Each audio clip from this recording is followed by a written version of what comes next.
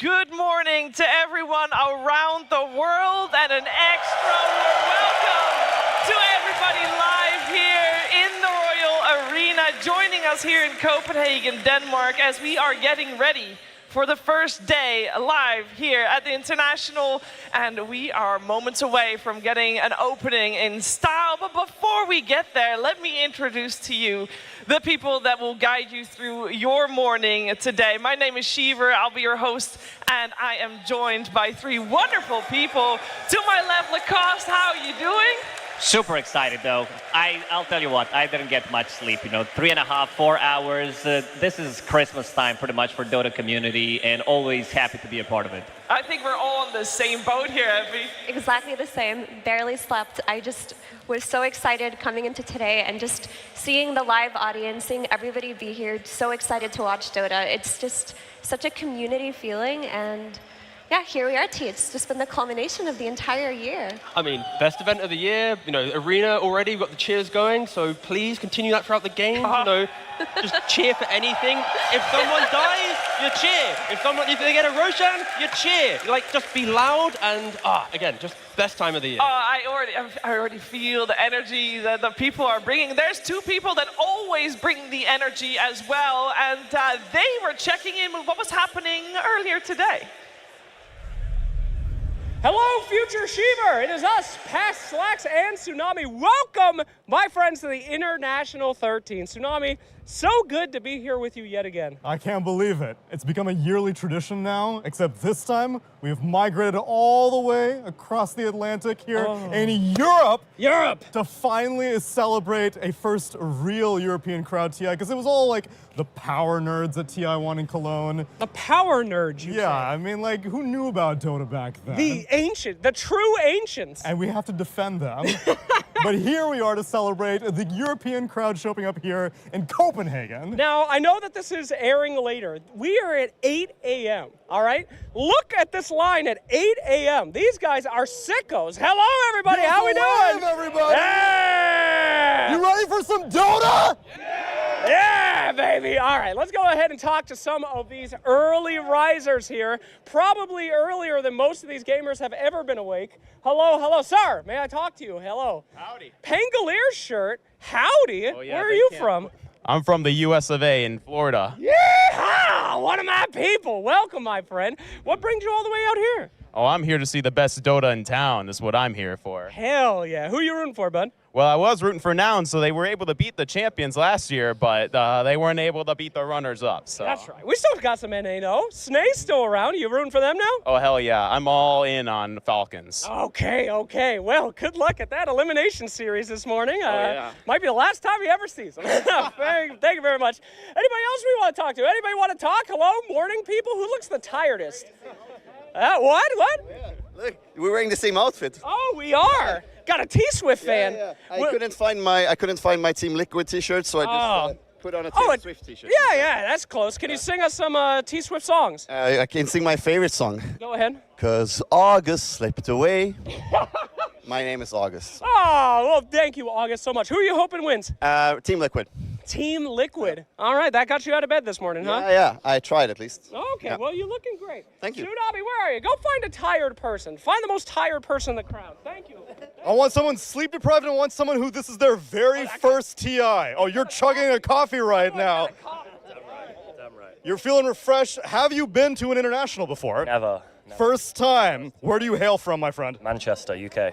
Did you go to any Birmingham events? Oh yeah. Yeah, I was at Birmingham every single year. Really? Okay, so you're a Dota player through and through. What's your expectations for this event? Who are you rooting for? Falcons. Yeah, it gotta be Falcons. ATF, man. You already saw them won in Birmingham. Stop being so greedy, man. Give someone else a chance. They always win. They're just great. I can see that. You're a bandwagoner. It's okay. Yeah. I respect the hustle. Who else out here has never been to a TI before? Let me go further down the list. Jake, find one of these newcomers. Oh, this is your brethren. He did not like me rubbing my bald head against his. I did it without permission. I'm so sorry. You ready for your first TI? Yeah, very ready, yeah. What are you expecting in there? I don't know. Tundra to win, let's go. Oh! Oh, we got a new one. Now, are you going to try to sit close? Because at TI, we have a splash zone.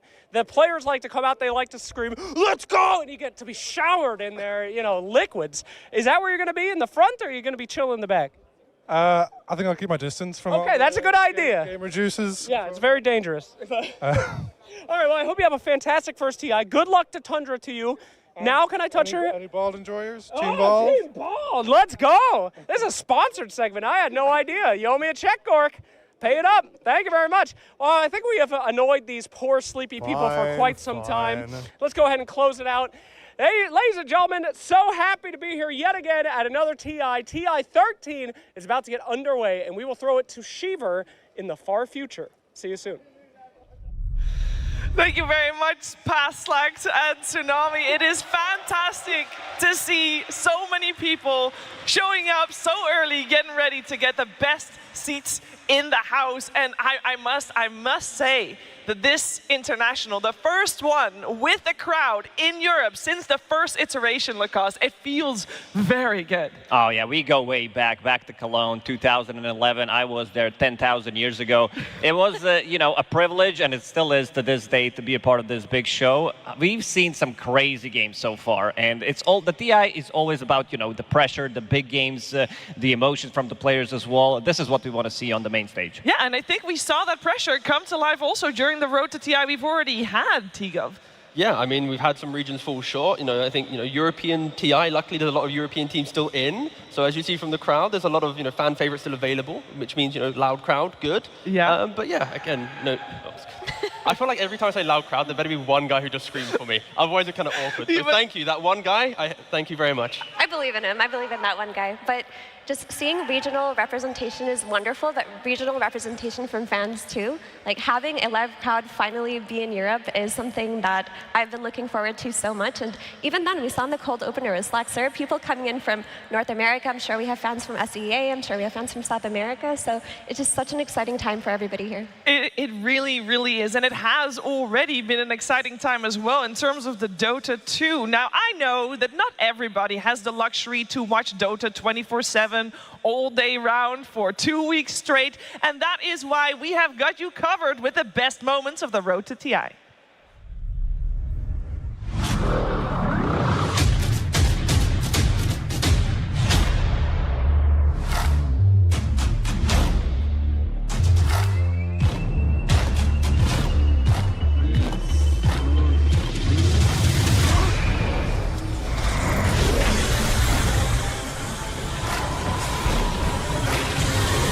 Where's the answer? They do not have it right now. An indomitable force of extreme gaming. They take another one here. Mickey does manage to jump away just before they jump in from GPK. One in, one out, turns around, Sonic Waves, trying to finish up 33. It's not going to be enough. They just got wiped. This is back home the rear cage. X about leads back in, the X. No one sweeps him up with a tidal wave.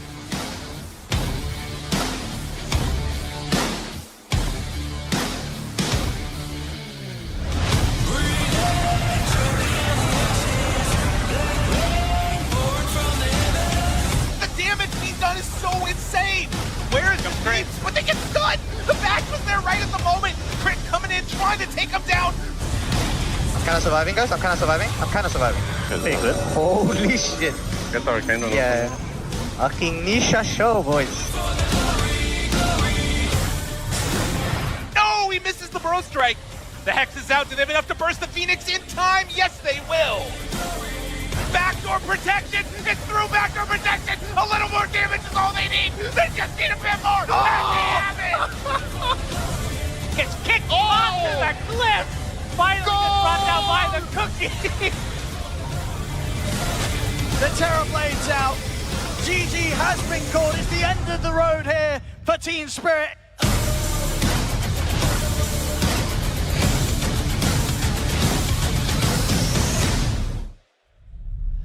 Way over a week ago, we started with 16 teams here in Copenhagen, and today there are only 8 left. Now we're gonna do our best to get you up to speed with everything that has happened over the last over a week, last 8 days, I want to say, and get you up to speed with everything you should know before going into today. I know there's a timer ticking down, and it's not making me nervous at all, promise. T-Gov, I'm taking you back to just over a week ago, group stages. I know it's been a little while, but it was when there were so many games going on at the same time, and it all led to knowing who was going to play who for seeding matches. Yeah, and to think that Spirit, they finished their group 6-0, 3 wins, not dropping a single game, and then you fast forward to now, they're eliminated. They're out of TI. They kind of didn't make it to here. So yeah, it's quite a struggle there. But yeah, we had so many games, so many different teams, unfortunately already dropping out at this point. But this is where it begins. This is now where only one team can actually lift the Aegis. Only one team can lift the Aegis. We're lucky that there are 2 teams of every group, Effie, that is still in today. Yeah, and these teams are hungry, but I will say that the seeding matches did bring a little bit of extra spice that we needed, but ultimately only the 8 best teams remain. There are a lot of repeat potential TI champions, there are newcomers, there are people fighting for regional representation. There's so many storylines going on right now, Shiver. It's hard to keep track, but that's why we're here. It is hard to keep track, but it will be easy. That's why we are here. You're going to watch the Dota, and then you're going to hear everything that you're supposed to know. And even if you miss a beat, we'll get you covered. No worries, no stress. We are going to have a lot of Dota, though. And I'm saying that because so you can prepare for the time that you're going to be spent watching the action Lacoste, because we've got 4 series, not just today, but tomorrow as well. Oh, these are going to be the spicy series. BB team against Falcons, the first one. Can BB team take on Falcons? They haven't been able to beat them throughout the whole year. That's going to be a big one. How they're going to be performing on the big stage. And Team Falcons, the best team of 2024. Then we have Aurora against Extreme Gaming, the giants, like the Chinese. They managed to be here, the only remaining team. Same goes for Aurora, representing their region, but they didn't look as good as Extreme Gaming. No, and we're going to have the upper brackets as well, Effie. Yep, of course, we've got Team Liquid, the Giants of Europe, probably a huge fan favorite here, going up against C9, who have emerged as potential podium finishers. I mean, this team has worked so hard all year, and they finally peaked right about when they needed to. Then we've got Tundra versus GG. This is going to be incredibly good. These are 2 very fast-paced, very action-oriented teams, and of course, we got to say, Topson, potential 3-time winners, so that's exciting. That is exciting, Tigo. I was about to say that, don't worry. Yeah, no, I mean, of course it is, because if you win 3 TIs, not by yourself, but to be the only player to do it, do you really make your stamp as the Dota player of all time? Are other people really going to be able to argue with that? And Thompson's not thinking about it, but I think most people in the community are going, maybe it is. All he needs is 1 more TI. That's it, just 1 more. 1 more, and he will be head and shoulders above any other Dota 2 player out there. It would be a tremendous feat if he manages to do that with Team Tundra this time around. Now, he is not the only one that is hoping for to be a repeat champion, Lacoste. Yeah, we do have some 2-timers. Only 3 of them are left. So that's going to be, the pool is getting smaller. 5 of them. Oh, 5 of them, never mind. 3 in the lower, 2 3 in the lower. Upper, yeah. The others are in the upper bracket. So we have Skeeter, we have Snake King, Toronto, Tokyo, 33, and Saxa. Saxa as a stand-in as well, coming in, managing maybe to get that another TI. Teams are looking hot, but all eyes on Falcons for me. All eyes on Falcons in that lower bracket. And we already know one of those 2-time hopefuls will be eliminated. And we also know that there's at the very opening panel of the group stages, if you were tuning in, you will know that there was a long list of 22 first-timers, T-Gov. 22! That's a lot of people. It's a lot of people, a lot of pressure, and unfortunately the pressure got to some of them because there's not, 22 still here. We only have, I believe, 3 of them. And, XM, shining star on his sniper, just popping off in a series earlier this week, and then Maureen, quite a fan favorite of the year. He won some multiple awards for how, show-stopping he is, and Loranov, Ukrainian talent, and again, bringing the SEA team from quite a middling team to, the highest point. So, yeah, again, incredible stuff, and only 3 left for first-timers. That's so wild, though, just from 22 first-timers to only 3. It's such an interesting contrast from last year when it felt like the first-timers were bringing in all of this new excitement and new ideas into Dota, and they were doing better. But this year, it feels like the veterans have just overcome every single first-timer, and it's such a contrast from last year. And that's just because as the years progress, when you're in these high-pressure situations, when you're playing for a potential Aegis, that's when you need people who are composed. People who've been here before, people who've got that experience. And it's really shown, Cheever. I mean, the older you are, the better Dota you get. So if you're in your mid-30s right now, guys, you can still do it. No, still do it. I wish that was the thing. No, it's exactly how it works. Don't worry, experience beats everything else in Dota. That's why you're sitting at the panel? I'm only 27, Shiva. Oh, you still I've got some more time in me, don't worry. Oh, I go way back. You know, I'm one of the oldest guys in the scene. I've been playing Dota now for 20 years. Dota 1 plus Dota 2 combined, and I gotta disagree with that one. You know, not getting any better. No, the hero pool for myself is also getting smaller. So I think actually the most the thing about the first timers that I think is most interesting is that all 3 of them are mid laners. Right? Because there was a period where the recipe to have a top-tier Dota 2 team was having... I was right after TI5, because it was when Sumail won TI, and it was like, get yourself a young kid that just, you know, lives with no fear and just goes in on and on again, and then surround him with veterans. It seems that maybe Lacoste, that is still a thing. It definitely is, and Malrine being one of them, something that Skeeter did talk about in one of his interviews during the Dream Leagues. He did say, you know, they needed that extra oomph. It's like his younger cousin. They're having so much fun playing Dota, and at the end of the day, what Dota is all about. That is what Dota is all about, and something to note about these young mid laners is that they've come in these teams as hero specialists. Whereas before, you felt like the mid laners kind of had a really general hero pool. You know, your spirit players, your invoker players and whatnot, but mostly everyone was dabbling in everything. But this entire year has been, you know, bring the Malrians who spam like 5 heroes, have them Grandmaster tier. Bring the XMs who plays Viper and Sniper. I mean, what kind of hero pool is Viper and Sniper? But it's been working out for him. And same goes to Lorinov, you know? So moving away from this generalistic approach to laning to the more individualized, hero-specific oriented has really worked in this meta.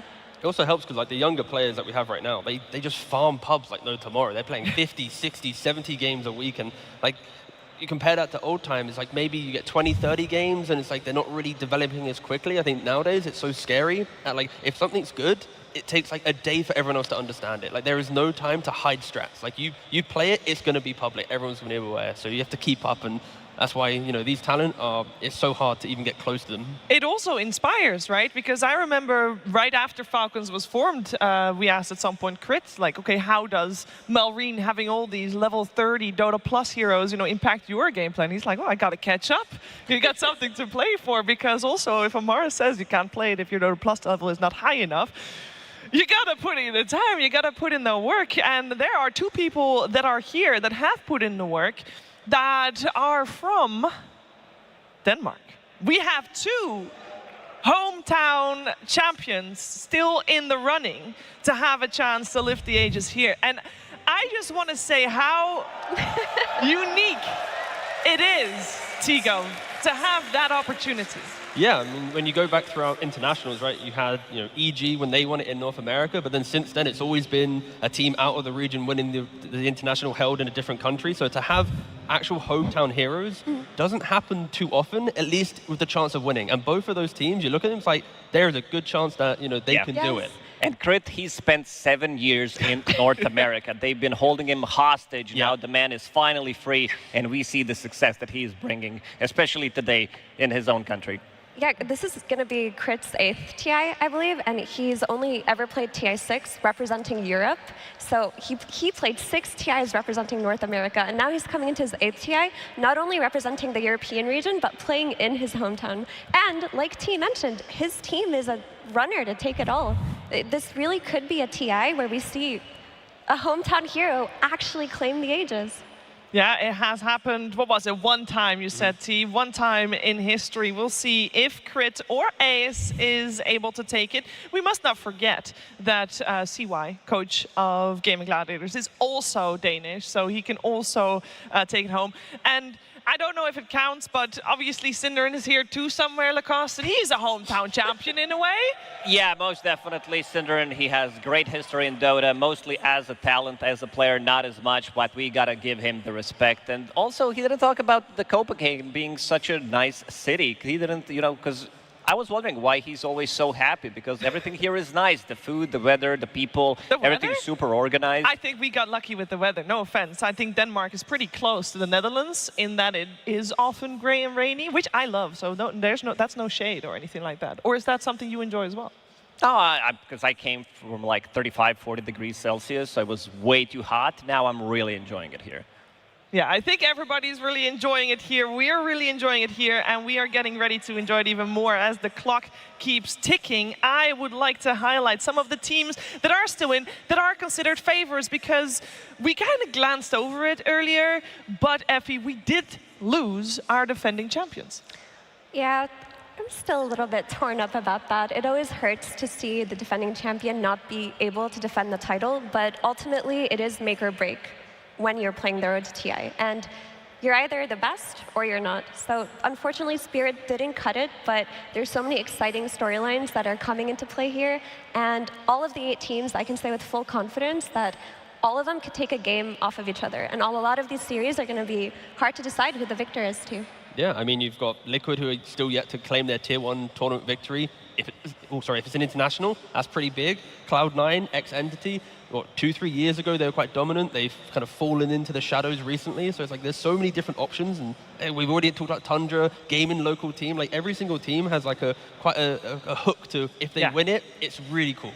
It is going to be very spicy who ends up taking that Aegis at the end of the day. And I do want to focus a little bit more about our 4 upper bracket teams, because there is a team there, Tundra, and we already highlighted them because Thompson's playing for Tundra, which is fantastic. But I think it's incredibly unique to see in this upper bracket, first of all, Lacoste, 4 Western European teams, but second of all, a team with a stand-in is very unusual. It is, but Saxa, he has quite a lot of experience. He did play for the same organization, so I would say we're not able to pick up a better stand-in, because he is fitting it like a glove, even though, unfortunately, the player was not here. 9 class, great player, but they're doing really well, and that also shows the strength of Saxa as a player. Team Liquid against Cloud9, another interesting one. I think C9, the big underdog story, I would say Nouns, if they maybe made it further into the tournament, eliminating TI defending champions, that would be great, but they also caused some big upsets. Yeah, they have a chance for some great upsets. We're about 2 minutes out, so I would love to hear some final thoughts from my panel before we head into the day. T-Gov, I know there's a lot of Dota ahead of us, not just today, but for the whole weekend. What is something that you really wish to get out of this weekend, other than a champion, of course? I mean, okay, it might be controversial because we are in Europe, but I want Europe versus non-Europe team final. Ooh, that's going to be really difficult with the bracket we have. I know, it's like 4 teams, it's like pretty hard, 5 teams technically, but I would love to see like the clash of titans from like one side of the world against the other, because like that's when it creates like the hottest moments in history. I think, yes, EU versus EU still be very good, but there's part of me, like Extreme versus anyone, that sounds pretty spicy for the finals. Yeah, I just want the champion to emerge from the lower bracket. I'm not a fan of upper bracket runs. They're just so boring in comparison. I like when teams, they go through the ringer, they suffer, they go on their training arc. So personally, I would love to see the progression of a team, being from kick to lower bracket to getting better with every series to ultimately making it to grand finals. That's my hope for this tier. Yeah, lower bracket runs are always amazing. If you're going all the way through the lower bracket, you need to win. That's the BB team is the only team that could pull it off. You need to win 6 BO3s. That has never happened before, right? I don't think so. 6 BO3 and a BO5. So quite a lot of games ahead of them if they want to lift that Aegis. Well, I will say that, was it 2 internationals ago that we had Team Liquid playing the most amount of game all the way from the from the Last Chance qualifier to come really close in Team Secret as well. So maybe more games is a good thing, and perhaps that will be a story that we'll be able to tell at the end of it all. But it's a whole 3 days filled with Dota 2 ahead of us before we will find out who we'll have in the grand finals, who will make a deep run in that lower bracket, and will we have a first-time all lower bracket team making it A, to the finals, B, taking that grand finals. It all begins right here in the Royal Arena in just a couple of seconds. So ladies and gentlemen, and everybody here in the Royal Arena, please make some noise as we'll open it in style.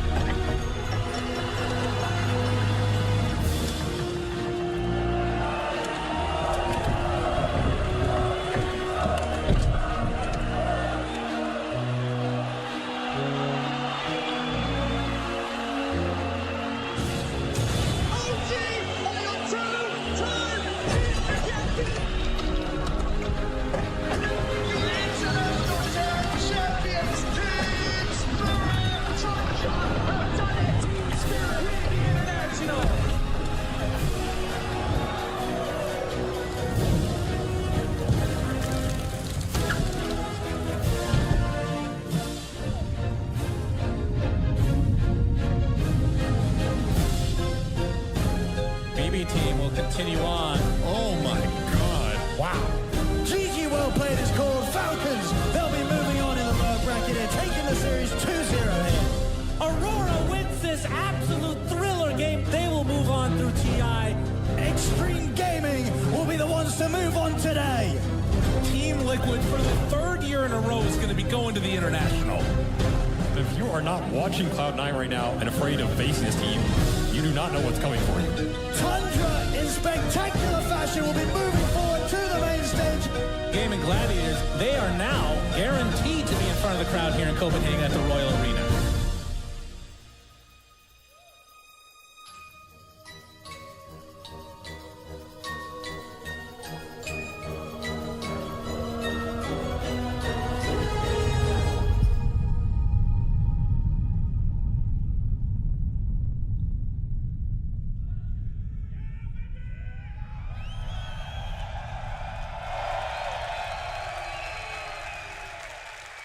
Welcome to the International.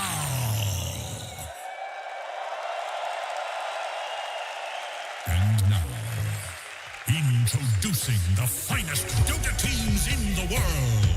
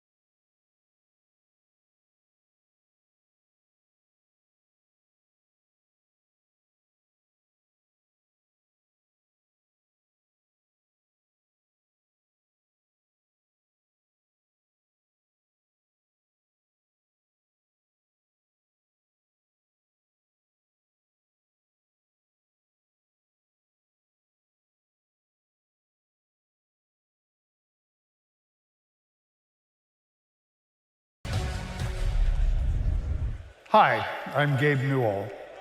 13 years ago, I had a front row seat to watch the very first champions of Dota 2 earn their place on the Aegis in a convention hall not too far from tonight's arena. From that hall to a concert hall in Seattle to arenas around the world, the crowds may have grown bigger, the players and teams may have changed, but one thing hasn't: the joy we all take in watching the best players in the world play Dota 2. So to all of you there in the arena, to the millions around the world who are watching, I say welcome. Welcome to the Royal Arena in Copenhagen. Welcome to Europe, back where it all began. Welcome to the greatest esports event in the world. Welcome to the International.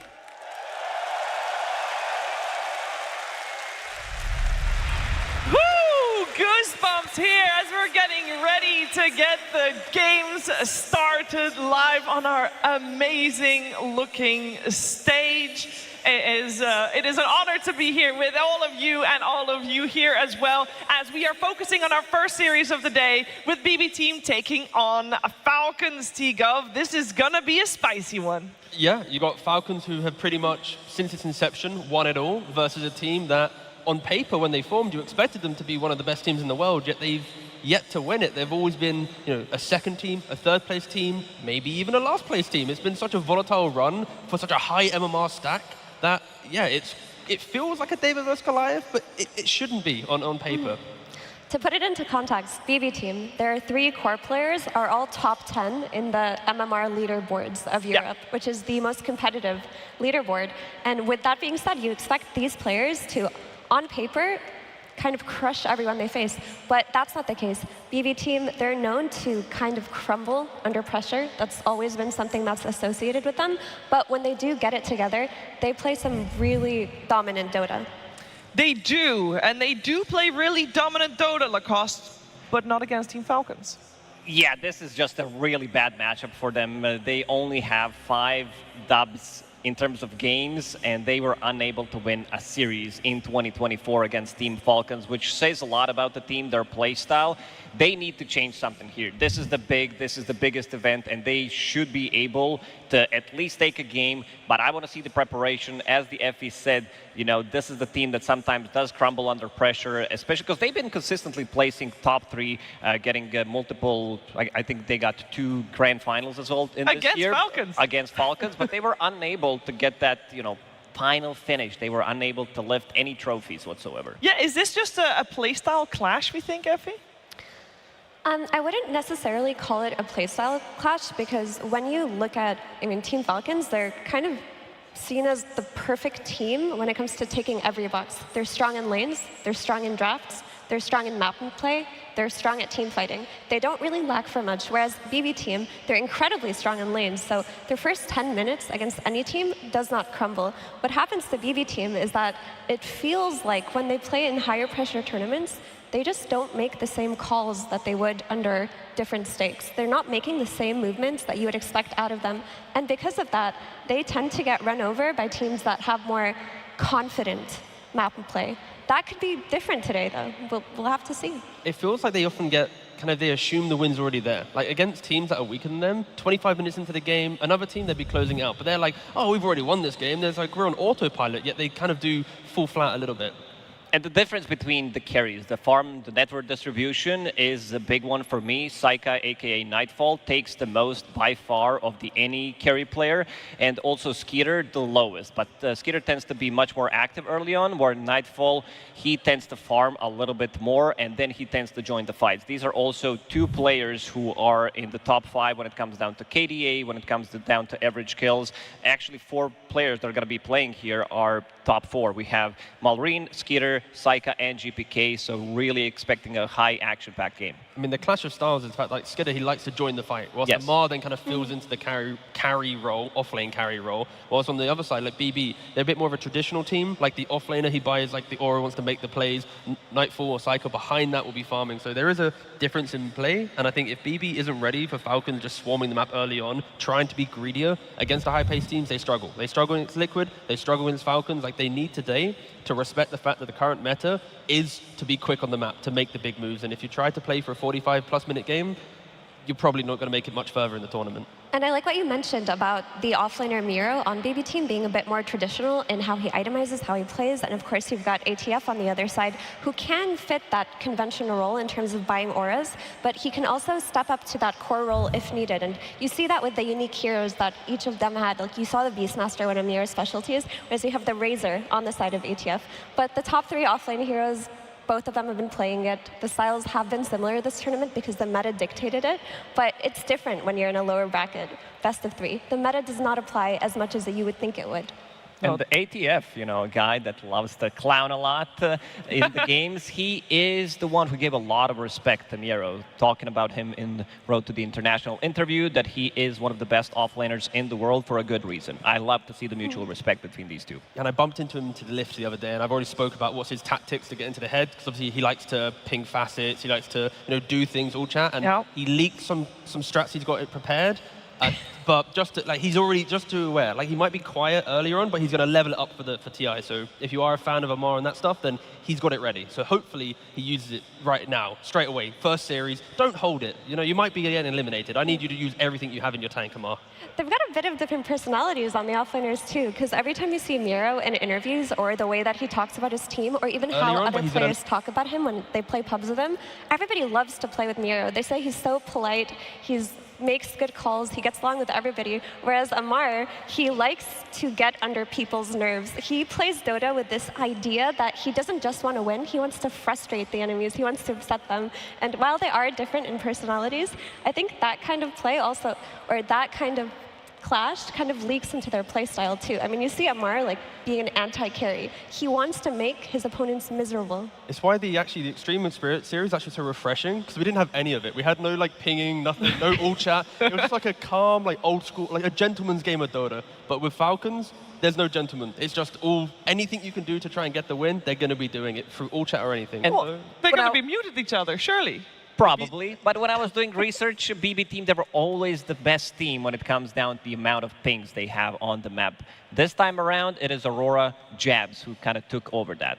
Get back, please. Yeah. Gotta click harder for BB in this one. Gotta click harder. I think also both teams are very well accustomed to going up against each other and therefore to dealing with potential tipping, old chat, anything of the sorts. And while we're getting ready to get the players on the stage, I want to just straight up hear from my panel. They've never done it before. BB Team's never taken a series off of Falcons. They have, however, the most experience playing against them. So if they're going to put all that experience into practice, T, are they doing it? Do you want me to hype you up? Because if I want to have my analyst hat is on, and no, I don't think they can do it. I think it might get to 3 games, because when they have drawn in best of 2s, BB wins the second game. Okay. So they know how to adapt when it gets difficult. But based on the year, it's like it feels like an 80-20 to Falcons. Like it feels like they should just walk into this, the way that they've played so far, the speed that they break their opponents, the fact that I would be surprised if BB win it. But then I'm happy to be here and be shocked after game 2 or 3. Well, we're gonna find out if we'll be shocked or if we're at least gonna have. I know we're gonna have an entertaining series, guys. I have no doubt about that. But to do so, we first need the teams on stage.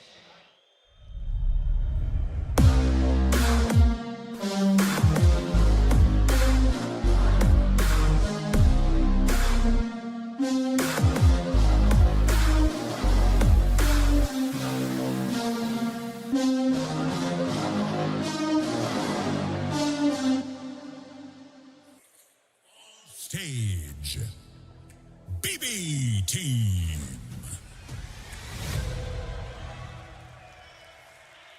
We have Saika, GPK, Miero, Save, Toronto, Tokyo, and Coach Bulk taking the stage.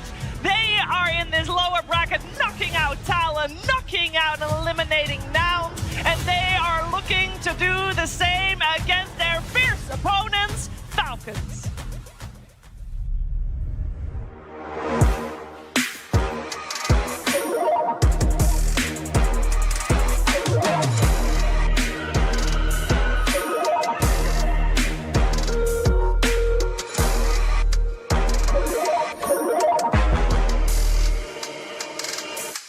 Welcome on stage, Falcons.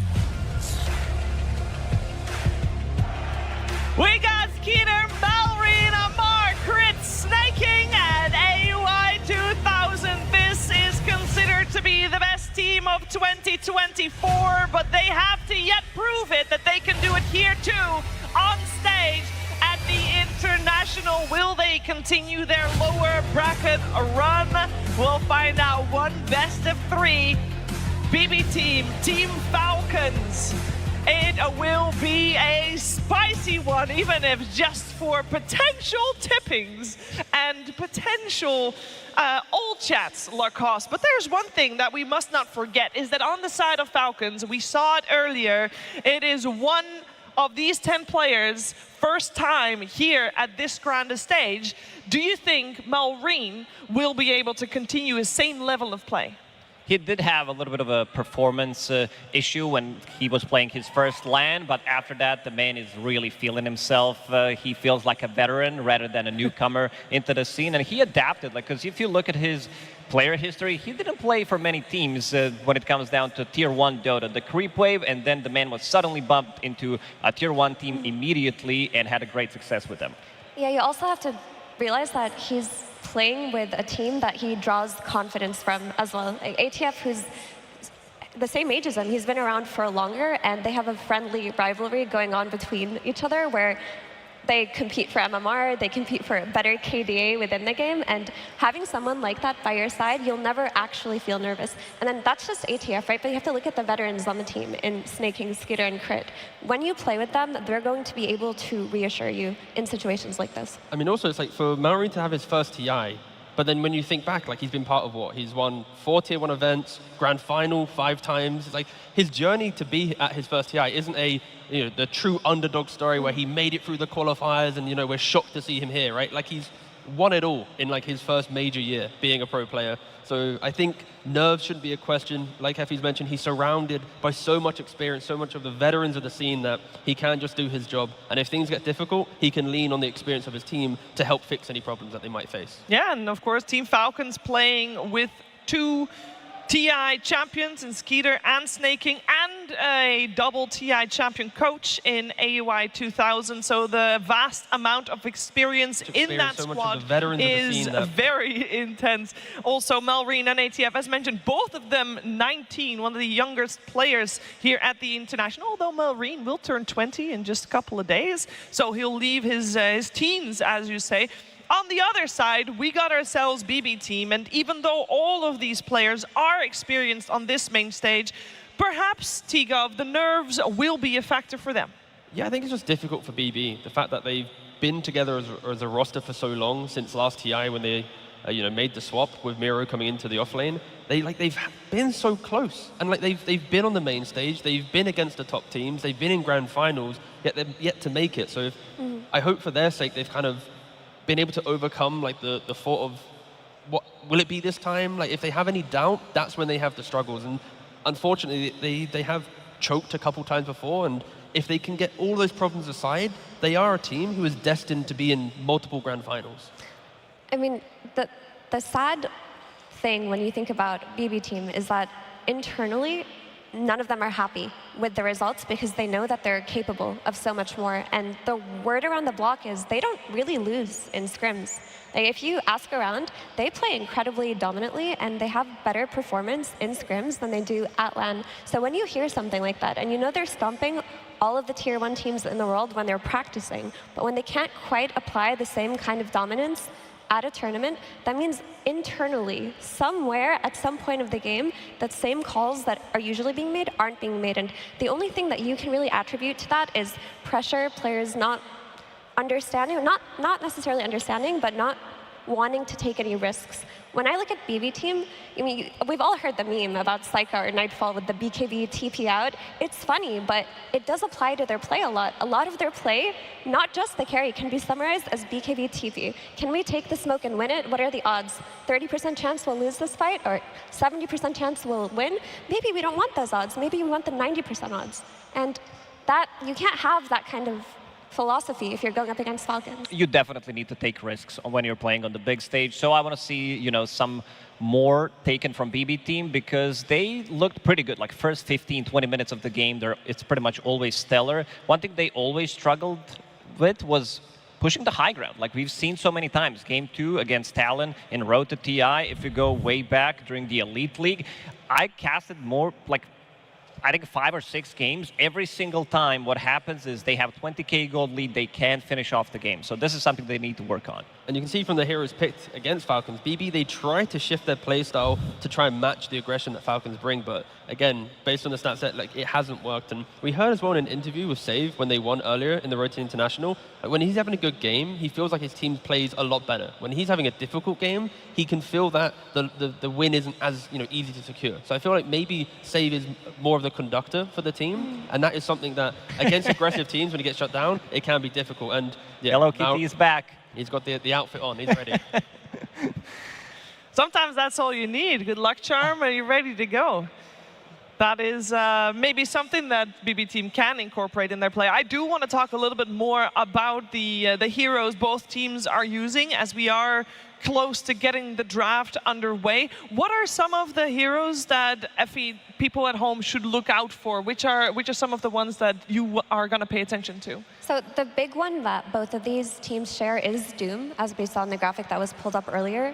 Falcons have had pretty similar openers compared to BB Team, who have drafted a lot of different things. But typically when you look at Falcons, they're going for that Tusk first pick or that Doom first pick. And Doom is a highly contested hero for every team this tournament. BB Team is no exception. Miro tries to get it as much as he can as well.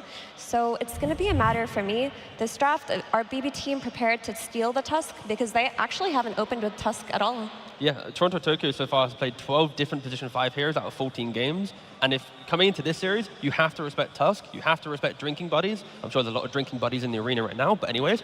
And yeah, I feel like you have to, yes. I was just making sure I got one little crouch here again for that one.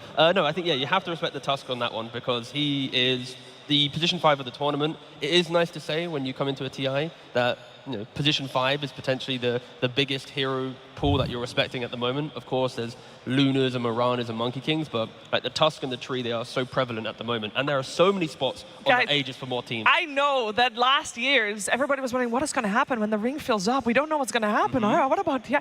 You see that Team Spirit last year got put in a new ring. There's like 7 more spots. There's 7 new spots We did count created. 7 more spots. 7 more TIs.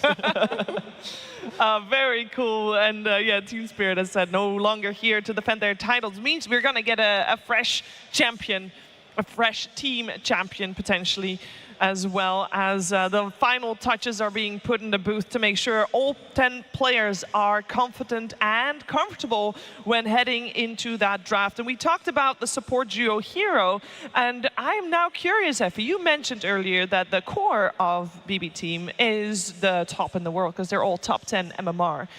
But we also know that right now, as we mentioned, Tusk is one of the supporters of the tournament, and they play such a pivotal role. What's the difference between the two support duos? Oh, that's a good question. So for Falcons, I feel like their support duos are kind of generalists. Right? You don't necessarily think of particular playstyles. Like they have Crit, who used to be, you know, very heavily focused on roaming. He shifted to being very heavily focused on winning lane, but now he just does a mix of both. They will either collapse on the mid lane early if they're Falcons, or they'll try to kick the enemy carry out of their safe lane by actually bringing in their carry through the twin gate. But often the supports are focused on shutting down the enemy safe lane, which could be why it's such a bad matchup for BB Team versus Falcons here. Whereas you look at BB Team, I look at Save, that's just a lane dominator. Look at Toronto Tokyo, plays lane dominating heroes. The BB Team supports are much more heavily emphasized on winning lane for as long as they can, instead of rotating through twin gates. It also feels like for Falcons, they have that moment where if the lanes go well, the two support picks don't feel uncomfortable moving around the map together. other teams, they often have this disjoint between 4 and 5, where it's like, am I really going to gank the map with like a Winter Wyvern and again, Oracle's not been picked in tandem, but that type of thing is like 2 defensive heroes aren't going to make moves. So here it's like every single time you see like the Tusk, and then there's a Snapfire, or there's a Oracle, and there's a Rubik. Like, you know there's smoke potential always with Falcons, and sometimes that doesn't really happen with BB. Yeah, one X factor that they do have on side of BB is wide hero pool. You did mention Toronto Tokyo. He has the biggest hero pool from position 5, but GPK and Saika, they're also playing a lot of different heroes compared to Team Falcons, who have been the most studied team throughout the year, winning everything. You are the ones who are, getting your heroes nerfed. You are the reason why the heroes are nerfed in general. And then also at the road to TI, this is the team that did play most games, so there's the most information on the team, so it's going to be studied for sure. Yeah, do you feel like maybe that's the reason why they're in the lower bracket? I think a lot of people before the road to the international even began had Falcons as one of the top 5 teams, top 4 teams at this event, maybe even a team that will definitely be featured in the grand finals. To see them here in this lower bracket. Possibly, but also this is the team that at Riyadh Masters, they had a terrible start at the group stage. 0-4 group stage at the road to TI wasn't also as cleanest, and team is not as dominant as some people would expect them to be, considering their results in 2024. And also, you got to give it to Tundra as well in the upper bracket series. They showcased the first Night Stalker, or at least in the upper bracket, so the Night Stalker showed up. Ramses just popped off, and then in game 2, like a 67-minute game, very close. So yes, Falcons in the lower bracket, but it's because of like the excellence of Tundra showing up in that series. Like in another world, Tundra, Falcons, sorry, if they were ready for that Night Stalker, if something happened in that game too, like it wasn't just a full stomp. So it's like one of those teams where like, they're in the lower bracket, but could have been different. It could have easily been very different. And that's the story of most of the teams at the moment. Like, it's not been a lot of shutouts, other than maybe Liquid Extreme. That was a bit one-sided. And one strength, well, Falcons have many strengths, but one of their biggest strengths is their ability to correct as the tournament progresses. They do it faster than a lot of other teams. And we heard from Coach AUI 2000 on interview that when he was reflecting on their losing series, he noticed a lot of mistakes. They've talked about the mistakes openly, and they already looked better post-interview when that occurred. So when you look at all of the veterans we talk about, it's not just within the team in terms of the players who are playing, but also Coach AUI, who has won TI himself as a player and also as a coach. And he is the heart of the team in the sense that he can always guide them, let them know where they should make their improvements, and he does it very quickly. There is one elephant in the room that we haven't really talked about yet, is that both of these teams come from the same group, and they have already faced literally just over a week ago. And it was a very strong 2-0, I believe, for Team Falcons. How much, Lacoste, do you feel like both of these teams have changed since we started them? We always say about how tournament meta evolves as the tournament progresses, which is very noticeable for everyone because of the heroes that are picked. But how much do you feel teams evolve and grow during a tournament? There's always something new to learn. We saw at the start of the tournament, we had a lot of Sniper who had terrible terrible win rate, sub 30% at one point, and then people started to realize this Morana as a carry is also not as strong, so you have this Tusk plus Wind Rangers, Tusk plus Lunas coming out, and people are starting to theory craft even more, so I want to see what they have been cooking for this one, because meta definitely shifting, and if someone bangs out something special, we've seen like Tinker support being bad and Tinker support in the hands of Extreme Gaming being very good, so different teams have different opinions how the game is played, and that's the beauty of Dota. And when you talk about bringing out something new and something special, we've seen BB Team themselves pull out combos that other teams aren't playing, like their Cuddle plus Storm, which sounds funny saying it now, but that has not been in meta, even though it was very popular in meta a year and a half ago. Not played so much anymore, and they're doing new things to enable GPK in ways that they didn't at the start of group stages. So if they can keep cooking, coming up with new things, don't play into Falcons' hands with all of their draft preparation, we could have a very good series on our hands. I mean, we saw it on the graphic before, like contested heroes. Now that we're in the final 3 days of TI, this is where the coaches and the captains need to step up and go, Naga Siren's banned in every game, but do we have a way to potentially beat it? So then it's like a hero that's always been banned suddenly gets into the pool. And that was the same logic with Sniper. Day 1, day 2, everyone was banning it. Everyone was picking it. 30% win rate in the support role. And now no one cares about it. And I think there potentially is a couple more heroes that we are respecting heavily during the Road to the International that maybe they can find solutions. And if they surprise you in a game 1, where it's like your entire logic is built around this hero never appearing, that's when all your prep goes out the window, and like the excellence experience needs to shine through. Yeah, and there is, of course, the fact that there have been 2 days break.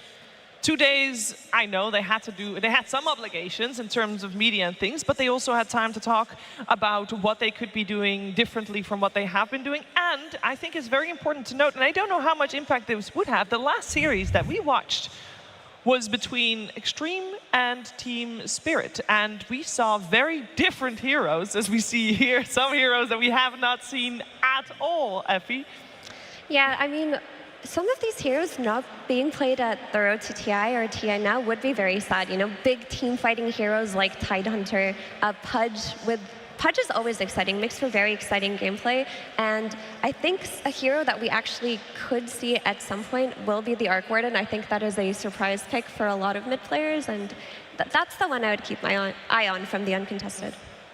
I still think Lich is pickable. I love Lich. This hero, problem is he's not a melee position 5. He doesn't soak up the damage, but in meta where you're thinking about how to mitigate most of the damage from the enemy team, this Frost Shield with the Facet, it does feel really nice. Yeah. Only the point to that is Nullifier is so popular because of the aura meta that a lot of those heroes, a Nullifier, okay, thanks. I know, I was just trying to hype him up. I'm sorry to kill the He's vibe. dead. Yeah, he's dead. And Dispel supports like Enchantress and Shadow Demon make our Frosty friend Lich not so happy. But I do want to talk about some heroes a little bit more. The Tusk, for example, that we mentioned, I really think that will be the pivotal hero for BB Team in terms of how they crafted their draft prep. Because we saw the win rate pop up for Tusk, it said 61.8%, but it should be noted that when Tusk is first phased, his win rate is at 88.9%. That's just mad. That's just stupid high at this point. It simplifies the draft so much, but I feel like we saw Faceless Void rise up relatively recently, but against Tusk, like you know you're going to enable a range carry. And we've not really seen the melee carries come to light. But like Faceless Void, use Time Zone, Chrono if you want to. You get that swarming jump to find the backline. Like Tusk does not like fighting throughout multiple layers of stun and skirmish, right? Like I feel like people were a little bit too comfortable with the I pick melee 5, they pick range carry, I'll copy you and off we go. So I think there's so many answers to what is a high-paced poking hero, but not a lot of teams have really tried to explore yet. And I think Aurora did relatively well with their Void, Phoenix, kind of like the play for that mid-game fight logic. But again, I hope people have cooked up some ideas because no way Tusk can go unanswered for No, for sure. This is the most overall hero that he's so balanced, like has everything you need. He does have everything you need. I don't think he will see the light of day, but there's only one way to find out. It is time to get our first game underway. BB Team versus Falcons. Game 1.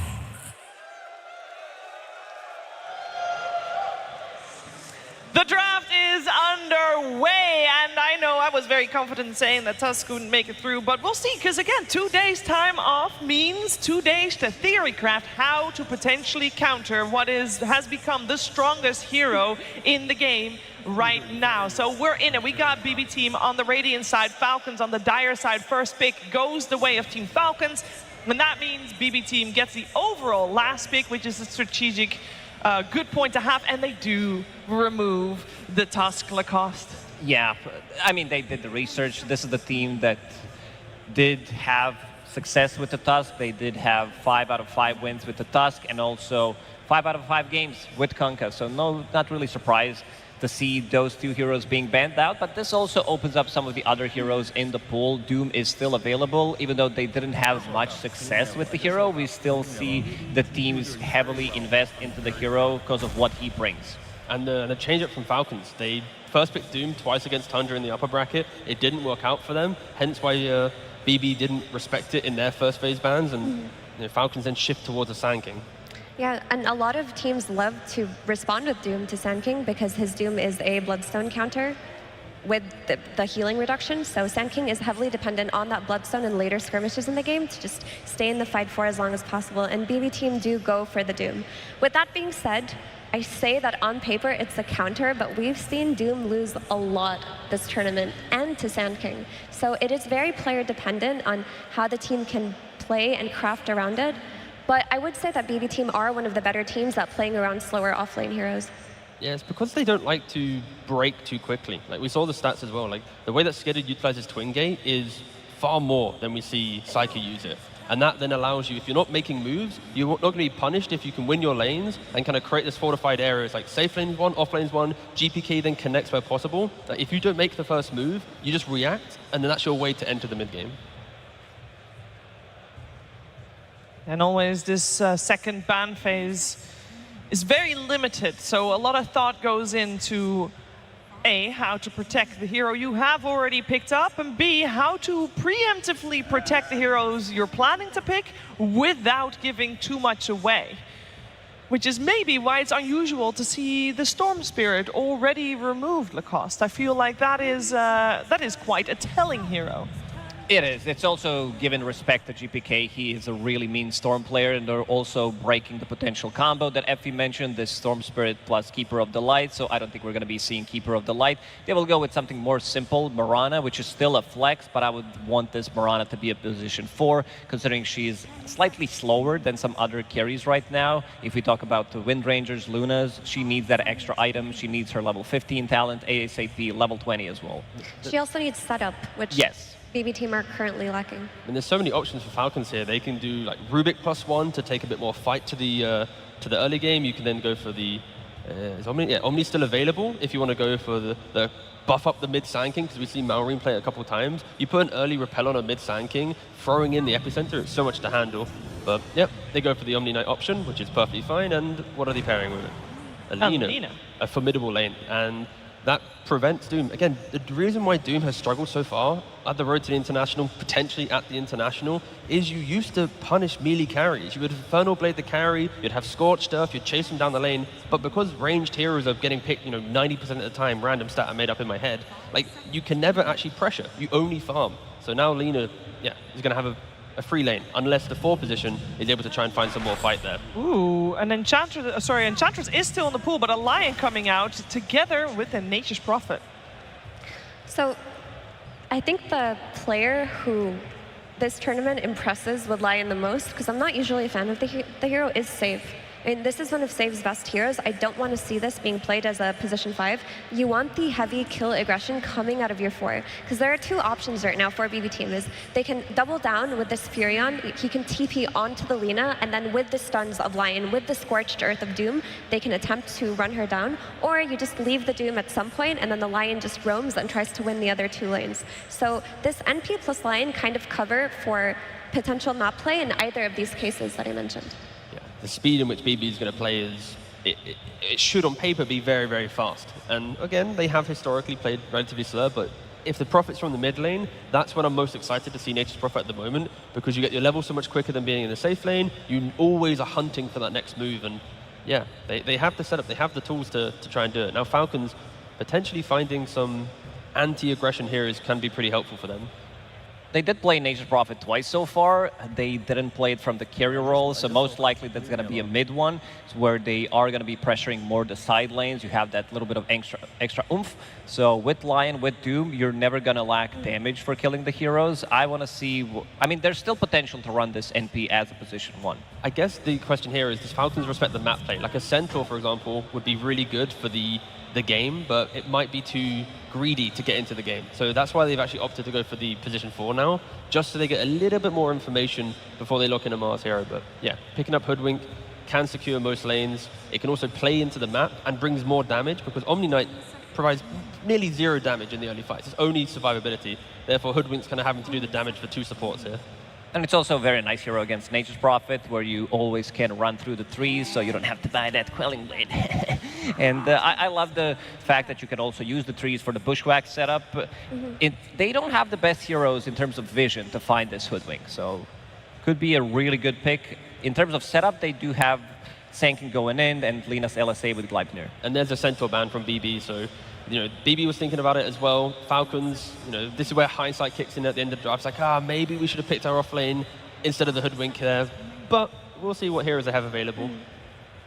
Also, I want to say for Hoodwink, this hero has failed to impress on the old school style of play, which is you build Gleipnir, you scale as a second core, but she has looked good building these utility items like Solar Crust, like Lotus Orb, and just buffing up the carry. So if Hoodwink crit goes down this route, then you're going to have a Solar Crested Lina, you're going to have a Lotus Orb Lina, a Repelled Lina. I mean, she's going to be a turret in this game, and BB team still don't have a means to address her later on in the game. Currently, the way that they're approaching this Lina is that they want to kill her as much as they can and choke out the map.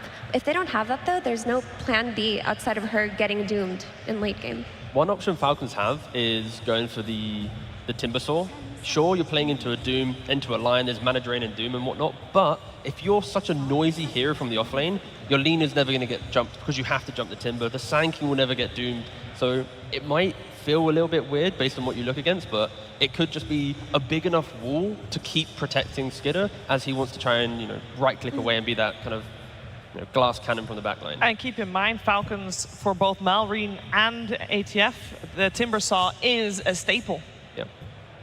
This is not a comfortable pick for Falcons, though, because the flex is still open for BB team. You don't know if this is a Mirana carry, you don't know if it's a Furion carry, you don't know if Furion is going mid, so you can't have the best offlane pick to counter the safe lane yet. I'm down with some Timber/Razor for Falcons since they don't have the, they don't have the last pick, so they can flex both of these heroes to the off lane and to the mid lane. Another hero that does it is the Pangolier. Like with the bans that Falcons are doing, it's very aggressive, kill-hungry heroes, which maybe leans Falcons towards picking a slightly, weaker laner but better for the game. But it's like Pango, it's Timber, Primal. Ooh. So now it's Sand King offlane, Primal mid. I feel like when you have Malrine on the team, it does scream he should play it. But Amar has been playing a couple Primal Beast games in his pubs, so it exists. So the Primal, as long as he follows the Furion, is a great pick. I mean, it's considered one of his counters. He can onslaught from a long distance away, find him in the trees. He has the damage to kill him, and later on in the game, it's a BKB piercing disable. So this could, in theory, be played on either lane, depending on where BB teams show their Nature's Prophet. Yeah, it's really, really annoying to play into. And Primal is one of the few offlaners that independently, with just boots, you can skip behind the tower. So if you want Crit to play active on the map and gank mid, gank top, you can just sack Amar a little bit as he just constantly cycles behind the tier 2, grabbing the creep wave at minute 5+, farming camp. So there is ways in which Falcons can play against difficult lanes, hence why picking Primal here also feels good if it can go to the offlane, if Amar is willing to pick it up. One thing I always like about Falcons drafts is that they are anti-carry. If we talk about the Razors, the Dooms that they like to run, now you have Primal Beast with the BKB piercing tool, also Hoodwink with the break mechanic. So quite a lot of these heroes do get shut down prematurely with what Falcons drafted already. And with that in mind, and the fact that for BB team, there is still quite a bit of flex potential, what are we thinking that they would like to go for? What do we like most in terms of where this Mirana is going to go and where this Nature's Prophet is going to go? And I think if they can pick up, because Falcons have banned out potential carries, but I think BB team could even pick up a Clockwork to counter the Primal, play him around as a carry, run Fury on mid, and just play off of his rotations. But they haven't looked that comfortable on their Mirana carry compared to, let's say, Team Spirit. The other option is go for like the Morphling and just lock in the big carry. They go for Windrunner. But yeah, it's just the way in which BB can play this, because of the mid profit, it opens up your carry to be a little bit greedier. And yeah, they're going to go for it. The double range safe lane against, it's Primal Beast off lane. So this is a safe option for BB team.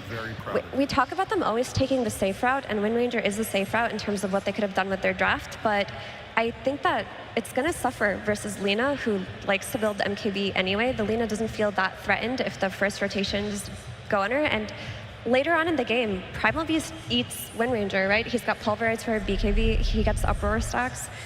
They could have done so much here, and they went for the boring option, so I'm not a big fan of their draft in this case. A boring option sometimes is also the most safe option. It's game one, lower bracket, got to play it safe, see what the enemy brings. Yeah, they wanted to secure his farm in the safe lane, so they do have double range heroes. Wind Ranger, one of the strongest laners when it comes down to position 1, and also a little bit of extra oomph coming up from that Nature's Prophet Sprout into Shackle, so you'll always have something to use those sprouts off. And I'm gonna give a slight advantage to Team Falcons in here because I love the team fight that they're bringing. These beefy boys for Lina, who's gonna deal the damage, and you have all the buffs pretty much in the world and all the damage that's gonna be soaked in with the front line. Yeah, I mean, GPK, the entire early game, he is the playmaker for BB. And there's a Sand King on the enemy team, a Hoodwink, and a Primal, all constantly wanting to chase and find him. And you only need like 1 or 2 of them in the lane to get the kill. So GPK's got to be careful that he doesn't just throw his body into some early fights, die a couple times, and kind of delete the ability for BB to make moves. So yeah, if GPK scales, they have a game. If not, yeah, Falcons looks like the stronger draft at least. I don't want to harp too much on Lina, but Lina came out so early in this draft, and your only solution if your BB team and your early game plans don't work is she gets doomed. That's not a very dependable solution because we've seen Doom lose in these late game scenarios to Lincoln Spheres, to Lotuses, to proper team fighting, proper observer ward placement. So BB team have to play the best 20 minutes of their life to take this. We did say that one of the strengths of BB team was their first 10 minutes. We'll see if this game they can show that prowess and deliver and make this a very difficult game for Falcons. But there's someone on the stage who very much thinks that Falcons will take this game 1 probably by storm. Let's head over to that stage where Slacks is with AUI 2000. Thank you so much, Shiver. Hello, Copenhagen. Time to talk to the man himself, the legendary status here coming up at this event, potentially. AUI 2000, so good to see you yet again. Now, they were prepared for you guys, banned out the Kunkka Tusk combo, which you have an endless win rate on, but you let them have that Mirana, which is a pretty high win rate. Your answer for that was the Primal Beast, I'm assuming? This was, I believe, the first time we're seeing you guys pull this out at the International. Wait, this International. First time playing Primal. I've heard a lot of scrims have included him, but I have not seen him on the main stage. I mean, we didn't know, but yeah, we pulled it out. We hit the strat. It was all planned, of course. We hit all our heroes, and that's why we're in lower bracket. We're just hiding strats. So it's time to cash in on those hidden strats. Apparently. All right, now, I'm not here to stress you out, Ali, but this is lower bracket. Might be the last time you're able to talk to the fans, you know. We're going to do the other coach next interview. Anything these guys in this arena can do to hype you guys up and get you ready for this match and to win this one? I don't know. I mean, I think we pride ourselves on being calm. So obviously we love to hear the cheers because I think it'll make them nervous, honestly. Like the more cheers, the more the hands are shaking. All right, fantastic. Well, we can hear that crowd cheering right now. Best of luck to you, and we'll get straight into the game with our casters. Thank you very much, Slacks. Yes, it's myself, ODPixel here with Fog, ready to take you through the action of this first exciting best of 3 of the day. BB team up against Falcons, Fog. Here in the lower bracket, we heard from the panel, the record as it's gone over the year, it's not been great for BB team. No. Something about this matchup, they just can't win a series here. It's where it counts the most, Fog. For them to hold on in this international run, they've got to do it today. This is the time to prove it. And it's been really, most of the time, just toward those later stages of the game. So I think most of the time when we talk about BBT, early game dominators. It's just, can they close the games out? So many times this year, I swear, me and you have even casted them versus Falcons, 10,000 gold lead, going to 20 minutes, etc. And then they just can't close the game up and end up losing. So yeah, this is the time to prove it. And a very strong early game aggressive lineup that they've gone for around this Nature's Prophet to try to put pressure on the map early on. But is it gonna work out? That's the question. As we see Falcons, they bring out the Primal Beast. Amar, not the most comfortable on it in general, but they are comfortable to pick it now that he's played a couple more times in these pubs. Absolutely, yeah. Looking forward to see what he's going to be able to pull out from the offlane on the Primal. I mean, overall, so do you like this approach from BB team? It is, again, one of those drafts, right, where you've got, 4 ranged heroes, 1 melee. A lot of this is going to be on the Doom to kind of tank the brunt of the attacks coming in from Falcons, whereas Falcons, they've got a lot more beef across their lineup. Yeah, and they've got a lot of team fight on Falcons, which can be a bit of a concern. It's just about the early game aggression. And Skitter stepping up with the blood grenade, looking to run him down. The heal comes in, though. Skitter at the right. One more hit. Save, it's enough. It is. First blood for save. These two, I actually wish, I want a stat line at some point that we need to get. How often do these two get first blood? Especially in some of these lanes maybe that can have some difficulty with it. Doesn't matter. Even with the Doom, with that Lion, versus a Lina Omni, one of the most defensive lanes, they're still able to get that. I think Save in particular has always impressed us. The way that he's able to make some of these not most traditional 4 heroes kind of pop out, it's always very impressive. Now looking at some of these matchups so far in the mid lane, some fantastic stuff here from GPK on the first few waves. 13 and 5 against the 9 and 0, getting that early lead against Mallory.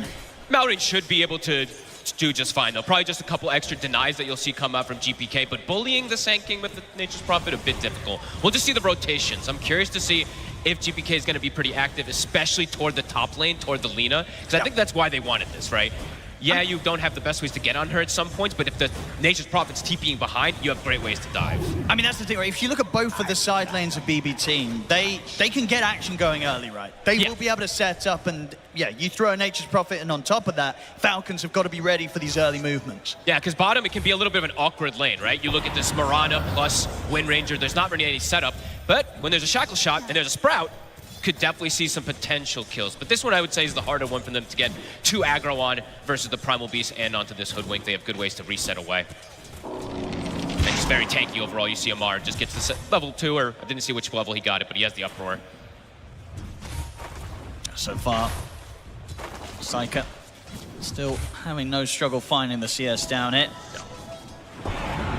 Unless they get massively out of position. I feel difficult for Falcons to get the jump onto the Wind Ranger in the lane. Yeah, it's all about if he just steps up a bit too far. They do get a nice side pull here from Toronto, Tokyo. And thing to point out also, they did get both of the Lotuses in these first 3 minutes. So always important to point it out. When you're playing with Mirana, you know, not the most impactful. Sometimes we meme about this innate, but hey, 20% extra, you get 2 Lotuses. These things can add up in these side lanes. Yeah, mid lane, as you say, starting to catch back up, but the deny is actually building up from GPK. And let's see how much GPK's micro also comes in, because sometimes I see these NPs mid, it's trying to secure runes when you're playing versus these bottle heroes. So, I mean, Mallory's going to get at least one of them finished up and potentially just going to get a refill also. So, but GPK trying to put that hurt on. That's a lot of damage from him and his And look, tree. he's canceling the TP, so he is going to be able to deny away that top one. So nicely done. Top tier mid play so far from GPK to start this one off. His levels are going to be quick too, so as soon as that level 6 comes off, we're going to have to keep eyes on this Wrath of Nature, how much it's going to be able to do to these side lanes. Of course, on the top, you know, Snake King should be able to make sure the two of them don't ever get left or have to sit very low in HP in this lane. But the bottom one, probably the more vulnerable. Crit's going to have to be careful. He's got to get some stacks going, it looks like. They can't get too aggressive down here, so Crit will work on those. We see Malrine also. It's the Sand King versus this Nature's Prophet, so he's going to be playing around stacks to ensure that he can keep that net worth consistent. Yeah, so far, all 3 lanes though. BBT looking strong. And this is, as you said, sort of been the story a lot of the times when we do see BBT. Yes. Like, this is definitely the part of the game where you really sort of see the kind of the MMRs reflected, right? Yeah. What, they're 3 cores at the moment in the top 10 on the board. The laning, the mechanics early on, they're going to be pretty flawless. Yeah, absolutely. And top overall, I'm just watching them. I'm always watching this top lane from BBT as how much they can go for these dive plays onto Skeeter, because Skeeter is struggling a little bit up here. 400 net worth behind the Doom at the moment. And NP has hit 6, so I'm watching. Wrath of Nature's up, TP's up. Do they want to make an aggressive move off of that immediately? GPK is definitely going to be ready to join if they do want to dive. But at the same time, Falcons, you know, you can always imagine a quick TP response from Crit or something, that they can respond and they can fight back. The cool thing that he's doing right now, though, is he's got this catapult wave in mid, right? So he knows that Malrine has to TP back to the mid lane. So if he makes an aggressive move to his side lane now, there's definitely not going to be a Sand King. And this tower is taking a beating. I mean, yeah, the 6 minutes in. Look how much damage has already been done by GPK to this mid tier 1. It's basically dead. It's pretty much One gone. more push, and this tier 1 tower is going to be taken off the map. That's going to open up the map for him even more so, too, to make that type of move. Doesn't have to worry about... I mean, he doesn't have to worry about where the Sand King is in particular once they take out that tower. They'll have so much information. Yeah, slow start, but a very steady and sure one here for BB Team. 2K net worth lead already, just 6 minutes in. Lane dominators. And Falcons, after, you know, when you're going through this laning stage, is it just sort of full focus on making sure you don't give up kills? You know, what's sort of the calls being made from Falcons? I think it's just making sure that Skeeter doesn't get surrounded. Yeah. It's going to come very soon. It feels that they're going to look to pressure these towers with this NP having such a good start. The tower's dead mid. So 7 minutes also, he can look to contest the Wisdom Rune if he'd like to, if they had a secondary person in position, but No, it doesn't look like it. Crit setting up just in case the TP was going to be coming in, but as you say, GPK not going to look to make that risky move, so Crit will be able to secure his own Wisdom Root. Don't need to make these type of risky moves. I'm sure they're feeling it as well, too. It's like, we're not feeling pressure on these lanes whatsoever. We've killed the Lina, NP's taken the tower, Wind Ranger's not under pressure. It's a free farm across the board for them right now. Yeah, it really is. Everything definitely going to plan for BB team up Tokyo. Now, though, Toronto Tokyo is found in the trees by Crit. Look at the setup. Scouts the ward. So he tried to make a sneaky play there, but the ward was already placed from snaking about a minute or so ago. So they will see, or 2 minutes ago, sorry. So they saw this one coming in. They got the stun. Look at this quick move now from the three of them. Oh, they want to try and punish Psyker here on the Wind Ranger. See how far up Psyker does go. 4 heroes on the job here to try and kill this Wind Ranger. They get the setup here from Amar. Quick turn with the shackle shot. TP starting to come in from BB Team save. Nice stun. He's in with the stun to hold them back, but it doesn't matter. Crit still in with the bushwhack. Gets the catch. Skitter. They'll get the kill. GPK, TP's in and he's ready to fight back, but Maureen, he's turned up as well. He's in with the burrow strike and the epicenter in on huge damage. GPK going down slowly, but surely he's out. Toronto took it. Another stun. Crit. Once more with the bushwhack, catching the two of them. Double kill for Maureen. They've got the level 6 on the bar. They have to grab. They're going to get the team wipe. Good numbers. What a fight. They bring the numbers. They start off with just the 4 of them. It gets the response from BB Team. But Falcons just able to play that out that little bit better. Crit getting some fantastic bushwhacks. And yeah, GPK TP's in, but after the initial sort of presence and a few right clicks, he's left vulnerable on the front lines. Skeeter does go down, but they have overwhelming damage that comes in from this Primal and Sanking. Malrine, a clutch move. Level 8 now, we've seen a couple times Sankings do this with their first rotations. The first epicenter is devastating. I mean, at the start, it looks like, hey, you know what, BBT, maybe they're going to get out of this, but Crit coming in from that extra angle from the left sets up. They kind of fully focus in onto Skeeter, and that leaves GPK in this position where he's got nothing else to do other than to try and run away. Yeah, in hindsight, it probably is just a bit of an over-aggressive TP where he goes. Maybe he could have placed himself a little closer to the tower on this Nature's Prophet, but he put himself pretty much right in the midst of everybody, and the big team fight damage that can come out from this Falcons lineup, it can accelerate quickly. Yeah, Sanking and Primal is a ton of early game damage. Well, we see already. Might get another chance to take down Psyker there, and with the bow strike, Psyker's trying to escape, but Snaking slams him down with a hammer. Falcons, they have completely wiped away those early opening, 7 minutes where BB Team were dominating the lanes. That's completely gone now. And now they've got control of this bottom side too. I mean, 2 back-to-back kills on the Wind Ranger. Definitely concerning for him.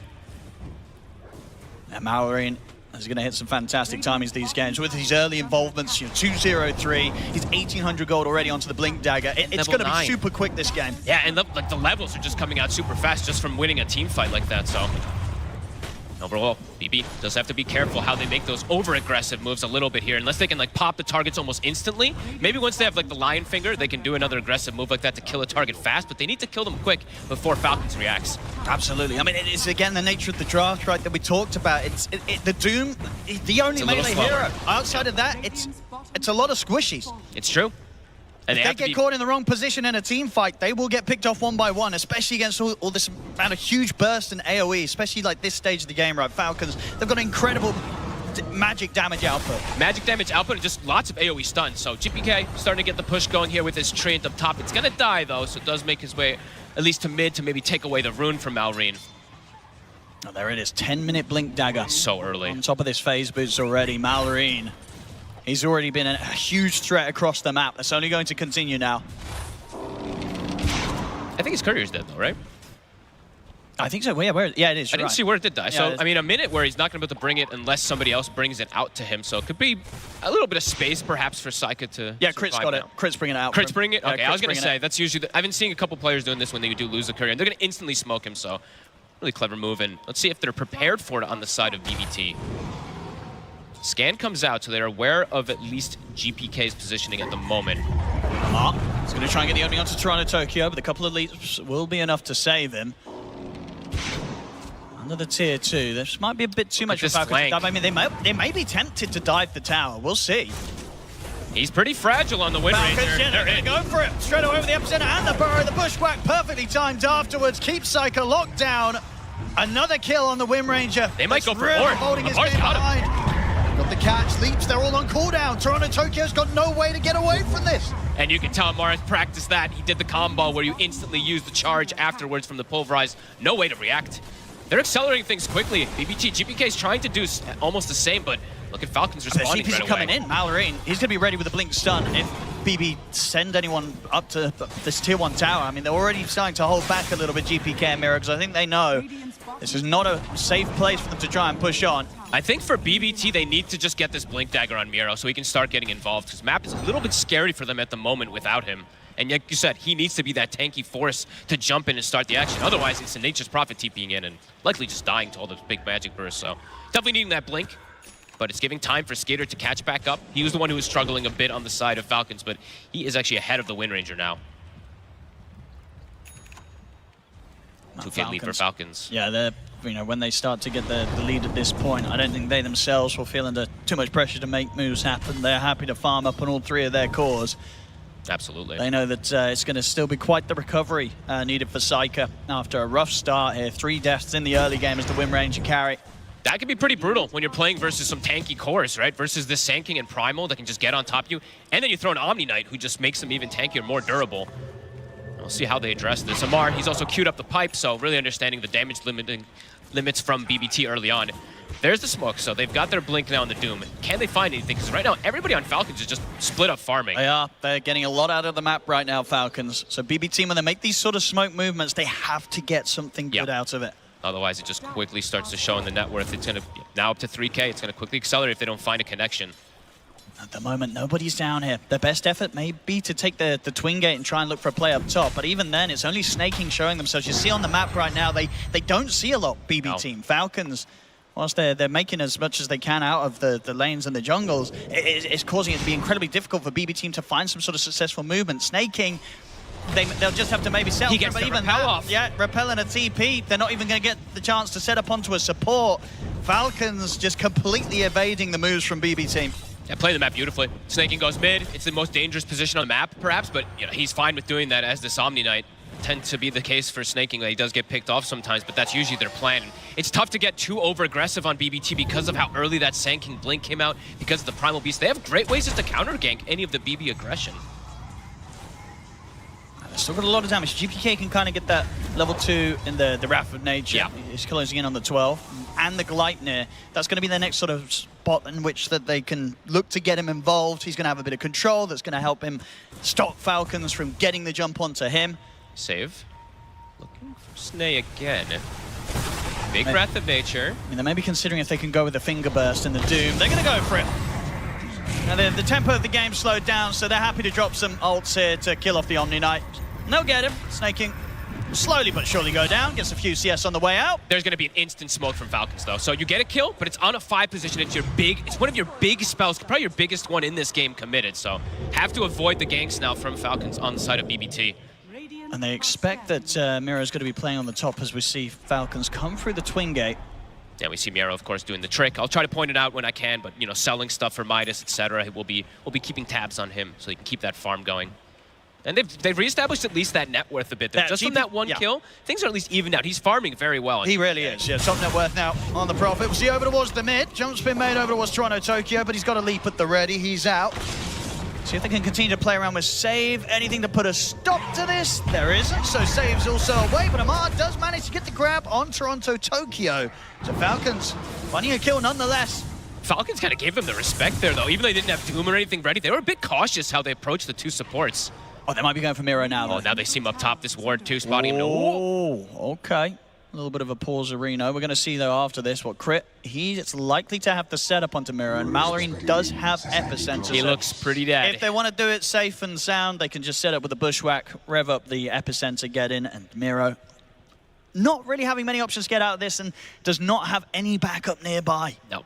Unless they mess up their chain stun somehow and he's able to TP in between it. That's probably the only way that Miro is able to play his way out of this one. In the meantime, too, Falcons are pressuring mid. They have a pipe already finished up on Amar, so damage for BBT is a bit limited.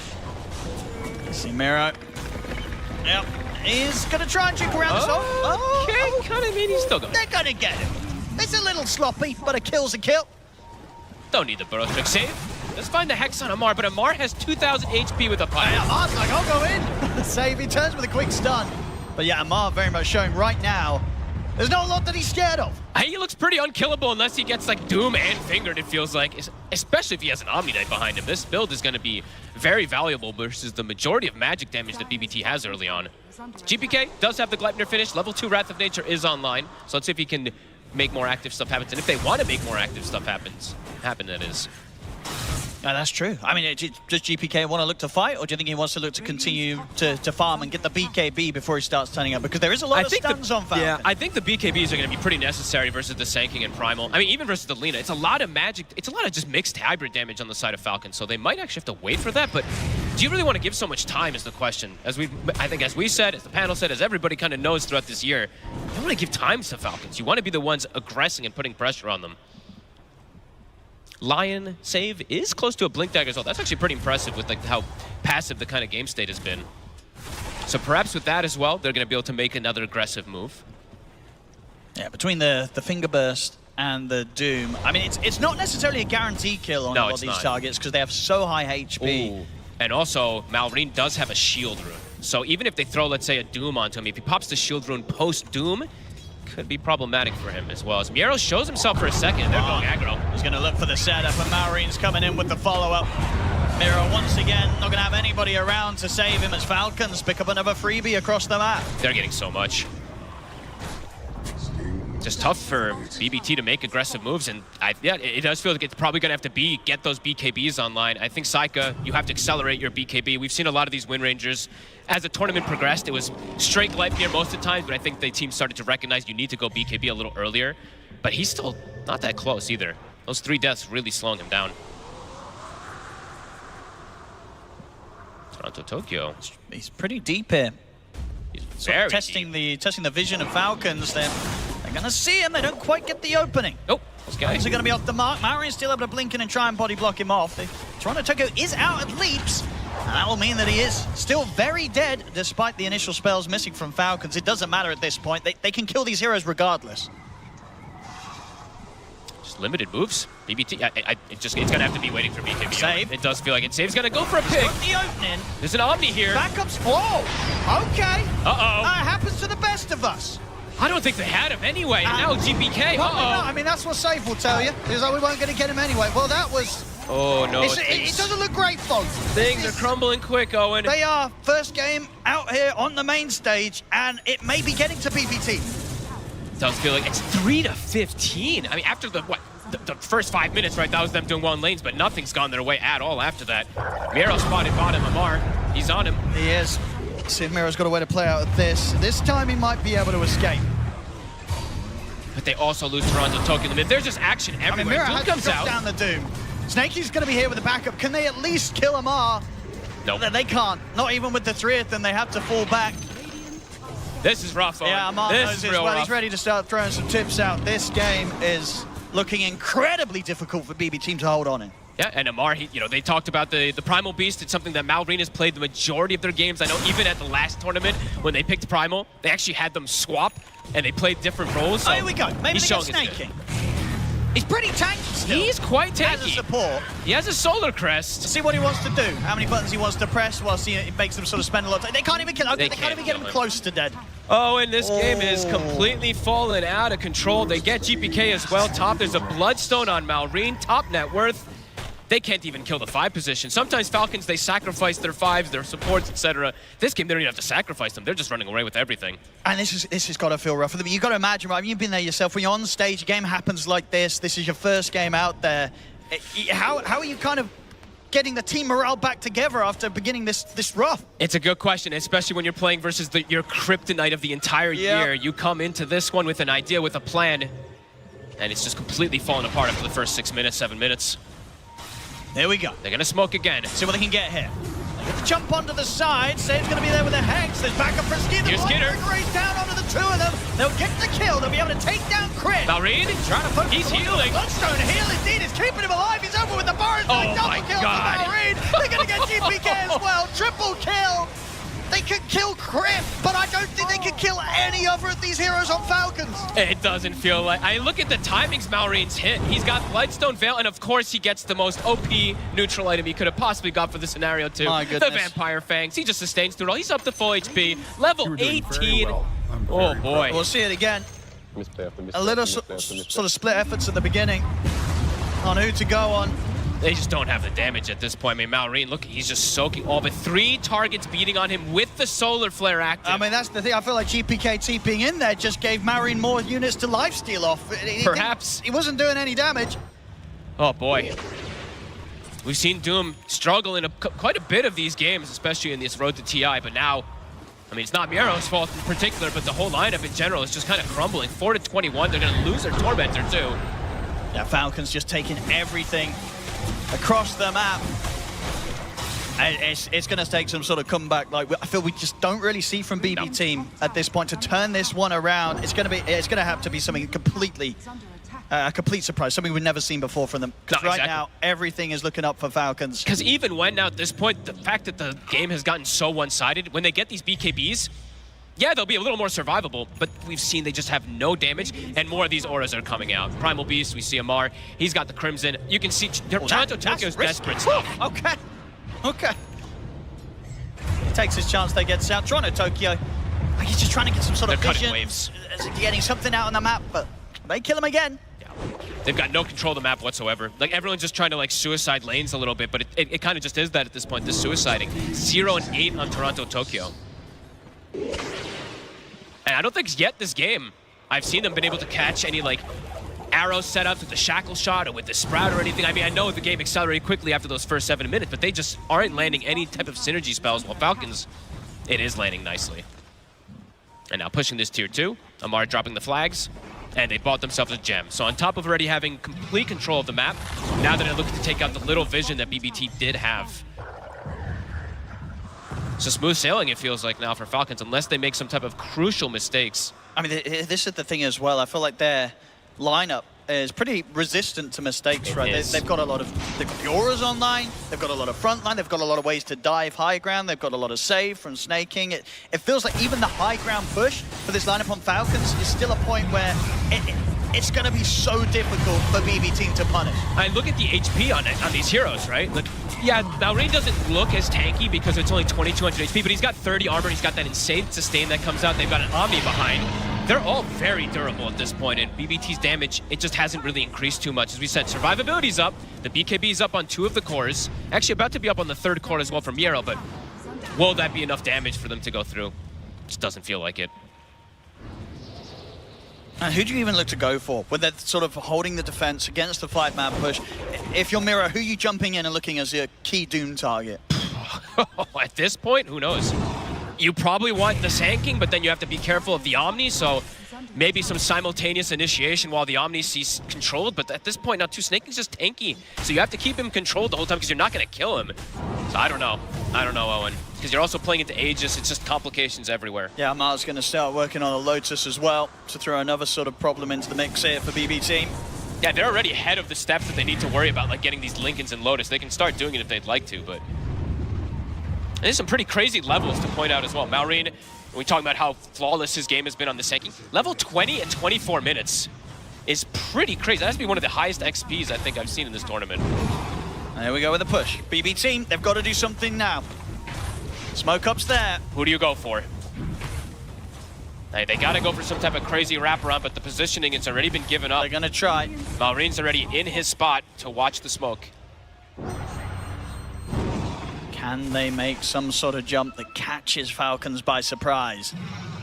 Save. Leading the way, they'll get the vision set up. The smoke will dispel here. Save's going to jump straight away. They're going to find Snaking. Can they kill him? No, Malrine is in with the counter play. The 2-man. Miero's gone. They're fully committing it onto Snaking, but they can't kill him. He pretty much fully heals. They just can't do the damage. Falcons survive. Now tap out. GG is called. Falcons dominate game 1. This one was not even close, it felt like. You know, we talked up BBT's early game, talked how sometimes they can get these advantages early on. That didn't happen, Owen. It's going to be back to the drawing board, it feels like a bit for them, as Falcons comes in very prepared today. Oh, they really do. What a way to start their show here on the main stage, Falcons. And yeah, BB Team, I mean, not just a loss, but a rough loss as well. We're going into a series in which, you know, this next game too, They've just never been able to win that in a best of 3. They've never been able to take a series against Falcons.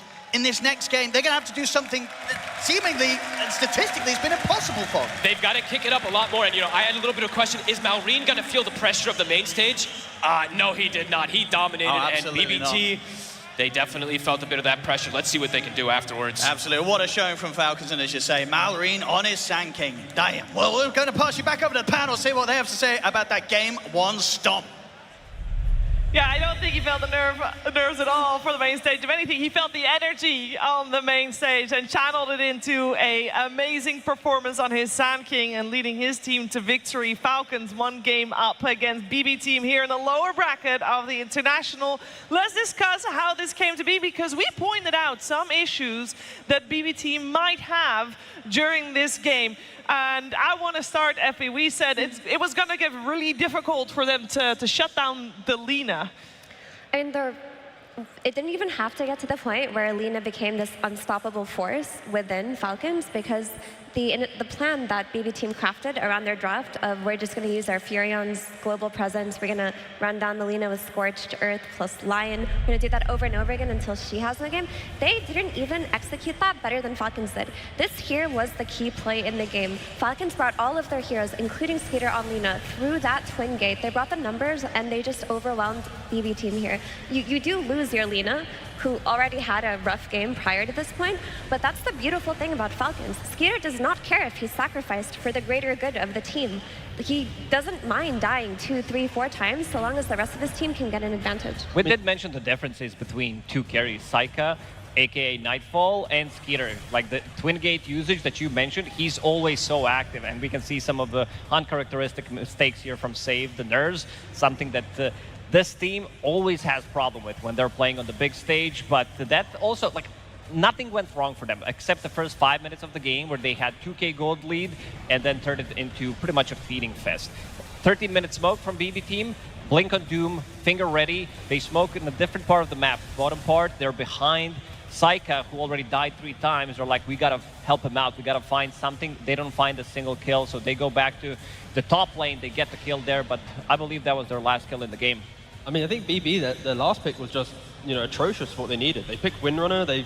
They're picking a carry that's going to be doing the same itemization as the Nature's Prophet. The Nature's Prophet already wasn't really able to play onto the map because you're not going to go TP to a Primal Beast lane. You're going to die there. You're not playing into the Sand King because you've got Sandstorm. You can't really push the tower. And then top lane, there wasn't really many opportunities after the start of the game to go there again. So it's like you need your carry to either crush the off lane, crush Amar, don't allow him to be confident, or just farm and scale and not do it. But yeah, Falcons, they read this and they punished it constantly. 0-5-1 on the Windrunner. Malrine popping off 13-0-8 on the Sand King. Like, they identified that BB had no map to play, had no moves to make, and like, sure, Nature's Prophet can be aggressive, but not into these heroes from Falcons. Yeah, we even saw Falcons make 2-man smokes. The second Malrine on that Sand King gets his Blink Dagger, boom, 2-man smoke, him and crit. Who's the hero they find? The carry, Wind Ranger, behind the tier 2. They go for that play. Who on the side of BB Team can mirror a play like that? Are we going to see 2-man smokes coming out of Lion plus Nature's Prophet? That isn't happening because your Nature's Prophet is farming, playing recovery. Your Doom is playing on a very long cooldown, and the other support in Mirana fallen out of favor from position 5 for a reason. It just does not provide that much map play without maybe 2 other heroes. So BB Team, I think they are their own worst enemies because they BKB TP'd their draft basically with that Wind Ranger pick. They had so many options they could have gone for. They could have countered the Primal Beast with the clock, run the Mirana as a carry. They could have blast picked a mid laner, run the Furion as a safe laner, and tried to counter Primal from the mid lane. But instead, they go for Wind Ranger. Yeah, there's not a lot more to add. I will say, though, this Sand King was overall first picked in this draft, and I know there's flex potential, so we don't know if it's going to go on the off lane or if it's going to go mid, but I felt the cost that this was a Sand King that regardless of where he went, he did not feel countered at all, or would you contribute that to Malrine's style of play? It's also about the matchup. This Nature's Prophet in the mid, he doesn't really do much to the Sand King because what he does is he pushes out the waves and he's also farming the jungle at the same time, while Nature's Prophet can't really do that. Also, if you leave the lane, he's going to push your tower as well with the catapult timing. Sand King, this has to be one of the most farmed Sand Kings I've seen. Yeah, by far. Yeah, I also want to point out the itemization from Amar in the Primal. He goes for Pipe, which is a funny item to get when you're looking at a core of Windranger, Furion, and Doom who does pure damage. But he identified that they don't have damage outside of the supports, which were Lion and Mirana. Most of the early game damage is coming out of the Starfall, coming out of the Finger of Death, coming out of Scorched Earth potentially. And he just countered that with a Pipe, which looked really funny versus that mid and that carry, but it did a great job. It did do a fantastic job leading Falcons to be one game up. As we prepare for game number 2, we are gonna see what Slacks and Tsunami are up to right now. Hello, Copenhagen! How we doing out there, fam? Yes, it was early in the morning, but we thought we would celebrate some of these fam in here. In fact, we wanted to find a 5-stack for you here today. That's right, we just saw an exceptional display of team play from the Falcons, and we wanted to see if that could be replicated here in the crowd. So we found ourselves a 5-stack. Gentlemen, we are so happy to have you in our presence, because we want to see if you can match what Falcons have been able to give you, because we got Falcons to actually sign a little handful of Nature's Prophet antlers. That's right, they signed them. This is just for you. Are you a big Falcons fan? Yeah, of course. Name 3 players. Snaking, Skeeter, Crit. Yeah, okay, that works. All right, He's real a Falcons believer. fan. All right. Now, I also don't believe that they're a 5-stack, but... don't break the 4th wall. I'm not. I'm breaking it. Do you know any of these people's names? No. Oh, they are, you animals! Spoken like Come a on! true carry player, because are you not a carry player? I'm a +1 player. All right! One player. He doesn't need to know the rest of his team. Absolutely, I agree. Give him the Skeeter. Give him the Skeeter. You have the Skeeter. Oh, I Give have him the the Skeeter. Skeeter. Here's your Skeeter. You are just as attentive as the real Skeeter. Thank you so much. Now, who's the real 5 position around here? Of course, the most courteous of them all, my friend. Now, when you're out here trying to support these people who don't even know your name, what's your position? You handle it okay? Yeah, I don't know, but I keep buying the wards, and the best update for me was that wards became free. Yeah. Free couriers also? No flying couriers? So you've been playing Dota for a while, right? Yeah, for about... Yeah, since Dota 1, actually. Let's go! In that case, right. you have very well earned yourself a snaking antler. Can you pick that one out of the bottom of my hands? That's the dependable player. Exactly. Well done, the dependable one. All right, which one of you is the asshole? I got ATF here. You! All right, fantastic. What's your name, sir? What? Huh? What do you play? I play mostly Slaughter and a little bit of Noise. Post free. Oh. A position? Post free. Oh, of course. Yeah, there you go. Enjoy, asshole. He fits right in. All right, fantastic. All right, now which one of you is the quiet type? Because I'm looking for a crit. I'm looking for a 4 position. Oh. It's gotta be you. Now, you said that you were advocating for Falcons. You know their names. So where are you rooting for crit? How long have you been watching crit and all of competitive Dota? Well, since Crit played on OG. So, big fan. And Danish Viking, of course. Any love for Danish Dota in the crowd, my friends? We're in Copenhagen. Have yourself a crit antler then. Enjoy. There we go. And the last one you have. That's right. I couldn't make it out. Oh, wait. I stole the snaking Yeah, one. that says snaking. My bad. Wait. Here, I traded back. Give us that back! You don't deserve that. Listen, Maureen writes like as young as he is. So, That's right. I mean, That's some brain rot right there. That's intense. Who's the Our mid last laner? guy right there. Are you the mid mid-laner. laner, sir? Yes, I am. Name a mid lane hero that you play. Puck. Okay, he's a mid laner. Give it to him. Fantastic. Enjoy, my friend. Enjoy. And we Last do have one more. We have Owie 2000. Oh, you're a coach. Yell coached him. All right, we're just lying all over the place. I'll give that to you. Why not? Fantastic. Thank you so much. The crowd is hyped. Gentlemen, enjoy your signed antlers. I have one last question. Oh, a question. Go ahead. Yeah. So I was wondering, when does OG play? Oh, that's very funny. That's very good. Enjoy those DMs from Seb, sir, for the rest of the day. And we'll throw it back to our panel. Thank you so much, everybody. Back to you, Shiver. Oh, I think it's gonna have to do with the energy that Thompson and Crit bring to this year's international as former OG players. But Crit's doing very well here in this first game. We also have a little bit of a change up in the panel right now as Lacoste has taken exit to make space for none other than Gunnar. Hey Gunnar, how are you doing? Hello, I'm doing good. I am sorry to see you here on the panel and not playing, but I'm also very happy to see you here on the panel. Yeah, it was really fun to watch that first game. I thought Betboom is one of the really fast teams, and then watching Falcons kind of just crush them. And this 8-minute team fight was really nice to watch. No bias. No bias at all from the panel. Why do you think it is that BB Team consistently have never been able to take a series off of Falcons? What is the big thing that makes it incapable for them? I think Betboom is a little static of a team, BB Team.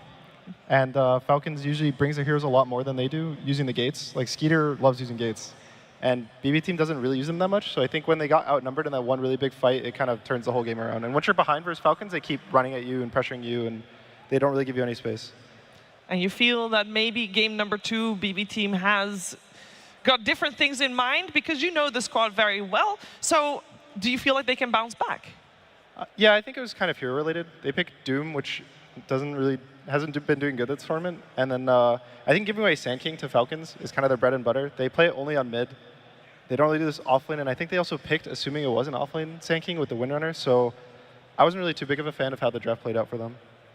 Yeah, it did not play out very well. So let's focus our attention on this upcoming game number 2, because TGov, changes are needed. And you mentioned earlier that we know that the BB Team has never taken a series off of Falcons, but we do know that they have tied in series, and that normally it is game 2 where BB Team takes that tie.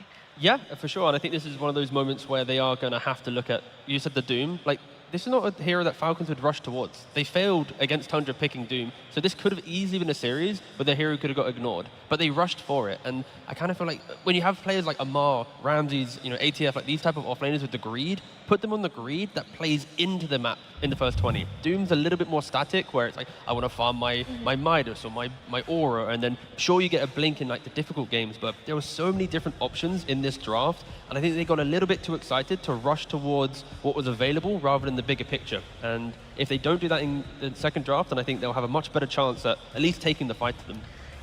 Yeah, a lot of teams gravitate towards Doom versus Sand King because his Doom is a Bloodstone counter, which is one of Sand King's big power spikes, but that just hasn't played out this TI. And the reason why is when you're looking at Doom, this is a very high cooldown ultimate. He doesn't provide like a blink stun the way that Sand King does, or Centaur potentially. So when you end up playing into Sand King, you think that you counter him, but map play, Sand King completely counters Doom because he's not playing on the same cooldowns. He's not dependent on Epicenter to get kills or run around the map with his supports. We saw Malrine constantly running around with his 2 supports, whereas Miro could only make a play like, what, every 2 minutes? And that really was why, after the early game went so abysmally for BB Team, they just had no means of coming back into the game. Yeah, I always think calling GG before any racks are down is definitely a pretty bad sign. But we'll see if they have a chance here to force out a third game to this series. It is up to game number 2 for BB Team to attempt that, as the players will take the stage once more. We're heading closer and closer to that draft, and I wonder, we're probably also going to see a difference in pick order in terms of BB Team being maybe first pick this time around versus second pick. And Gunnar, how big of a difference do you feel first pick and second pick are at the moment? I think it definitely depends on team. A lot of the mids at this tournament really are doing the cheese picks. Like, there's not much Huskar, there's not really the Dazzle. So I feel like second pick has lost some value in terms of this 24 pick. And the 18, and even having the first pick means a lot. The bans are kind of limited, even in the first phase. There feels like there's so many when there's 7 bans between the 2 teams, but you're always getting something. You're getting some crazy support. The teams that value Doom get Doom. And it kind of ends up that you just pick a really good hero, you pick stable lanes, you get 18 pick, which is always going to be really good. And there's so many worrying heroes. I think Puck is this really scary hero on 18 that people have to ban. They can't ban anything else, so I would prefer first pick for either of the teams. The thing with first pick as well is you have 2 bans as well when you enter the next phase, and then your opponent, they have to instantly counter your first pick, and they have then 1 ban to try and fix everything. So it's like if you pick one hero incorrectly, if you waste that second ban, now suddenly your first pick team has 4 heroes with the last pick that Gunnar's mentioning, and that's the foundation of your entire draft. Like, first pick can dictate so much. If they, throw in a curveball, they just pressure their opponent with, the better first pick overall. And when the meta becomes more limited in terms of hero pool, like Gunnar was mentioning, cheese picks on 24, it feels a little bit different when second pick is around, but we're not seeing those, and the hero pool feels more limited in this meta, where the 24 picks can't be as strong as they used to. Like, we've seen some 24 pick trolls, we've seen some 24 pick, in this case, Wind Ranger, but none of these heroes have enough oomph to carry them through the draft. I do think, though, and I want to repeat this, that BB team were in a position to counterpick that Primal on 24, and they just went for the most stable, boring option, which was their biggest problem. Yeah, I think they entered game one thinking, okay, let's not try and go too far outside of the box, and that unfortunately isn't what's going to help you, progress further. And it goes back to the Tundra series, right? They're in a position, they need a last pick off lane, they're looking towards Ramses, what do you want? He goes for a Night Stalker. Like, we don't see this hero at all, it has many weaknesses, but that's like the statement you need to make. And yeah, BB had a very good opportunity to make that statement in their debut to the main stage here, but yeah, a little bit too much comfort. A little bit too much comfort as we see the man of the match, Malrine, showing off his lucky charm with Hello Kitty there. And to be honest, for Falcons, it feels very smooth. We talk a lot about what BB team should change in game number 2. But Gunnar, in the winning position that Falcons are, do you feel like they are looking at something different for game number 2? Because it just felt almost too easy.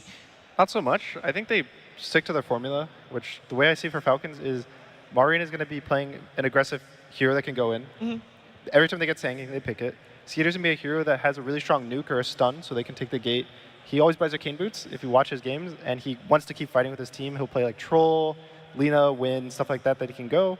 Amar is just anything that's strong for the game, and then the supports just kind of fill in the little holes. Like, usually Crit's an aggressive hero, and they got everything they wanted in that draft, and I think they're going to keep doing the same thing every single game until someone proves that it doesn't work. And the issue is, BB, they only have a single game to try and react to that. Yep. So it's easy for us to go, they need this or that, but it's like Miero needs to play the offlaner that fights into the game. I think their mid lane matchup, honestly, Sanking needs to get banned, because all of our Malrine's heroes, you can at least maybe think of a counter. Sanking feels a little bit too generic. Like we even saw in that game, he was able to just grab the creep wave before they met, Sandstorm to the side. So Sanking can play into pretty much any matchup. Like if Malrine has this type of mid hero, you're never going to have GPK in that mid advantage. I think if you can have a mid advantage, that can then break Falcons at least a little bit. Yeah, we're going to find out what heroes the teams have in the store for each other as we're getting ready for the draft of Game 2. BB Team versus Falcons. Game 2. And the roles have indeed reversed, where we have BB team on the Dire this time around, and they get first pick. Falcons will therefore be reacting as second pick, and with that overall last pick. In terms of the bans coming out, we still have Falcons prioritizing that Invoker, removing him from the pool, keeping in mind that Batrider and Monkey King were first phase banned previous game. And the Tusk and Kunkka also are banned. Sand King as the key hero, if he's still in. Yeah, Sand King should be something that BB team are looking at, but this is something that every time I watch them, I just feel like they lack the confidence to do something new when it counts. We talked about Tusk having an 88% win rate from the first pick, and they have first pick, they ban out the Tusk themselves. They don't even try to acquire it for themselves, and they go back to their Doom that already lost. They are unable to break their formula under pressure, and I think that just might be their bane this tournament. I think to bring up the Doom, something that Falcons did, Amar specifically, he instead of going Midas in their series versus Tundra, he was going a different build. He was going Drums into Blink. And in the second game versus Tundra, was really close. I think that the Doom it was not his fault at all. He was owning pretty much the whole game. And so if they're going to pick the Doom, I would honestly prefer he goes his faster build, no Midas.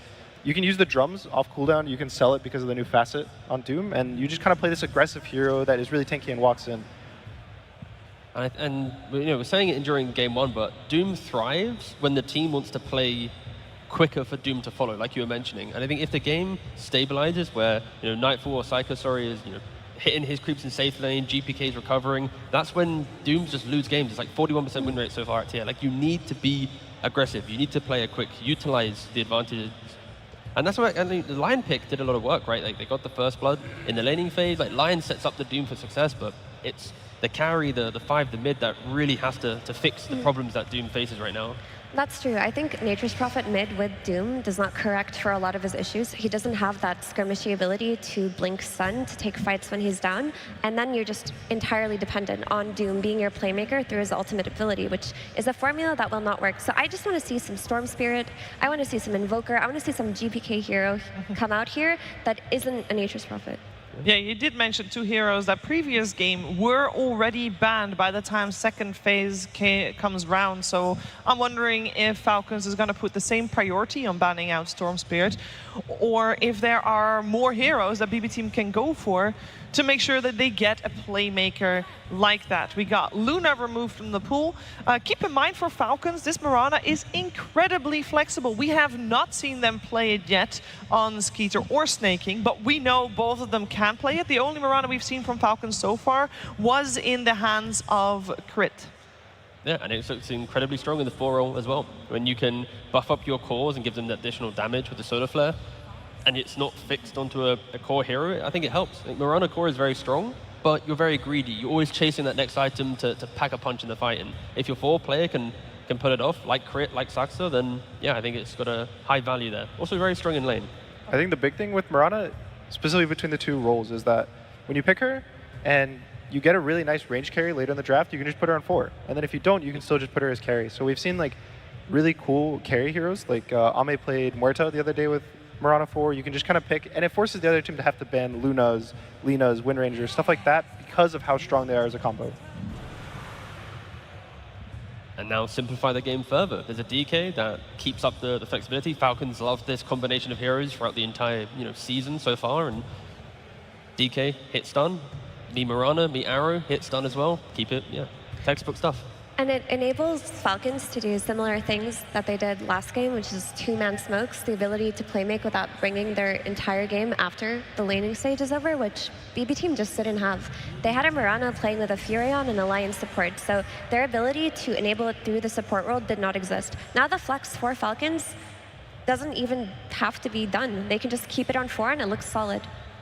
Yep. The big thing for BB Team now is they have to pick heroes that kill Dragonite. He's very strong when he sits either in the mid or the safe lane, gets to do everything, even hit the mid tower, as a lot of the Dragonites do.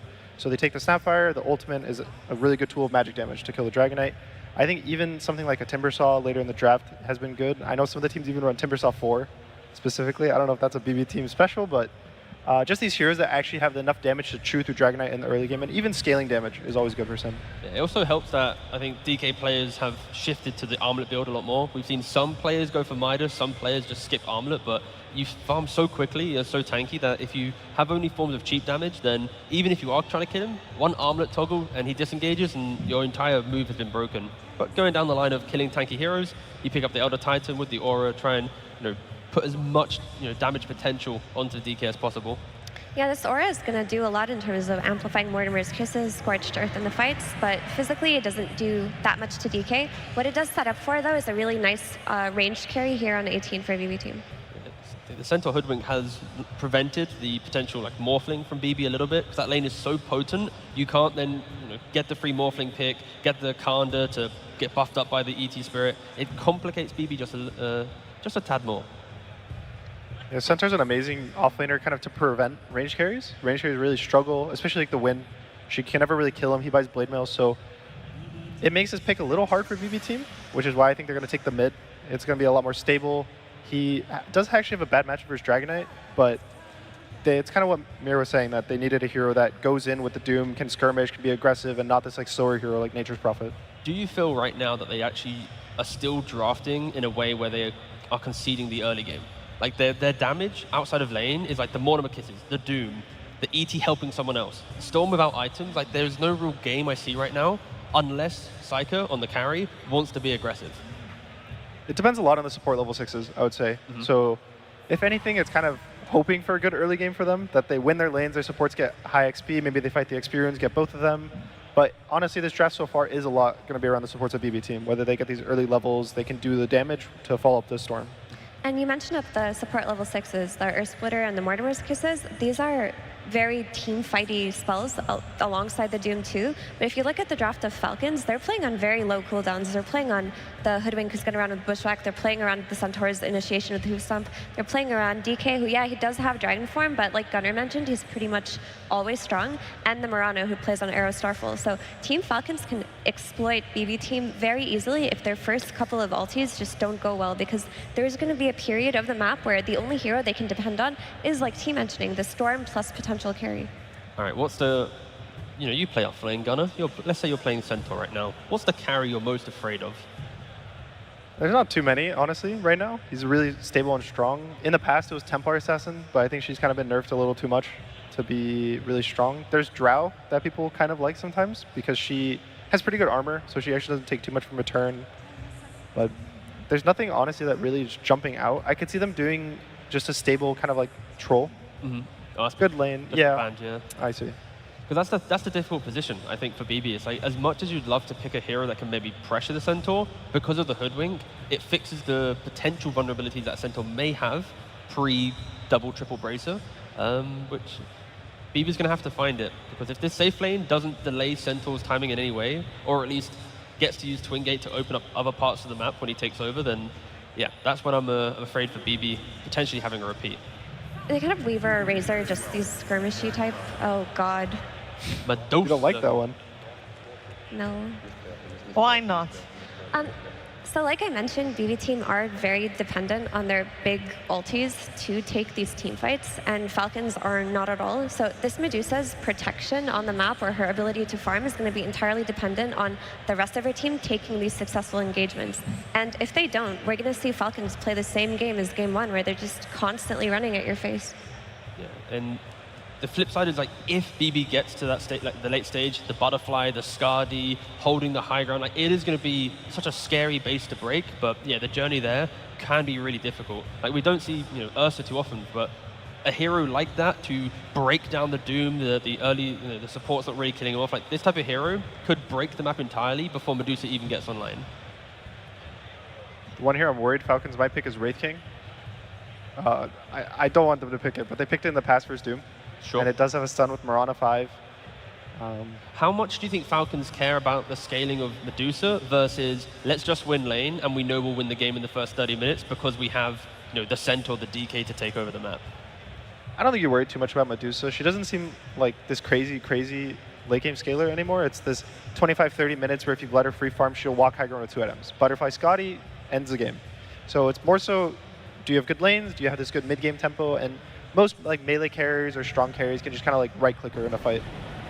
And they tried to answer it instead by not respecting the potential late game of BB by locking in the aggression that they bring. And yes, carry DK, the mid Razor.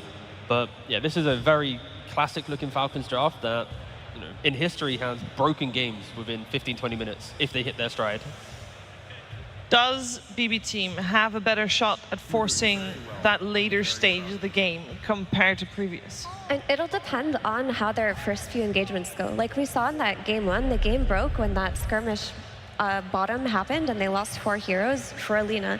If they can take these good engagements, they have very, very strong team fights. Their team fighting is much better than Falcons, and they can play off of that to get to the point that Gunnar talked about, where Medusa has 2 items. I worry about their ability to win those skirmishes, though, because Falcons have drafted solid lanes, and they got the Malrian Gotcha Razor, which is going to pressure the Storm early on, making it so that GPK can't join these early fights potentially. I think the biggest thing is the safe lane for BB Team. If Deuce is able to sit there, be really tanky, and never get dove, give space for both supports, and if there's some really crazy dive where she gets ult off, the supports are level 6, and they defend this tier 1 tower for 12 to 15 minutes, I think it's going to be really good for BB Team. BB have to bring the numbers. And it's like, you need to respect the fact that, sure, your heroes maybe don't want to always rotate every time, but they need to. Like, if you see Falcons go for your safe lane tower, I want Doom there, Snap, ET, I want the kitchen sink thrown at the safe lane. Keep your towers alive, because if not, your map will just disappear. So when a skirmish happens, everyone goes. You just want everybody to go in. And it sounds exciting, regardless of the outcome of that. It sounds like we got an exciting game number 2 on our hands. Before we get to the actual game, though, we're going to head over to the stage. Where's Slaxis with Coach Bulk? Hello, thank you so much, Shiver. Yes, I am here, Amar GTO, our wonderful translator, and of course, Coach Bulk. Hello, welcome back. Now, Question for you, after that first game, didn't go the way that you guys were thinking, and some would say this is a pretty greedy draft. We got Dusa, we got Doom, we got Storm. Do you feel that way, that it's a little greedy? How are you going to make sure that this game doesn't end up like the last one? Первая игра пошла не совсем по плану. Вторая игра вы пикнули Дузу, Шторма, Дума, и это вот очень жадно. Как вы считаете, вы сможете выиграть эти линии? Я думаю, да, мы команда, которая хороша на линиях, раз. А во-вторых, мы всегда верим в ГПК Шторма. Yeah, they think that they're a good laning team, and they believe in GPK Storm. Who wouldn't? Fantastic. All right, now I got a very serious question for you. Falcons has been your nemesis for a long time. You guys have won games, but you have yet to win a series against them. We're at elimination of TI. You're down a game. It all comes to this. Is this the one? Are we going to see the turnaround? Will you be taking this series? And what did you say to your boys? Фалконы были вашими заклятыми противниками на протяжении всего времени, и у вас не было победы против них в серии. Сможете ли вы победить? Что ты сказал своим ребятам, чтобы вы смогли их превзойти? И превзойдете ли вы их? Ну, раз мы здесь оказались, значит, мы уже достойны. И, конечно, у нас есть хорошие шансы на победу. Неважно, сколько раз мы им проиграли, главное, что будет здесь сейчас. We are already here at the stage, and no matter how many times did we lose, we are here and we will show the best of it. Fantastic. Well, I sure as heck hope we make it to a Game 3. Let's hear it, my friends! You want a Game 3? All right, fantastic. Well, we'll go ahead and throw to the casters and see how this one turns out. Here we go, getting into the action of Game 2 right now between Falcons and BB Team. Fog, that Game 1, it was a rough one for BB Team. Coming into this, what are sort of the key takeaways and what they've changed up and what they're going to try and take a game off Falcons this time around with? More team fight in general. I think last one quickly, especially once those first two team fights kind of kicked off, the game was quickly decided. So I think they've, at least on the two support fronts, tried to fix that. Also, not having this quad ranged. They do have the secondary melee this time around, so maybe that'll help them fight a little bit earlier. But overall, I would say it's just, more team fighting in particular. But maybe it could be a bit of a greedy approach here with the Storm, the Doom, and the Medusa together in this lineup. Can be a little bit cooldown oriented, while on Falcons, it's fast-paced. Tons of nukes. Every single hero has like a double nuke in particular. DK, Hoodwink, Mirana, Centaur, Razor. It's a lot of burst damage. Yeah, I mean, across the board as well. Is it a similar setup in which BB Team should get a chance to get that early lead once again they got in Game 1, or do you think it's going to be a bit harder this time? It does feel like it'll be a little bit harder this time, because this time they have this Hoodwink and Centaur, which is a very oppressive lane up top. I think they were pretty oppressive anyway. But overall, I would say, quite a bit harder. Bottom also, this one does feel a little bit safer, I would say, from Falcons, just with Snake playing his very comfortable Mirana.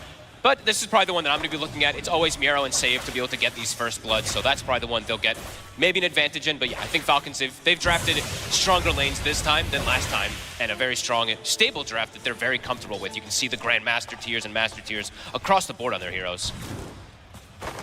We'll see how because the mid lane matchup, we obviously got the Marine Razor coming in late on the draft. Up against this Storm, how well can GPK do against this in this 1v1? Obviously nowadays you have the static slide with the Remnant to help you in these range situations, but is the harassment of the Razors just too much? It is, this is a great lane for the Razor. You can always play great versus Storm because you have that same movement speed, so you're gonna get the links up. It's very difficult as a Storm to prevent a link in pretty much every single scenario, and looking at least across the board of these three lanes right now.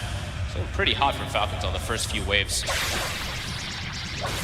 Let's see how well GPK is able to do against this pressure. I mean, the plasma field, the static he might get him here. One more tick at the static link, he's gone! First blood from Maori, won't be able to keep himself alive, but he won't mind a refuel. I think he's suicided. Anyway, indeed, he's happy to go down there.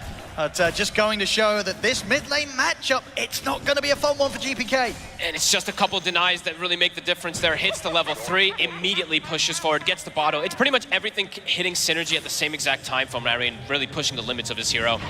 Hitting level 3, getting the bottle, instant dive onto GPK. Bottom lane is also going... I saw they're getting decent harassment onto Skeeter. Now he's reset back full. Doom has 3 CS. Oh. Mero is not getting too much now he's got 4. either. Now he's got 4. But indeed, not great on these first few waves. You say something on paper, you don't expect to be that rough for the Doom on the first few waves. No, not in particular on the CS. Usually you do see Miero get majority of them there, but I guess they were more focused in trying to just push out the harassment. I think they almost used all the regen until Snaken got his second set of tangos, but either way, it's a DK. He's able to self-sustain anyway. So see how they're going to be able to do on those last hits. And top, this is the one that the Medusa is doing a lot better in, but this is a lane where kills can constantly happen. And overall, how strong is the Deuce this game? It's okay. The issue is just the Razor kind of... that's going to be his target to link in every single one of these team fights, right? So GPK... He's going to need some TPs, yeah. A couple of TPs were threatened there to make sure the Marine doesn't dive in for that. I'm not too sure about the Deucer, because, yeah, the chill guys, you know, he saw those TPs coming and he's like, you know, it's going to be a 1v1. You know, why you're adding the extra backup in? I mean, they might still get GPK. They will. Oh, boy, Owen. They're putting the pressure on him right from the start. Malrine popped off in that last game. Yep. And this one already having this beautiful start. And to talk about the Razor, so you were mentioning about the Medusa. The Medusa can look good if she's not getting linked constantly. But this is a lineup that can be kind of difficult to prevent that link. Yes, you'll have Cookie to at least distance a little bit, and you have some stuns and everything, but Medusa is very slow. Yeah, and I feel like the Centaur really adds another issue into the mix for the Medusa, right? You've got that Stampede, so you can very easily choose when you want to get in, keep everyone on top of the Medusa, and when you want to back off and get away during a Stone Gaze. And this is a game where Amar is going to absolutely free farm. It's a Centaur versus an ET Medusa lane. There's almost no way for them to put pressure on him unless a third, potentially even fourth hero or something comes up.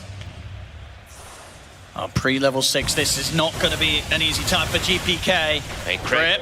He's looking to start something here. See if, is there any way GPK can keep himself alive under the tower? I don't think so. There's going to be another plasma field coming in the second as Maori is ready with the next nuke to take him out once more. I don't think he can come back to the mid lane, Fog. To the jungle you go. It does feel like he has to. And this is a really smart play from Crit. He's like, my Centaur is not touch top. He's gotten the Retaliate build, triple bracer even. He can make the moves around to do this. GPK needs help. Stack away. I think Toronto Tokyo has to start getting some of these at the least ready for this Storm Spirit to catch up. Snaking, he might be able to kill save here. He's got another leap and a Starstorm in a second. He should just have him here. He's playing careful. Doesn't want to dive in, so save will survive. Actually, maybe turn their efforts towards Mira instead, but he's a little too beefy for the two to take down, so... They're bullying these lanes. These two in particular. The farm, I mean, we talk about GPK dying in the mid, but continuing from what we saw earlier, this bottom lane, that's where the suffering's the highest. Only 11 CS still on Miro. He has to buy salves also just to stay down here. He has to buy the raindrop as well. These lanes, they're absolutely getting dominated here from Falcons. Only the Medusa doing well, and we'll see what Saika's going to be able to do to get involved with that, because it's not really usually him with BBT that looks to get involved early on to fix things. It's usually GPK or Miro or one of the supports to kind of bring things back after a potentially bad laning phase. It's usually not Nightfall, usually not Saika for this lineup. So yeah, just defend the stacks. So you see GPK, he's trying to get that level 6 as fast as possible. Toronto Tokyo is going to soak the mid lane, but you can see Crit and Malrine, they're looking to pressure this tower with this catapult wave and the 6-minute power rune. Bottom lane. Trying to go aggressive onto Skeeter here. And the two of them have enough burst to take him down. They don't. Skeeter's able to walk it off. Tango over to him, and they just don't have the burst to really 100-0 this DK between the two of them. It's going to take more from BB Team if they want to try and get these early kills in the side lanes. I do like at least they recognized at least the issue that was going on massively, right? Storm's jungle is catching back up. Toronto Tokyo actually dragged the mid wave, so the first catapult did only 150 damage. So all things considered, a little decent adjustment that they have done for now. Crit, though, is going to be stalking GPK, of course. GPK still not quite 6. Needs a couple more creep camps to get that 6 online. So just going to open up opportunities for what Malrine wants to do with this Razor. Save. Is there any way for him to break away from this? The cookie, it's not going to get him far enough away. The wisdom rune. Oh, Malrine's going straight for a centipede set for snaking, and the TPs are coming in. So BBT might be able to secure it for themselves. Toronto Tokyo, who's going to get the pick up first? He gets it. He does indeed. Toronto Tokyo making sure that doesn't fall into the hands of Falcons, and Malrine just continue to clean up on the map. This is, for someone's debut performance on the main stage at International, it's looking pretty good for Malrine. He's not feeling the pressure at all. If anything, he's thriving off of it. He's looking better than ever both of these games. Absolutely dominating from the start, now making these early rotations. Bottom tower now also getting pressured. They have this catapult down here. It's not level 6 on the DK, but they have to address this as well. And It's a lot of bleeding happening quite early on that they need to address all over the place. On top of a Centaur free farming. Yes, Syka's farming, but the other two lanes are devastating at this point. That's the thing. If you think, 7 minutes into game one, I think we saw what BB Team, they had like a 2K net worth lead, and we saw how rough that game ended up. This time, it's gone the other way. So if they couldn't do it with the early lead they had in game one, what are they going to do here in game two? It's a good question. Supports need to get levels. That's going to be the thing in particular. I think Save needs to get his level 6 pretty early on. They're going to get involved mid-crit. He should get picked off here. A little bit of something here for GPK as he tries to get this recovery going. Mallory able to grab the rune in time. He's got an amplified damage rune. They're going to try and get in on top of him. He's too fast. Yeah, Miro still just level 4 on the Doom. Not really a lot to throw out from him right now. He is so poor, and that experience is definitely problematic for a lineup that's quite greedy. Level 4 Doom. I mean, it's rough. I guess this sometimes happens. You know, it is the first pick hero. You do expect it to be dealt with. But there's something about this Doom hero, right? A lot of teams, they really try and make it work, and it just hasn't been working a lot of the times, Fog. And overall, this hero does want to play from ahead. You know, the innate ability is all about having higher levels. If you're like the lowest level in the game, you're never going to have this extra damage that you can sometimes kick out, which is necessary. So, yeah, we'll see how they get Nero back into the game, because that's going to be a bit of a rough one, especially since GPK is having a tough one also. And they might just be able to kill him here. They've got the bushwhack set up, arrow to follow up. Miro, he's going to try and get under the tier 1 tower, but the leap's there from Snaking. He's out of the game, and he's just going to continue to get kept at this incredibly low amount of level and farm at this stage of the game. This is crazy. This tower's dead. Support's not quite 6 either. Toronto, Tokyo, and Save still haven't hit it, and that's the 2 big damage dealers on the side of BBT in the early game. Besides that, they don't want to bring the Medusa early. And scary for GPK at this point. Yes, he's gotten a little bit caught back up here, but him getting involved, there's so much chain stun. 4 heroes have a stun for him. So very susceptible to get burst if he does make an over-aggressive play. Amar, the Blade Mail is almost finished on top of having Max Retaliate and Quad Bracers. Damage is definitely going to be an issue again this time for BBT, unless these supports start to get these 6s soon. See what the move's going to be next. Falcons kind of got their eyes on the mid lane. BB Team do have the 3 of them here. Skitter is here, level 7. He's going to get the setup with the bushwhack. Can't quite get in with the follow-up angle for a stun. So GPK will be able to break out of it. Maybe fight back. Jumps in over towards Snaking. Snaking's able to get the leap off. They didn't have the damage to kill the Mirana. Now BB Team have to be careful. Keep their distance. Malrine gets the RNG. We'll be able to get that haste rune. An Ogre Club already on him, or Ogre Axe already on him. 1700 HP on strength charts. He's going to look for aggressive plays. He certainly is. Malrine, he's tempted to start diving around this tier 2. He'll hold back. I mean, Miro is still only level 5 on the Doom. I was like, oh, the only potential for them to really go for Malrine is if the Doom TP's over and dooms him, but he's still level 5 at 10 minutes and 30 seconds. Another tower to fall. They can't hang on to these towers because the level 6s and these lanes have just gone so poorly. These towers, losing them this early with a Medusa lineup and this type of greed, it's devastating. If they catch Miro out here again, his game's going to get very close to being irrecoverable. It's almost already at that point, it feels like. Malrine, he's ready to dance around him here with the static. He won't dive the tier 2 again, though. He's given the respect for the potential backup to be there for BB Team, so Miro will live. This might be the roughest start I've seen from Miro this tournament, actually. Bottom 4 net worth, 2 supports on the side of Falcons already soon to surpass him. And I've just seen Amar do this entire time. He's just dragging waves, maximizing his farm. Yes, Syka's getting farm, but it's not actually at the same pace that the Centaur or the Razor that have been able to do so. Can this Medusa solo carry a game in this day and age and in this patch? I don't think 4 Protect 1s have really been looking too much like the dominant strategy lately, but we'll have to see if Syka can do it. They're going to smoke GPK. They have level 6 on save. Now they actually have damage to follow up with the pull. And they do have the 6 on Miro now. Okay. Can they find one of these big kills? Malrine in particular would be the best one that they can find, because he is approaching a BKB, which would kind of stop their aggression if they do try to save. Should find a quick and easy one here. Snaking will take that. I mean, they actually have to find Malrine before BKB. If they make the move and Malrine has BKB, he might just pop in and be able to turn pretty much everything onto them. So losing save there definitely hurts a little bit of that potential momentum that they could have started going for there. 6K lead up onto Falcons.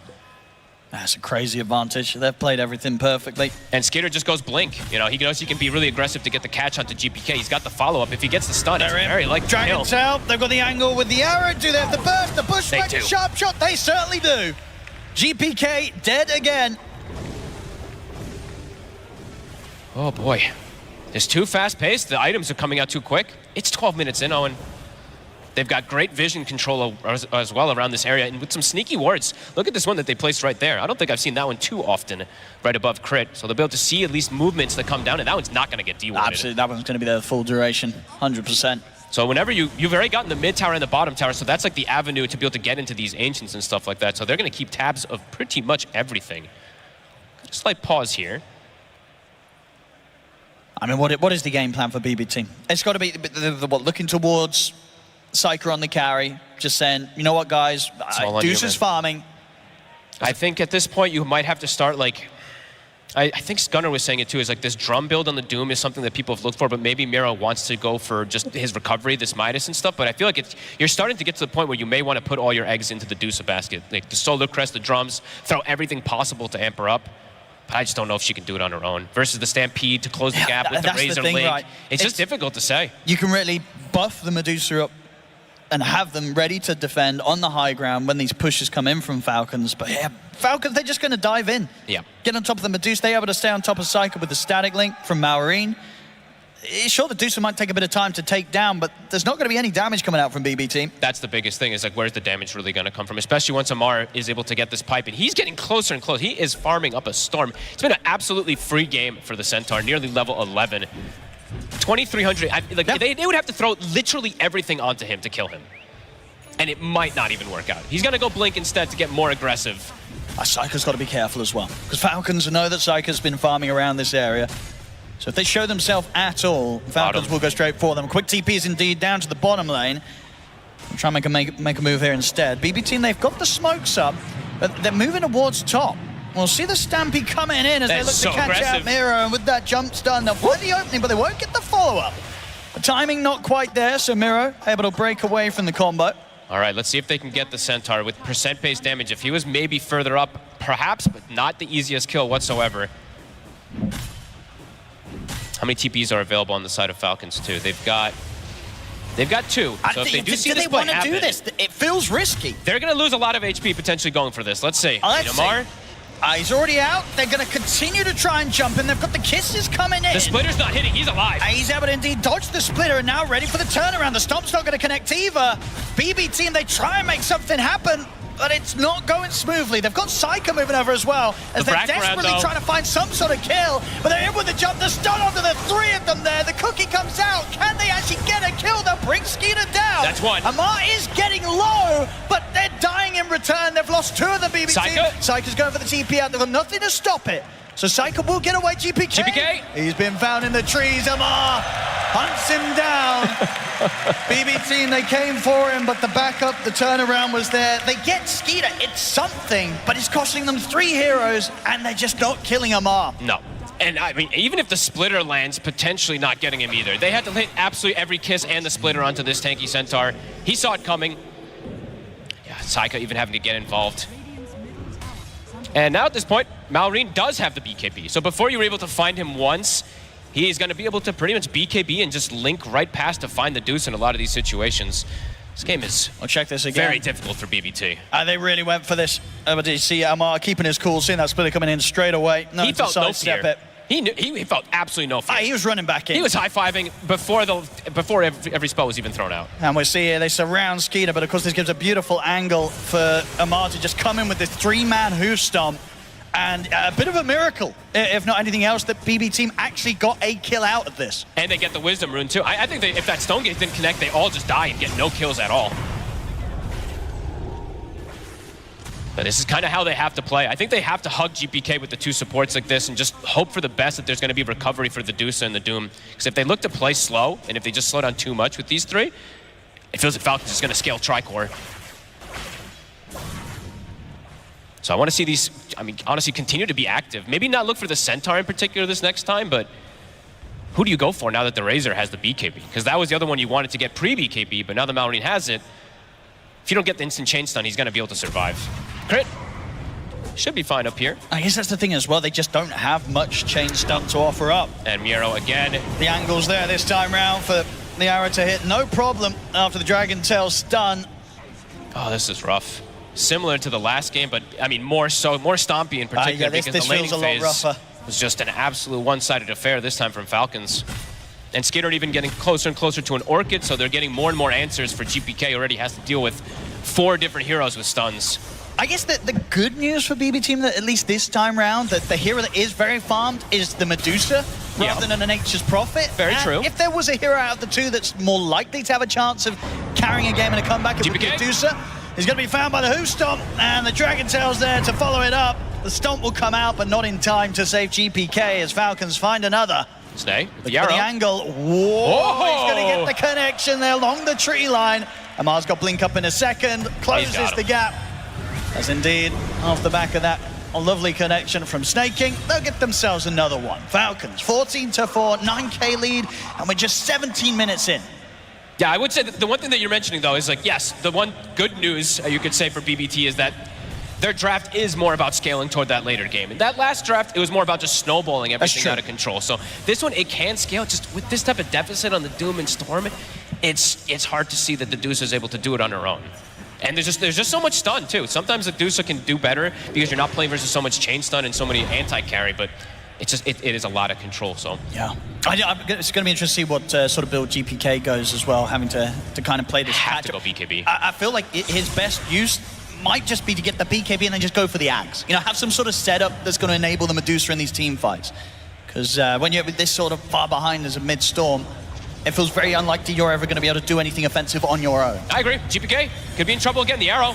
Hitting this combo every single time. It's so easy for them with this type of chain stun, right? One hero shows they have a plethora of ways to follow up with it. BBT's it's a lot harder to execute, a lot more greedy, and Falcons is just taking advantage of it on every single one of these fronts. We see the glyph come out, the ET innate, of course, coming into play. Lots of damage from it, but yeah, they don't really care. I mean, I guess the question is as well for BB Team, how early can you fit the Divine Rapier on your shopping list if you're Psyker? You need I mean, maybe after the Butterfly, but that's still, it's craziness. This is usually when the Medusa hits the power spike. It's the Butterfly Manta timing, and then you're able to kind of group up around her, but they're at such a deficit. And it's not like their draft is all physical damage either. It's a ton of magical. It's a ton of just everything across the board. Skitter, Orchids at the ready. And they've got this deep vision down already. Again, too, I mean, sneaky wards, another kind of sneaky one that Falcons placed that might not also get dewarded. They're keeping tabs of BBT completely. Amar?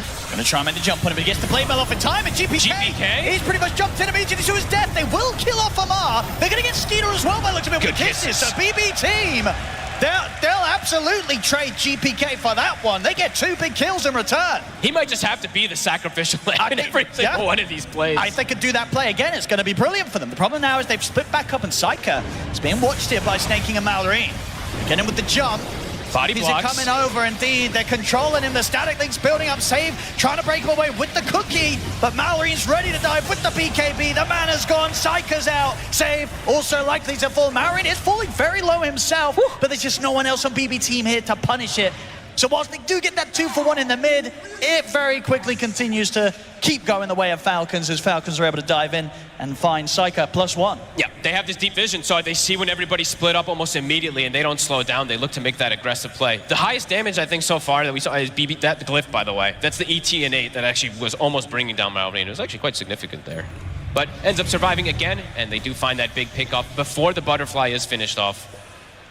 And the thing is, they were able to make that play at a point where Amar had a lot of his net worth up in the courier. He just got the completed pipe delivered out. Oh my goodness. So this was without the pipe in the equation. Now there is a full pipe on the Centaur. He could just Unlikely survive. you're going to be able to kill him and Skeeter on the DK next time around in that sort of situation with the kisses. Oh, look at top 2. They have that deep ward that we were talking about from earlier. GPK could be in trouble again. They're getting the full surround. GPK. Oh, he spotted him. Amar knows where he is. There's a little bit more mana to play with. In fact, GPK is going to try and get a kill out of this, but the pipe's out from Amar. He can keep Crypt perfectly safe. GPK cut down once more by Amar with a double edge. It's been a long time since I've seen these type of games with the mid laner having about half of the deaths of the team. They are putting all the pressure onto poor GPK. 9 of the 19. So they are set up to potentially get the 2 Wisdom runes, though. So at least one thing going their way here.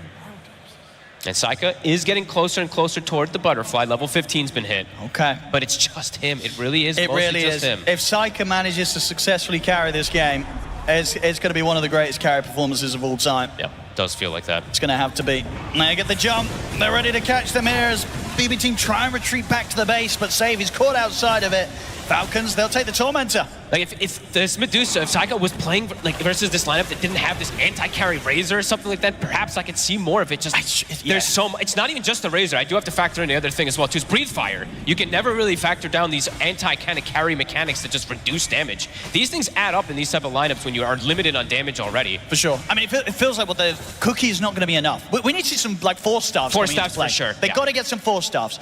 If they can sort of set up a fight in which Falcons commit and get the static link onto Psyker and then they're able to break him away, then maybe they can turn around a high ground defense. Yeah. But they need these items, and it's going to take a lot of time because at the moment they're just not finding anywhere close to the same amount of resources from the map as Falcons are. Yeah, Solar Crest, Force Staffs, just try to get anything that you can to amplify him, but yeah, the farm is just coming slow from them. They're not really getting these items built up, and at this point now 12k lead, the supports on the side of Falcons are actually getting these items so much faster too. Crit, Force Staff plus Solar Crest done, Snaking, he's got the drums, Shard, and his bracers, even 2k gold, so can look for maybe another Solar Crest or Vlad's, whatever he wants to go for. Just across the board getting too much. The supports are soon to surpass 2 of the cores. We could see 5 of the top 6 networks be out for Falcons soon if another fight goes their way. They've got a timing though. Butterfly has been finished on Psyka. They have to play around it. And we are seeing in the team fights, Psyker only dying the once when he was caught on his own. Outside of that, he is doing a fair bit of damage. The damage is coming out with the Deuce, especially now, I should say, next time around with this Butterfly being shown as well.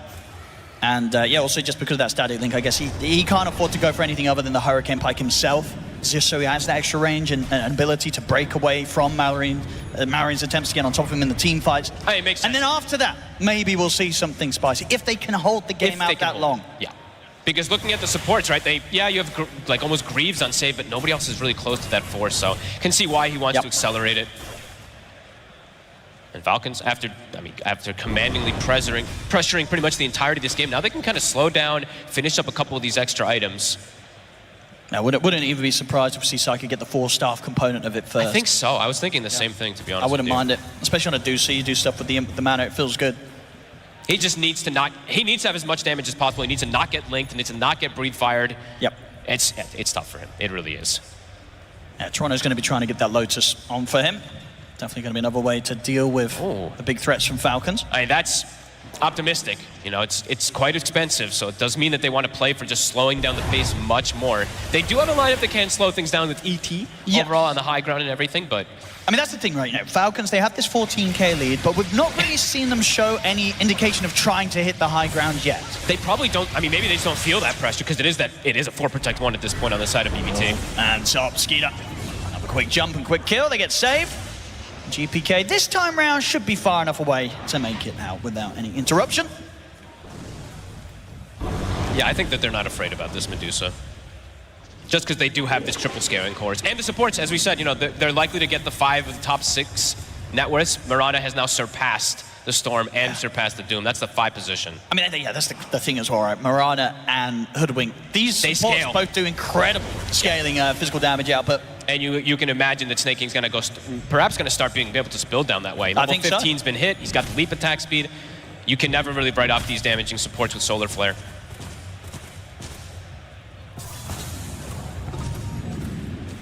See Falcons. I mean, the question is this the lineup from Falcons that you expect to see look towards the Roshan pit anytime soon, or?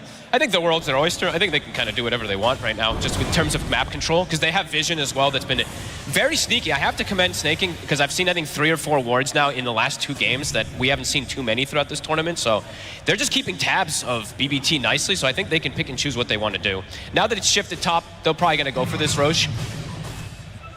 But yeah, they just have options open.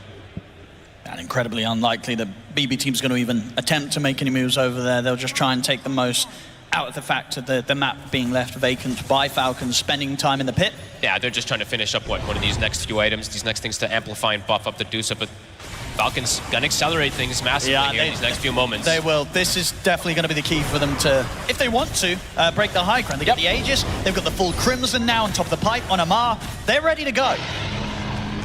Yeah, I have to keep checking all these couriers because everybody just is so rich. They're getting so many of these. Yeah, Gem now on Snake too to control vision. And yeah, GPK's got his BKB, and yeah, I like this. Ags queued Straight up to next. Ags. He needs it. I mean, he needs to just play. They're playing for Protect 1. He is not a carry at this point. It is all about the Medusa's game. And the Ags is going to be big because there is that huge It's far, though. combo. It's very far, I mean, though, it is Owen. very far. They need a good sort of, 5 or 6 more minutes of this game. And obviously with this 4 minutes on the Aegis from Falcons, highly likely that Falcons might get a lot done in this upcoming 4 minutes. Yeah, they've got the lanes pushed into, they've got mid and top pushed out, and they have this ward bottom that's been watching Saika the entire time farming. See where they look to hit. Still a tier 2 to take down on the bottom lane for Falcons. Imagine that's probably where they're going to end to go now next. As Amar, a Crimson Guard now also, so talking about all these damage mitigations and stuff like that for Medusa, her damage is not that explosive, especially not to Crimson right now. It's all about that next item. They're going to look for a smoke. They're going to try to be sneaky here. This is risky, especially if it's going to be Skeeter that kind of catches the brunt of the attack with the Aegis on him. What do BB team want to do about this?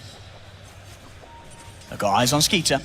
They lose their ward, so not going to be able to see the back lines. They're going to look for It's a deep wrap very around deep here. wrap. Can Toronto, Tokyo, or GPK find some sort of setup? They go, again, Skeeter's not the one they want first. The timer's ticking, the smoke running out. It's kind of awkward now for BB team. They see the mid lane pushing in. The fact that nobody's showing there, they know that there's this move happening. Amar he's ready to jumps scout in. this out. They're going to try and go on him. They're going to drop the Doom down, see if they can kill off the Centaur. It's a lot of damage. It should be enough. They've got him. Can they get anything more though? Mirror's been jumped in response. Saika's in trouble. To take him out. Yeah, Saika taking huge amounts of damage, but they get the shakes down onto Snaky. They found a second. Marin's got to break away, keep his distance. They got a gem. This is pretty big so far. But Toronto Tokyo's going to get caught on the way out. So the gem will return into the hands of Falcons. It's not a bad effort there from BB team. They choose to fight into the Aegis, and they do get a 2-for-2 trade, which when you're down as far as they are right now in the net worth, you probably take that. Yeah, I mean, all things considered, they were able to get this. The Stone Gaze in particular kind of stopped Maureen from being able to full commit onto this Medusa, so not bad. One step of many. I mean, you're still at a huge deficit, of course, but you're going to get a big kill, big surge of experience from taking out this level 18 Centaur. And it did look risky at the start. I mean, we saw sort of how quickly Saika's mana pool just got shredded by the damage output I think coming in. Did he get like I think he had either a big snake or somebody passed him like a Lotus or something, because he got a pretty decent restore afterwards. Maybe it was the Greaves. Didn't quite get to see. Best fight we've seen from them so far in this series, let's be honest with you. Get a 2 trade here, and level 20 now up on the Medusa. Good experience. So the Stone Gaze duration is actually pretty relevant now. And we are seeing, this time round, if they get the jump onto Amar, they can kill this Centaur. You have to use everything. Sure, it takes a lot, but it's proving to not be the worst way to start a fight. But now cooldowns, 40 seconds on Doom. BBT is quite cooldown reliant to be able to pop those heroes, so Falcons looking to take advantage of those now for the moment. But BBT, as soon as those cooldowns are up again, they could look to go for this fight if they can find a nice type of wraparound like that again. Of course, they lost their vision, and they were not able to recover that gem.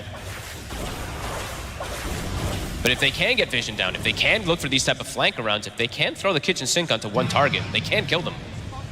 Well, next fight round, Skeeter, especially taking this tower down, should have the money to get the AC out to him. But only a minute or so left on the Aegis. They actually still have this ward on the high ground around the triangle, so sneaky little placement. Could be important for them to get a wrap. Skeeter, though, accelerating things more. As you said, 60 seconds on this Aegis, wants to force as much as possible. Yeah, AC on the courier. They're going to try for the jump Miro, look at the back line. He gets the Stampede. Does get the Doom out, but indeed the Stampede was already there. They just turn and tear through Miro. Oh, no. He's out for 50. That is not the initiation they wanted at all.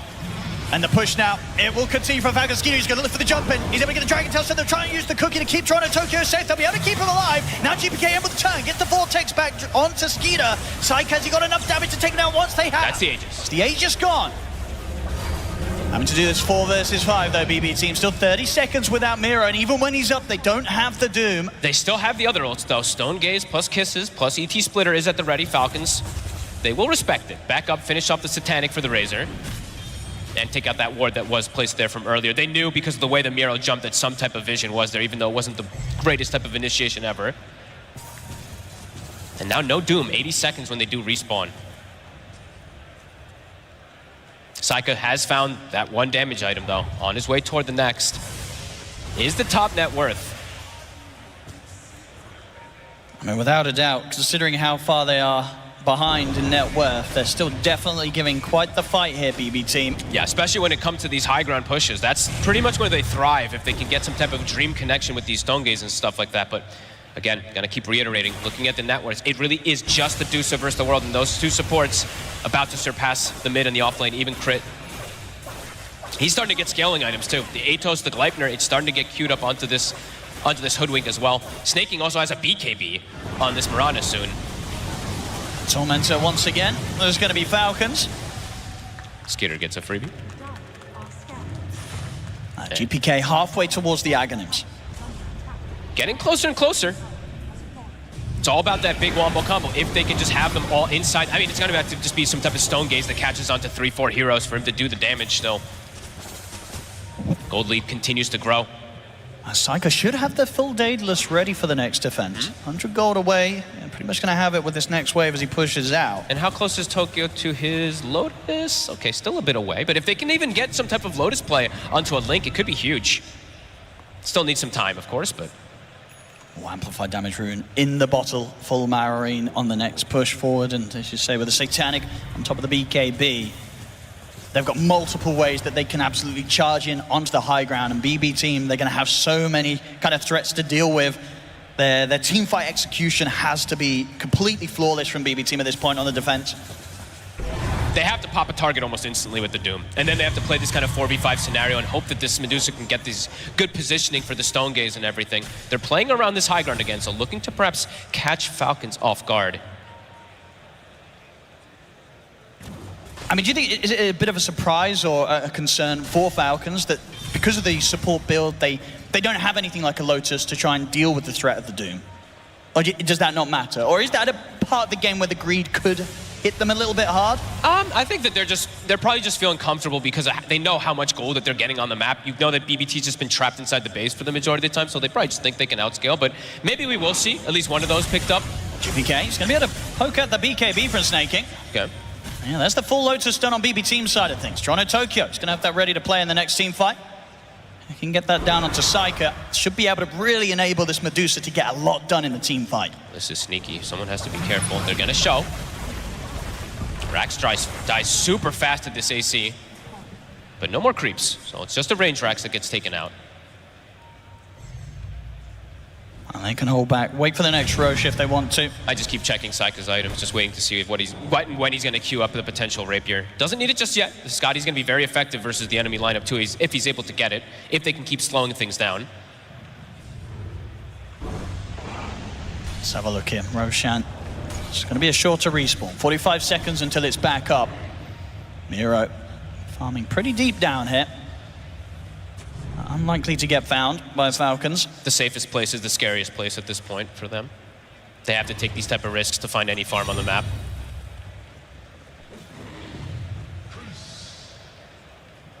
The question is, if BB team, do you think they feel strong enough to try and tackle the next Roche fight? That feels a bit dangerous because you don't really have vision. If they could have gotten a ward out there perhaps beforehand, then maybe, but I think going out there blind is quite a risk because that's you're making the call that this could be our last fight. Sure. And I think as you say, the high ground Their high ground is strong. It is indeed where they're feeling pretty good, and they dealt with the Aegis push last time around. Sure, at the end of it all, they still ended up losing a melee Rax. But again, considering how far Falcons are ahead, and that's all they got with this lead and with that Aegis push, I think, yeah, BB team's going to be telling themselves, let's just wait for them to come to us. Just wait for high ground. Yeah, you kind of have to at this point. You have to play for them like around these type of cluttered areas where you can potentially land like a 3-man splitter or something with these pulls. And they do want to buy time, like you were mentioning, until GPK does have this Aghanims finished. And he is very close, right? He's 500 away from it. So if they can get like the perfect synergy of everything just combining together, maybe there's still that chance for this Medusa. It's still a tall task, but she is the top net worth, which is all important. Yeah, pretty impressive that amongst all the chaos, Saika's been able to stay at that position. Only one death. And somehow also, GPK has stopped dying, right? I think it was, when was the last time actually that he did die? I don't know, it's been felt like what, 16 minutes or something since he's died? Can't really remember the exact timing, but he had 9 deaths pretty early in this game and he has stopped at the least on that. They're gonna buy out. So Saika does spend the gold to get the BKB. They spend all their gold. Okay. It's going to be a hard high ground siege for Falcons, and which is a funny thing to say when they have this much lead in gold. and they should have this next stages. They're going to start in the Roshan. BB team looks like they do want to try and take the fight out here. Okay, and they spent their gold for it. Falcons do stop hitting that Roche for a moment.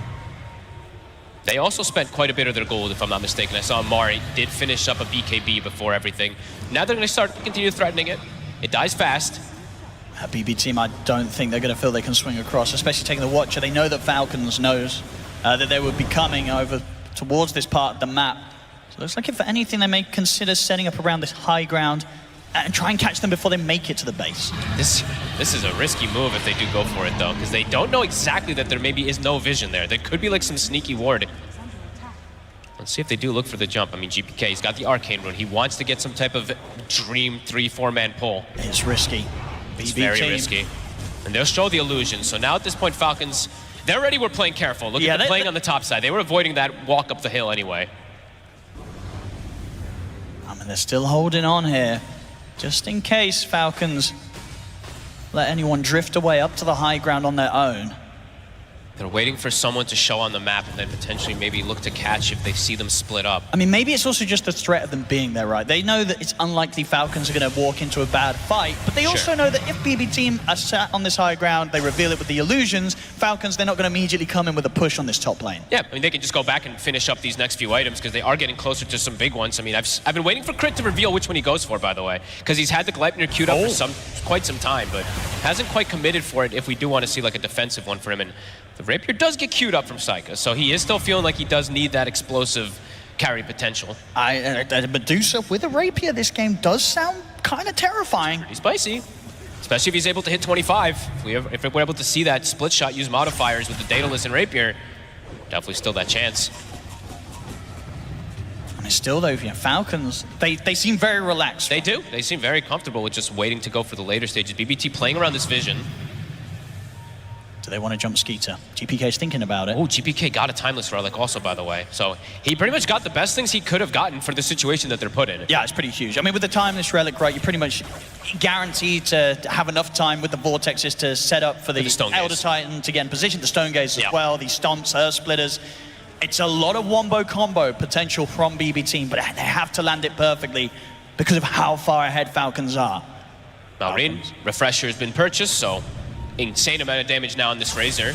GPK, jump on two. They're looking the vortex onto the two. They can see the well. Skeeter's in with the jump. The Dragon Tail starts straight on GPK. GPK's going to get the BKB off. He zips away. GPK survives. Saika's stunned though. The arrow connected on him. The sharpshooter comes in as well. Lotus has been thrown down upon him. They'll cook him out to the side. Mira's going to make the jump in over towards the Razor. Gets the Doom down onto him. Amar leading forward. Saika trying to stand his ground and fight back. He's doing a lot of damage here on the Medusa. Spring is snaking down low. Can't stick around any longer though. The BKB's about to wear off. He's running low on mana. Ogre Seal totems away. Saika. Falcons, they're going to look to certainly chase it. The plasma field won't catch on. And they don't want to throw themselves into the high ground yet. So Saika will get them space to head back. Stun again, GPK. He's not going to get the same chance though. The stun into the silence. They've caught it. The cookie. He's not going to save it. The Orchid Burn. It's too out. much. 70 seconds. No buyback on GPK. They used absolutely everything there to kill a target. They didn't kill anybody on the side of Falcons. Able to reset, sustain. Refresher still at the ready for Malrine, so he can use it if he wants to, and he still has his Eye of the Storm ready in 5 seconds or so. Yeah, still 2 minutes left on the Aegis for Skeeter. The push coming in once more. Tier 3 down in the mid lane. Skeeter. To lean onto Saika though. She used the cookie. They used the cookie on the illusion. They've got the force back onto Saika. We'll keep him at a safe distance from Falcons. That was a risky cookie. Gotta save those to be able to reposition the Medusa as much as possible. But it will push Falcons at least back for the moment. But DK Dragon Form's about to be ready again. They've almost got BKBs at the ready on the Razor as well. And Doom is going to be on cooldown for 50 seconds. Falcons will back up, look to farm up a little bit more. They're content with keeping this one going. It feels like they know that they've got the scaling going. Even though in that last fight too, the link was actually reflected from the Lotus Orb. You could see that it still wasn't enough for BBT to look to turn to fight with this Medusa. Falcons there, ready and set up in case BB team do start to try and look for these sneaky smoke plays coming out of the base. And they've got everything at the ready. Gleipnir now finished up onto the Hoodwink, so we see GPK fall into the bottom 3. Snake King's ready to start work on his Satanic. Oh, well, look, that'll be a pretty interesting one for him, but sure, why not? And the push commences. Doom, 5 seconds until it does come back up. BKB's at the ready on the side of Falcons. With the jump.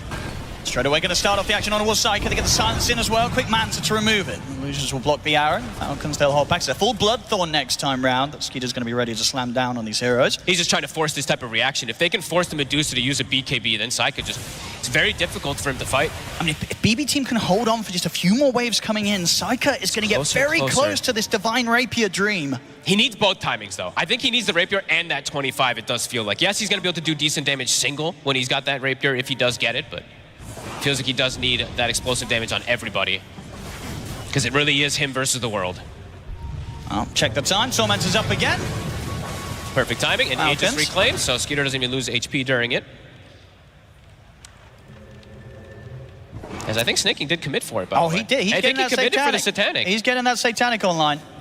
Not too often you see these supports get it. I think the last time I saw support get a Satanic was like a Hoodwink, I think, getting one in some crazy game. I think it was Boxy at some point in some tournament, but this is not something you see too often. But he's wanting to scale. Again, level 20's been hit now for him too. So that crit is online. And same thing for, I mean, crit as well too. He is online, so pretty much 5 cores that Falcons have been able to build up. Yeah, 30k lead pretty much coming up on the numbers here from Falcons. They're enjoying this. The Rapier's purchased, Owen. Oh, here we go. Okay. I mean, can Psyker turn this game around? Here, on the TI main stage, it's where it counts the most. The BB Team, they've never been able to take a series against Falcons. Can you imagine if this will be the way that they do it, off of a Rapier purchase? Or this may just be the end of the game. Or it We're could going be to the end find of the out game. We'll here. have to see. The smoke's coming out. They're ready for the setup. Skeeter's out with the blink. GPK. Done too. He's going to get the opening here. Straight away on the race. They're going to lay down the Doom as well. Snaking. He gets shredded completely. They're able to take down Amar as well. Now they can look over towards Marine. And then great start to the comeback here. Potential from BB Team. As they storm outside of the base, they take out 3 heroes. They're dead for a long time, folks. They are. I mean, GPK found the perfect 2 targets, and they got the Doom onto Malrine. The ideal situation for them. Oh. And level Could 25, it's about to hit as well. I mean, you know, for the sake of the pubs out there and support Mirana's farming Satanics, you know, maybe it will be a good thing if a comeback does happen. Can they do it with this Rapier Medusa? And the 25, as you say, he's basically got it. Basically there. Basically got it. The important thing is, too, now at this point, when you're able to get these type of kills, these sequences... check this out again. Their respawns are long, so Doom and everything comes back up as they respawn. And as we're saying here, you know, if they don't deal with the Medusa, Psyker, he'll kill them. They will all die. Absolutely. I mean, it's the perfect jump. You couldn't ask for a better one there from GPK or from Yarrow. Even though there's that 22,000 lead. I mean, could got it the be damage that, on the Dusa. Yeah, Falcons, maybe they were just a little too relaxed this game. Because BB Team, they're getting the chance to get back into it, absolutely, around this Medusa. And in a style, as you say, that just hasn't been doing too well. The 4 protect 1. But look at the itemization that they've gone for, too, with it, right? It's a Vlad's also on save. It's everything about throwing onto Psyche at this point. What is GPK queuing? I'm almost like thinking, like, can he just go down like a refresher route on the Storm? I wouldn't feels mind like a double pull. Yep. All he really has to do is set up for the Doom or for this Medusa to get in position to get these type of plays. He's got the damage. Miro, he does have a refresher also finished up too, so they will have that secondary round of them. And so far, I'm just clicking around. No Lincolns, no Lotuses purchased for the side of Falcons. You know, I'm clicking on Snaking and I'm seeing the Satanic. He's getting a Hurricane Pike. At least he's getting a Hurricane Pike. Yeah, but it gives you 4 stuff. It's going to help a little bit. I definitely feel like that Satanic could have been like a Lincoln's for him, because it feels very greedy from him in particular. But I mean, let's see. Let's see how the next fight Falcons goes. are able to just end the game now, as they're coming in with the smoke. And of course, being a 4 protect 1, if they kill this Medusa, it should be game over. He does have buyback available, but of course that will be without that Rapier. But Falcons, they're the ones wanting to start a fight, because if BBT is able to just get the starting of the fights a lot of times, they can delete heroes. Oh, BB Team. They're reading the movement. And a bit of a spooky location here. They've got a... Falcons might not quite expect. They saw the ward placed in their base. They have a sentry down, so they saw that Falcons were sneaking. They're going to try and jump Marine. They're in straight away. They're going to Doom down onto Marine. He's getting shredded. The car comes in with the car. He's ready to wheel Marine back out to safety. Amar with the Aghanim save. Now they're ready for the turn here, Falcons. They go straight towards Miro. They take down the Doom, but Psyker, he'll take Snaking out in return. Miro spent his gold. They're going straight for them now with the Stampede. They're ready to get back in onto them. Skeeter gets him with the jump strike down the cookie. Gets Psyker up to the high ground. They'll be able to tear Psyker away back to safety. GPK pops the BKB. The ball lightning back up to the high ground. The cause survive. The 2 of them. It's just Miro that's out for 55. He spent the gold for that refresher, and he gets caught on the front line of everything there. We've got to look out for more players like this. Amar with the workhorse, with that cart. He's ready to bail them out, and if that wasn't there, if he wasn't ready, Maureen was absolutely dead. I mean, he tried for. I actually didn't even see in the last fight, I'll be completely honest. I was wondering what happened with Maureen, why he was like ghost forming the bottom one. But yeah, it was that Aghanims this time. It does play it safe to be able to get the reset from the Doom. Roshan in 40 seconds. Doom will be respawning in time, and he will have. Okay, he won't have the double Doom. He'll check this out again. Ready. And see how quick they are to jump. But Maureen, he knows that Amar's ready to back him up. I mean, indeed, without that there, he was absolutely dead. Very quick reaction. Toronto Tokyo in a dangerous position right now here. Amar. Whoa, he found him. And he's in with the stun. They got the two supports. And there's nobody to get Toronto Tokyo out of this. Toronto Tokyo's gone. Saika's going to try and fight back. GPK's in with the Zips. He's going to get the ground. Get the ball. Takes onto the two of them. Jump forward as well from Miro. Then take a crit out. The buyback comes in. But Miro is safe. They're ready to continue chasing. Amar trying to drag Maureen out of the fight and will succeed. Gets them away from BB Team. Both teams dropping the buybacks here. Saving Toronto Tokyo for BB Team and Crip with the one from Falcon's side of things. Oh, and this card is doing wonders. And it's got such a low cooldown. It's back up in 10 seconds. Every single time he can actually use this to bail Maureen out. Someone's got to find Amar. They really do. Maureen, he's got the BKB back up also. Level 25's been hit on the DK. Lots of buybacks used. These supports have to be careful. The arrow will scout. Stone Gaze is up. Saika in the front lines. They're going to get the jump on him. Dragon Tail, little glove thorn, then he back up. The Vortex comes in, but Saika's falling low. Can he get the snake out? The man has got Saika. He's in trouble. He wants the BKB, tries to stand his ground. Starts to attack back over towards Amar. The damage is done. Saika's still alive. He's surviving. He'll force out to the side. Turn towards Skinner. He's still alive. They're going to get 4. It's snaking against the world, and he's not going to succeed. Oh my goodness. For Saika, BB Team. They're turning the game around, Fogs. He was out of mana so early in the fight, but he's able to stand the ground. They get the connection. The Stone Gaze connects. Oh my goodness, this game is delivering. And into the Roche pit. Aegis, plus an Aghanims. So much money on Saika as well. He's still got a lot of options for what he wants to pick up next. But we'll see this. They absolutely felt here, Falcons, that they had him. You see the mana drop this slow. But Saika, they couldn't quite do the damage beyond his mana pool. He keeps his distance, stands his ground as well, attacking back onto Amar.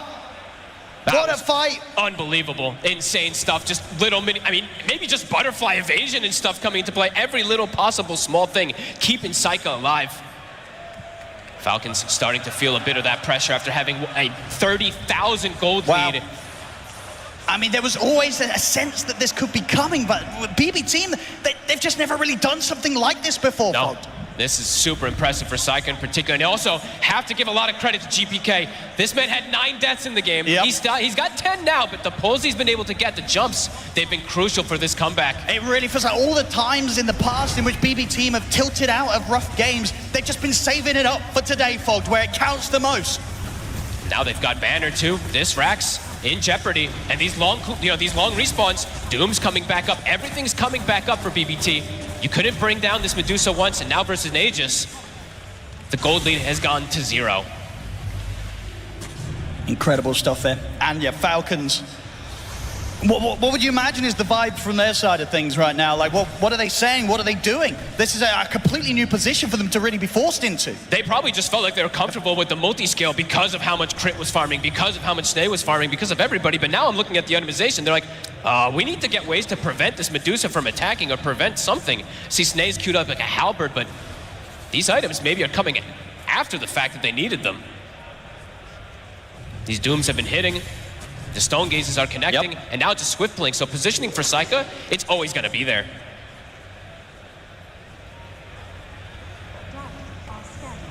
Feeling like this Medusa now has the advantage in the game.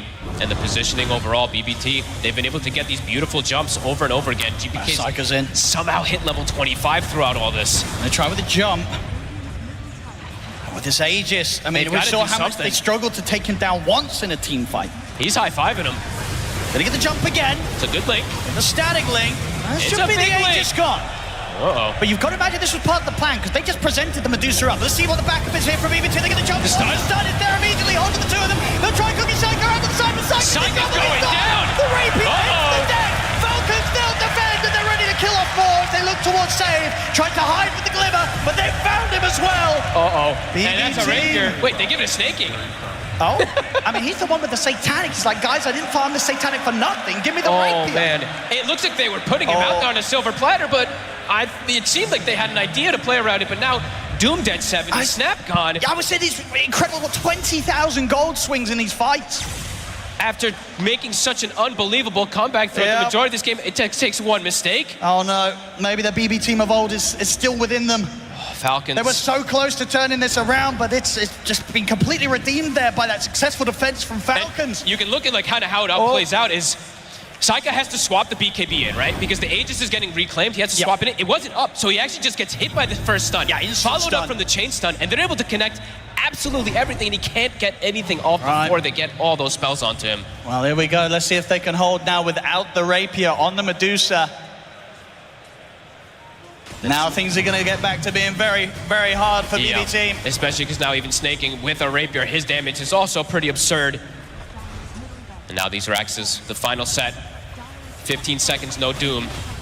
I mean, this genuinely could have been the plan all along for snaking. He's like, I'm just going to get satanic, they're going to get rapier, they're going to lose the rapier, and I'm going to take it for myself.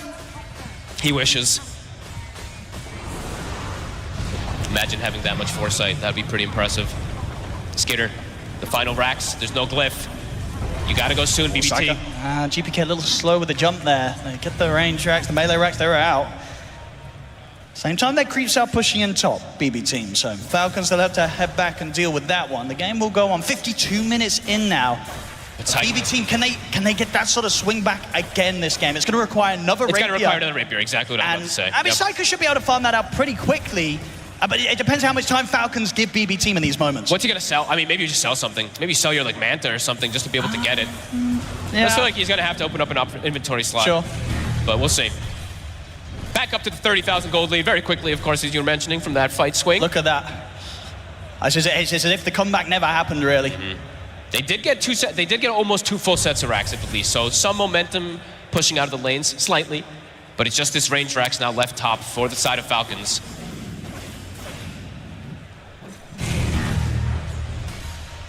And Saika, he needs the rapier. So yeah, sells the Manta. Okay. That's pretty much has it. it gone. 400 gold. 400 gold. So there should be, well, there will be a second rapier thrown into the mix this game. There it is. He has to get the BKBs off, though. They have to still get he still needs all this defensive capability. If he gets caught from an initial stun, I still have massive concerns for this Medusa. Yeah, they've proven that they've been able to burst through him. Yeah.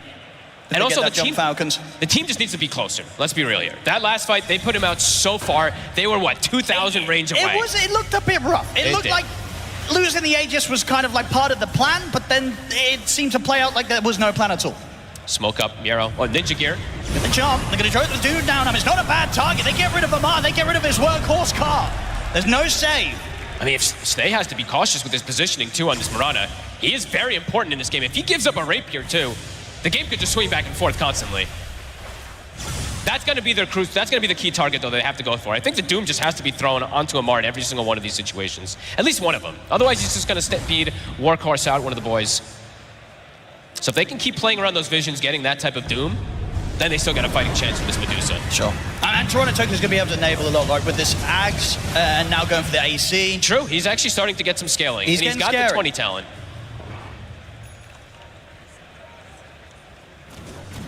Gone are the days, though, of ET being able to just jump in a lot of the times and be able to do that constant briefcasing. But if he's able to get the AC in match, maybe there's that chance, too, for him. Now, if you can get the AC, and if you can get that rapier maybe from snaking, you never know. This ET could be going far. Look at Maori and telling them, come high ground, because that was where the blunder definitely did happen before. Other thing to point out, crit Wind Waker is finished up, so other ways to prevent Doom. So now you have to look for quite a few different targets to at least focus fire. That's true. Initiations are going to still be, it's kind of been the most important thing for the side of BBT throughout most of this game, but yeah, even more so than ever. Looking for this annoying Hoodwink, looking for this Centaur with one of the Dooms. Well, that's it. Yeah, I'd still imagine overall Amar's going to be the key target. Yeah, absolutely. You take him out the fight, it's absolutely huge, because his saves have been crucial. Yeah. And I'm wondering to see if maybe he does queue something like a Lincoln's himself. He does have the gold soon for it on Amar. He can consume that Aghanims and then go for it afterwards, so yeah, we'll see. There's still a lot of item growth that can come through at both sides in this game. Smoke time from Falcons. They're ready to go again. Both teams very close to the point where one successful team fight could draw out the finale of this game. How much buybacks are there? Or how many are there? It looks like Falcons has the majority. The 2 supports don't have it, but the 3 cores do. While on the side of BBT, they kind of have to go all in for most of them here. GPK can play around it, but the rest of them do have to spend their gold, it feels. And Roche, how long is it going to be? It's a fast one, 20 seconds. And at this point, I'd imagine, has it fallen back to the point where BB team probably don't want to fight around the pit? Sure, maybe take a fight outside of the base, but not actually in the pit? Or do you think now, back with another rapier on the Medusa, they could actually look to go fully aggressive? It's total chaos at this point. I think you can any fight that you can take if you have vision is important for BBT. So if they can get vision down there, then perhaps, yeah, look for that fight. Miro has also hit 25, so the mute is online. It's a big power spike for them on top of everything. Absolutely. Whoever he gets the Doom down onto, as long as Psycho's able to follow up, get his BKB off and get the hits in, they will kill.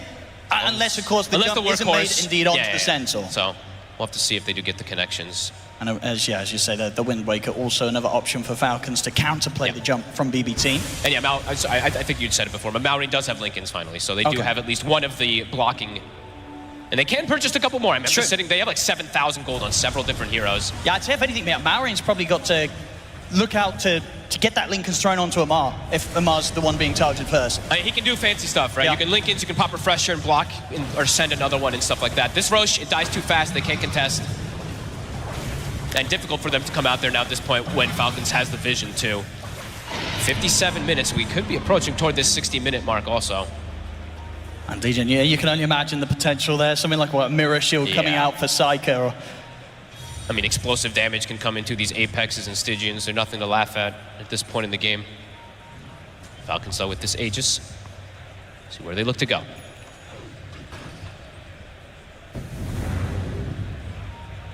Let's see. BB team. The remainder of the smoke. They have to just literally play around vision. If they see an occasion where they can get a multi-hero pull, that's where they kind of just have to take it. Even if they're playing into Aegis, I think they have to seize any opportunity they can get where they get multiple heroes inside this vortex from GPK. Even if it's risky, you don't want Falcons to just get free setup onto high ground pushes. And Falcons. Tense moments. They're on their way. Sending in the illusions first, seeing if they can get any information out. BB team remaining completely hidden. Looking to fight underneath their ward setup here, BB team. Falcons, they're careful about how they approach this. They know that BB team is likely to be looking for this sort of play. It's deep breaths from both sides here. It's patience. They're getting the vortex opening and straight away over towards Skeeter. They're going to look to burst through the Dragon Knight. They've done so. He's out the wands. Now they're turning attention over towards Amar, but Miro found the Doom target. Amar has to back off. He's trying to push on forward, but the Earth Spirit catches him. Maori trying to heal up here with the Satanic. Is it going to be enough to keep it alive against the 5 of them? It looks pretty good. They can't quite bring Maureen down. They've got to start backing off. He's been caught by the blood. Is there anyone to break him out of this? They're going to try and get him back up the high ground, but they can't. He's down for 2. The pushback catches him. He's out for 2 minutes. No buyback available on Psyker. This could be it for Falcons. They're pushing on. That was the fight that they were looking for. Another catch. 20 seconds until Psyker can buy back. It's on cooldown. He has the money. Can they last 20 more seconds? GPK trying to buy them time in with the vortex onto the 2 of them, but Maureen and Skinner, they're looking to close it up. The fortification's there. 7 seconds until Psyker is back. Can they push them off? I mean, with these 2 rapiers now on Falcon's side, I think they push fast. Mirror's in with the Doom. GPK trying to lead, but Amar's in with the save. He's going to get Skeeter into the car. The throne's dying. He allows Skeeter to keep hitting the H and close the game up without any interruption. GG is called. Falcons, they'll do it 2-0, knocking BB team out once again. This was one of the better recoveries I've seen from BBT playing versus Falcons throughout this year, but it didn't matter. One mistake on that high ground push, Falcons capitalize.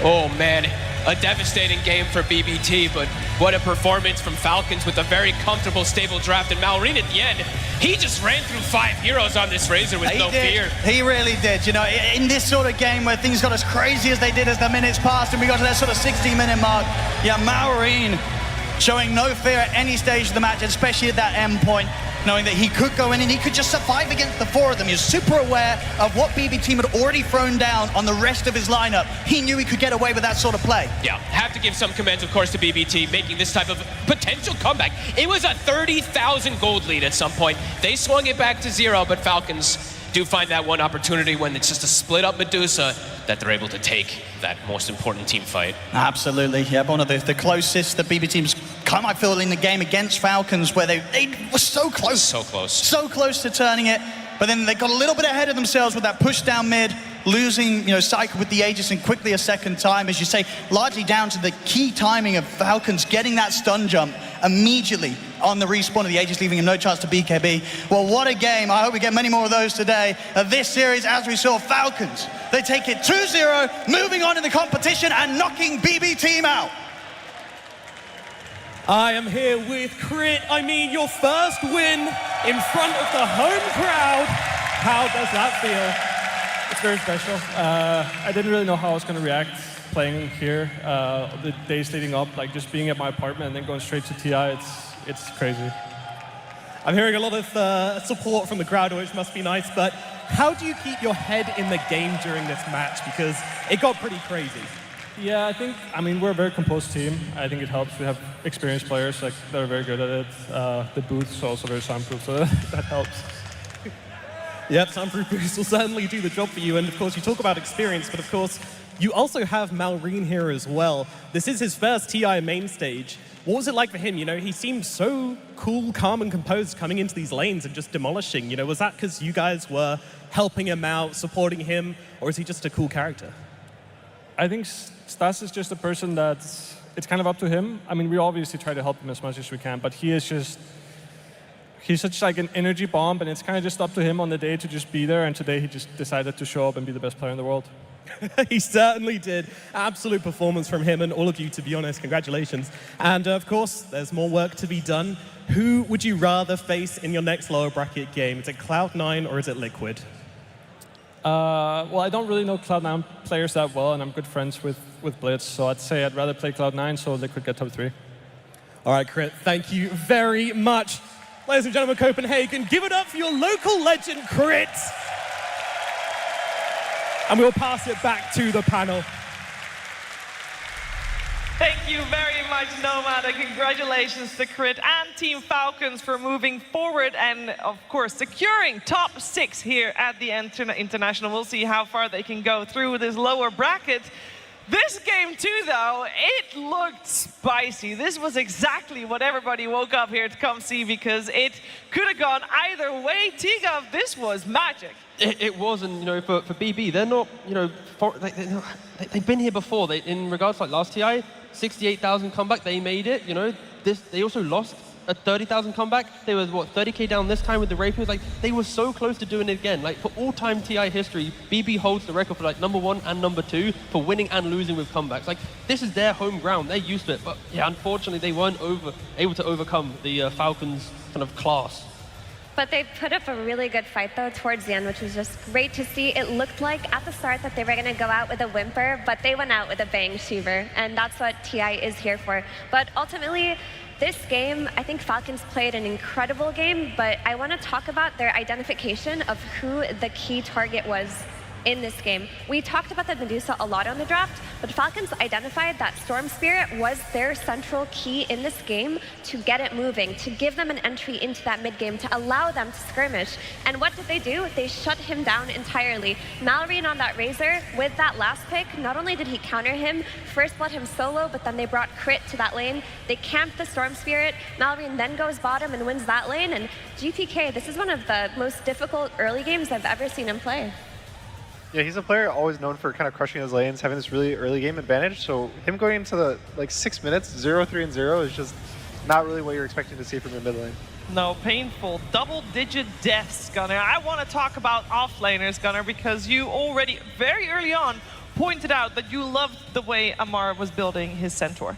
Yeah, I thought his Axe purchase is really good. I think it's kind of underrated nowadays. It's been buffed so much, they're invulnerable, so they don't take any Doom damage. And it also gives them haste, so he can run away from a Doom. And you saw, I think, 2, 3, 4 fights. He basically just saves whoever gets gone on. There was the one fight top that it was actually on cooldown, and that was the fight that pretty much swung the game and almost gave BB Team the win. But besides that, it honestly did so much work. And even here, you see the DK can't get stunned. They can't stop him. He's in the cart and can just hit the Ancient, and at some point, they just win. It felt like it was the best usage of Centaur Aghanim's I've ever seen. Every time I see a Centaur player pick up Ags, it's they have to use it one time to understand what the spell even does, because they don't know. Then they use it, but Amar, he knew exactly what he had to do the entire time, and yeah, a banging game and great itemization. Yeah, and that Centaur cart, it's an 8-second duration, correct? 8-second duration, taking that off of Doom, if you can save some key targets, all of a sudden, you become the priority Doom target, which is what we saw in the last fight. Miero on his Doom had to Doom Centaur. And what happened after that? That was the first time we've seen Razor not doomed in a fight. Then Malrine runs in, Satanics, runs into 3 heroes, zones all of BB Team away from the Medusa, who was isolated on the side, killed by Skeeter's DK, and we finally saw the power of what Razor can do in fights when he's not carted away for 8 seconds. Yeah, we really did. I will say, though, seeing BB Team exit here must hurt, as they came in with higher expectations than that. For some words from BB Team, we're heading over to Pyrion, who's talking to Saika. Yeah, thanks, Sheebs. I'm here with Saika. Saika, first of all, we're all really sorry to see you guys go out of the tournament. You put together some really great performances.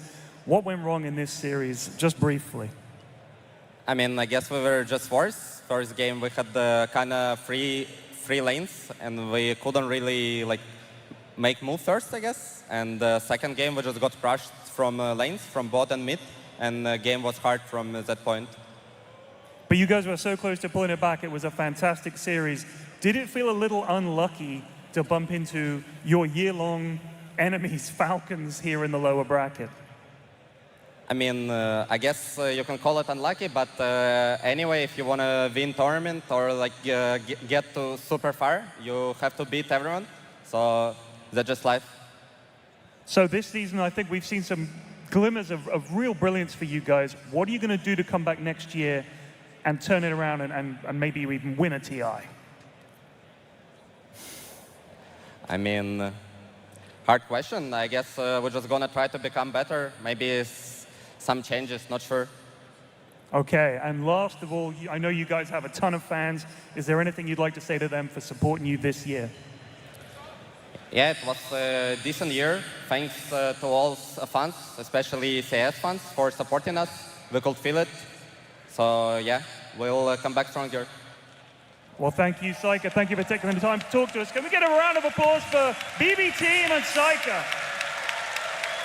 Thank you. And the tournament, of course, continues. And for more on that, back to the panel.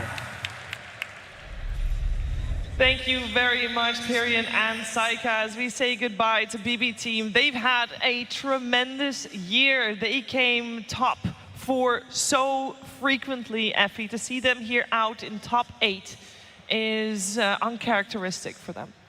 It is, but they didn't look like they were in top form throughout this tournament, to be honest. That's why they started in lower bracket, but we heard from Saika, they could do some changes. It could be gameplay, it could be someone related to the team, but this team does have a lot of potential.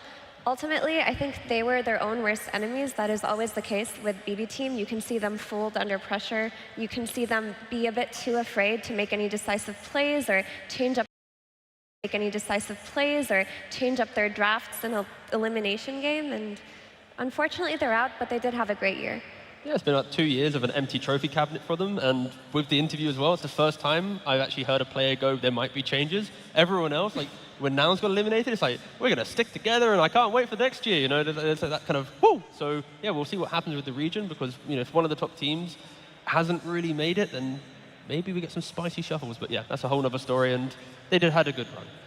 Yeah, I think, Gunnar, if you look at a team and consistently indeed falling a little bit short, at some point a team will have to make choices. I would imagine that from a team perspective, that's very difficult to already think about when you're only just eliminated, especially this year, the next season is really packed. Yeah. There's qualifiers coming up within a week of this TI ending, so there will be moving parts, I think. So probably not immediately after you lose, you're going to think about it, but in the coming days, it's going to be something.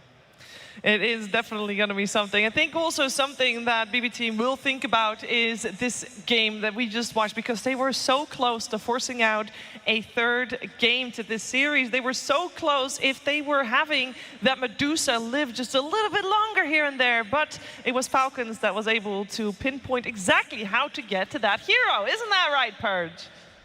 That's right, Cheever. Yeah, it was a very close game towards the end. The teamfight moments were so close. I want to show you some examples of that comeback fight that BB Team had where they almost got back in the game. Now, right before this clip happened, the Mirana arrow was used, kind of scouting to look for this ward here. But what happens is Skeeter's going to use his Bloodthorn item here to increase the accuracy against the Medusa, who's got a butterfly. But watch the stun duration. They need a follow-up stun. It can't be arrow. It's going to be the Hoodwink stun. But watch this Storm Spirit zipping through. Just by chance, happens to cut the tree. That's going to interrupt the stun that's catching the Medusa, and as a result, she gets to use her Manta and her BKB. That basically starts panic mode for Falcons, because that's the person they're supposed to lock down. She gets her ulti off, she gets her BKB off, the Doom on the right targets happens, and that's why they're able to turn this fight. That stun being interrupted and removing the quick Bloodthorn completely changes the outcome of this fight. Look at how it was later when the game was even up and BB team is sieging the base.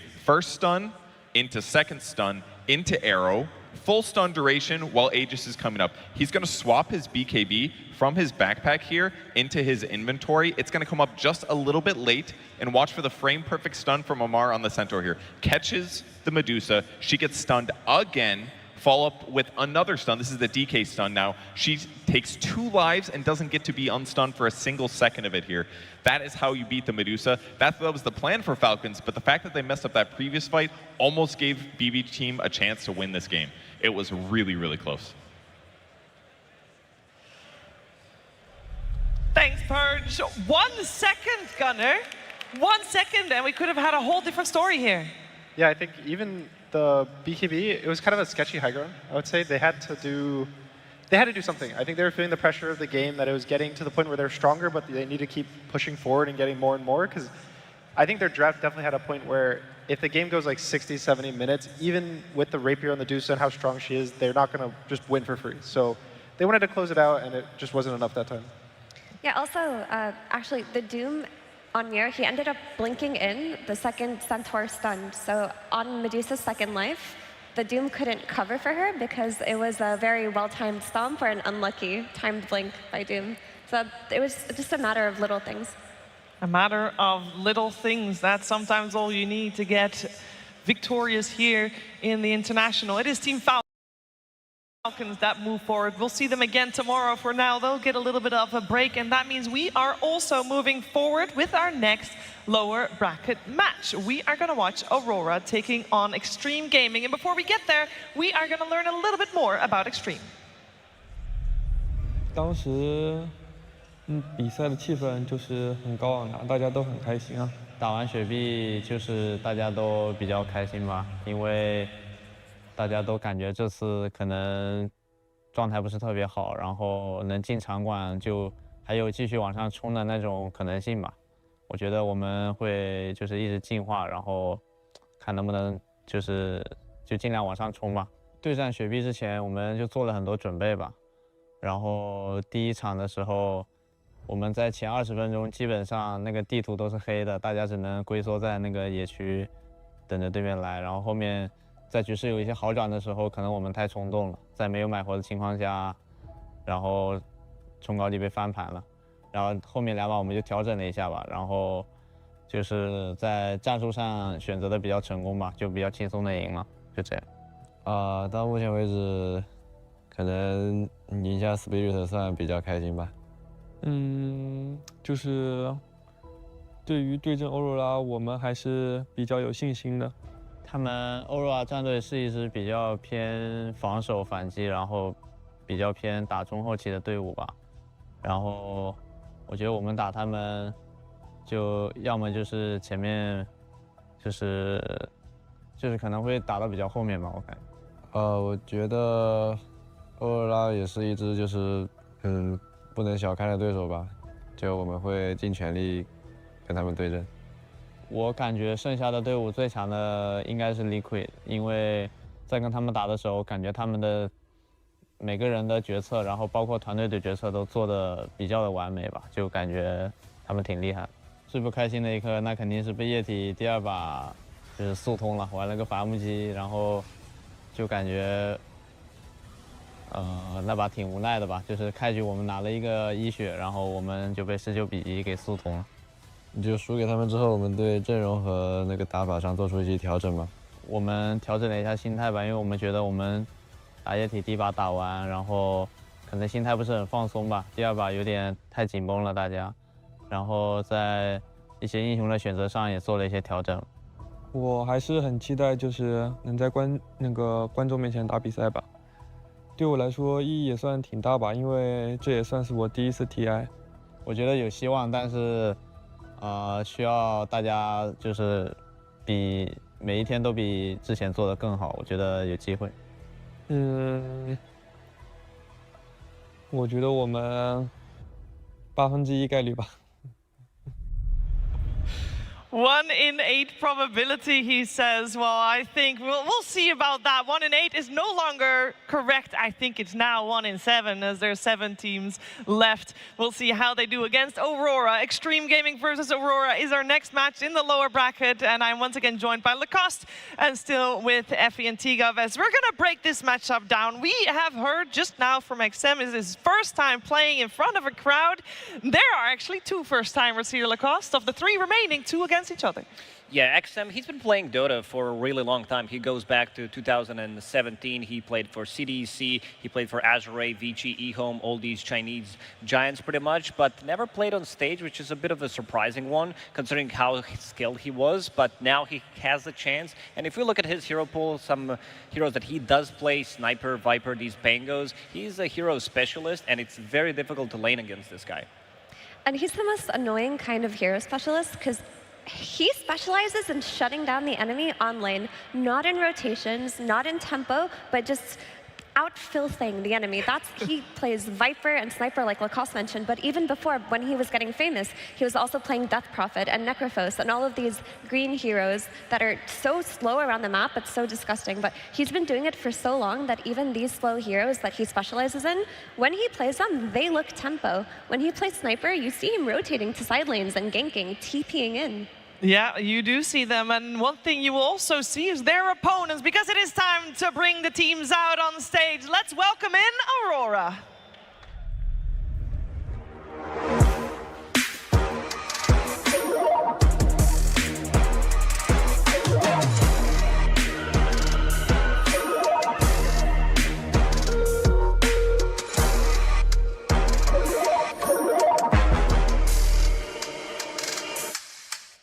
Welcome on stage, Aurora Gaming. 23 Savage, Laurenov, Jabs, Q, Ollie, and Coach Sunmi taking the stage. They started out in the upper bracket, but had to continue a lower bracket run, knocking out Heroic already. So 1 region eliminated. Can they eliminate another region here today? That is up to Extreme Gaming.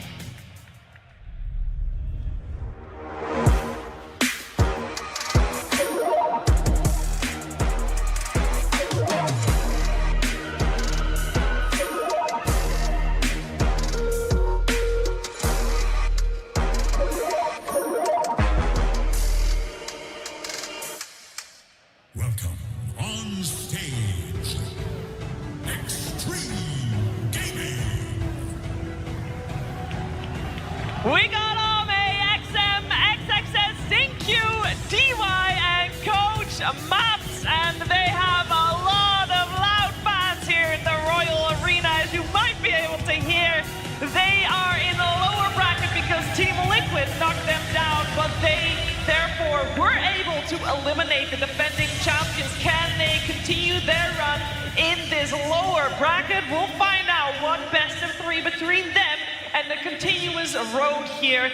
For both of these teams, it would mean so much to win this best of 3 for a multitude of reasons, Tigov.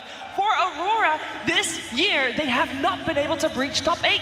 Yeah, and also, the region at TI hasn't really got further than top 8. So for SEA to win this, to come further on, it would help a lot. It, just fix that. And then also for Extreme China, this is probably one of the worst TIs for the region, right? Normally, they're grand finalists, top 3, top 4.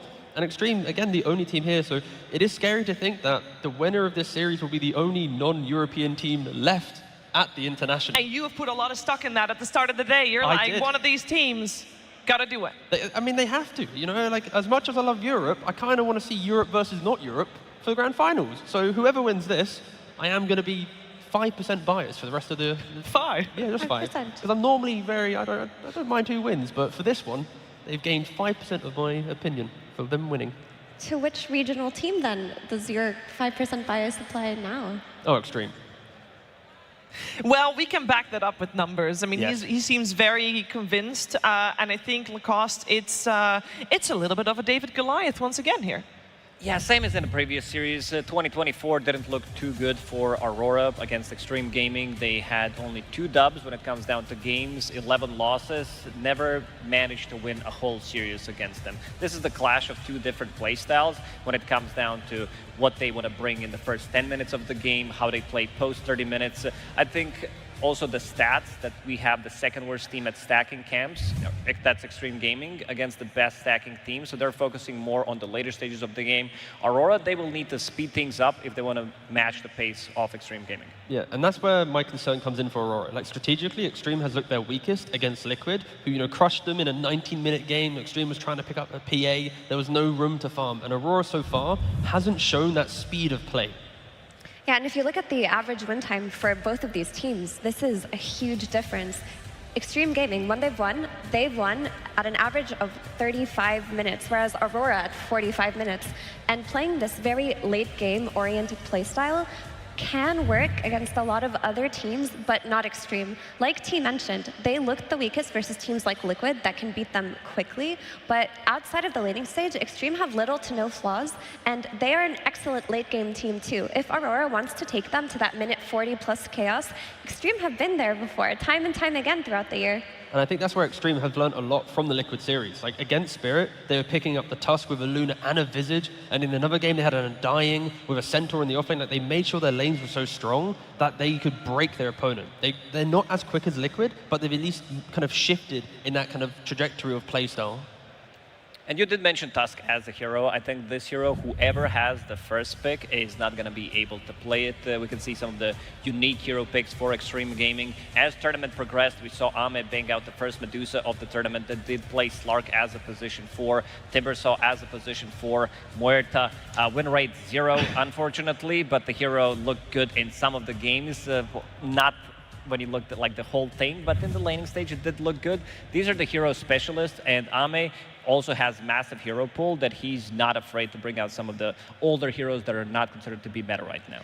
And that's the cool thing about Extreme Gaming, that I'll bring up the last series for a little bit, but something that BB Team lacked is the ability to get creative when elimination is on the line. That's not the case for XG, because a lot of these unique heroes we saw were pulled out in their elimination series versus Spirit. That's when they busted out their Undying plus Medusa. That's when they busted out their Muerta. They are not afraid to try new things, and if they're in a position where they're playing against an opponent that doesn't crush them on lanes, that opens up for so much creativity in their draft because they can survive the early game onslaught. I mean, they're also just not afraid to pick, the same heroes. Like XM, we said about his hero pool, but he doesn't really vary. Like, if he wants to pick Sniper, he picks Sniper. It doesn't matter if there's a counter, because down the line, then the next pick from Extreme will then be able to fix a problem that might get created. I think it is very good to have a core player that isn't your offlaner confident in just pick me my hero at any point in the draft, and I'll play you the best game I can try. And he's not the only person on XG that had that approach. Pick me my hero no matter what. We heard from Coach Maps of XG after they picked Muerta in that game 1 versus Spirit. He was asked, why Muerta? And then he said, at the start of the draft, Ame said, pick me Muerta, IDC, other heroes. He did not care. Until after his ancient exploded. Yeah. But then they also adapted, and it's a good thing to know that the confidence of the team is with a person that can make a call like that, even if it doesn't sometimes work out. You got to trust your players always. When you guys are talking about XM and his hero pool, I kind of feel like we should look at the matchup in the mid lane with Lorinov there as well, because if we're saying that maybe Aurora is not such a fast-paced team, is Lorinov the player, Lacoste, where the speed from Aurora would have to come from? Depending on the hero that he's playing, he's also the type of a player that will play Viper, that will play Sniper, so they do have quite an overlapping hero pool, but he also does play some other heroes, like a Timbersaw from the mid lane, which I think is going to be heavily contested. This is also a flex pick for them. This is when they look the best. When he was playing the Timbersaw, he also has Shadowfin in his pool, if it's a really good matchup for him. XM, his hero pool is really not that big. No, I think for this series at least, we've mentioned so many times in the road to the international how important Lorinov is for the team. If we see a world where it's like a Viper for XM against a melee hero for Lorinov, and then the supports of Aurora can't rotate, that is kind of like potentially the beginning of the end. So already I'm looking for active supports on Aurora and potentially a matchup that can go 50-50. I don't want to see the sniper versus Storm where XM just gets to, you know, hoo-hoo, ha-ha, his way through the laning phase. I agree with T entirely. I think we're going to see a lot of targeted bans on XM's hero pool, because that is how you protect Lorinov. If not, we're going to see these filthy counter picks come out, and then Aurora's early game strategy is going to crumble because they're very dependent on their three-man ball that involves Lorinov plus Ollie plus Q. When these three can play together in tandem and Lorinov gets a good start with good net worth, they make a lot happen, and Aurora can look active. When that doesn't happen and Lorinov is playing catch-up in the Ancients, they can lose so quickly. So you're putting a lot of stock there also in the support duo being able to help Lorinov. Yeah, for sure. And maybe even we could look towards 23 Savage a little bit. Like, he played Spectre recently, and he played very, active. He went for like Blade Mail and Radiance, but he was always like looking for that next chance to join a fight. He played Faceless Void as well, a hero we haven't seen too much. Uses Twin Gate, wants to throw out some Chronos. Like, he's throwing enough contribution early on, maybe not as much as other carries, but I think 23 Savage, if he can be a little bit more active as well, that can help a lot. But right now, all the pressure feels like Lorinov is on his shoulders at the moment. I'm looking at the position 4 and 5. I think when Q is having a blast of a game, he's kind of leading the team, feeling himself, making all these moves across the map. There are games against Heroic. If he didn't have that Tusk on position 4, if he didn't go for the right item build 2 times in a row, they would not win that game. I'm still slightly worried for Aurora Gaming, because out of the 8 teams that we had today, they were the only team with the sub 50% win rate, actually sitting at 43. And if we look at some of the games that they played, that they got here against Heroic, game 2, it was pretty much Heroic sided. And then you had game 3 where they were playing against 20k gold lead. So this team, they are very good, very clutch when it comes down to post like 30-40 minute fights, but they need to get there somehow. Do you think Jin Q, he cooked up the Slark support, the Timber support, again, Alk support a little bit. Do you think he's got anything like that prepared for us for the main stage? Or has he been told, hey, you're playing just Rubik and Mirana for the rest of the tournament? Like, I think they want to speed things up. So the itemization that he did when they were playing against Team Spirit, Tusk 2 times, double bracer, magic wand, straight into Solar Crest, no blink, no shenanigans, built to Vlad so that they can push and end the game. So I think he has a pretty good understanding what's really good right now. Yeah, I do want to get back a little bit to the win rate of Aurora. I think it's heavily skewed, Lacoste, by the first day. Some teams need a little bit of a warm-up on the first day, and Aurora, in the first day of groups, they went 0-4. Their opponents were Team Liquid and Team Spirit, and I think we can give them a little bit of a pass, because since then they have looked very good. That's true, but also if we look at some of the games that they did push really to the limits, game 3 against Team Zero, one of the craziest games we had at the Road to TI, this is the team that kind of thrives in that environment when things get pretty chaotic with the tier 5 items and everything, and this is how they break you. But I don't think Extreme Gaming will let them get to that point. All right, so we're going to see them, Effie, trying to push the game long. That's Aurora's plan? Ideally, that's not their plan, because this meta does not favor you to farm up to that point to play the late game draft. If you're doing that, you're already conceding so much. So while if it does get to that point, Aurora are comfortable with that, they should still look towards enabling Lorinov, like we mentioned in the early to mid game. And that's kind of why we saw the win rate of these 2 teams versus each other. Aurora's is quite low. It's because Extreme Gaming, they also thrive in the late game, but they're capable of winning games in 35 minutes, like we saw in their average match win.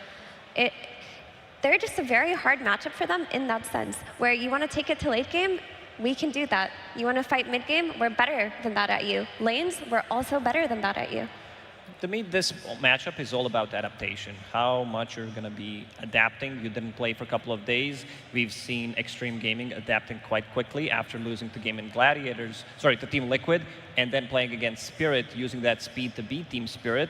While on the other side, you have Aurora. Jabs, in an interview, he did talk about improving as a captain, but not improving as a player, and you need to be able to bring your A game when it comes down to the main stage. That's another thing as well in regards to the interview. Like in one of the coach interviews, we had somebody say that like they're focusing on themselves for the draft rather than fully kind of leaning into what their opponent's doing. And I think a team like Aurora, they're not strong enough to go, this is our Dota, try and beat us in the draft. I think they have to respect what their opponent often does. Otherwise, we are going to have these kind of mismatch of drafts where it complicates it just a little bit more. And that is something I think they have worked on. And we saw it in the Heroic series, at least in game 2 and 3, where they were leaning more into playing into their opponent. Yeah, talking about the series that we saw both of these two teams play last, we said Extreme Gaming has had a lot of different heroes shown. They also lost one of their games against Team Spirit. Do we feel like potentially Aurora, that have struggled against Extreme, as we pointed out, have learned something from the series that Extreme played against Team Spirit that they could potentially pinpoint a weakness? I think that if you watch that series, something you need to address is XM. Like XM, throughout that series, shifted the priority in his heroes earlier than when he used to, because typically XG were picking him on 18. They were closing a phase with either Viper, Sniper, Puck, or Storm. And as the series progressed, the priority went up. And I think that a lot of XG's playstyle revolves around XM kind of stomping that mid lane and not needing to bring supports to it, thereby enabling them to play their supports on Ame.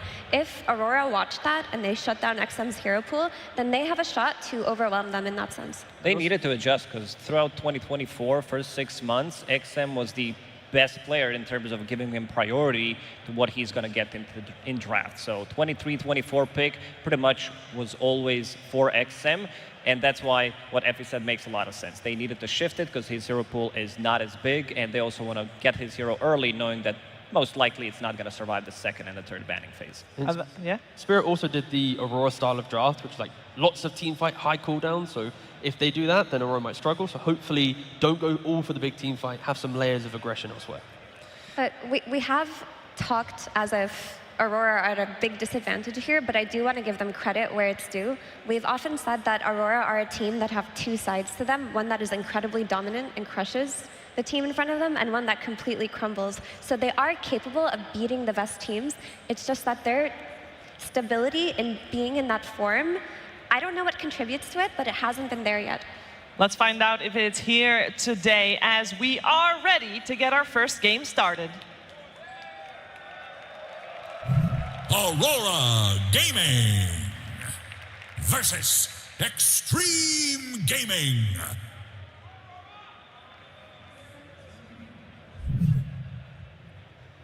We're here with the draft of Extreme versus Aurora, with Extreme starting on the Radiant side, Aurora on the Dire side, with first pick, meaning overall last pick goes the way of Extreme. And let's see what they have in store for each other. We're going to see a lot of the usual suspects already removed from the pool. And when we're talking about seeing XM's hero pool targeted, it is mostly showing right now Lacoste in that Sniper being overall first ban for Aurora. Yeah, I think if they still stay in the tournament until the end, we're never going to see XM Sniper again, because people understand how strong it is. It gives them ability to rotate early on, as he's already... Like, Sniper is not a hero that can rotate easily, but he makes the hero look very playable and can make moves to different... Like we saw a triple kill when the last time they played with Sniper, and Aurora Gaming will pick up the Wind Ranger. Something they haven't really done. After day one, when they lost 2-0 to Liquid with first phase Windrunner, they completely shelved it and pushed it to a later pick. So going back to kind of a day one playstyle. Ooh, we haven't seen this hero. The whole previous series was ignored. For a little while, this hero was a very popular pick in the support role. Extreme utilized Tinker really well because they're not afraid to look for that next fight for Tinker to play behind. A lot of teams, when they pick Tinker before, it's like Tinker plus Kunkka, only defensive tools, no match play. But the way that Extreme utilized Tinker against Spirit, it was really refreshing to see. Like pushing the hero, utilize the cooldown reduction, get the auras and the items into the fight, and just don't be afraid to just showcase why this hero was one of the strongest at least. And also, when you think about Tinker as a hero and how to make him work in a draft, it just naturally fits into XG's core players. Like XM, we've talked about him being kind of a turret player, not much of a rotator or a tempo setter. And XXS has been playing a lot of Visage, a lot of Enigma, these heroes that run down lanes and push. Tinker loves playing with cores like that because he just goes behind his Viper, he goes behind his Visage, he stacks, marches, and they take towers.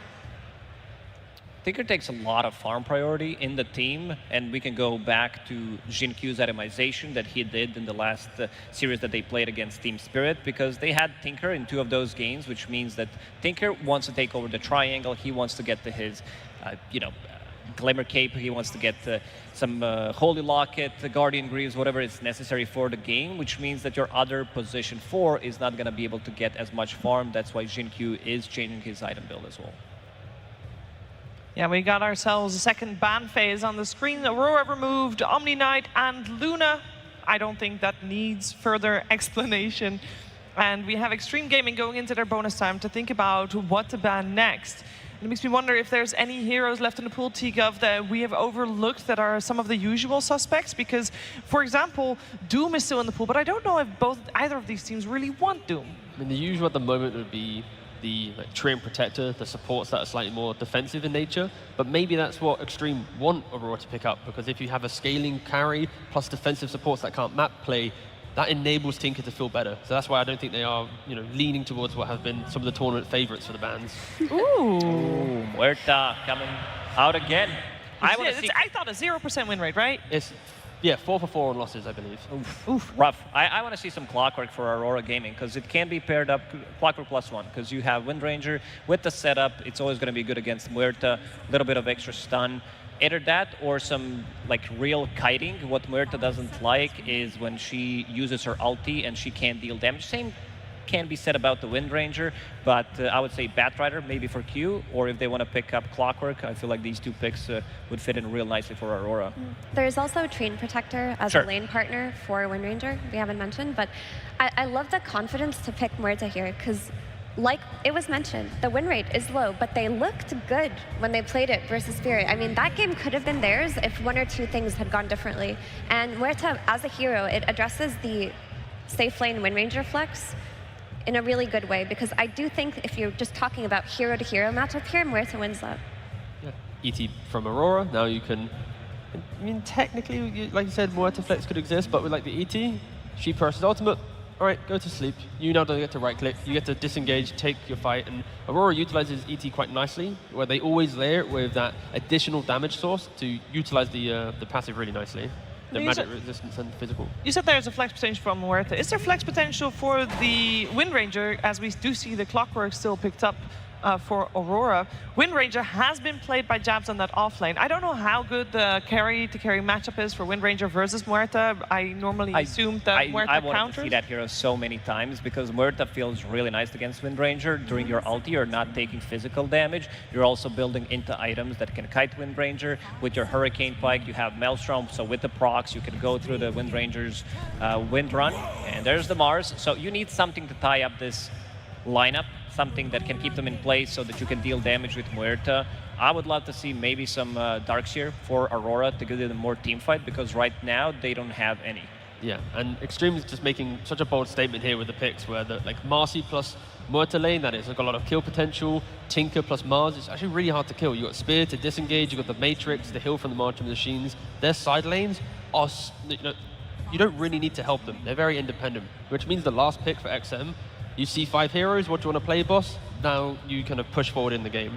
And Aurora, they have some map play where Clock can find their backlines, but because of how greedy Winona is, mid, offlane, or carry, the build is going to be the same. Maelstrom into BKB, Gleipnir, no BKB.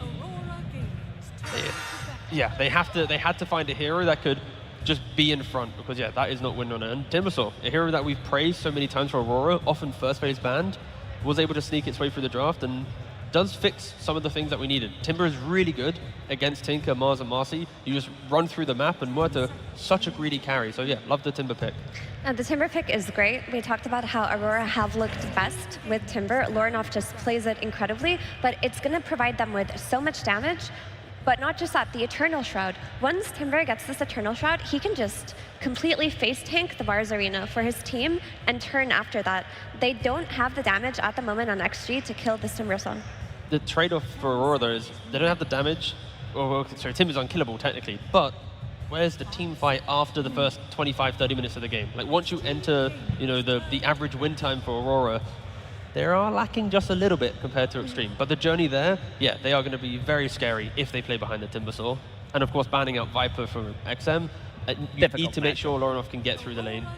Yeah. And removing this Darkseer that we did mention makes a lot of sense. They need some team fight, and also because they have ET and Clockwork, means that Clockwork is going to be played as position 4, because ET, is not a hero that can be played as position 4 as effectively. So what else are we looking for from the off lane? I'd say maybe some Visage, maybe some Beastmaster, but then you're going to have like double melee. The reason why I liked it, I thought they might pick up that Darkseer instead of Timbersaw, which I would prefer, but I want to see what they're cooking on Aurora. Now that the Timbersaw is in play as beefy frontliner, would you be okay with switching that Wind Ranger to the off-lane position so that you pick a new carry for 23 Savage instead?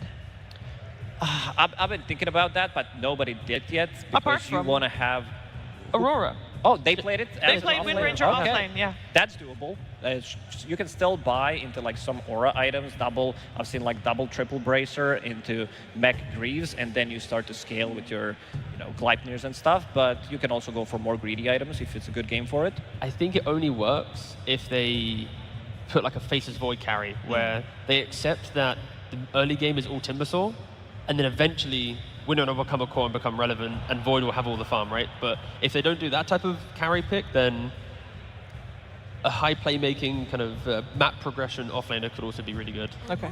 The issue with Wind Ranger as a carry here, they ban out XM Storm, that just leaves his puck in the pool of heroes you've seen played. The issue with Wind Ranger carry is she's solved quite well by XG's picks. Like, you're gonna have the Arena from Mars either protecting his team or as a tool to kill her before she has BKB. Muerta has the better hero matchup, and she's gonna be pressured on lanes. Also, once they start to play into Tinker's March, Wind Ranger cannot comfortably join fights versus March if she hasn't already farmed up a couple of items. So maybe just flex it to offlane and pick the Void that you talked about, T, because it looks like that would be much better than for them than the heroes they have now. It's like Void carry or Visage offlane is kind of where I'm leaning. Like, just, Timber's going to break the early game for you, so take the buildings. That's Visage. Yeah. Or secure your late game. Enigma, though. Same thing, right? Sure, break the map. You've got Eidolons, you buy Drum, Vlad. It's also kind of, I guess, in between the 2 points I'm making. Enigma secures your late game with Black Hole, but also takes the early game pressure with the Eidolon. So yeah, kind of meeting in the middle there, and rounds out the draft nicely. Also, by kind of solving Muerta, you can just Black Hole her when she ultis, then your Wind Ranger is in a much better position to scale into the late game. A lot of XM's heroes have been banned so far. He doesn't, maybe he wants to bring out something new, but from what I'm seeing, maybe, it's a relatively good puck game. They don't have the real lockdown. You have early damage against the Timbersaw, against the Wind Ranger. Coil pre-BKB is going to be very effective. They got a lot of time to think about what they want to pick, but they don't need it. They'll just straight up pick that Queen of Pain. It's the damage. It's the pure damage against Timbersaw. We wanted to see this hero throughout the road to TI so many times, but nobody wanted to touch it as much. But Queen of Pain, this is the hero when we were coming into TI, every single mid laner did play it. It provides you with a lot of damage. The new build with no Shadow Strike whatsoever and limited lockdown, it feels like a really nice co-op game. I love it in this game. They, like you mentioned, limited lockdown, but outside of having this pure damage for Timbersaw, it's also excellent at rotating. So you can shut down this Enigma on Queen of Pain if you get a power rain or two, and then you just take away the power of Enigma's push, of his blink BKB timing on that Black Hole, and you enable your Muerta further. So do you believe in the draft of Extreme or Aurora? I like Extreme's draft. I think it ticks almost every box. I think XM got a great hero here, and as the game scales, it can get scary for them if Aurora get to that mass where Enigma's just going to get these great black holes, Timbersaw's going to get really farmed, Wind Ranger's going to be valuable, but I don't think XG will let Aurora get to that point. Yeah, for Aurora, it's like early game feels really good, but then they need items to fix the Queen of Pain problem that Extreme have created. So if they can kind of balance the amount of times XM will just slaughter the backlines, Hex on Timbersaw, game comes back in. So I think it's I'm leaning extreme, but I can see a world where Aurora, they're so aggressive that the items come into play and then they fix it. But yeah, this Queen of Pain pick is very, very scary. How is Aurora going to deal with that Queen of Pain, Lacoste? Oh, that's a good question. I don't think they have the answer because Wind Ranger, when she is playing into this Mars matchup, into a lot of lockdown, she needs to buy Maelstrom into BKB, so you will not have Gleipnir available. Enigma will need to be that hero that's going to use Black Hole on this Queen of Pain. Otherwise, XM, he has a pretty free entry to the game. I'm hearing a lot of pressure on Jabs, having to Black Hole and Muerta and take Queen towers. of Pain and take towers. That's a tough ask. Good luck. All right, so then I would imagine that for Extreme, they're going to try to shut down Jabs a little bit, Effie. They should. I think Queen of Pain, like I mentioned, is an excellent rotator, but all of XG's heroes can play make if their side lanes get off to an okay enough start. You can all of a sudden bring your Marcy to the Queen of Pain. You can do these two-man smokes, so you can invade the enemy jungle. Okay, let's see what's going to happen in this first game of this best of 3. Before we're heading into the game, though, we're heading over to the stage where Tsunami is with Coach Sunby. Thank you very much. I am joined by Sunby, coach of Aurora, where I was hoping to go back in time a little bit for you because it was a few months ago at PGL Wallachia that you spoke to me about the concept of fraudulent wins, which are wins that your team gets the W, but you're not really happy at how they got it. So I was wondering about your heroic series earlier. What was your stance on that as a coach? I'm happy we won. I mean, like, honestly, yeah, it was probably one of those fraudulent wins, but win's a win, dub's a dub. We take those, especially if it gets you to a stage like this. And how about taking heroes like Timbersaw? You are one of the few teams that have found success with it at this event. And was it a Jabs idea, was it a Lorenoff idea, or you didn't even know until the very end? It is a bit of a scary pick, but I mean, yeah, no, our Timbersaw is really good. You know, other people, they just not like us. You guys are built different. Well, I can't wait to see how it plays out, Sunby. Looking forward to this game number 1 as we send it to our casters.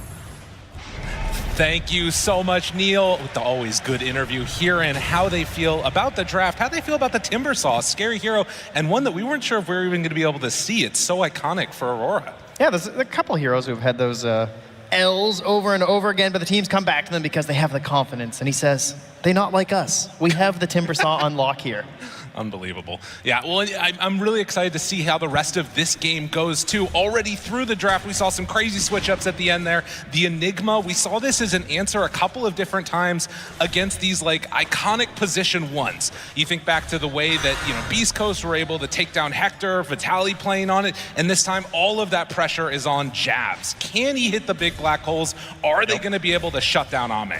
It's the Aurora Classic, right? Leaving that last pick as late as they can in the draft for Jabs and putting a lot of pressure on him, right? Whether it's trying to go for a faster game with the Visage or trying to be the person who has to do so much in this one on this Enigma, it's just something that they've gone to before, and it's been successful. So all the pressure on Jabs, he knows how to handle it.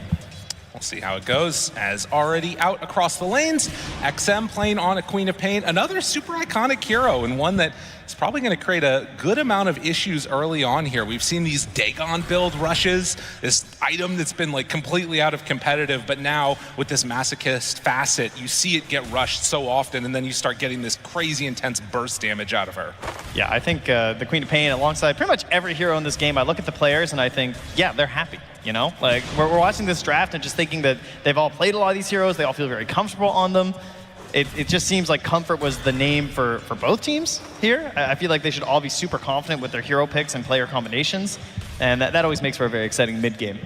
Well, we'll see how the early laning stage goes out. Already looking pretty solid for Aurora. And of course, the Enigma, if you're not able to kill those Eidolons in the lane, it starts to become a pretty big issue. Ame will have some trouble CSing against that most likely. And actually has the support of DY here in the position 5 Tinker, which if you're coming back from Dota after a long ways away, you'll not be super used to this, but he actually doesn't even have any cosmetics. That's how you know he's a 5 player. That's right, yeah. Not quite ready for it. Does get a courier, but might pay for it. And the battery assault, DY getting ran down. Will it be enough damage? The answer is yes. Jabs drawing that first blood. Yes, the Martian Machine now heals, but it doesn't heal that much at this point in the game. So not going to keep DY alive here. The Clockwork at the earlier levels, pretty terrifying. Very hard to deal with the battery assault if he gets up close on top of you for most supports. Well, and, you know, of course, that big switch up of having Xingqiu on Marcy, it does kind of raise some questions. Like, are they going to be able to get enough farm onto Xingqiu, who so often for this team has been the playmaker, the one that gets a ton of farm, turns into that sort of fourth core? Will he be able to have a good game if Tinker's just farming up all around the map? Or maybe DY's going to play it differently. Yeah, I imagine that Xingqiu's still going to get the lion's share of it, because you're right. I mean, they rely on him to make those rotations here, and alongside of Queen of Pain, yeah, we have ourselves a little bit more mobile XM than we sometimes do with his more static playstyle. So he's going to need Xingqiu's help. Yeah, this ain't Viper. No. It's a little bit of a different from him or the little dwarf sniper that he sometimes runs. As comes on over, tries to interrupt the pull, but not quite going to be able to do that. Ollie makes sure that one gets off, and 23 Savage playing on the Wind Ranger. For me, like, this and Luna, and maybe Mirana, are like the heroes of the tournament. We've seen them so often. We know how you itemize. We know what the counters are. It feels like that's always one of the key things you need to watch for in these drafts. Yeah, it's been getting harder and harder to win with this Wind Ranger hero because teams have just played against it so much that they recognize that with this Whirlwind facet, she just has like this window in a team fight. Right. And you have to play around that, and oftentimes it has to be with the BKB, so a lot of it's about just ensuring that when you try and go in, you get the finish. And they have a couple very good heroes for that, right? They have the ET to set up, they have the Clockwork to set up, and then they have the Black Hole as well. So there's definitely a way you can see where they can just chain it all together on Aurora, and it's going to be really hard to fight back as XG. I want to see what the timing is that they try and pressure. Are we going to see some of these twin gate movements come out? Has been a thing that happens every now and then if the lanes get shoved a little bit too far. Get a little spirit action there, you know, absolutely. the momentum ET coming all the way around. That's a good call. Could be pretty nice. XM so far 28-7 versus the 23-2, a slight lead there. But yeah, the big one right at this moment feels like it's Muerta sort of styling a little bit on the Enigma. In spite of that early kill, Ame's getting a lot of CS here. Yeah, that's definitely one of the things you're kind of hoping for Enigma, is that you don't get like mad counterpicked here. You know, we think about the bristles, the gyrocopters. This isn't the worst situation, but it's still a ranged hero who has a ranged support who's also hard to kind of bully with the Clockwork as long as DY keeps his space. So Ame's able to just kind of sit and click away. But Jabs, it's not like he's having like a terrible time. So net worth-wise, they're still pretty close. You see there that early ward place down too, already anticipating that there could be a movement through. I mean, even honestly, a power shot or something like that could really cause some issues if the wave is really super shoved out, but they have to be in a position where they can get aggressive. So far, just hanging out, trying to bully back XXS when they can. Yeah, the 6 happens first for XM here, so he immediately takes the high ground, is trying to pressure onto Lornov. Seeing if he can find something with that pure damage, but... And Queen of Pain do it. Yeah, no rotation, so... But still some respect there from Lornov, of course. He's looking to get 6 himself. Right. Yeah, just gonna whittle him down. If Lornov steps too far forward, that's a pretty easy move for a kill.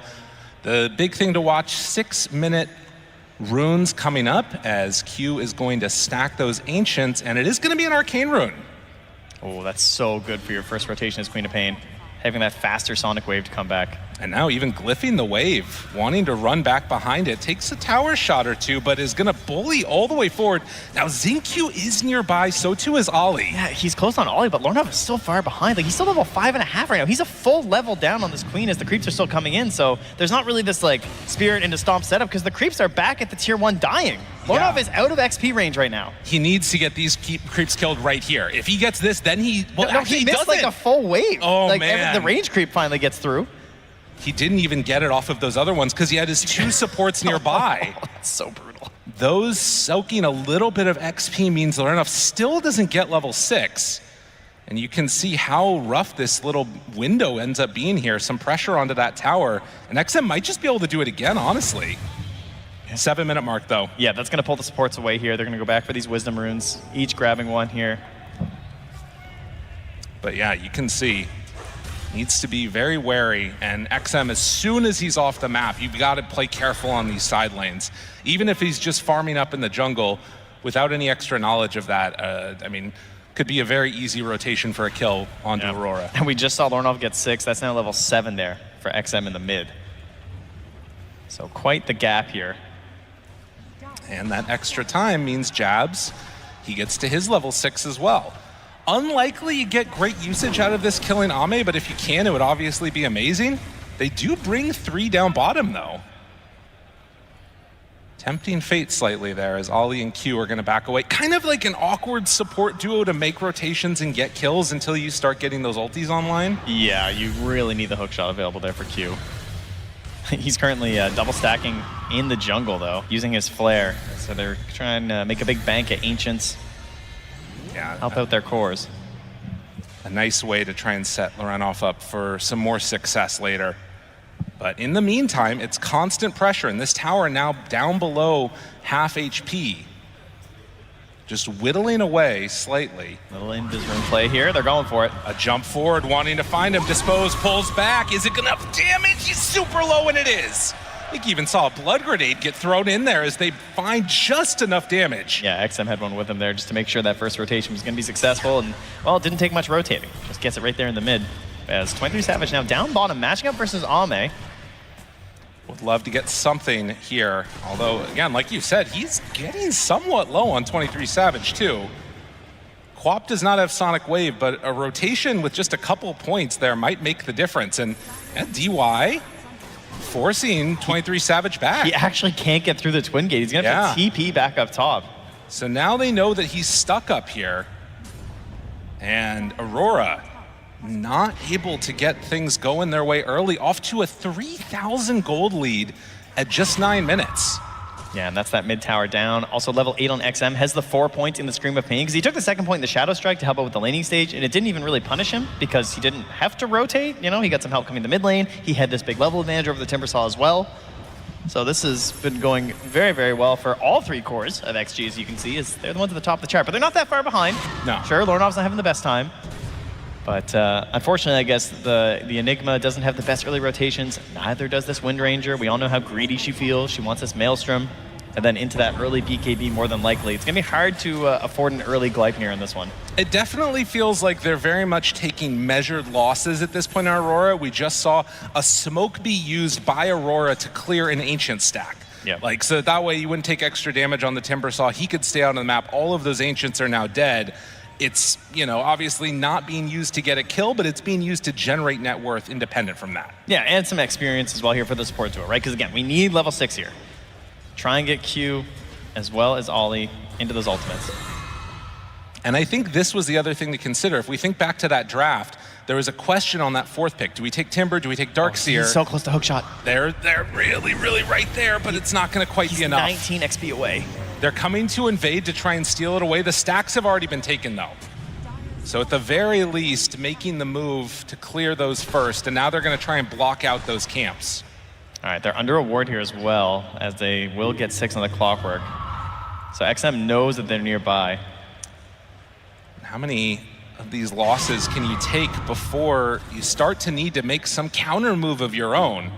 It's only 1 kill to 1 kill, but the pressure around the map definitely being applied by XG. Yeah, and I mean, you can see XXS up there. I mean, he's 0-0-0 on a Mars at 11 minutes. Like, right. He has just been chilling. Last hit's 85 for himself. He's super wealthy. Hasn't really felt pressured. Xinq's even been rotating around, heading towards that mid lane, but no pressure coming XXS's way.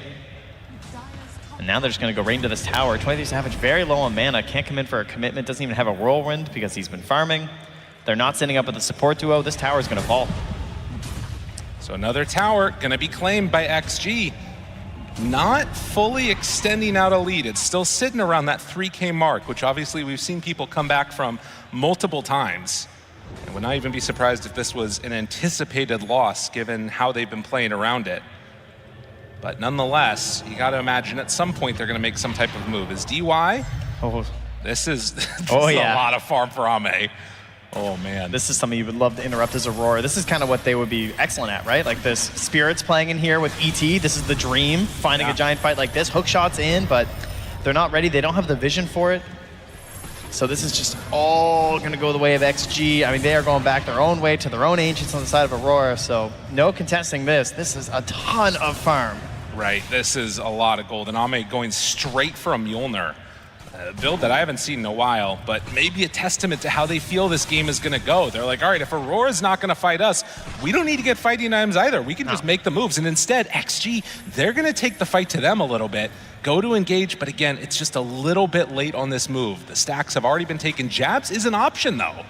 XXS He's just behind those trees right there. Does he realize where Jabs is at? Reveals him for the moment. Malefus down. Black hole on to 3, but there's no help nearby. TP's come help me, team. Team, please, I got them all. And there's the shackle shot. Connection out. DY in trouble. Sonic wave, but it's not quite enough to kill off Jabs. Can they look for more? Lorenov finding DY. They're going to kill the Tinker. Find the finish on to ZQ. Just barely getting out of there. The Chakram's not quite on the mark.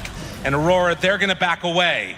Oh, great escape there from ZQ. Almost got 3, but Jabs, he didn't even know that he got a 3rd here on the black hole because of the blood sport. Guy can't see in the arena and he catches 3. That's crazy.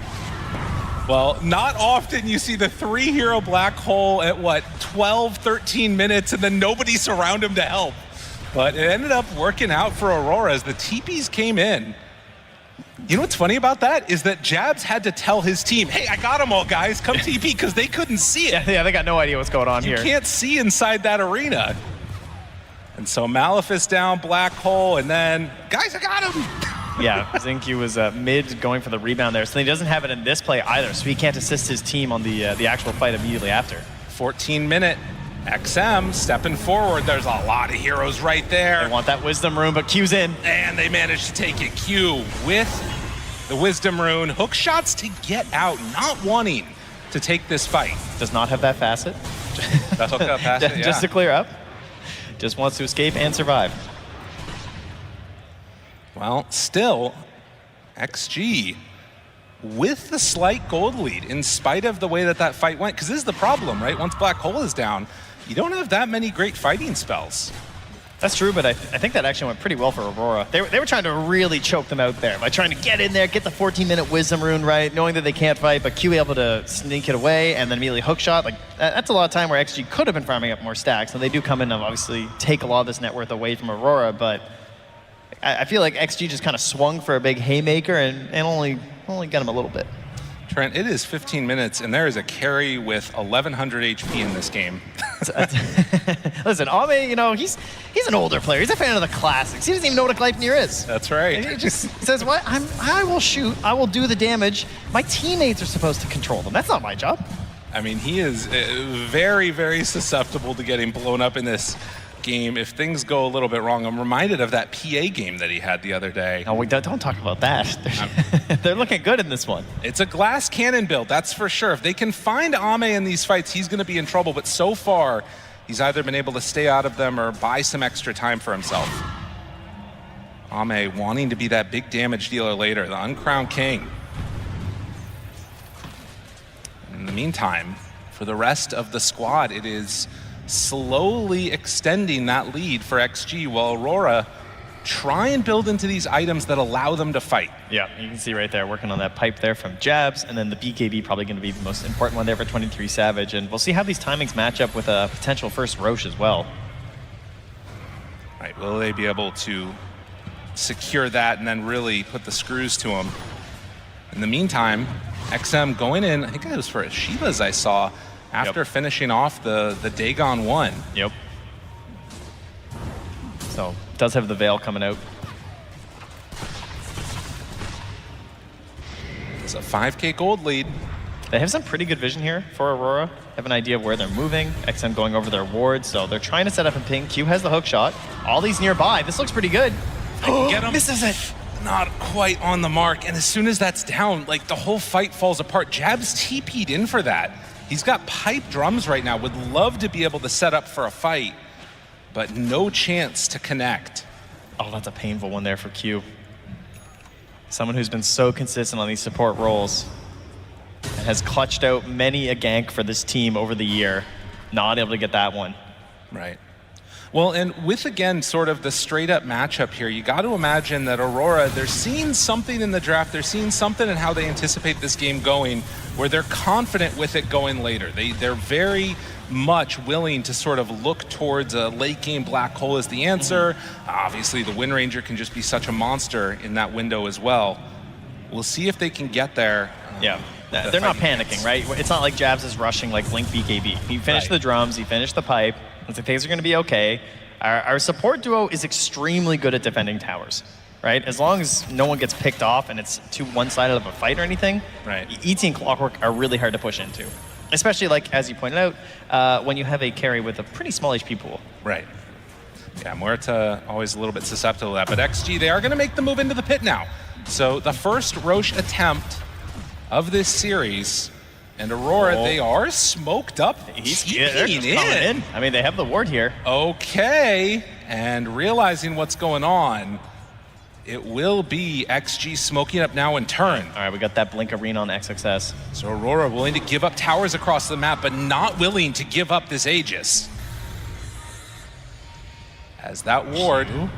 He is wrapping. Eidolon's killing sentries. This is going to reveal Zing's Q's position.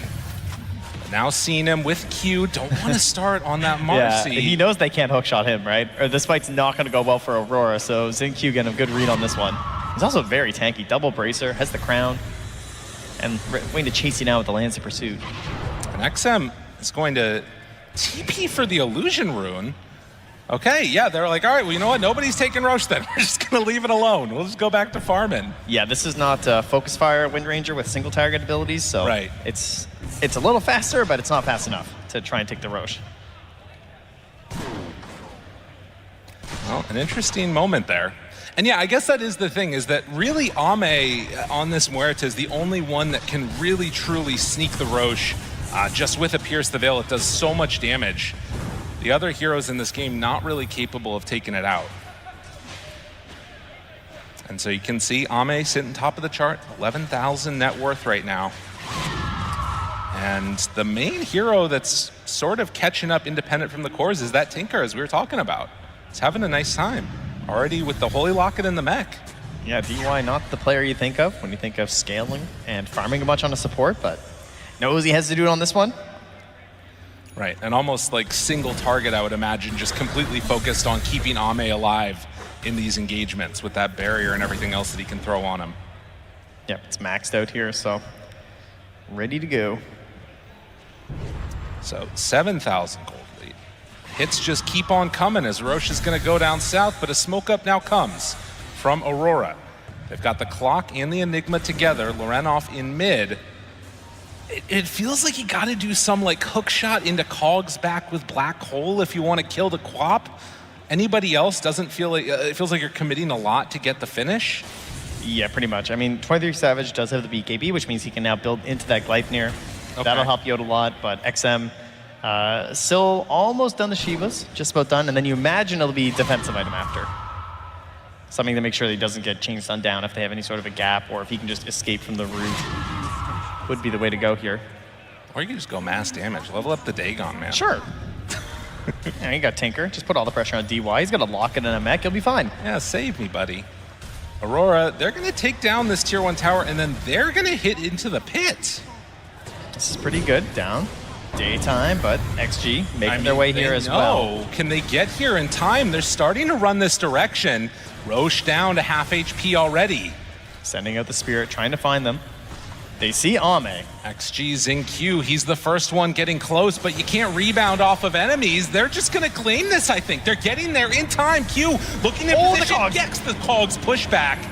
And now, XG, do you really want to fight into this Aegis? 23 Savage?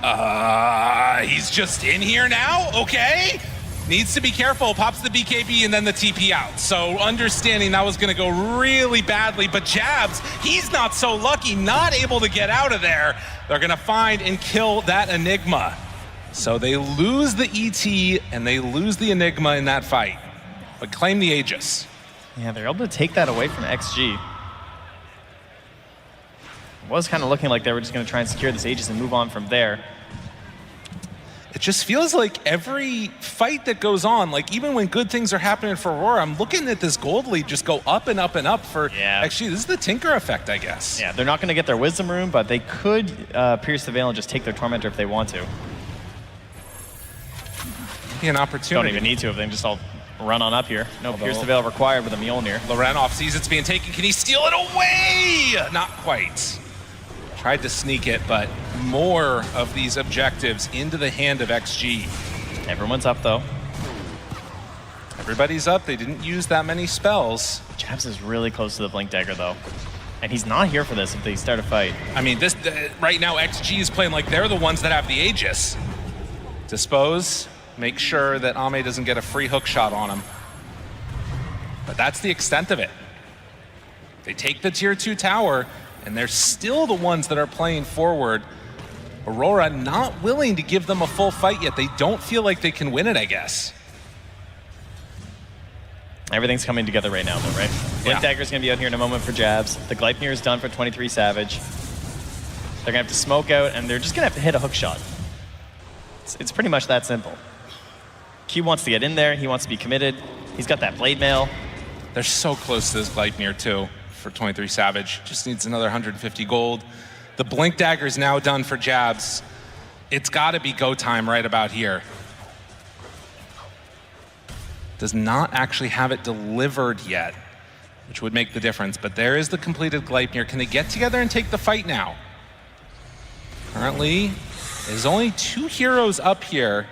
They have good vision. And Ame. They're going to smoke up. All right. Now moving. In towards mid they go. They find him. Xingqiu right at the start.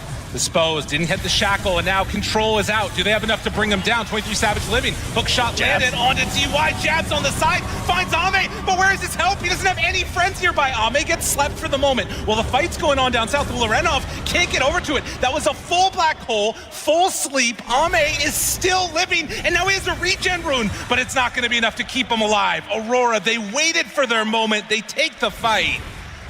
Exactly what they needed, and can they find XXS2? Oh. Shackle, but the blink away. There's the TP out. Yeah, no one else going to find him there. Hey, that isolation play by Jabs, right? Yeah, he knows honestly. He doesn't have the allies there, but 23 Savage got the initiation in the middle there onto Xingqiu, kind of messed up how they want to play that fight. DY falls quickly after, and even though there was no one helping to get the kill during the black hole, there was also no damage coming out, which they desperately needed from XG. I mean, 247. Yeah. That's pretty low. I mean, I guess that's true. If you can just keep Muerta away and fight everybody else, you'll have a pretty good time. Yeah, got hit by the Earth Splitter as well, too, so it was just immediately like backing away from Ame. There wasn't a really good opportunity to try and fight. Well, like we said, Aurora, they were waiting for a moment when they felt like they could win a fight, and they did just do it. Can they replicate that again without an Aegis this time? We'll have to see. As it does look like, at least for now, XG gonna have to lick their wounds a little bit. That ward just barely not caught. And of course, it is gonna be that BKB coming out next for XM. Yeah, gonna need it for the full commitments into these fights. Q also level 12 here on the Clockwork, so greatly increasing your potential there for the initiation. That's gonna help a lot. But XXS now have that bailout item of the Yules, either for the initiations or just trying to delay stuff in a team fight. Oh yeah, much needed. And now 4 heroes getting together up top. Of course, they know no black hole, another 50 seconds. There's an opportunity here for XG to take more around the map. And Ame, I mean, he's still very, very squishy, up to, what, 2,100 HP at this point, going next into an MKB. He is gonna hit so hard if he's free to just go to town. Yeah, you can see there the way that they're confidently stepping up because they have DY just mass spamming heals. He's just sitting in there with his Holy Locket ready to jump on him if necessary. And decided not to finish into the Greaves, had them queued up for a while, but instead wants to get that Glimmer Cape. Okay, yeah, that makes sense. Yeah, there's a lot of magic damage that Aurora can still pump out here. Well, and the other thing is you've got to think about that natural order too from the ET. Yep. So often it has like the most effect in the fights, and you can barely even see it sometimes, it feels like. So needing that extra magic resist as another Tormentor. Gonna get taken down, DY. Now getting that Warp Flare. More ways to try and interrupt things, and the full MKB done for Ame. How hard can he hit? As, again, Aurora taking the more passive approach at this phase in the game. They have Black Hole back up again, don't feel the need to really put the pressure on. You need to wait, obviously, for that Roche fight, because if they use Black Hole now in the next 2 minutes and Roche is like an insta-spawn, they're in a pretty bad spot. That ward scouting out that smoke.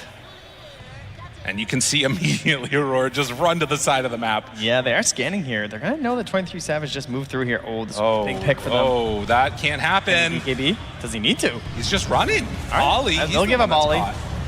That's a big smoke. They only get the ET, that's fine. There's no Roche to immediately grab here. They can catch the wave mid and pressure that mid tower though. And again, try and force some sort of a jump in from Aurora.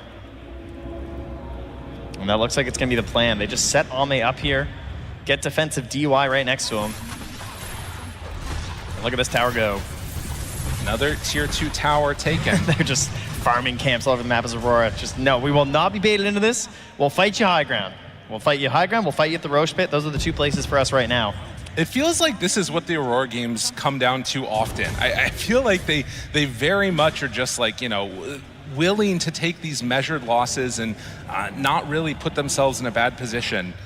But it does mean that they sometimes feel like they're playing from behind a little bit. Well, if there's anything they've learned over the past couple of years is that anything can happen in the late game. Oh, yeah. So certainly the C mentality of let's go late game and see what happens.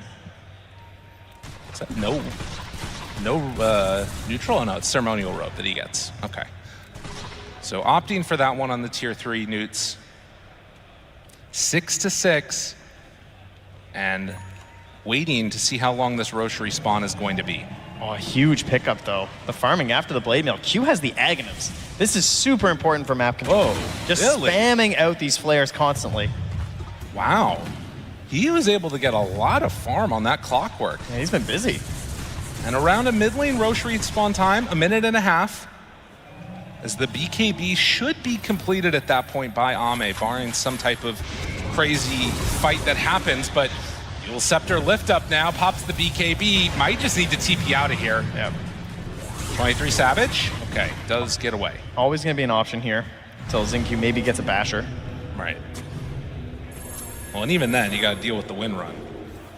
That's true. Need to get Abyssal Blade. I'm sure he's eyeing it up.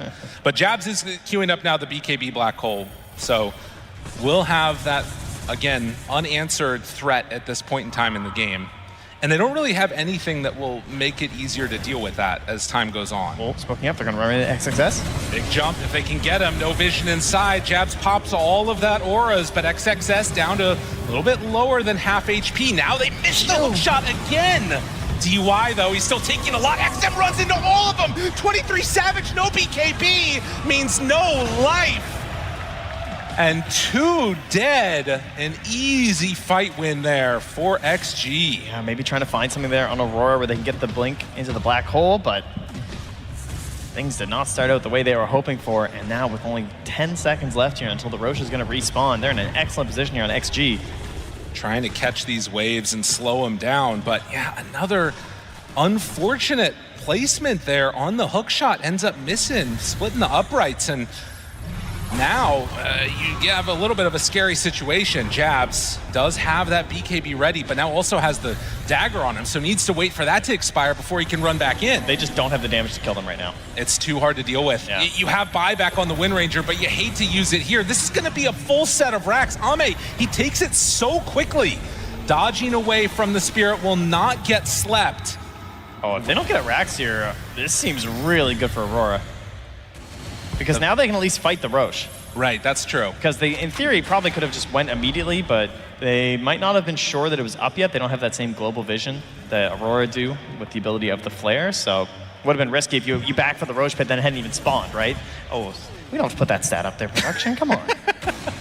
I mean, he's trying. You got to call it how it is sometimes. It's an unfortunate situation, but it's how it goes. One of those was to get away, though, so he hit that one. Yeah, that's true. And there's that vision as well from Aurora, now knowing that that Roche is up, going to make their way down here. And Jabs. We talked about it. As the game started, the draft, the panel, they talked about it. The pressure on Jabs. Well, it's reached its pivotal moment. That's right. It's Blink, it's BKB. It's a Roche that they desperately need to either just deny right away, like by somehow winning the fight and make it kind of middling there versus XG, or outright take it themselves. But if this just goes the way of XG, and Ame gets to march down there with his Aegis in hand on this Muerta, it's looking like a pretty hard high ground defense. You've got to put on a stop here. At a certain point, you got to say, this is how far you go and no further. Some sneak. I like that sneaky ward there. That's good. From C right there from the high ground. Line in the sand. Let's see if they can hold it, though. XM, he's the one that's up front and center with that defense matrix on. Lorenov can decide to run in if he wants. It's pretty scary into all of those heroes, but somebody kind of needs to get thrown forward so that way Jabs can follow up with the black hole. It'd be nice if they had a smoke. That would be super helpful for Aurora, but I don't think they have any, unfortunately. Actually, you can see it queued up on Ollie. It's like, please come back and stock. 30 seconds till it restocks. And, well, if they wait until that smoke comes in, the other thing to note right now is that Tinker's out pushing around the rest of the map.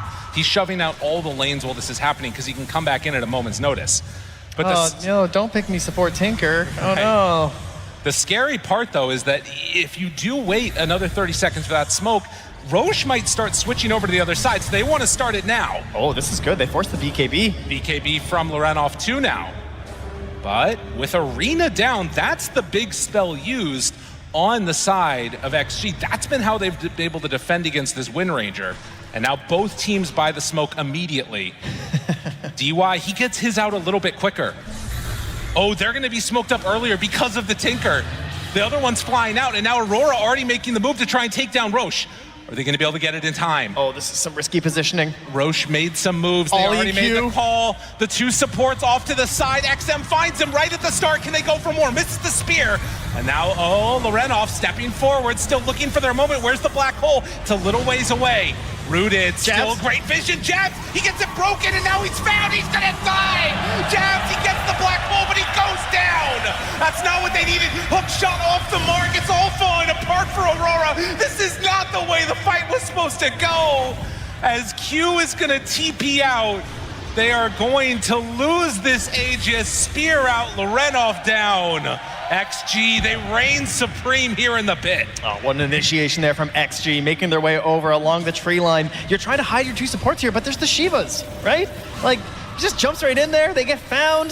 The fight breaks down from there. I got a clumped up Clockwork and Enigma. He can't hit anything on Q because everyone's in his way. He's trying to get the triple flares out. And then that break on the on the blink, right, on Jazz. Right when he was about to go, I think he lost it. Oh, it's painful. That one hurts a lot, as you're going to see here, this replay, how it all went down. Oh, it hurts. That one's rough. Yeah, it's tough. ET, I mean, you at least get some of your spells off, so it's not the worst situation there, like the Gleipnir on the DY, but they can't get this perfect setup for 23 Savage. He comes in here with the BKB and the Whirlwind, but yeah, Ame stands tall and delivers the damage that they need on the side of XG. It's one way they play these fights, and they're getting it. Unreal stuff coming out there. And I mean, XM and Ame in this game, the king and the queen, making it all happen. They are 23,000 gold up right now at 35 minutes, and it's felt like it has been all them all game. Keeping it very simple here, just going for the racks and walking away, trying to be savage. Has the BKB, has the Whirlwind, but doesn't have a good opportunity of a fight. Ame, just an absolute monster in this game in terms of what he's capable of doing. If you get too close, he's buying his third damage item. This guy has a BKB, a Hurricane Pike, and then just 3 damage items. Will rip you to shreds. The Rocket Flare gets spammed. They do also now have a Refresher on the Mars. But it is very good high ground defense. So I think with this round, are XG gonna stick around? It's kind of feeling like they're not too afraid to. With the heal bots coming in, they have the calling. Ame down. XXS jumps forward, joins Jabs. Ame is very low. Obviously still has that Aegis in hand, but 23 Savage is going to run forward, trying to find DY, getting him low, getting him dead.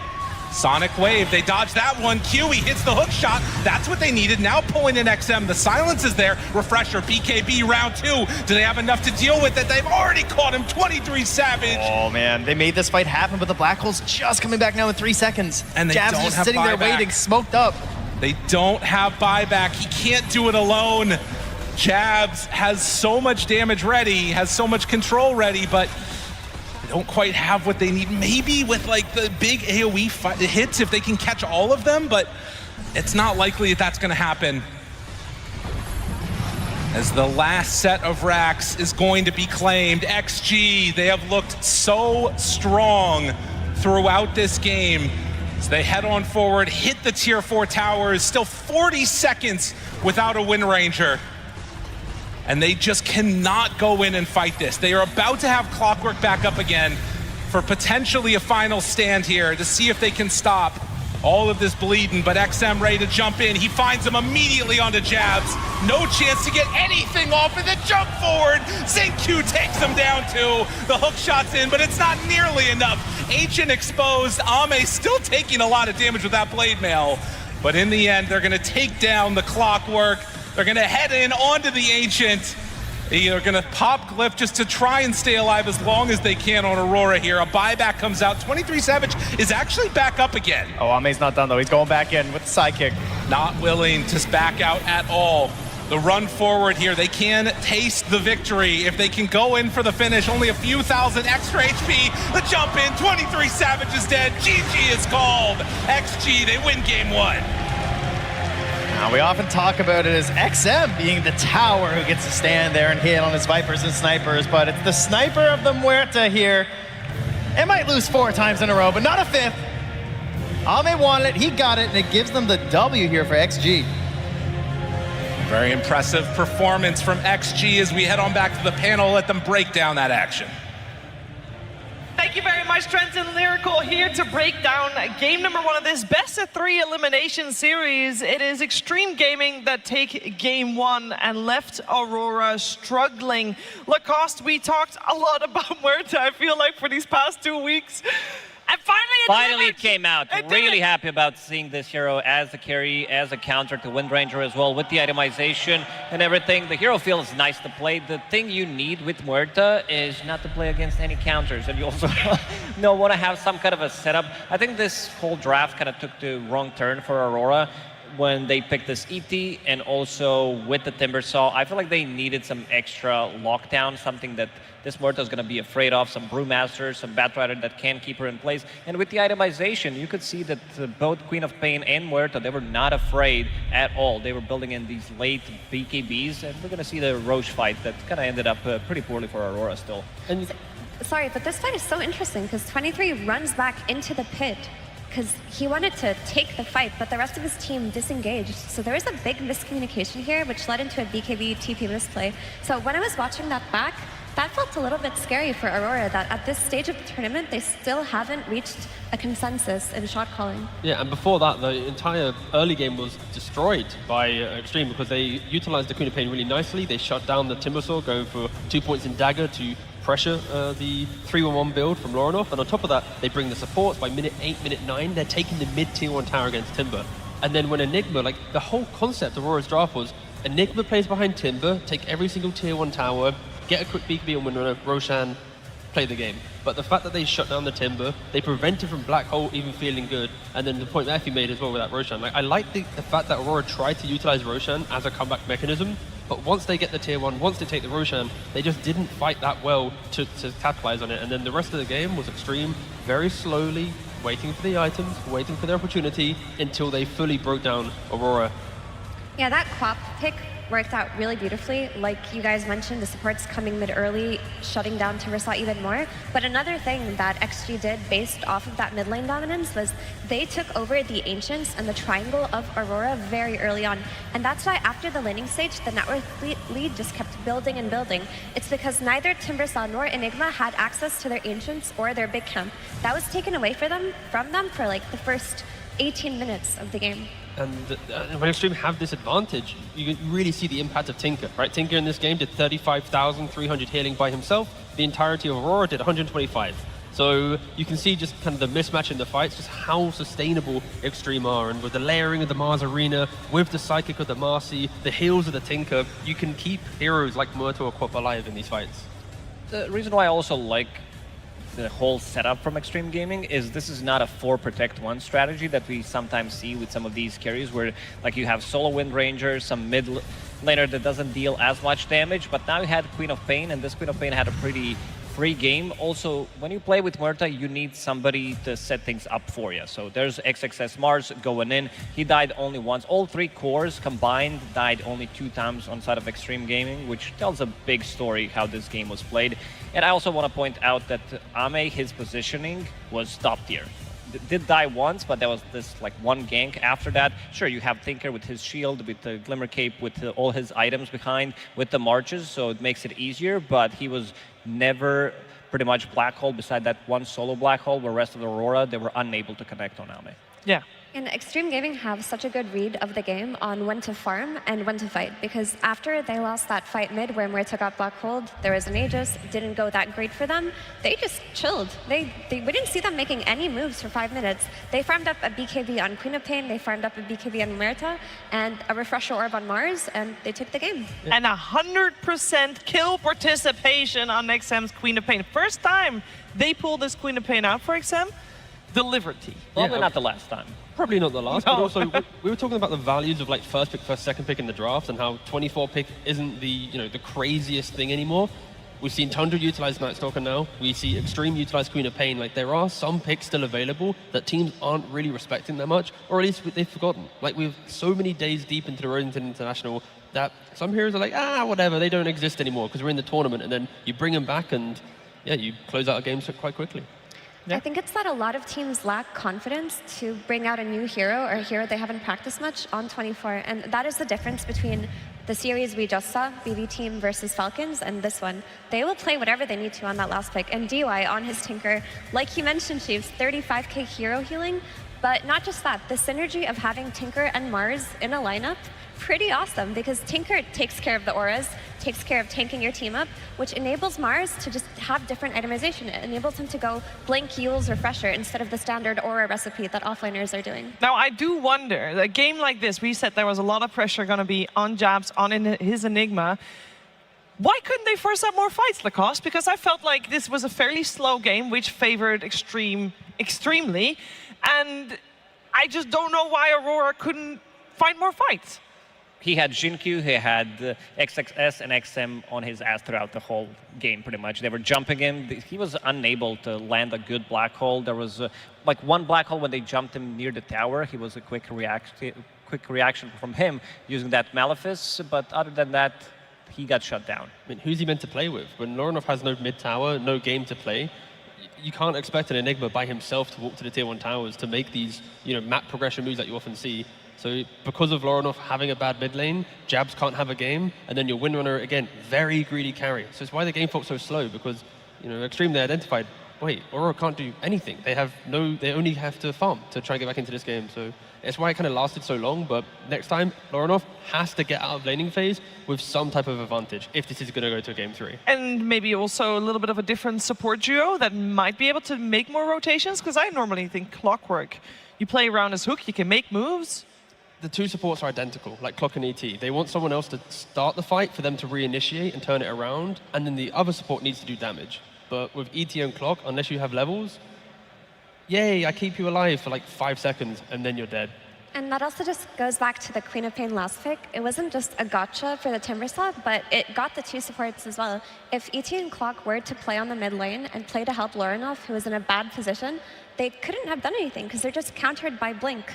ET starts punching, Quap blinks away. She gets stuck in power cogs, she blinks away. So it was like truly a perfect Queen of Pain pick. So how are we going to prepare for game number 2 that's coming our way? Because it kind of feels like both, this first game feels like both an outplay and an outdraft. Is that fair to say? It kind of felt like we saw Aurora being a little bit outclassed.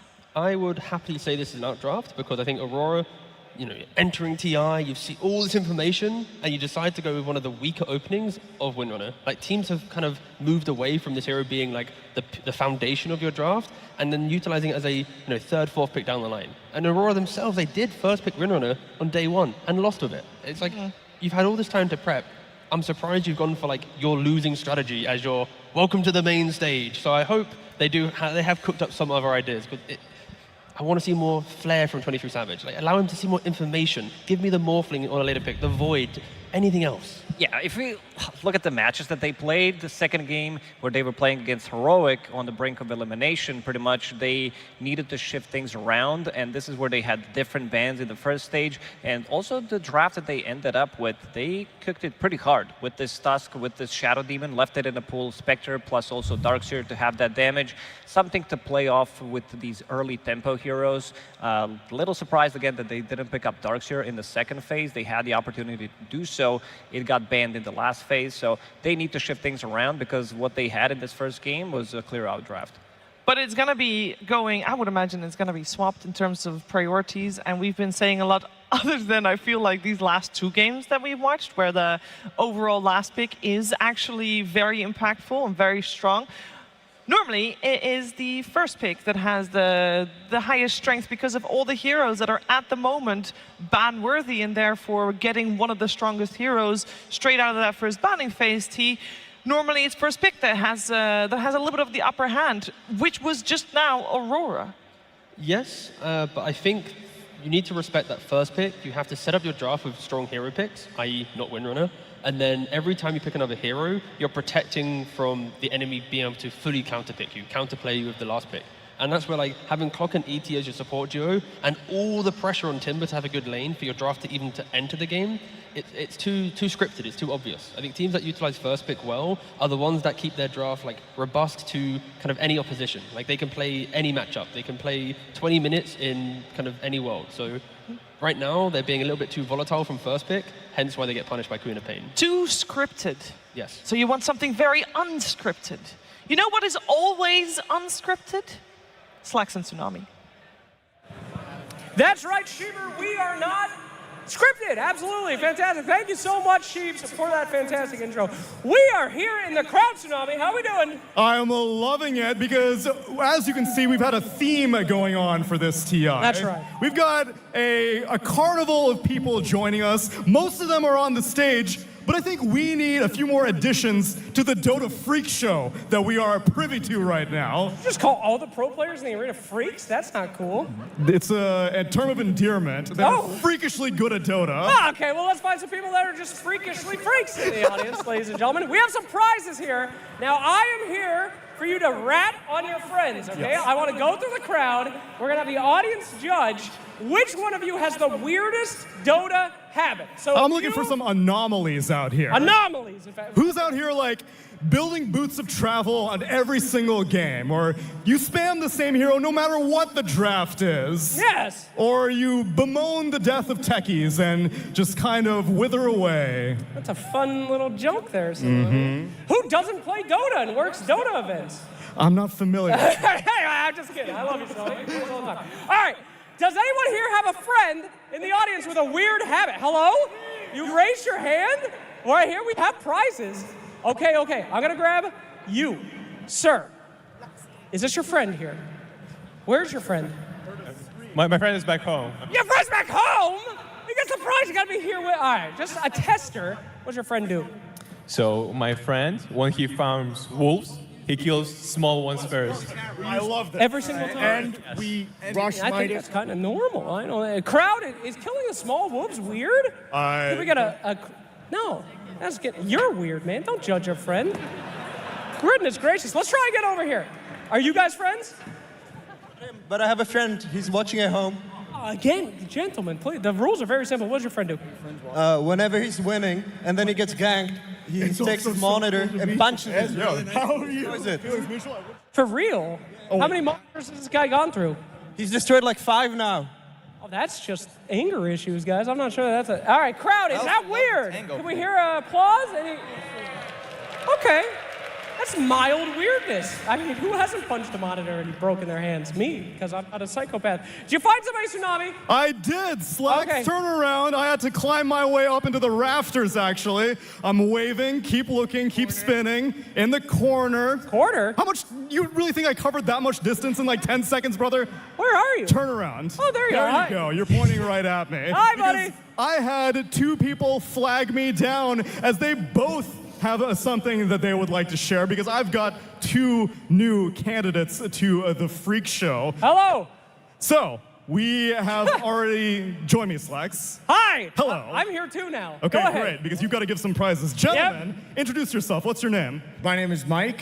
And what is your Dota quirk that you are famous for? So, me and my brother here, John, we both play using WASD to move the map. Ooh. Now, there's a lot of, you know... Get that weeb out of my shot! There's a lot of tension in the audience. But let the record show that I believe that at one point Matumba Man used to use WASD. Yeah. So there is a precedent for really good players doing it. Now, you're saying, oh my God, you really think that validates you? I was just gonna say, you just validated me in front of all of my friends. What do you think, audience? I heard a little bit of ooze. How freaky are these guys? All right. I'm gonna give you some punch hats. Pudge hats, because I don't know how you're hitting hooks with WASD, but, you know. Guy with the anime characters in the back, you're definitely weird. Yeah. Thank you very much. And we'll just throw these double meepos at it. Does this guy do anything weird in his Dota games? I don't know. You don't know. Do you do anything weird? Each boot goes on a different inventory slot. Is that weird? That's pretty weird. That works for me. Take it. All right, you better wear those meepo hats. We have unfortunately run out of time in this epic piece. Thank you all so much for watching, and we'll get to our next game shortly. Goodbye! Thank you very much, Slacks and Tsunami. Tiga, what's your worst Dota habit, you'd reckon? Oh, you're starting with me? Yeah. Voice lining enemies, supports who don't help their cause when they die, and then pinging facets, but that got removed from the game. So doing anything possible to help me win my MMR, it's very important. MMR means everything. It's not just a number. She said weird, not toxic to you. Yes. I mean, it's weirdly, I guess, yeah, true. I'm a support player. I don't do it. I just buy He's wards. saying he's Simple. very normal. Yeah. I know. My weird quirk in Dota is legacy keys. I believe that legacy keys makes you worse as a player. You as well? No! Oh, God, I'm old school. Every time a new hero comes out and I look at the legacy keys, I'm like, God, why did I do that? You know, and then some heroes have really bad legacy keys that you have to go across the keyboard. Like Weaver, Geminate attack is K. You want to auto-cast it, Alt-K, you're like fingers flying. Not great, Cheever. Not great, but I would imagine you are not alone in doing that, as we are also gonna see the players walk out in a little bit and not be alone anymore on that grand stage. The question is, will Aurora force out a third game to this best-of-3 series?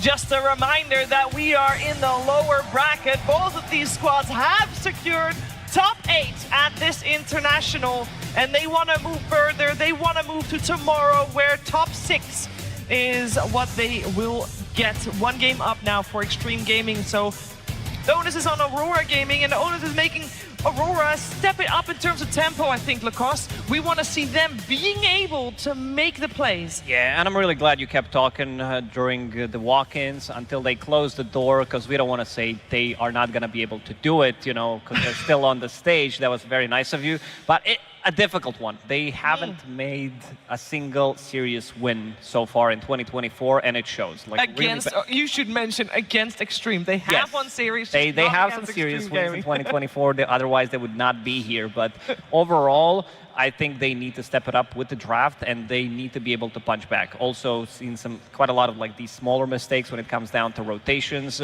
They've been stacking a lot, something that they did throughout the whole road to TI, but it has not been working, because Extreme Gaming, they also stepped it up in terms of stacking game. They were the second worst team at stacking, and I've seen quite a lot of stacks, especially when you have Muerta on the team. That's what you want to have. Yeah, and we mentioned earlier that in the previous game, it wasn't just Extreme Gaming stacking, it was also them, Tigov, making sure that Aurora couldn't.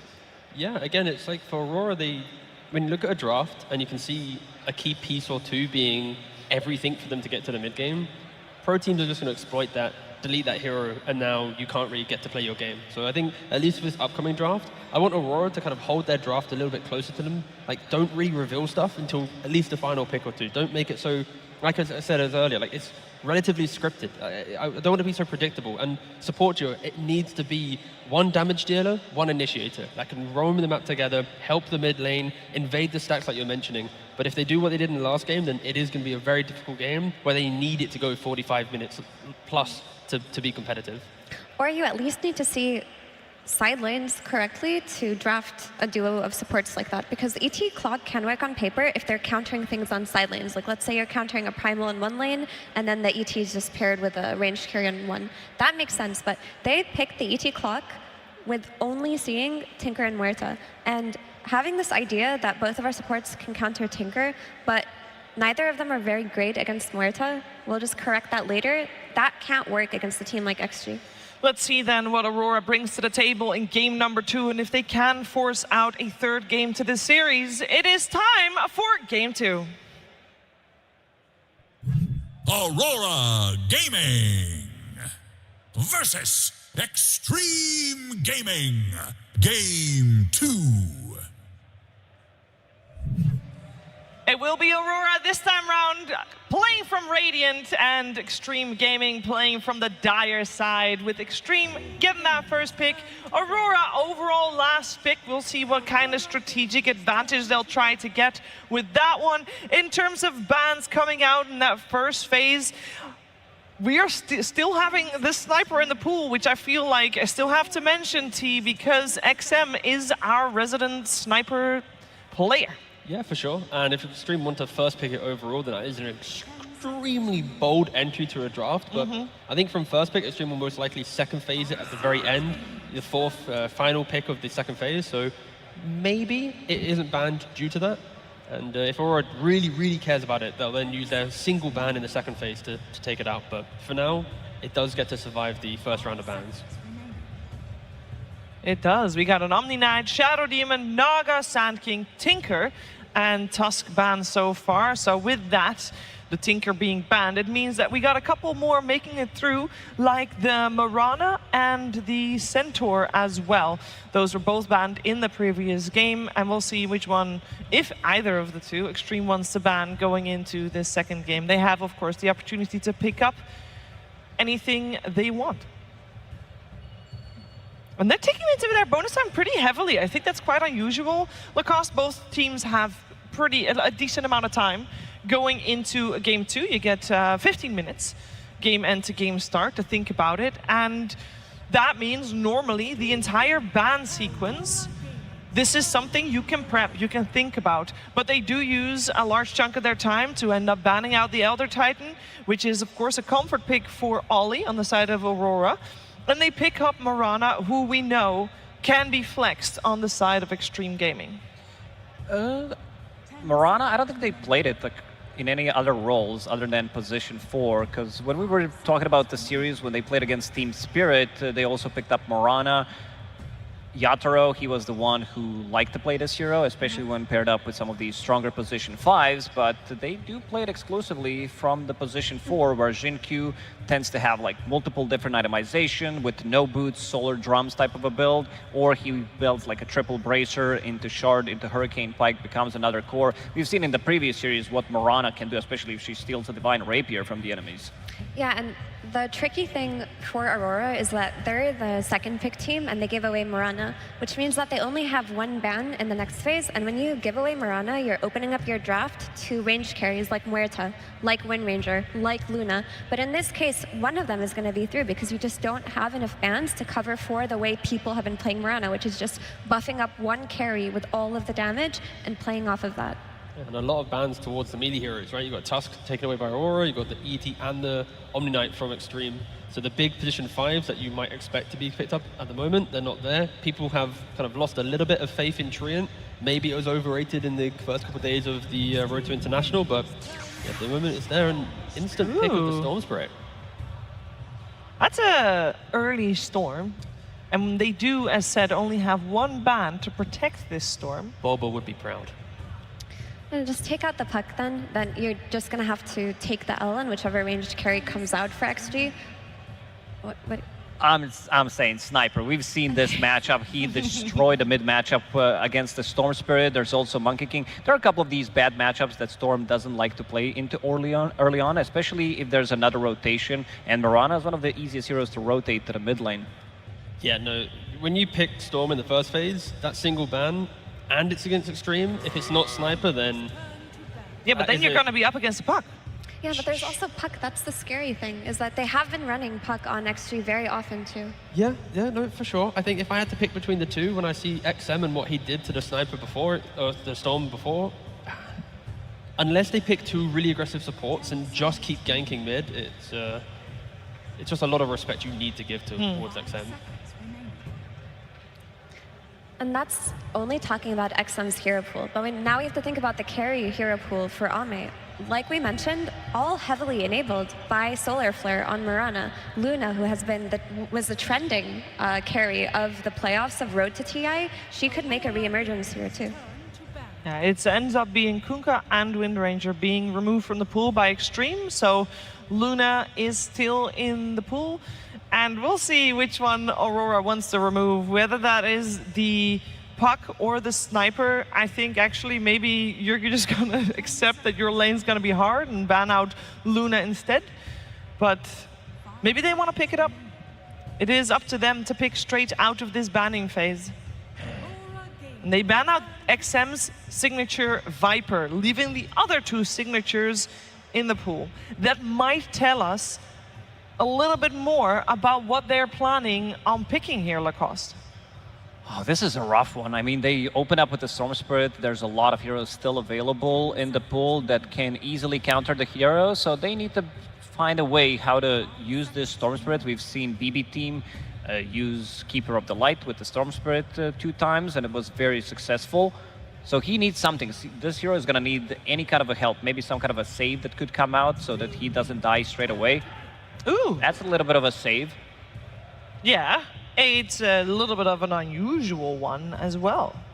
Yeah, they haven't played Bane so far at the Road to the International or the International, and I'm skeptical a little bit. Bane is another one of those heroes where you used to win lanes a lot. Nowadays, you don't really win lanes as much because the offlane +4 can just bully you out if they play in tandem. And if the map gets difficult where they run at you a lot, then all you really have is a nightmare to your name. And you're just very slow on moving around. And it's only a comfortable twin gate support rotation if there's a follow-up spell that he's setting up for, like a Mars Spear on the Nightmare, if there's something like an Invoker with Sunstrikes, but you already see the Storm pick. With this Bane pickup, they didn't reveal anything, and they're also keeping a little bit of flex open in terms of their carry pool, so they do not want to, hardly commit with the position 5 melee heroes. Then you would not be able to pick some of these melee heroes. The Spectre that they did have, but Sniper is going to come out. But I would have preferred if Aurora picked up their position 4 here. I think the Bane tells so much with you kind of conceding your safe lane. Like Centaur plus potentially Sniper as a lane, or Centaur Morana. Sniper will just be mid and Centaur and Morana will be the lane, but if you pick up a Snapfire or a Rubik or anyone in that 4 role, I think it does the same thing in regards to draft is what you're mentioning, of course, but the Bane, again, we'll see how they do it, but they need to play into the map, keep finding heroes, and that's why Centaur Sniper is also so scary. Bane can never get to the Sniper. I think Jabs needs his Mars in this game to lock down these heroes. Sniper, forcing him to buy an early BKB, great against Centaur. Mirana can't leap away, so you need something like this to keep him in place. And there's the Spectre, the jump, the melee hero that we did mention that could potentially come out. And I wanted to say, when we saw Aurora with their backs against the ropes last time, it was against Heroic in a best-of-3, and they were 1 game down in that best-of-3 series. And when it really mattered, they also then pulled out the Spectre, which at that point was the first Spectre that we'd seen in its entirety, and it worked out. They were willing, Effie, to take the risk. They did, and that's the kind of confidence you need in elimination games, like we mentioned, and 23 looked really good on that Spectre. It's also going to enable them to have a hero to always handle the Sniper later on in the game. The issue is, T was mentioning how with the Bane they conceded their safe lane. You double that up with the Spectre. That is a free lane for Centaur and Mirana. So it's on Storm plus Willow to make these plays around the map that Spectre can haunt on and come back to the game from. Because it's looking like a low net worth safe lane from Aurora so far. Yeah, and with Extreme, triple Bracer plus Blade Mail and the Centaur, you can pretty much accept any gank onto you from Aurora. You'll buy so much time for people to come onto you. Their last pick, and they go for the Void themselves. Yeah, again, I don't mind it. That is your late game secured. And there's no real map play from Aurora coming out here. Like, Bane and Willow will want to find heroes, Storm might join, but there's no real damage once they get there. They have control from Storm, they have a little bit of damage with Bedlam. But that's about it. Until Spectre gets Blade Mail plus Radiance or Blade Mail Orchid or any of this, they don't really find anything. Hence why the Void pick isn't really too much of a threat. They're not going to lose any towers. There's no tower damage from Aurora. Pickoff is a little bit awkward. And I am really worried for Aurora. There's so much pressure on Jabs to kind of do everything in the early game. Pretty much once again. Also, there's a Silver Edge Spire in Faceless Void, so you can break the Spectre later on in the game and kill her quickly, which also explains the Viper ban over the Sniper or the Puck that we talked about. They wanted to protect the Spectre from Viper too, not just the Storm.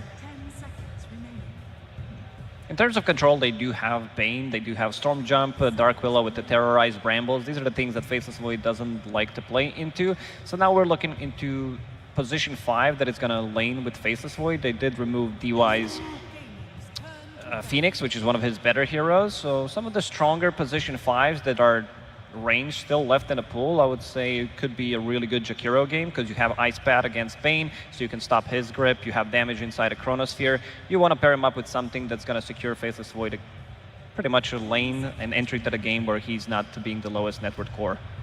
We saw position 5 Marana twice today. They also have the option to just play That's 5 and pick a Snapfire and lane that with the Centaur, because that hero is also still in the pool. Let's see, only a couple of seconds left into their bonus time. DY has ultimately the last call. On the side of Aurora, it looks like, once again, we need a hero for Jabs. So once again, there will be a lot of pressure on his performance in this upcoming game. Beastmaster and Enigma now removed from the pool. I mean, it's probably just Mars. Mars just feels really good. What are they going to go for? Pugna! Ooh. Okay. Progress the map a little bit. You know you got some cheap fight.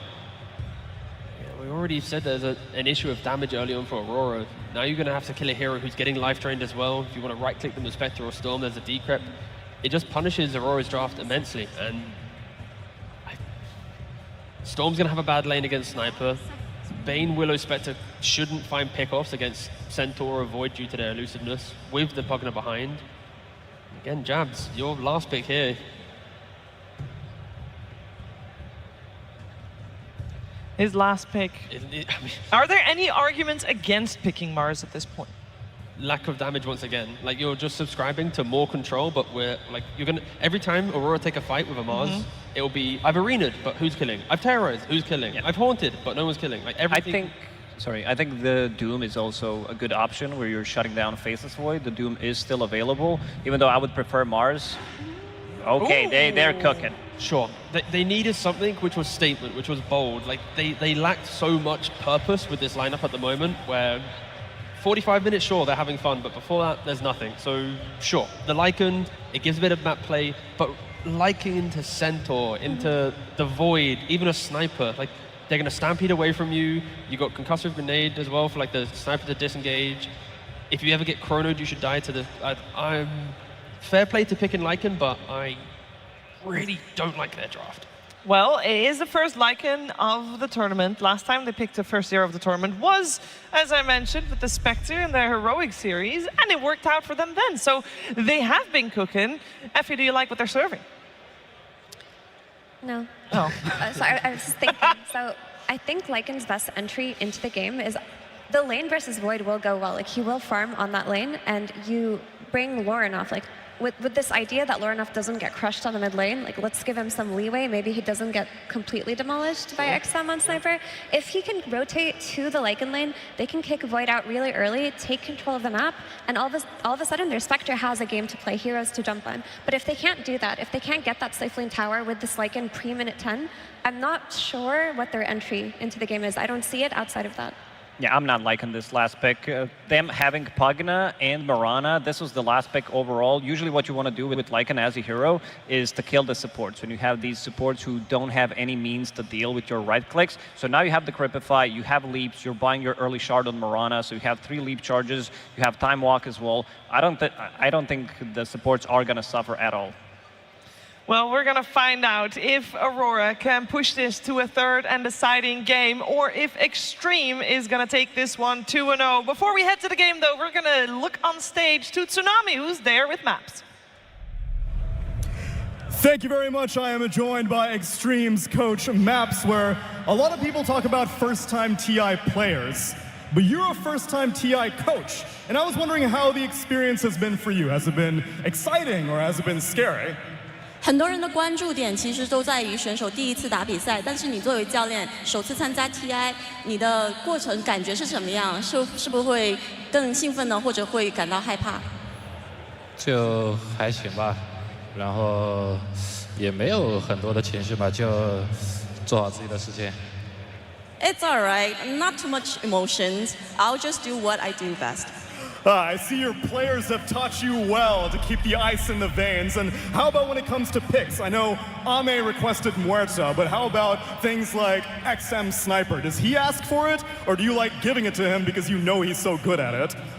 其实我们想问的是，选手有时候会要求一些英雄，比如说阿妹他会要求奶绿，那 XM 的火枪，你是觉得他很厉害，就直接帮他选呢，还是他要求的呢？奶绿跟火枪差不多，都是他们的绝活吧。然后，那对面放的话，那就选吧，就跟他的幽鬼一样。Muerta and snipers are both of their specialties, so if the enemy team doesn't ban it, we'll pick it. You guys are comfortable in the game, and clearly you're comfortable on the stage. Maps, best of luck in this game number 2 as we pass it to our casters. Thank you so much, Tsunami. Always great to hear in Royal Arena. How y'all feeling today for game 2? That is right. Hoping to see a game 3. Hoping to see if we can get all the way to the end. Trent, why is there a Lycan in this game? What's going on? I don't know, the panel, you heard it. Lacoste, he wasn't liking it. That last pick, it gave them pause. There's good reasoning behind it. You saw the ban on the Beastmaster. I think that what they really needed here, like Mira was saying, I feel on the panel, just we have to take this tower, we have to take over the map, right? So there's heroes that were left, like there was a Visage, maybe you could try and do it that way, but it's going to be the Lycan, someone who has not been tested yet in this tournament, right? Try and take over this lane, and if they can't do that, if they can't create the space for the Spectre, it does indeed look like it'll be a bad time. But Aurora, I like it. I like the fact they're going for this big pick, the boldness there. See if it works out. Well, and you know what's funny is we were talking all of this stuff about the off lane, maybe getting to see the little purple man, the Darkseer. We kind of have like the super surge Ion Shell later if you can get to the Aghanim Scepter potentially. You know, maybe you can turn any hero into Darkseer. That's quite the talent. It's pretty cool. It'd be fun. You know, just get the wolf bite onto Spectre. That's a very, very scary ghost lady. If they can get to that territory. Now, the problem is, and what I'm a little bit worried about, is that XM might have a pretty good time in this game. The map said specialty. If it's a good game for it, we're going to pick it. And they definitely did that. Yes, he has already shown some obliteration tactics on the sniper in this mid lane. They banned the Viper instead to open up the game for the Spectres. Don't want to have to deal with that break. So the 23 Savage would actually have a chance in this one. But yeah, that means you're picking your poison. And he's a very scary sniper, so. Well, and the other thing that, you know, we've sort of been seeing there, don't worry, nobody saw, it's okay, it's fine. don't do it, Royal Arena. One thing that we have seen as an answer recently has been this like lack of vision and then not being able to find it. XM on the ghillie suit means that if he's in that stance, he's not going to get revealed as he's right-clicking heroes, which means that Lornev might not be able to find an opening onto him, might not be able to jump him. Yeah, that's your big hope as a Storm Spirit versus that sniper, but these core snipers, you know, they don't need that tricky shrapnel. No scatter shot for them. So we'll keep our eyes on that matchup, how that one works out. So far, 9-5 versus 9-2. It's looking okay. The question is, as those levels get up, will you still be able to maintain that? And of course, what happens at level 6 and what happens with these support rotations? Very different support lineup for Aurora in this game. Definitely want to get more active. Oh God. 23 Savage got to run away there. Yeah, melee hero in a lane versus Centaur, not a great time. Panel discussing how this looked like a pretty free lane if you're XG, and you certainly can't disagree too much with that one, right? Like even potential rotations then for Xingqiu, if he wants to, can make his way even like through the twin gate, because like there's a lot of room to maneuver here, and you kind of know you can leave the Centaur alone as he's going to jump in and steal that Lotus with the innate there on the Maranas. You always love getting that for your team. That's very annoying to deal with. Did have the Nightmare ready, but Ollie not opting to use it at that point. And you can see after the initial 2 waves, what's happened mid, as indicated in those last hit denies chart. Now 17-10 versus 11-4. And Loranov, he can't even step up to the wave. This is the pain that you feel in this matchup and what can go so wrong. See if he can deal with it. We'll have that wave pushing into him at least pretty soon here as DY is getting bullied around. Q back behind the tower here. Jabs are just running through his wall here as they just chase him with these wolves. Yeah, what was he doing? He was way under there. And instead, it's going to end up losing his career. This hero's too fast. He's too much. Why is DY able to get out? And look at him! Oh, the fancy footwork. He's so fast. You can't stop him. The Wolves trying to get around, and that's finally going to be there for the body block. But no, he gets around the other side. Oh my God, DY is just, he's trying to get his steps in right now. He's on the little treadmill, and he makes it away in time. It's just too much. I mean, we're talking about this Lycan, but another hero that we don't see too much anymore, this Pugna here, can be helping out with the early damage there on the Nether Blast, and of course, later on in the game, the life drain saves. Always something you have to keep an eye on. Oh yeah, absolutely. Well, XM still standing as Storm has been sent off to the jungle, had not gotten another CS since we saw him. Still sitting right there at about 17 now. And it is interesting because when you see that, oh, wait a minute, 23 Savage, more hits, Nightmare to get a little bit of separation, that keeps him alive. When we saw the Faceless Void, we were thinking about all these like lane punishers, and Lycan does feel to be sort of putting the pressure on a little bit at the very least, but not able to keep him completely out of contention. Yeah, if they're able to maybe get that kill into DY and then try and pressure further on Ame, that might have worked out here. They're trying again, and this time he feels like he's not getting out. Oh yeah, DY found and jabs, much like last game, drawing that first blood. Will throw one last hit there onto Ame, who will then time walk and take it off of him. And Loranov even being denied his jungle right now as XM wraps around and gonna force Loranov all the way into a bad situation. He's just trying to give him absolutely nothing here in this one.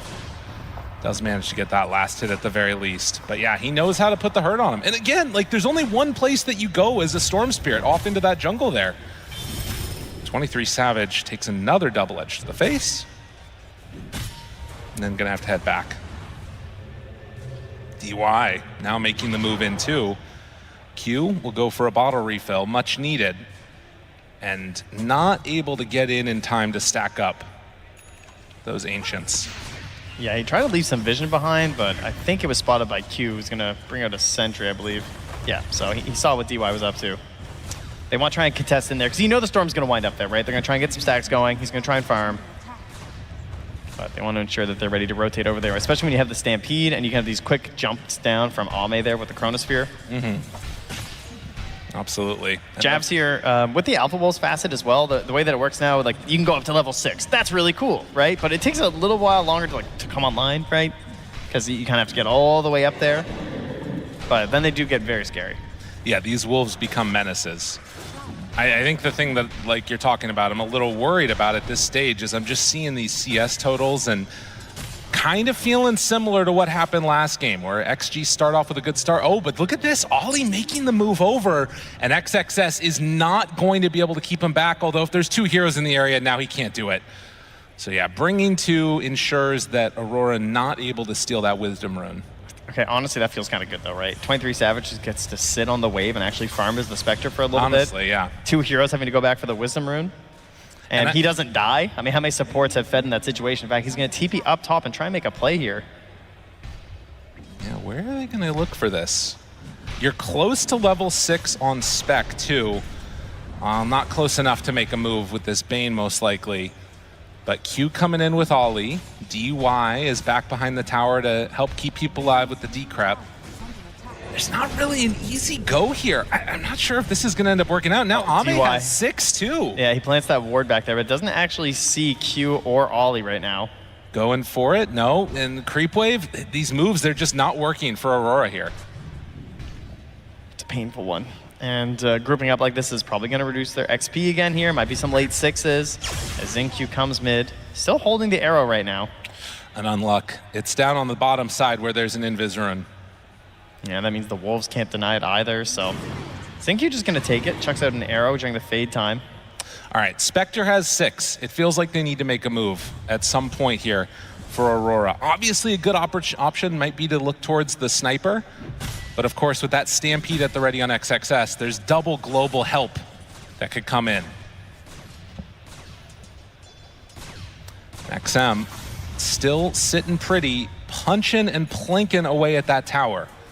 Movement in from the 2 supports. Yeah, Xinq's close. Thinking about it, wanting to jump, tries to find him. The pole is going to be there, but the arrow is already out. And there's the Spectre moving in. Finding a kill here would be huge. And but he gets rooted for the moment. That keeps him away. Ame's still off to the side as Ollie will get brought down by the ulti from XM. The Wolves on XM can't finish him off. No, he jumped back as well on 23 Savage. Just didn't like the look of it there with the root coming out. And that means they're going to lose that mid tower here. Already a hard game for Lornov, the lowest farmed core in the game, and now has lost his tier 1 tower. I mean, and you can imagine how that fight would look a lot better if there wasn't that Centaur that had the Stampede up and online.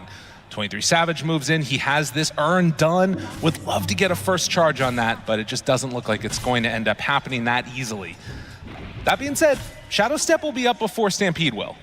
That's true. I mean, XXS has just had a phenomenal 2 games here, especially in the laning stage in both of these. First the Mars and now onto the Centaur. He just has not been bothered at all. Can they finally get a kill as I curse him? This is a hard kill to get. This guy is very tanky, but dropping lower and lower, and with no help coming in, an arrow finally finishes him off. Or rather, catches onto the Bane, but that's going to be an urn charge for 23 Savage. Has their Shadow Step just to ensure they actually get it. And luckily, the kill also going to Lornov. I think they're pretty happy about that. You know, 23 Savage, he's going to be busy. He'll be farming it up, but they need some help here. If there is one upside to the Spectre pick nowadays, it's how quickly you can decide to go again just because of that low cooldown on the Shadow Step. Yeah, but you also are playing with quite a few cooldowns as well, right? Like jabs, you have to be worrying about the shapeshift there too, so you kind of have to coordinate a lot of these longer ultimates. 120 seconds on the Fiend's Grip even. Like it's mostly Bedlam and Shadow Step that are always ready to go. And of course, no longer able to pass that over, or else this could be kind of a cute combo. That would be really nice as a way to do it, but we'll need to get in there a little bit closer to make the moves work on Willow, but Ollie. Just the confidence here on XXS. Just, yeah, he killed me once, but just try it again. Nice setup. The Nightmare will keep 23 Savage alive, but that is still dangerous. And now with the Renoff moving in with the haste and how much damage can they do? Ollie turn, but the sniper there, they have to call off the charge, I think. Renoff, as a matter of fact, might be in some further trouble. 23 Savage, he jumps away, but DY, he's already onto him. They bring in Ame too. Take down the Spectre. Renoff, if you're not careful, you could die also. So Aurora try and make the jump onto XXS, and that time they won't be successful. And we're talking about these ideas of Aurora trying to knock down the tier 1 tower and try and slow this game down, but then a Faceless Void is just jumping through the Twin Gate and grabbing a kill here. Comes right back up top, jabs, does have the shapeshift back now, has the Vlads, but still 4 points here in these Wolves. And also still underneath a ward, understanding exactly what could go wrong there. As Ame has the Mask of Madness done, going next towards that Maelstrom. All 3 cores right now of XG having a very good game with a 4,000 gold lead. Aurora, they have the tools to take fights. It's just a matter of will it come together perfectly, and can they find the right targets to go on too? They've got level 6 on the Dark Willow. They're not going aggressive. Oh, Jump. There we go. On to XM, ready to go. Shadow Step at the ready. 23 Savage jumps forward. There's the Terrorize. The time zone got him for the moment, but guess what? It's not doing all that much. It kills off the Storm, but Ame, now he's in too far, but he gets the jump away. Ame tries to back out. A couple more hits. Will he have another time walk up? He will. And that stops any extra aggression onto the Faceless Void. And yes, that was not a misclick. That was not anything else. That was a time zone. Yeah, that is the anti-Storm Spirit technology right there. Just gives them a really bad time and a lot of damage to you and your allies. There's nothing you can do as a Storm there. You are leashed inside, so you're just kind of locked in place there for Lornov. Now, the upside to that is later on there's some pretty good items to deal with it that Lycan is already a decent of the way towards, which is the Boots of Bearing. Yep. Which does allow you to just walk out of it pretty quickly. And the question is, will it end up doing enough for them? As we get close to that 14-minute mark, next round of Wisdom Runes, you can see Lycan, the main one that's having a good game right now, queuing up the Nullifier next. I mean, you can see why, right? They just had this opportunity where maybe they could go for a quick kill into XM, but then the decrep comes out from the Pugna, and they just can't keep the aggression going there from Lorinov. So need somebody to help them out. And you can't have Jabs constantly struggling to kill people because they just keep getting decrept over and over again, and then maybe you invest into some Ghost Scepters there too to just double it up. So it's kind of an expensive item to go for right away, especially when it's just like you're also building a Radiance at the same time. Oh, yeah. So it's a painful build-up here from the side of Aurora. Ame's nearby, but they're just going to take the kill onto DY, who will eventually go down. Was able to burn through a lot of Lorenov's HP there. And he's kind of up that Orchid too. So yeah, Wisdom's about to spawn, and 14-minute Rune. It's going to be up top the regen. So again, bit unlucky for the Storm. And yeah, those will be denied by Jabs. Overall, though, the lead not really getting too out of control so far here for XG. They do have the Blink Dagger here, now finished up on the Centaur, so they could, in theory, get a little bit aggressive, but there's not really a big need for it right now. Right? Well, you might as well just wait for the Gleipnir on XM. And the other thing is that it feels like this game, as opposed to last game, they're jumping with the actually wolves? have ways to jump in and do exactly this. Like XM takes a lot of damage, the decrep, and actually forcing out the Stampede will keep him alive. But these little pokes and prods, it's pretty annoying for XG to deal with. Yeah, it doesn't mean Jabs doesn't have his wolves with him, though, you know? Like, That's he's trying true. to set this stuff up here, and he can't farm quite as fast. Just gonna be slowing down that next item here. Is farming out some of the lanes with them while this happens. But yeah, when they're out scouting and trying to find kills, not really much of an opportunity for that one. Smoke up now by the two supports. And with a Spectre in the game, it makes these kill-oriented heroes very capable of, you know, finding a bring down. You can see DY is just right next to Ame that entire time. Yeah, I thought maybe they were setting up for an IO draft or something when they opened with this earlier Bane, but this kind of shows why, right? This idea of just smoking up and setting up for global mobility, that's always been a classic part of the Bane tactics. Seeing if you can get a Fiend's Grip into a Shadow Step play. And, you know, they were close. Like, Ame had been here pretty recently. Now he's under the ward. This is really big if they can get this one in time. Underneath the ward, they have the Fiend's Grip ready. Ollie gonna walk forward. There's so many allies here too, though. Oh, it's really dangerous, but if they can connect here, it would be really good for them. They move forward immediately. Now they jump in with 23 Savage, and that's the kill that they needed. They're still smoked up here. On the side of XG, do they get a return kill? That's the question. XXS has this blink. Will he find him in the trees? Off to the side, gets him right away. Arrow comes out. Is it enough time, though? No. Lorenov, he gets out. Now can they go for a second salvo? Ollie runs into everybody brazenly, and Jabs jumped upon right away. Lorenov comes in for the follow-up. Aurora fighting forward now after they take down that Faceless Void. They're gonna take 3 more. They're fighting for their lives here on the TI stage. They take down that potential time field. They don't have the opportunity to assist.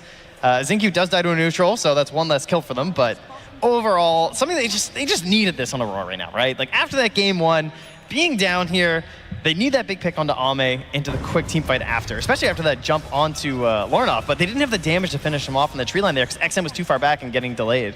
Well, and it's all of their heroes kind of coming together at the right moment, it feels like also. These are fighting-oriented heroes that Aurora have. After so many towers being given up in the last game, it felt like, as you said, this is something that was needed, and now partway to that nullifier being completed, you got to look towards XG and say, well, what's going to be our answer to this?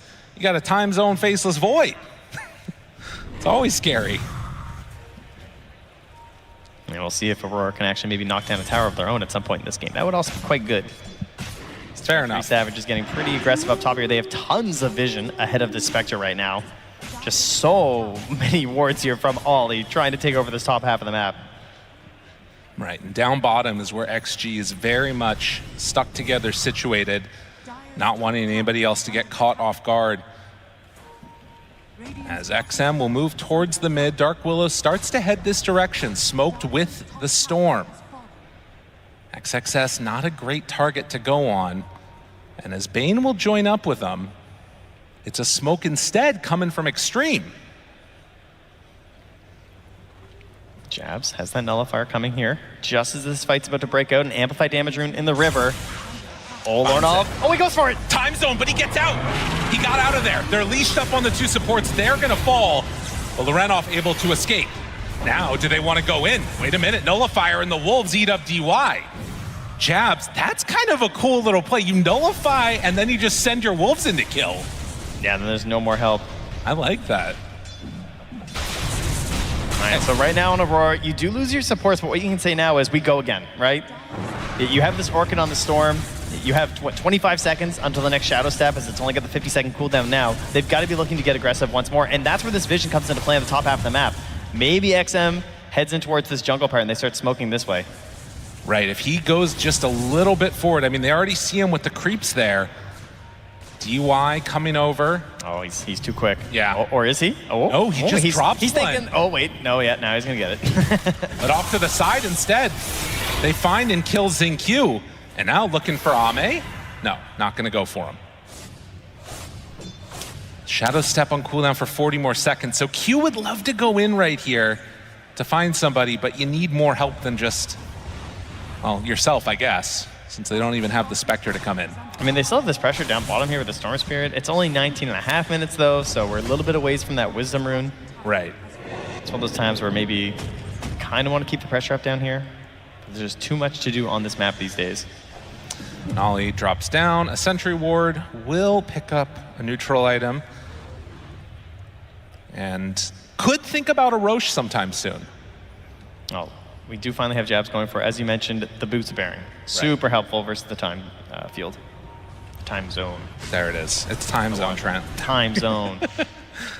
It's like the pain zone. Is that a thing? That's not a thing.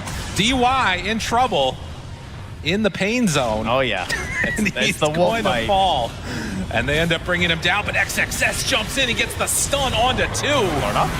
Wants to find him. Can he get any extra hits onto these guys? With the retaliate damage being too intense, they can't make the move. Man, these Wolves are so annoying to deal with. They're going to need to get a gem at some point. Early game, they're absolutely terrifying there. They just do a ridiculous amount of damage. They've got the control there too. I guess, in case you haven't seen Alpha Wolves, you get the hamstring, which is the part where they have the next 4 attacks from units controlled by Lycan and deal bonus damage. So you just get to like burst people down. That one's pretty handy. Do require a decent amount of micro nowadays as well. Really annoying to play with, but they, Jab's definitely somebody that's been known for his micro in the past. Yeah, and even though you have the sniper, you also get the evasion at level 6, so that can also be annoying with the high tail ability that they get. But yeah, as you said, a little micro intensive. So Wisdom's picking up by the couple of cores and into double Tormentor. One of them heads on over the Bane's way. Xingqiu don't die. Okay, he lives. DY gets the other one. And still just 3,000 gold separating these two squads. Ollie can look to close that gap a little bit there with his shard, of course, you know? True. Can actually push waves a little bit on the Bane once you have the shard for the AoE Brain Sap. Couple big items right now, though. That's the full Crimson Guard for the Centaur, and then also a Radiance completed now on the spec. Yep, this is an item that now also scales on strength, so feels really good for a Centaur. Yeah. And Radiance, obviously, health. classic. Sorry, not strength anymore, It is health. Let me clarify, but Centaur has a lot of health. He has a lot of because he has a lot of strength. He's a big boy. 22 minutes in. And the Wolves scouting out a few things. They see the region. That one gets denied by XM. Now run the Wolves forward, gonna root them. Dude, look at how strong these things are. Like, what the hell is that? Yeah, it's really annoying because it also just like breaks your formations. Like, you have this idea of like where you're trying to go at certain times, and you got your farm patterns and everything, and suddenly this wolf's just biting you. So you have to like run back to your tower. You have to feel safe because you don't have the shadow steps coming, especially when he does stuff like this. Yeah. And just jumps on you with it. He just jumps in, drops down the dagger, hits DY a couple of times, and then gets out. Doesn't want you to feel any sense of safety here on this side of the map. I mean, killing DY feels like it's going to be a little bit of a hobby for them this game. This too. We got ourselves a Spectre TPing into the outpost. They are coming right down for this Roche. But the side of XG, they've already smoked up here. They have the Solar Flare available. It's still just level 1 though.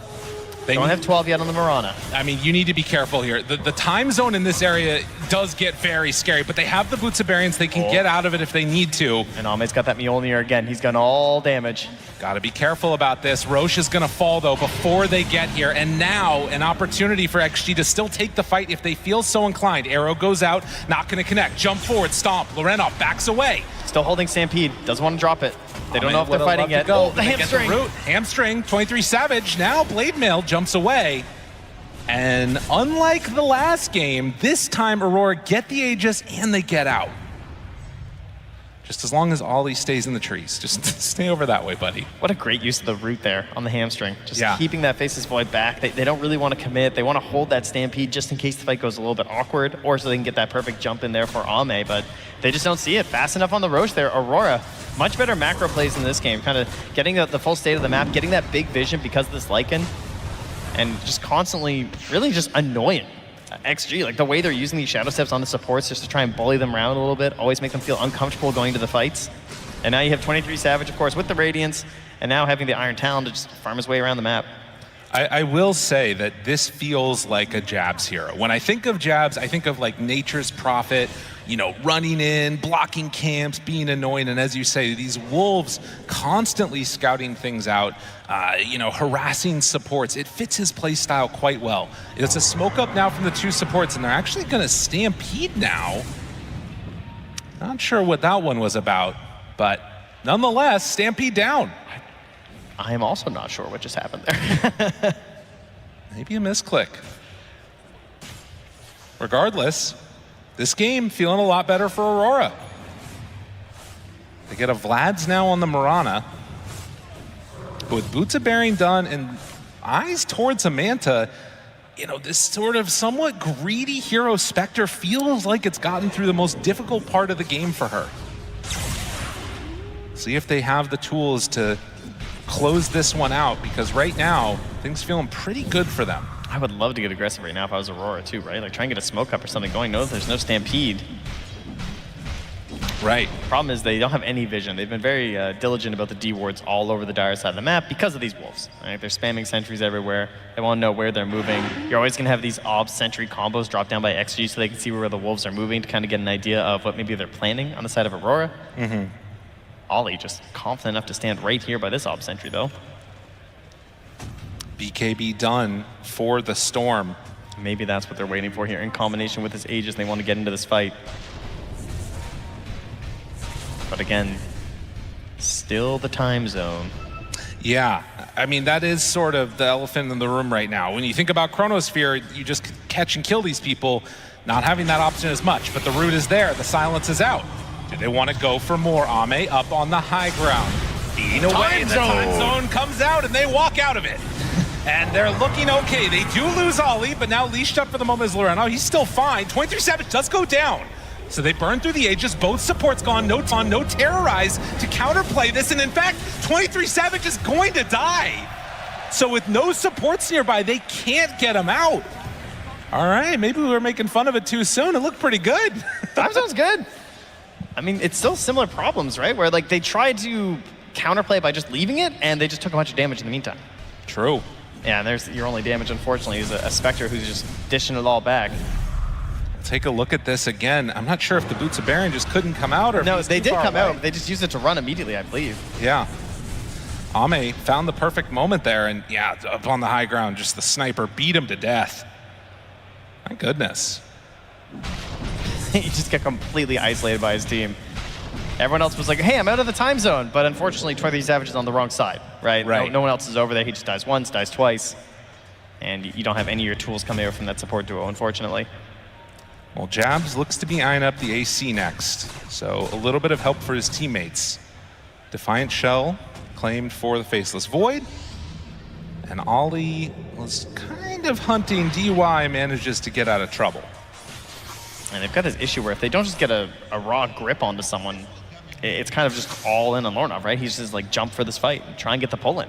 How else do you actually start an engagement here? How can you lock people down? They don't really have that great of avenues to do it, for sure. Gonna need more items to help solve that problem. Lornoff playing it kind of tight here at the 28-minute mark. Don't know if he really wants to go for this. Would be kind of risky.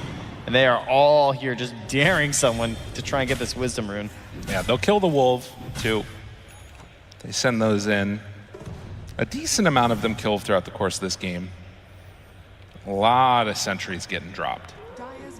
And eyes towards the Blink next for Q. After the Yule Scepter. More ways to try and sort of play around these fights and get in the action when the time comes. Because that is the thing, right? If Sniper is just free to hit away, in a way, part of what made that last fight feel so weird was that it was 23 that went in first. And if you can kind of wait and then, wait for the fight to progress and then jump Sniper, things probably feel a lot better, but requires getting wards down or something else there. And also having some tools versus the disarm as well there. Oh, yeah. But we'll have the Manta, so that should allow 23 Savage to keep the attack up onto that Sniper. Well, the Wolves go forward, they hit the buildings, starting to drop. They live a long time. Don't manage to quite kill that tier 1 tower, but getting closer to it. And the smoke will not bear fruit, it looks like. Yeah, all the Wolf talents. Very talented Wolves. And at least for now, not going into the Wolf Bite either for the Lycan. Not yet. Right. We'll see. Maybe some point the Agnes will come out here. I mean, this is annoying split push to deal with. And again, for XG, it feels like they want to play much more grouped together, which does hurt this style a lot more. Look at the building damage. It's just been working away at it. And now Shiva's almost completed for that Centaur. Saw how impactful that could be in game number 1, finding the right targets off the back of the XM Queen of Pain. Yeah, Q just betting it all here on the Blink Dagger for that Dark Willow. Trying to make those big solo plays. God, he is, I mean, I think you just can't do anything at XXS at this point. Like, he has so much armor. He's got 4,000 HP in a Crimson. No. Like, he's just a force that you're not going to mess with. No, you just have to straight up ignore him. Yeah. There's no killing this hero right now until he's the last one left. The Wolves just not being hit by XM. Living through it while he tries to pressure them out. Super annoying to play against. And ZQ in the meantime is also eyeing up an AC. Interesting. Scout out Roche, still 20 seconds till it's capable of respawning. Does have the feeling like that is going to be that next pressure point. Again, I mean, they were quick on the Roche last time for Aurora, but if they're not in position, we know how terrifying it's going to be to fight there because of the time zone. Yeah.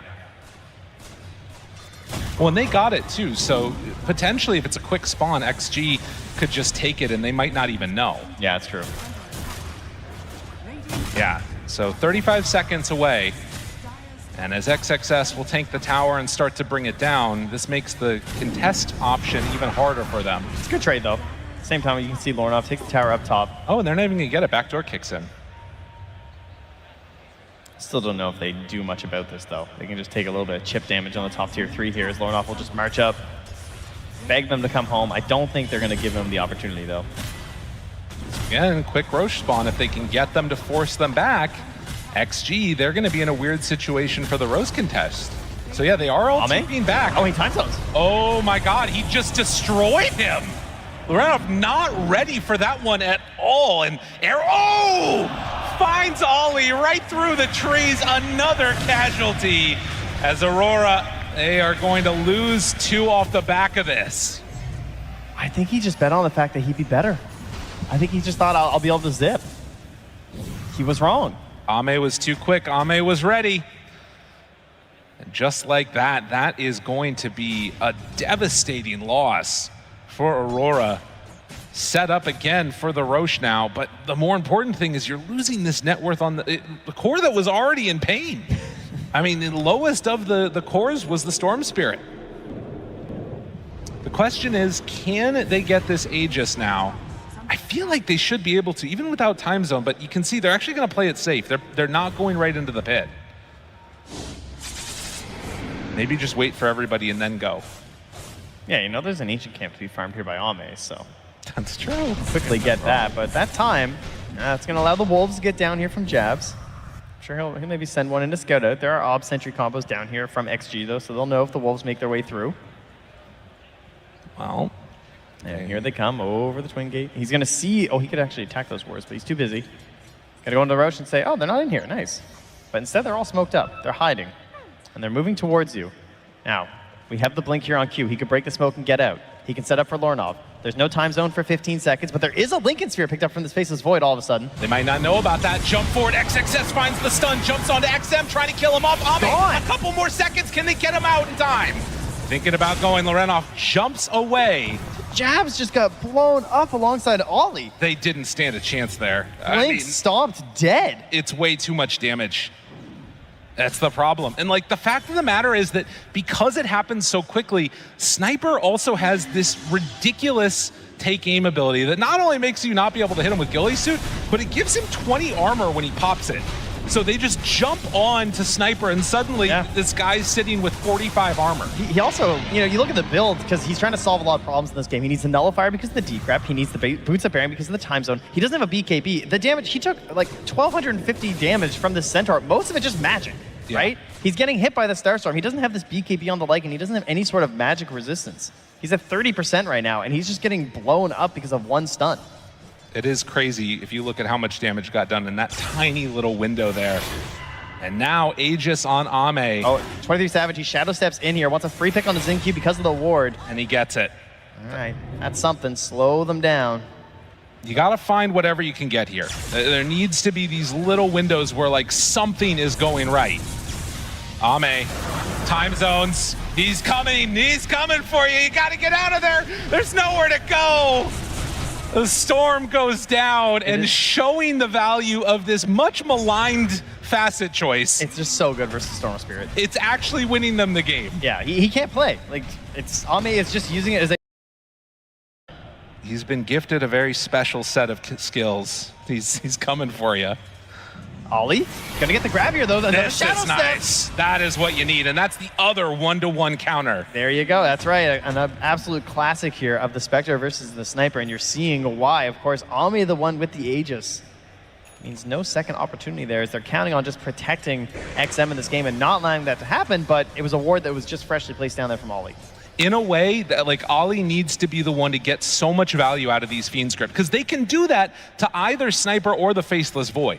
Like he is not insurmountable here. You can break the Lincolns and go right forward. But yeah, they had an idea that there was a ward there. Yeah, Q also. I got my blink on Dark Willow. What do I need next? A Midas. I need the Midas here on the Willow. Are you kidding me? There is a plan for Q, and the plan is to get nice and big and golden and shiny. Let's see if he can take over this game there. And now a Blink Dagger as well, seeing the necessities of these grips here. As another jump here, but he's back out. Look at that damage though. The illusions are a problem. I mean, and even against Ame, he's brought down to half HP to these Spectre illusions. This Bloodthorn combination is just a quick assassination here. How strong can you get in this game for Spectre? You're also queuing up a Nullifier for him, and instead decides to go back for the Aghanims first, is now what they've got queued up. And Ame, the big bad carry of last game, a couple levels behind right now, but still with the Aegis and incredibly hard to kill. The Haunt would be so nice for them if they can get that Aghanims done. Yeah. The old school ability. I would do so much in these engagements. Well, and the other big question too is like, if these pickoffs keep happening, is there eventually a window where Aurora can win a fight? Because each of the like big 5-on-5 engagements feels like they get dominated by the Faceless Void. But if they can find these little picks here and there, that feels a lot more up to the tempo that Aurora is trying to play at. It's 23 Savage. He's just going in to clean up the farm of Creep Wave. Yeah, he can do that because he has this Manta. He can just pop it, get on back out. Again, it's only every 40 seconds now at this point in the game, so it's not nearly as punishing to spend it. But XG, they do know that Shadow Step used, they can just go ahead, take this tower. And again, no matter how many wolves they take down, there will, or sorry, no many wards they take down, there's still the problem of the wolves. The wolves could be setting up for these shadow step plays throughout the mid game. That's why this is a nice little combo. So you're probably going to see XG stay kind of tight as they move across this map, and that means they might keep growing a gold lead, but they won't end up growing this really big XP lead at the very least. Yeah. Oh, but look at this, a little fake back here. They actually smoke in behind, not allowing any sort of a shadow step setup. Interesting. Jump forward, get the stomp. Dark Willow dead. Does have buyback. Only hero in the game with it right now. And deciding to make this move. Now, if Jabs you look up top, Jabs is taking that tier 3 tower as well. At the same pace, pretty much. The Wolves hit it very, very quickly. So this is going to be a tier 3 tower and likely a Rax in exchange for a tier 3 tower. He has to be careful, though. Might have the same problem that Lornov did if he comes back there with the time zone. Split push, eat your heart out. It is not as strong as it used to be with these Lycans, but it's still something you got to keep in mind. We managed to get it, though, as the Aegis is expiring. There's no immediate smoke out here from Aurora. We don't have the classic post-Roche smoke quite yet. They got to clean up these lanes a little bit. And there it is, the Aghanim Scepter. So Haunt is ready now, and you've got a ton of kill potential. Haunt, pop all of your stuff on him, the Bloodthorn, Popping Manta, and you can probably take down these supports, as Willow, like you said, does have that full Midas completed now at 39 minutes. And you can see in comparison, like, Dark Willow's farm is going to start taking off in comparison to Mirana's if this stuff stays static. But will it remain static is a different question. Oh, Lorna coming close to the enemy team here. Oh, he's underneath the ward. Yup. They don't know about this one. Okay. Got the spidey senses were tingling, you know? Yeah. You got to be careful about that. Jabs does finally queue up the BKB. He's been farming up gold for a while. Kind of just need it. You know, if you want to have any hope of actually using your abilities and your damage during your ulti, feels like a necessity right now for his team. And Ollie just waiting for somebody to pass by as he queues up the Ags too. Yeah, he's got his blink grip. Wants to try and find a setup here for 23 Savage. 40 minutes in, and this push and pull that we're seeing between these two teams continue. When XG get together, it's really hard for Aurora to fight them, but when Aurora manage to find these pickoffs, it starts to feel a little bit better for them as well. Full butterfly completed for Ame. He is just... The time zone damage is going to be ridiculous, right? He has the level 20 talent with a plus 80 attack speed, so currently he's getting plus 230 attack speed in the time zone alongside his allies. And Solar Flare, yeah. Yeah, that's a lot. I mean, yeah, he will kill everybody, I'm pretty sure. Even through Blade Mail, probably. I mean, like, I don't know. This is going to be a tough one. Yeah, well, I think that's why he's going for that next choice as well there, and the Satanic makes sense, right? Doesn't want to be locked down by the Mask Madness. Absolutely. Still, windows to fight. As off to the side lanes they go, turning off that Radiance and running away was Spec. It's going to be so much pressure on 23 Savage. We talked about the pressure on Jabs, you know. It worked out. Right? They didn't get run over in the early game. They managed to kind of stabilize things. This lead isn't too crazy or anything here for XG. Now it feels like that pressure has been pressure over 23 Savage, who now jumps in. And they find him. That's a big boy, though. Ame is there with the time zone, immediately lifts him up and destroys that Bane. They force out the abilities and manage to get away with everybody else. So the main loss there is going to be the Vane's Fiend's Grip. But they force everybody from XG back to the base, and 23 Savage gets out. I mean, that is definitely biting off more than you can chew. That's for yes. Sure. The Centaur War Runner, it's not the hero they want to go on there. That felt like a limit test. Just like, can we kill him? Like, yeah. Maybe? No, it's not happening. No, definitely no looks way. like no. It's now an attempt over here. Xingqiu will see some Spectre illusions, but 23 Savage is already out of there. Did end up going for the Haunt illusion damage, by the way, on the Spec. So potentials towards a refresher or something else. The Mantas, all of it, it's going to start stacking up the deeps. Maybe a chance to try and kill a support from back in the fountain. And Aurora, they're trying to get as much XP as they can here onto Lornov. They actually leave the Wisdom Rune for him there. Q says, go ahead, I don't need it. Right. As they're going to jump very quickly, blowing up DY. See you later. I mean, this is what I'm talking about. But yeah. you can't get it. A little bit too scary. Yeah, I think good choice there. So they secure the gem. It's BKB done on Lycan. And yeah, Q just farming away these creep camps. That's the problem, right? Anytime they just like get a little bit of separation, death. Dead on the supports, except for XXS, because again, he's not going to die. Oh, they're coming. And in fact, jabs. He's gonna find jabs here. Has to go into that shapeshift. Eul Scepter tries to run away. Not easy to get out, and yes, the root, the finish. Dead Lycan. That's a tough one here, though, as that means the Roche has just respawned, and he has no way back into this game right now. They have You Hex. know what? He just got his beat. Yeah, it was really like hurts. It just was on done. the courier, yeah. Oh, it feels like they needed this. They have this haunt. They wanted to use it, but 30 seconds till it's going to be coming back online. They're already in the Roche pit. You have no Lycan in this game. That's going to be giving up the Aegis and the Refresher Shard here. Oh my Of god. XG. Look at the solar flare with this. This is a little bit of absurdity coming out. And yes, they will manage to take that for themselves. Refresher Shard 2. And now XG. Is it your time to shine? XinQ runs on down, hoping to find Q, who's hiding off to the side. In fact, we'll get him with the arrow. Went into the Shadow Realm, but don't know if that's going to be enough to get him out of trouble. Gets the blink away.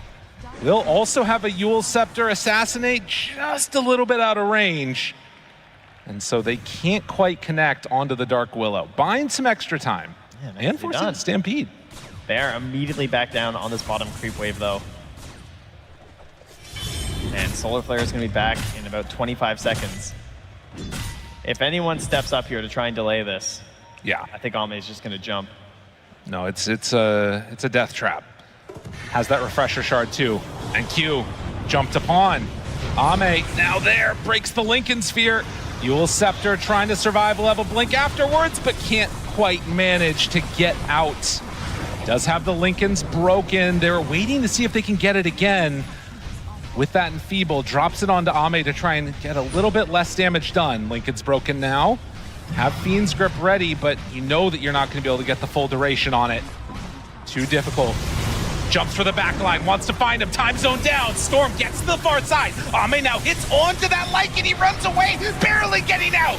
Able to survive through it. XinQ low, a huge Curse Crown, and the Terrorize too. Do they have enough damage to take him down though? XM starting to drop lower, but the cheese, he survives. Nullifier onto Ame, trying to bring down XM. There's the BKB finally used. The disarm is there. Laurent jumps back in, wants to take down XM. They're trying to get away on 23 Savage, but it's not enough. Lorenov is in trouble. XM will die. The Storm manages to get away, and somehow they hold.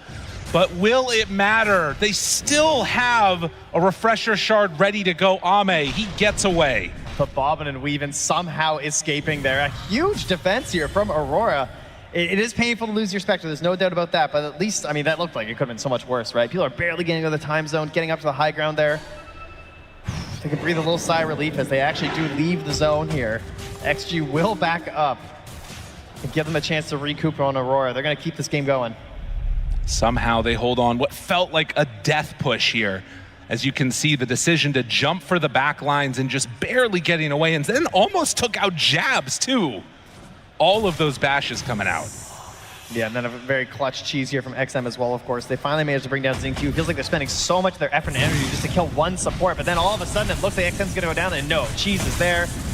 And then 23 Savage, unfortunately, it looked good. Like, it looked like it was gonna be the mop and bucket situation where Spectre's gonna come in and clean up a fight that so many of the resources had already been expended, and now there's not that much left for the Spectre, but wasn't the case. XM's able to just turn until finally getting cleaned up by Lorenov. That's a huge part of that last fight that they needed so bad.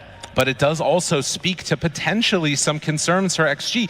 If you lose, well, not lose, if you come close in that fight, when you have Aegis, when you got Cheese, when you got all these big abilities, will they be able to execute when those are actually used up? Now, they do still have that Refresher Shard, but can they keep this sniper alive?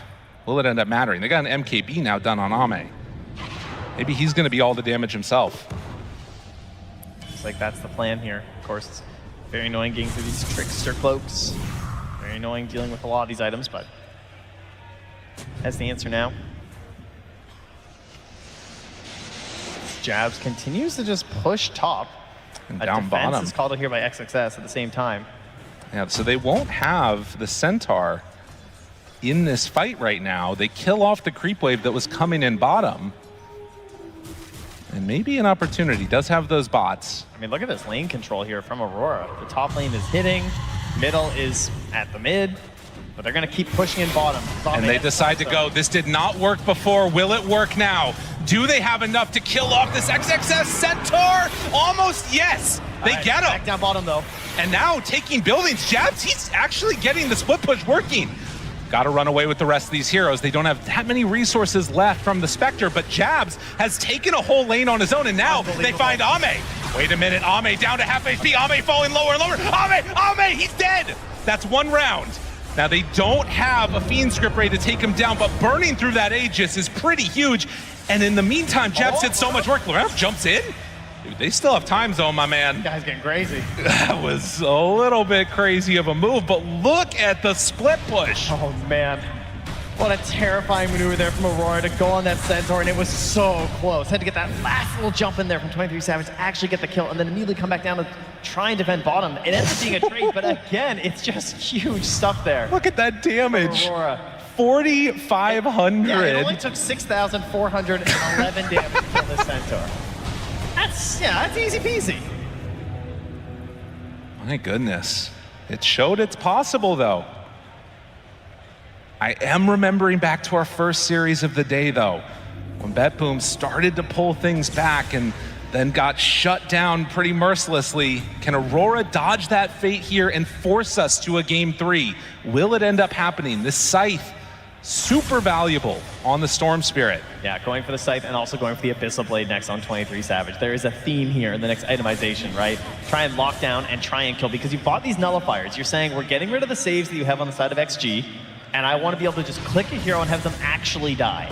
So that's the plan. They're going to try and chain stun Ame. They want to get him before this time zone comes out. Or if the fight's already broken down, they want to just ensure that XM actually dies, doesn't get off this concussive grenade, doesn't disarm and push them back. For now, though, we're just going to be rotating on opposite sides of the map here. You can see Aurora, they're pinging up towards top, saying, hey, should we go push this, play up there again? They feel like they should be coming down to the bottom once more here from XG. Everyone playing really tight right now. They don't want to give up one of these Shadow Step pickoffs. They know that the Haunt is also going to be coming back here pretty soon. One of the other concerns at this point, if you're Aurora, is that the split push potential, there's still tier 2 towers up in mid as well as bottom. 23 Savage throws out those illusions, tempts fate for a moment and then gets out. But it's a lot harder to sort of provide the same type of damage and sort of issues on the map if you're trying to take down a tier 2 tower on the bottom lane. That's for true. Jabs. But these waves are really annoying. Oh yeah. Like, they just keep pushing them out here from the Radiant side. Now that's going to be the Shard finished up here on our Spectres, so help with the dispersion a little bit there. Right. So being able to activate that one and then do some extra dispersion damage, very valuable against these high damage heroes. They still just have the Silver Edge on XM, so that's the break that they're working with right now. Could be a key factor in winning some of these engagements if you can land that. Roche up.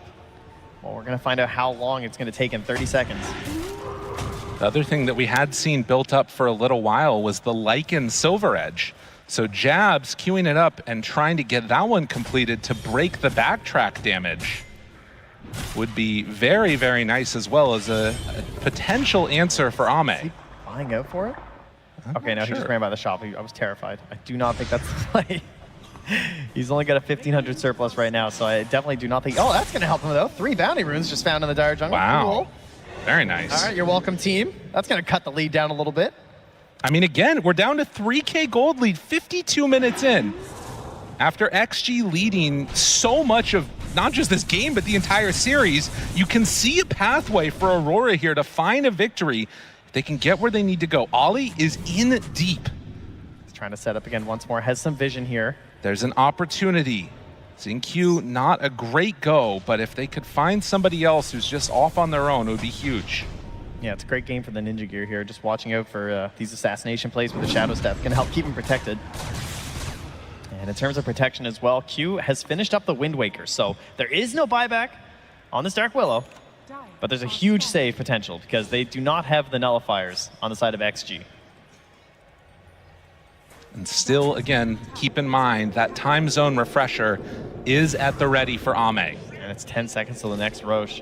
It's going to be spawning on that Radiant side, down bottom. They have control here on XG. They've actually dropped a shrapnel in the pit as well here, so. Okay. They might just keep popping those down. Of course, has the 25 talent for it. Looks like they're just going to miss that it's over there.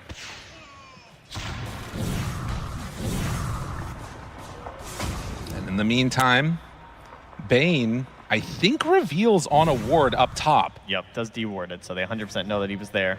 They're going to smoke up and back towards this Roche. They're going through the twin gate. They throw an arrow in just to see. Say, oh yeah, Roche is up. But are they still going to go? Are they deciding? They're still going to go. Jabs, jabs, jabs. Goes in, gonna pop the boots of bearing, gonna try and tumble get out of there. Jabs running, escaping. Always out. Just like that, he gets away. What's the plan though? He BKB'd. He wants to go back in. And they're thinking about it. XM already getting found. There's the grip. Do they have enough? Can they get on top of him? Where's the help? Lorena right on top. DY starting to fall. Ame there too. Hitting away. Time zone finally gets dropped. It's on to 23 Savage. He doesn't have any way to go either. Lorenov has to zip to get away. XG starting to pick up speed here now as they find the storm. Able to dodge that zip, but eventually they get their kill. They went for it all. They went for the fight. They weren't sure if it was good, but they didn't want to try and wait for another engagement. There wouldn't be a shapeshift. There wouldn't be the BKB. He felt like that was his moment here from Jabs, and the team followed alongside it, but they couldn't connect everything. He throws the nullifier onto DY, tries to kill over there. They're trying to get this grip kill onto XM, but they don't have the damage in time. And he buys out for a Desolator right now, too, on the Lycan. As you can see this yet again. Everything got used, and of course, when they brought that refresher back in, that second time zone was what absolutely destroyed 23 Savage. Yeah, he left and he comes back in, and then it's this Regoose attempt here where things kind of go awry, right? You get the grip on the side, but back in the main game, we got a real fight here as Lorenov jumps in. Oh my God, rooted arrow done! Didn't stand a chance. That's a dieback. They need everything and a bit more, but I don't know if they're gonna be able to get it. As they move in, find Jabs. Jabs done, buys back now. They only have 4 heroes to try and defend against this onslaught that's coming. XG, they have looked good all year, and here on the main stage at TI, trying to close this one out, secure themselves top 6. Ame hits away tier 4 towers, 23 Savage off to the side, hoping to do anything at all. What do they have left in the tank? Refreshers are out. He goes for the backlines, wants to find him, jumps immediately onto DY. Do they have enough to kill him off? They do. DY dead, Xingqiu the next target, trying to take out these supports, looking, hunting, finding, killing, and they're the grip, but immediately they get the lift off. Now it's just the cores left alive. They buy back on the Mirana. XM getting lower and lower, but there's nobody else to jump onto him. There it is, the nullifier hit. Still chasing, looking, time zone at the ready. If they present him as a target, that's Q dead too. Only 3 left alive, and I don't know if they've got it in the tank. XG set to close this one out. Jab steps forward in the Innovis, and he finds him. XM dead. They take down the sniper. Now looking for Ame. Time zone out, trying to take him down. In trouble, can't get anything off. The cast range reduction, it's all hurting them there. 23 Savage backs away, but the throne exposed. It's all too much. XG, they're gonna win the game. The hunt for Ame's crown continues. They're gonna knock Aurora out here in the lower bracket in a 2-0 victory. XG, masterfully played here. Such a good round from them. Ame, he gets his heroes, he chooses what he wants to run and puts it together in perfect fashion. And again, the Xingqiu Mirana, not seen a ton, but obviously a painful loss here on this main stage. The thoughts of what could have been. Yeah, but Aurora, I mean, they came in, they picked their Spectre again, right? They found a win with it before. They come in, they try and make this play work with the last pick, Lycan. And they almost had something there cooking. But it's not quite enough versus XG. As you can hear, I have quite a few fans here. Unbelievable performance. And again, this team that has looked so good all year made it to multiple grand finals. They dropped down early to the lower bracket, but end up making this run here. And where does it stop? I mean, this is a team that you don't want to face in the lower bracket at all on elimination. Now, there's a lot of pressure here, right? All the hopes of China riding on them right now. Having to win such a pivotal series versus Team Spirit just to make top 8, right? Now, having to go a little bit further here. China never finishing before top 4 at TI.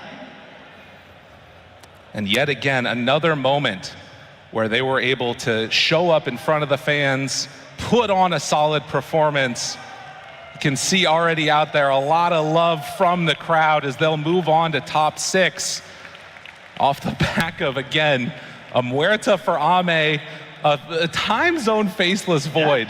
Yeah, confidence is just growing here on this team, right? It looks like they've got their ideas here for Ame, how they want to play this. Feels like they have a good idea going into the draft, and just, I don't know if they're feeling themselves, right? That's what you want. Absolutely. Maps, the coach, says if it looks like a good game for our sniper, if it looks like a good game for that Muerta, we're going to pick it for them. As we head on over to the interview, let's hear from the champs. Thank you very much. Yes, indeed. I am here with XXS. How are you feeling after your first main stage series win? 在主舞台上拿下第一次胜利，感觉怎么样？非常开心，很爽。I'm very happy. It feels great. Awesome. So, were there any nerves at all stepping out here onto this big, beautiful stage for the first time? 这舞台很大很漂亮，有没有任何一丝的紧张呢？没有吧，就感觉很兴奋，打得很爽。No nerves at all. I'm very excited. Wow, that is cold. Ice in the veins. Excellent stuff. Well, very successful series from you guys. I want to ask, is the XM sniper just completely uncounterable? 就很成功的一场比赛 ，XM 的火枪是不是就一个无敌的英雄呢？是的，他是世界第一火枪手。Of course, he's the world's best sniper. I'm not sure many people would disagree with you right now. And of course, it does seem like there's a lot of Chinese fans in the room right now, a lot of people traveling here to watch you play. How does that feel to have them with you right now? 现场看起来很多中国的粉丝，然后很多人也从世界各地过来看你们打比赛，感觉怎么样？有没有什么想跟他们说的？就很感谢他们吧，然后听见他们的呐喊，就感觉更有力量。Thank you very much for the support, and hearing your cheers makes us more powerful. Excellent, it certainly has done. And finally from me then, you've got another series coming up. It's going to be either Tundra or Gaming you're playing against. Who would you most like to face out of those teams? 你们下一场的对手是 Tundra 或者 GG 的败者，你更希望面对哪一支战队呢？我不是很在乎这个，感觉都差不多。I don't really care about this. It feels about the same. Excellent. All right, XSS, thank you so much for coming to talk to me. Best of luck in the rest of the tournament. Back to the panel. Thank you very much, Nomad and XXS and Helen, for the translation. Of course, I do want to shout out XXS Centaur. I think that in this second game of the series, he felt like the target that Aurora often wanted to go on. And we'll break down this series here with my panel. Lacoste, this Centaur, I feel like he suffered a lot. Yeah, he was definitely a center of attention for Aurora team. They were focusing him down heavily. And I want to point out XXS, every single time this guy plays a Blink Initiator, he really shines. Like, he knows, we've seen so many multiple hero stunts coming out from him. Itemization as well, did go for that Yule Scepter, and he was playing on a different side of the map, understanding that Aurora, they might go for a little bit of a split push action, some rat action. They did take that rack, so he buys Boots of Travel, early investment, Blade Mail into double Bracer into Crimson, which does allow him to tank up his whole team.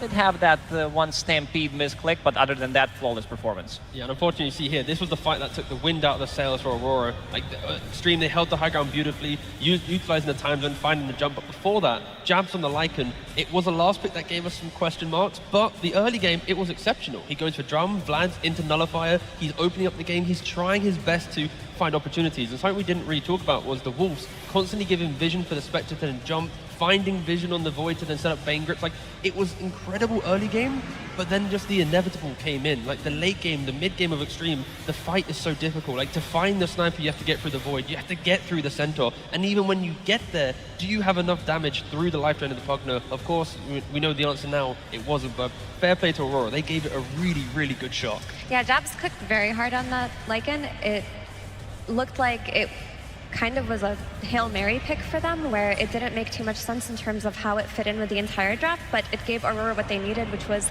a way to play that early game, and play it they did. Unfortunately for them, XG, their team fighting was way too difficult, because you're looking at this time zone by Void. That's just a ground that neither of your supports can enter. Your Bane cannot enter the time zone, neither can your Willow. They can't play into it.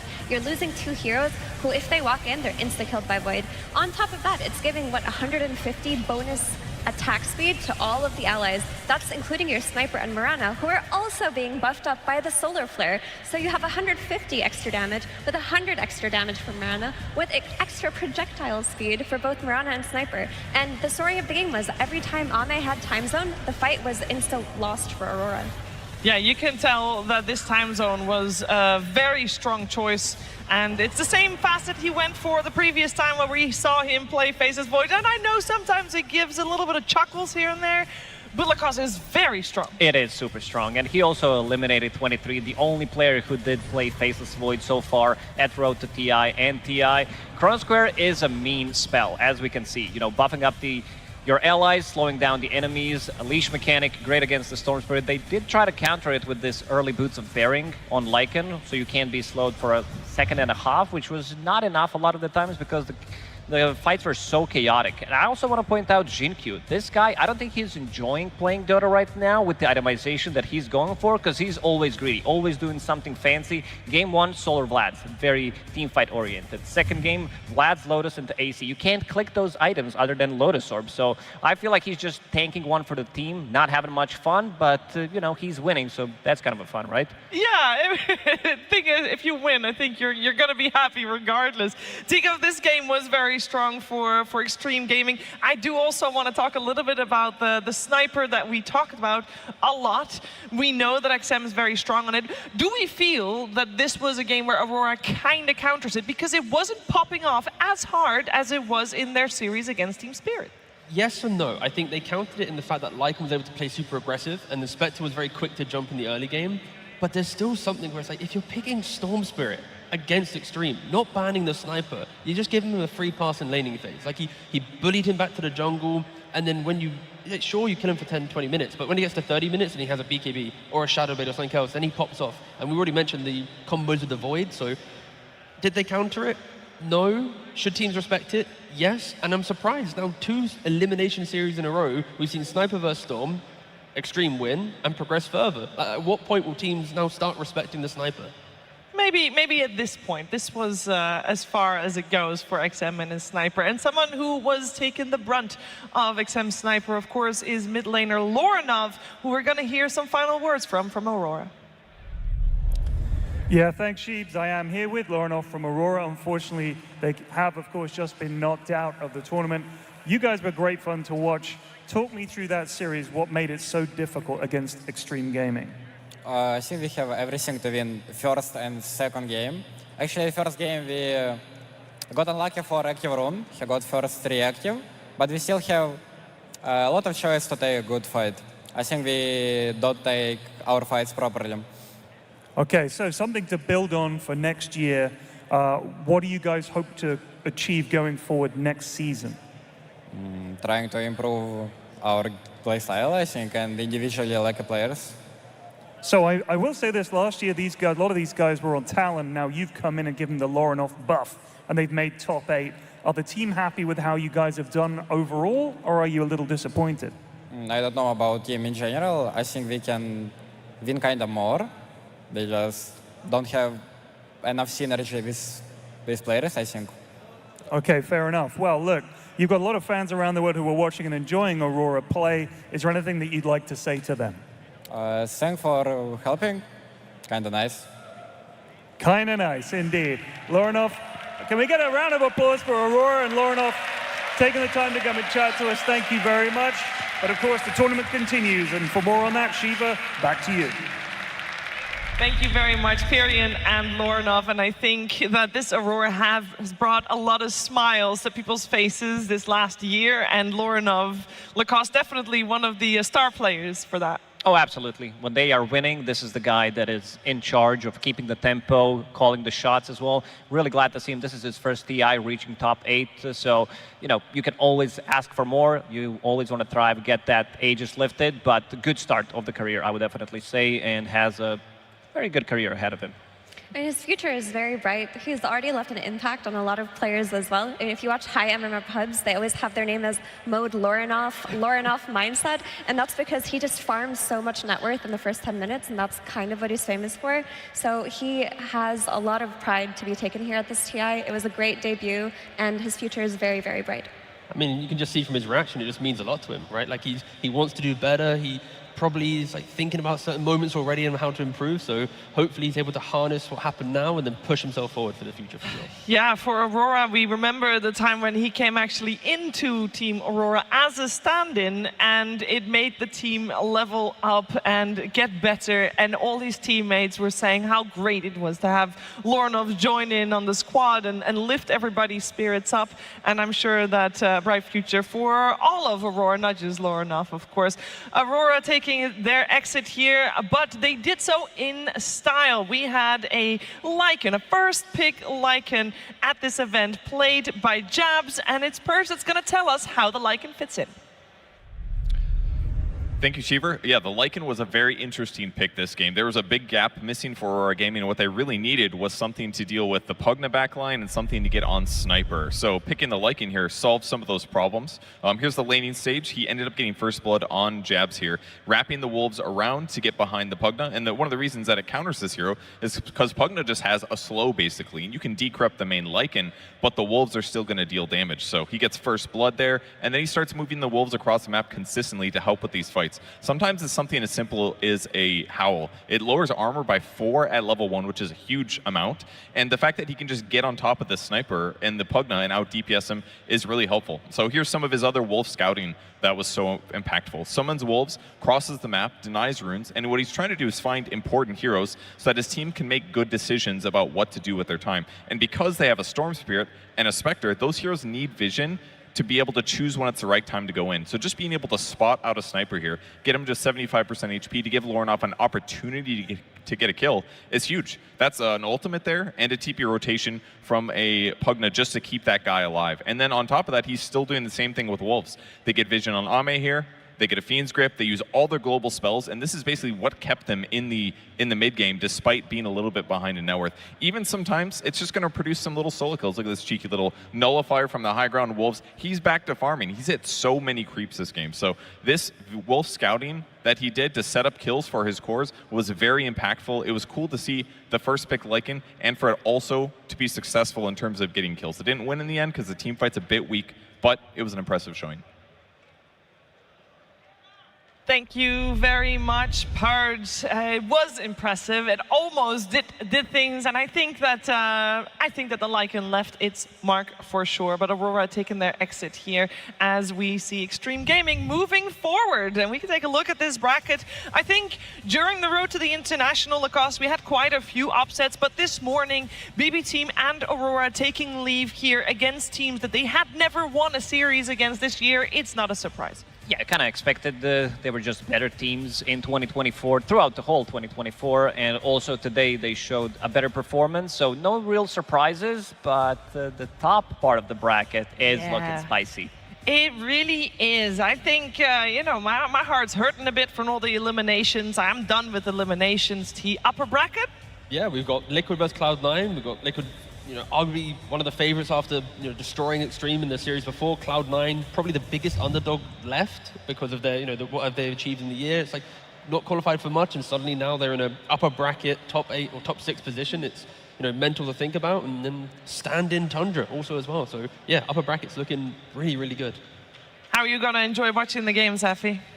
It's always very jarring to go from the desperation of elimination games to upper bracket and seeing how different that feels, but I am very excited for Liquid C9 because you could argue that C9 had the easiest bracket on their road to this point, so Liquid will be their true test in terms of can they actually hang with the top dogs, or was it a stroke of fate? I think they can hang. I think they've been playing incredibly well, but we'll have to see. We will have to see, but you don't have to wait for very long because we're very close to getting our upper bracket games on your screens. We're going to swap our panel out, so Nati will take you through the rest of the day, and I'm going to leave you with some words that Liquid had before stepping into the arena today.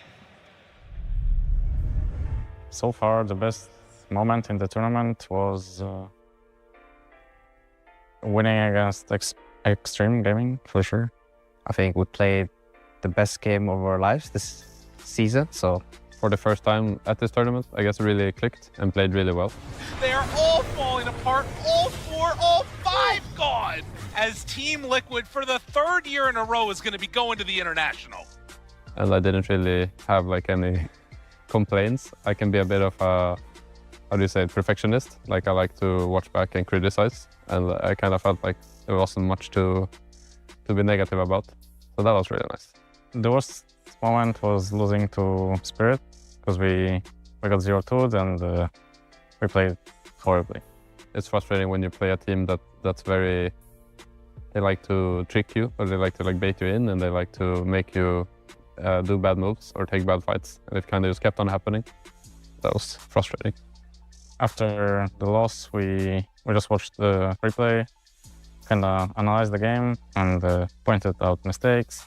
It's pretty easy to simplify and say like, okay, well, this and this happened, and in order to avoid it, you know, we need to be better about, you know, the things that led up to it. So I think it's just to kind of hammer in where you screwed up and make sure you don't do it again. Cloud9 is that they have this amazing mid player, No One. He's been playing out of his mind this tournament, and you know, I hope he won't play as good when he plays against us. So. I think they're a pretty fun team. They've always been a little bit between like the tier 1 and tier 2 for a little bit. And I think it's cool to see them go really far with some, not necessarily new blood, but I feel like they're doing really well now. I think the hardest match was when I was like playing Shaker against Team Spirit, because the game was like winnable, but it was 50 minutes of like not much happening. They were just another beast, to be honest. And it felt really hard to, you know, play on normal Dota against them. Even though we lost against Spirit earlier, I feel like BB team was pretty solid, and we kind of had to claw our way to a victory in game 1, and then in game 2 we just got smashed. And yeah, I don't know, that was probably like the biggest, where I felt like we were maybe a little bit outmatched, at least in some of the games. Going up against Extreme was like hard opponent, obviously, but usually we win against them in scrims, so we were like confident a bit. Their playstyle is kind of traditional, so they're not very surprising to play against. They can be more difficult to draft against. And so I think when you're in the game, you kind of expect the same, you know, I'm just gonna farm, he's gonna become the beast, the god carry. And you kind of just need to try and like beat them before they get there, I guess. You know, it's not so nice to go into super late game against some mega extreme gaming, the wall of China, I like to call it, where they just have like really big team fight and a carry in front, and it feels like it's very tough to play against. In terms of how we're feeling like very confident, very, very good. We're playing some scrims, and especially after Peru, it wasn't like the greatest tournament we had. A lot of ups and downs in our mood and everything, atmosphere, vibes. But I think for TI, we've been really stepping it one level up for, you know, just for everyone to have fun and try to get everyone to play to their abilities. It's always stressful, you know, and there's always going to be some arguments or some conflicts. In general, I think every team has a lot of those, but we're pretty good at handling it. I think if we get a little annoyed or upset at each other, kind of just end up not making a big deal out of it, which I think is nice. I think we have to move on from you can't be like consistently upset about stuff. And I think we've been really good about it, and I think the mood is good, and I don't know, nice vibes. Team got Liquid giving us a little bit of an insight there into what happens behind the scenes when they do hit those snags in the road. But right now, they haven't faced any. They're still in the upper bracket for themselves. And we're only halfway through our day at #1 here at the main event of TI13. There's been a panel change. I'm going to be your host, Nat T. And joining me to my left, Fia, Winter, and Jenkins yet again. Jenkins, we'll start all the way down the end. How good does it feel to be in the arena in front of a crowd? It's great to be here. This is technically my first TI in front of a crowd. I can feel the energy. No, it's not. It is. There was the COVID TI. That's all the cheers for you, by the way. Nah, that's for Team Liquid and the next guys to come up, of course, which I like that we've had 2 almost 60-minute games so far. You can tell that the players are also feeling the energy of the crowd. Like, things are different when you're actually on the playoffs main stage of TI. Yeah. And what about yourself, Winter? A little bit sad because my friends... Over on the SEA, yeah, Aurora. Yeah. But, you know, we still have a lot of good games ahead of us, especially the current series. So excited to watch the next coming games. Yeah, we got Liquid up against Cloud9 and Fear. We're seeing Liquid on our screens right there. They're having a bit of a pre-series huddle. Do you think that helps get the nerves out? I mean, you're someone that's played on the stage many times before. So does this help? Was this ever an influence for you and your team? Yeah, I definitely think it helps. It depends on the player, though, but it does help get out the nervousness before going in. Just go in as a team, huddle it up. You can just say whatever you want to say, let it out, and then go on the stage and just play your best Dota. Yeah. We're seeing a lot of people as well. So not just the players there, but on the side of Liquid, they've got a lot of supporting staff for themselves. They've got those 3 coaches or an analyst, and then you got KP. So the analyst in Jabs. Then you got another coach in KP, and then you have their main coach there as Blitz. So that's 3 supporting staff, and I mean, it's working out for them, Jenkins. And they had Jerax as well. They did. That was a little while ago. I mean, they've had a couple of solid years here, I feel like. Yeah. It's working out. I like that teams are getting more support staff. You know, OG was the first team to really invest in a sports psychologist, and that obviously worked out for them. You know, 2 TI wins in a row, so it makes sense that we're continuing that trend here. Yeah. Well, look, our day, like I said, it's only halfway right now, but we've shifted to the upper bracket. We want to get things going. We want to see who's going to continue on and make a name for themselves here at TI13. So let's bring out our very first team. Welcome to the stage, Liquid.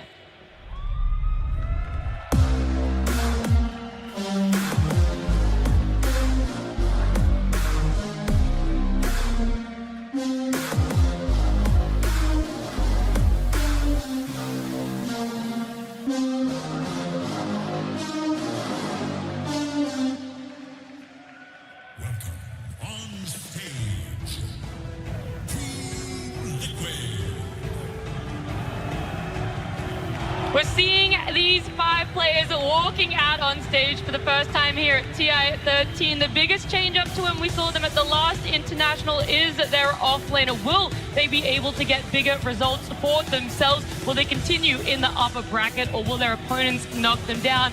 Either way, we want to see who they're facing come out on stage as well. So let's welcome Cloud9.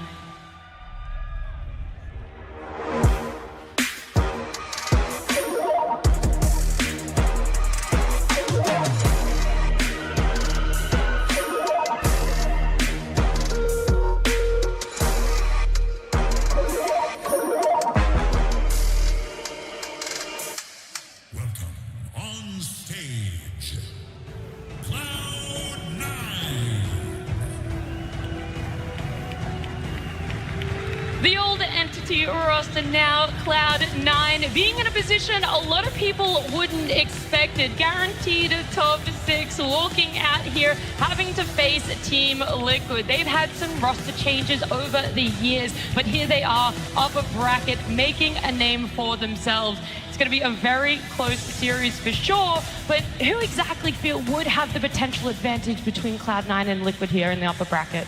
Oh, it's definitely hard to say. Both these teams got here for a reason with really strong performances. But I think if you look at LAN experience, Liquid is the team that has a lot of it. They have a lot of top 2 finishes, even recently winning a LAN tournament. So their confidence probably is through the roof right now.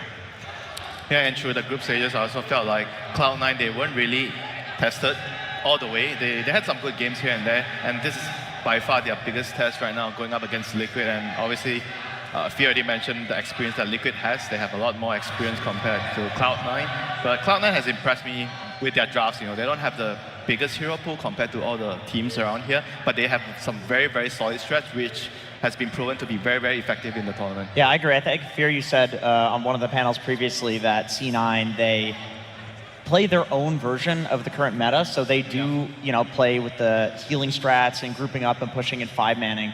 But they're one of the few teams that will still pick Tinker. Katomi often ends up being more farmed than his offlaner and sometimes enemy cores. True. So and I think that's what you have to do in order to make this hero work.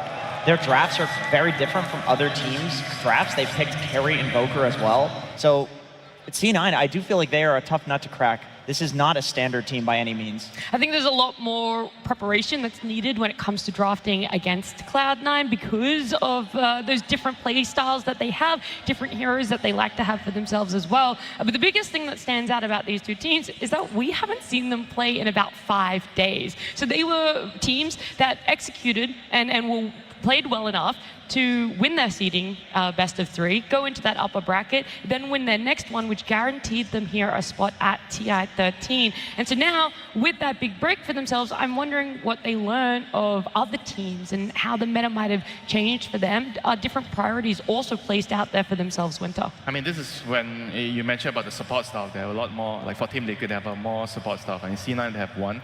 But the break definitely gives you a lot of time to go and look at your opponents and try to figure out, should we change anything? Because sometimes what worked in the group stage might not work further down the road. And your support staff is supposed to be able to try to figure out and identify what you are going to have to look out for in your next match. Well, we got here, these are the supports. So we're talking about support staff, but what about the supports in the game, Fear? Yeah, I mean, they have unique hero pools. We just saw Bane in the last series, but until then, it was only Fishman playing this hero. And Karomi, he's the only one playing Wyvern as a position 4. So they have their own version of the meta. They're winning with these heroes. Fishman with Karomi, very unique styles. But Fishman in particular, he's had a very unique Bane style. And I think the reason why Bane is so effective for him is just the way he is playing it on the map and how he makes the rotations, especially to like the wisdom runes. He's always there on time, and hopefully we'll get some clips here. We'll see as well that Fishman, he's gonna come walking in with a Bane, and we know Fishman loves to get these wisdom runes. He'll die for them, but when he's playing for Bane, he usually doesn't die, because he'll just sleep you, and then he'll just take the wisdom rune. So in this game, he does the same thing, catches the Invis Pango, they get a kill for it, he gets the wisdom rune on top of it, and in other instances as well, he's able to make himself on the map and also get the kills. Very generous of you, Fear, to pick one of the few clips where Fishman doesn't watch die. Again. I mean, the thing is, that's his Bane every game. This is a different game where they're playing Talon, right? He's also playing Bane. He manages to go over to here, sleep the enemy, gets the wisdom rune, gets another kill, and this is part of the reason why Bane is so strong for this team, is because he's at the right place at the right time almost every single game with this hero. Yeah, I think so, and I think the rest of the C9 heroes that they pick allow them to play Oh, this Bane. one was cool too, by the way, just in case you didn't see this one. Underlord made a gate for him to steal the 14-minute rune. He sleeps him, takes it, gates all the way back to the bot lane. So if you are giving him Bane, you have to really keep an eye on your wisdom runes, because he will steal them. I mean, Jake, as you said there, like, oh, generous of Fear to pick the ones that it did work out. There's obviously a lot of wisdom rune invades that don't go too successfully for C9, but I will give them props. They're a team that's always either bringing numbers there or forcing rotations out from their opponents to have to look back towards their own map of, do we want to play defensive? Do we have to bring numbers just in case Fishman is there? Are we willing to even lose our wisdom rune? And now, is Liquid one of those that is okay with it? I think Liquid is the type of team that is very good at breaking down other teams as the tournament progresses and like pivoting to play against the style that the other team plays. Like, they will not necessarily play Liquid style. They'll change it a little bit to deal with that. Like, I could see them giving the Bane. I don't think they're going to be too afraid of it, even though it is Fishman, and I do think he is the best Bane in the world. I see Liquid as like leaving it in and then trying to punish it, maybe banning like the more OP heroes like No One's Monkey King mid. I think a big reason why Fishman can actually be Bane in so many of these games is because he always has a Monkey King mid. He always has these heroes that can actually abuse the fact that he's setting up. In some of those clips we saw, he sleeps somebody and then Monkey King jumps over. No one's on Monkey King. Yeah. They'll pick him this into virtually anything. Like, they don't care if he's countered by some Dazzle or like a counter pick mid. It's fine. He'll like lose the lane just by a little bit and then make it up for in rotations. I mean, the Tinker also really works very well with the Bane, where they pair it up together with a support as a support duo. Because you want one of the supports to be pushing out the lanes, and Bane, you don't really want to be doing any of the lane shelf yourself. You want to be hiding in the trees and just waiting for someone. And Tinker is like the perfect partner for him to do that. You're shuffling out the lanes, you have global presence. If the Bane needs you, you can come. Yeah, I mean, Cloud9, they really prioritized that Tinker in the graphic we just saw. 5 times they picked it up for themselves over that group stage and playoffs as well. So teams have fluctuated a lot in if they think this Tinker is still the same Tinker, if it's still impactful as a couple patches ago, or if it's more scenario-based. And it feels like Cloud9, though, they think it is something that if they can get their hands on, they want it. They will pick it up, and it's very influential in their game. It's not as good of a hero as it was. Like it was S tier, and then they nerfed it, then it was A tier. Now it's probably B tier. But wow, you think all the way down to B? I think so. I honestly think so. I think the only reason that it works for C9 is because all of their other picks and the fact that they give Katomi, like he stacks Ancients for himself. Yeah. Often you'll see him taking the Ancient stack on the left and then the Ancient stack on the right while his team is making space for him. This is a 4 position. So to have your entire team changing their playstyle around one pick, you really have to be able to take that pressure and turn it into something exceptional, and he does every single time. So I could see that as being a second phase ban. Yeah, these teams are vastly different. Yeah, it's also something to do with the economy of the team. They put a lot of farm on the support, so I think he really likes to be playing on those like team fight-based hero rounds, usually either Fishman or no one. So he's taking the farm that's being left behind. Yeah, and I think both their offlaners are vastly different as well. DM, we saw he's playing a lot of the Underlord and the offlane, Centaurs, these type of heroes. 33, he likes more of like the Visage, Beastmaster type of heroes. Yeah, he summons. Yeah, he does a lot of summons. So these teams don't have a lot of overlap, I think, in the heroes, because I don't think Boxy is really favoring the Tinker very much himself either. So between the offlanes specifically, there's not a lot of overlap. Sure, maybe in the carry position in the mid lane, they might share like the Monkey Kings and heroes like that, but the offlane's going to be something interesting to keep an eye on. Okay, well, we can see just exactly how these two teams are going to deal with the respective off lanes, but I think looking towards the mid lane is going to be interesting for a lot of our viewers. You've got No One, someone who has been in the scene for a very long time. He's had a little bit of a roller coaster in his career compared to Nisha, someone who has always mechanically been there, and people have always rated him in that top, let's say 5 at worst, if not top 3 mid laners in the world. And the results definitely show it since coming to Liquid. They've had very stable performances, but how would you rate it? How do you think a matchup of a 1v1 in this mid lane will pan out for the two sides? It's going to be definitely like a really, really close one. Like both of those players are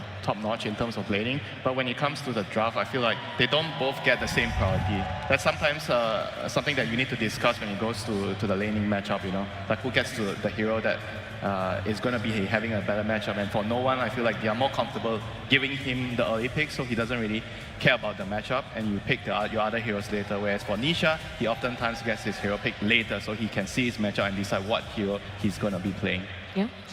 Both these players can take away a game very easily if they have a good start, so it's going to be interesting. And they also can punish you. So if you pick like a counter pick matchup, you can definitely punish that. So last pick will be very important for both these teams, for these players. I'm kind of looking at that Monkey King a little bit there, because Liquid have definitely waited to the last moments to pick it up, and I also know Cloud9, the way they like to draft Jenkins is we want No One to get that matchup. He wants to see what he's going up against, and very rarely actually wants to blind pick his mid-hero. Yeah, I think that C9 is a lot more willing to pick No One. Still be the case, coming to the end of the tournament. I feel like it still looks really good on him. Like Luna is a hero that we have seen rise in stock a lot, and Mickey looks like one of the best Luna players on the planet. Watson is actually another player that's playing a decent amount of Luna right now, so I think that'll be interesting. But how do you guys feel about Mickey and his carry pool right now? I think it's really he likes hitting towers.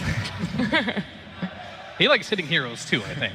Like, he's very good at playing these heroes that take the gate, make a rotation on the map. Outside of that, he'll show up to every single team fight, whether he's needed or not. If there's a team fight happening, he will TP to make sure that his team will win that team fight. And not a lot of carry players will do that. Yeah, and we actually saw Insania and Mickey go through the portal together. 4 minutes. Right? It was Treant plus Luna, and they were getting dumpstered by the Timber Lion lane. Literally the worst lane I've ever seen Liquid have. It was the worst lane. We're like, how are they going to recover from this? And they 2-man go through the portal like it's some pub where they both are raging and don't want to lane together, and they both just happen to go through the portal, and then they get a kill, they take the tower, they go back, and they open up the map again. So I think that's what makes Liquid so fast, that's what makes them so strong, is that they're able to adapt whenever they make a mistake like that. They can always figure out a way to win from any point in the game. And talking to Blitz, a lot of that is having played with Matumba Man. Like, he is known as one of the best players in the world at figuring out how to end a game. And I think they all learned a lot from him, and you can see that in how they play now. Yeah, I mean, this mid-game hero pool that you're talking about, Wind Ranger, Luna, Razor, Monkey King, Weaver, Morph, Lena, Mirana, Nature's Prophet, he's got so much, and I feel there's even potential for more in the back pocket, Jenkins, that there still is potential for new picks to come out for him that he's comfortable playing in this patch. Yeah, I mean, that's the interesting thing. You just listed a huge hero pool. Like, this is one of the largest hero pools in terms of carries at the tournament.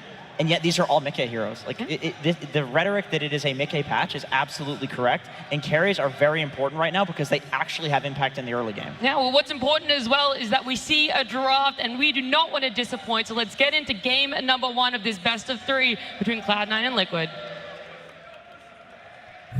Team Liquid versus Cloud9. Game 1. Alrighty, we're getting on into it. Draft will be coming up on our screens, and we'll see that some of the bans are already there. We talked about how much Liquid's offlane loves their summons. You've got the Beastmaster banned out. You've got that Visage too. You've got the flex between the Nature's Prophet if it wants to go carry or mid. They don't want that potential, as well as the Storm Spirit, the Naga, Enigma, and Tinker here, which does leave Sand King open to be Liquid's first pickup. Yeah, and this is a hero that both of them play, as we saw in the graphic earlier. So it's either can 33 can play it, on the other side, they want to take it away from DM as well. So highly contested just because both these heroes, they don't share a huge hero pool, but this happens to be one of the S tier heroes that both of them like to play. Ooh, Monkey King right away, straight away, like trying to deal with or trying to limit the flexibility of the Sand King. And Monkey King for me is probably the mid laner right now of the patch. Very, very useful in the early stages after you win your lane, and you see a lot of emphasis during the 6 minute to the 8 minute. You guys were mentioning about the Wisdom Runes, how Fishman really likes to contest in the Wisdom Runes. And Monkey King is like kind of like the perfect mid hero to always be there, to connect, jumping around the trees and making sure he gets there on time to fight for the rune. I'm interested that Liquid did not second phase ban the Bane, just considering that they did get the first pick Monkey, because like you said, they really like to move Monkey around the map. Fishman, we talked about it for a long time that he is the Bane specialist, but I guess they feel like that sort of play style is achievable from also some other heroes that are still in the pool, like Fishman on Enchantress or Chen. Chen's not picked up so much, but Enchantress, Clockwork, yeah, you can kind of run in there, Suicide for Wisdom Runes. Maybe you go down, but your Monkey King's going to show up and get some kills and get him into the game. Cloud9 thinking hard about this ban, and I wonder, are you willing to ban out a carry, just show 2 cores for yourself here on the side of Cloud9, or is there a support that we're overlooking that Liquid could really thrive on that helps that Sand King in the off lane a little bit if it were to end up there? We see a lot of Shadow Demon against Monkey King, and it could also stack for the Sand King too. So that could be pretty good for Liquid if they want to go that route. Not sure if Insania wants to go it, but something they could think about, and Rana has been great as well. I could see Liquid picking Willow with Sand King. Boxy has been enjoying this hero in general. Blink Dagger with the Facet, jumping in, doing a ton of damage. But we've talked about the weakness of Sand King as an offlaner, and it's the first 3 levels. And Willow and Hoodwink, these are the 2 strongest heroes. Maybe Snapfire at giving a very good first 3 levels of the laning phase. And Willow is just Boxy's current favorite hero. Yep, take away the Shadow Demon. You guys already mentioned that it's really good with stacking. It's very good against the Monkey King in the game with the Purge. You have some save later in the team fight. SD is just overall a very, very strong hero right now. It's very hard to pass up this hero in the current state of the meta. The hero just does too much, especially the lane. It's very difficult to trade into the Shadow Demon. The Shadow Demon he does the Hoodwink Snapfire role. He can really help the Sand King in the first couple of levels if they decide to put that together. Yeah, and I like the fact that they're kind of block picking Fishman here too. Hasn't picked up his hero. Bane would have been great versus the Mirana. With the Mirana, sorry. Same, Clock would have been great with the Mirana too. 2 heroes he likes playing, but you take away his Clockwork. Now you have Shadow Demon. Now there's no way he really wants to play Bane, but he feels like he has to, right? So this is really good. This is such a Fishman classic. I think the first time we saw C9 pull this out in the tournament, it was in the same scenario against SD, against a bunch of counters. He doesn't care because it's not really a team fight thing for him, it's a map thing. And the reason that Bane is countered by SD is because you grip somebody, SD imprisons them, they're saved. Like Bane can't get like a BKB or something to deal with that. You can't even get an Ags. Like you imprison the target that gets gripped and save them. Clockwork, same thing. You can hook the Bane in the back and get him while he's gripping. So this is a very nice drafting from Liquid. It's kind of 5-head. Yeah, I mean, they knew it was coming, right? It's like, we know you want your Bane or Clockwork. We'll take the Clock, we'll take the SD. Now it's just not a good Bane game, and you're going to play it anyway. And he still knows how to play around these counters for sure. He's very good at this Bane. But we'll see how that works out. Now you need to decide what you want to do if you are on Liquid right now. If you want to hold the Sand King, you pick a carry here, which makes a lot of sense. You do see your lane. It is going to be a Mirana or a Bane in the off lane. Most likely, it's going to be that Mirana. Did you know Kataomi and Fishman, their most played hero in pubs is both Bane? Not shocking. I mean, they both love Bane, but Fishman loves it more, so most likely it's going to go to him. I mean, how often do you have like support duos like playing the same heroes? You know, I mean, you see cores sharing similar hero pools, but it's rare that support duos have a very, very similar hero pool. Yeah, usually because you want the supports to do very different things in a game. Yeah. Otherwise, fights get really hard, and so you pick players for your team that play these different roles. Like you get a guy who likes to play melee heroes and a guy that likes to play ranged heroes. I mean, on top of that, going back to our discussion where Bane is not really good against the opposing heroes, but what Cloud9 does really well here is they are drafting very good heroes with the Bane. So with the Underlord and the Monkey King, I feel like those two cores really allow the Bane to roam the map with a lot of pressure. I think this is something that you don't really see other teams do a lot. Usually you have a draft, you try to prioritize making the cores game better. But in C9, I feel like they put a lot of emphasis on making their supports game in the early stages easy to execute, and with picks like this, the combinations, it does show me that they value that a lot. It puts a lot of pressure on Fishman, though, as a player, that he's the one that's setting all of this up. Like, he's going to be walking in, nightmaring, setting up for the Underlord portal, setting up for the Monkey King to make his rotation, setting up for the arrow. So you need to have somebody who's extremely confident on their hero in order to have this much pressure on a 5 position when you have a 4 position that's taking ancient stacks. You know, like Fishman he plays position 6, not position 5. Typically, yeah. But Mirana, unfortunately, can't do ancient stacks, so someone will also have to do those. But I think this Wind Ranger pick was a little interesting.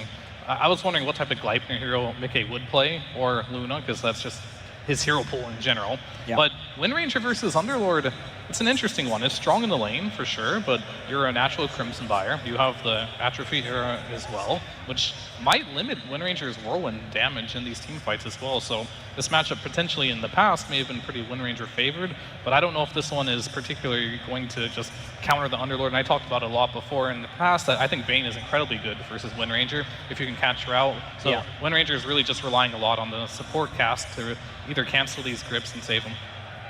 I do know that, I mean, Monkey King, when the Monkey King Wind Ranger matchup, it used to be considered very Wind Ranger favored because you could Wind Run and then focus fire the Monkey King. But how does Technically still can. How does that go now with Whirlwind? Is it really that bad for Monkey? Because I feel like he does get a good amount of armor in the ring that maybe it's not so bad. I mean, you're still taking a lot of like magic damage from the Glade, yeah. Sure, okay. But not as necessarily bad. I mean, this leads me to think like Blitz drafts like this, where sometimes a pick looks a little weird, but they're aiming for a specific timing window. Maybe that timing is like a 2-minute window, maybe it's a 10-minute window, but sometimes he'll pick for that 2-minute window. It looks a bit weird, but then they execute well enough that they can win the game at that point. And that's kind of what this looks like to me with the Wind Ranger. They really value Mickey being able to go through the portal and being active with his heroes super early. If it does go late, I do agree with the Crimson point, and then the Underlord also reducing the damage. Like, Windrunner will not look like she does in other games here. Yeah, I mean, I don't think Liquid really cares about core-to-core matchups very much. They'd rather play their style of Dota, where they know exactly what to do at every moment in the game. Otherwise, you pick like your Ursas and Slogs, right, against the Underlord. To counter it, yeah. To counter it, but like, they want to hit their timings. They want to play Liquid Dota. They want to play fast. And to be able to play fast, you have to pick fast heroes. More importantly, you have to know what to do at what minute of the time on the map. So I think they have a very Liquid-esque lineup, which is very promising, but I also feel like C9 does as well. I'm very curious to see where they're going to put this Monkey King. Do you want to flex it? I have not been a huge fan of the carry Monkey King, but I think in this scenario, you might want to consider it and throw this Monkey King against the Sand King. It's a good matchup. Yeah, well, pick now, something else mid. Now even more so with the Sniper being picked up. That is not a good matchup for the Monkey King. Of course, going late, Monkey King is decent against Sniper. You get the Aghanim Shard, you can jump right on top of him, but this is a laning stage counter. They're trying to make Monkey's lane mid, very miserable. But what lane's for Sniper nowadays? This has always been like the age-old question. Does anything? Because like I know no one can just take it mid. Does Queen lane well? I don't know. Because you can kill him maybe? I don't know. And if you go the Shadow Strike route, I've seen that before. But no one actually goes the Shadow Strike route as much. He plays Storm, but that's banned. So a lot of the mids are actually banned. That could be good here. And I know a lot of these MK players, they don't mind just going mid and having a bad lane and just making the rotations as well. So it's really up to them if they feel like there's a better carry pick that could potentially be in the pool as well. Luna is definitely still there. I mean, it could still be a Watson Mirana, and then it's possible. We get another 4 position if there's a good one for Katomi. That one seems a little rough, I think. I feel like there has to be a better core for either the safe lane or the mid. And it will be an old school in the Zeus. This is one like I don't really want to win mid, but I don't want to lose mid either. So they're going to trade farm there. And typically when you go for the Aghanim Scepter with the Zeus, you will have a way to just jump on top of heroes like Sniper, maybe even Wind Ranger, potentially the supports. But Zeus is not meta right now. This is not a hero we see a lot and not particularly very strong, but it could be good in this game. And they have a very, very apparent team. They have global Zeus, Underlord, Monkey King running around. Maybe you don't do so well in the early game, but I think they have a lot of tools to kill a sniper, to find the sniper. You know, I think Sniper is going to be food throughout the game if he does not get ahead by a huge margin. What's the build and the window though for the side of Cloud9, Jenkins? Because you said that Liquid, they like to build or at least draft around that small timing for themselves, no matter how small or big it is. But what about Cloud9? Where does that Zeus come online, and where does he really enable the rest of what's happening in that draft? I will say the Sniper does throw a wrench in the idea that C9 has some like impervious late game versus Liquid. I'm not entirely sure the strength of current Zeus in the late game because it's not been meta. The last time it was meta, it was the Manta style build. Yeah, it was pretty much broken where you could build right click and magic damage on him. But I do believe in I mean, they just buffed his Lightning Bolt and that scales with the Aghanim Scepter, and I think people are going to go for a magical damage build. I believe in the Zeus late game. I think it'll do fine in lane against Sniper. I think both sides have timings. Well, look, we're going to get some more information around that Zeus, around that Cloud9 draft. Tsunami, it does have a Steenie with him right now.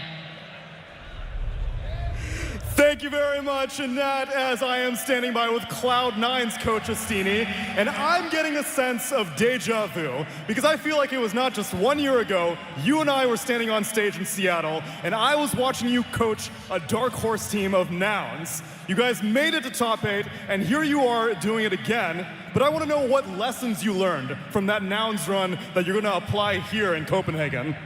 I learned to dodge GG the most I can. So now we have Liquid, and I'm pretty sure we can beat them. Well, that means I got bad news for you, because if you win this, then there's a very real chance you might face them later on. But then we'll be ready. Okay. So that means you're feeling this pick then? You're feeling this draft? Yes, ready to win game 1. Hell yeah, man. Copenhagen, are you feeling it? Then let's get into game number 1. I know I'm feeling it. Back in 2017, Mickey, Insania, and Boxy were once the newbies in the European scene playing against veterans. 7 years and 4 international attendances later, this trio of Liquid are the veterans, and they face a more junior team in Cloud9. But this is a team that is unique. They're hungry, and they're coming for Liquid, I think. This is also another storied org in the history of Dota 2, right? Returning to the main stage here in Copenhagen and bringing some familiar names that the fans are very familiar with. To me, this has been a storied return for no one in this event. He is the player I'm looking at the most, maybe in this entire game, to decide the fate of this series, because he has been absolutely dominating, absolutely popping off, but he is going up against a staunch foe in Nisha. Not an easy player to lane against, not an easy player to play against.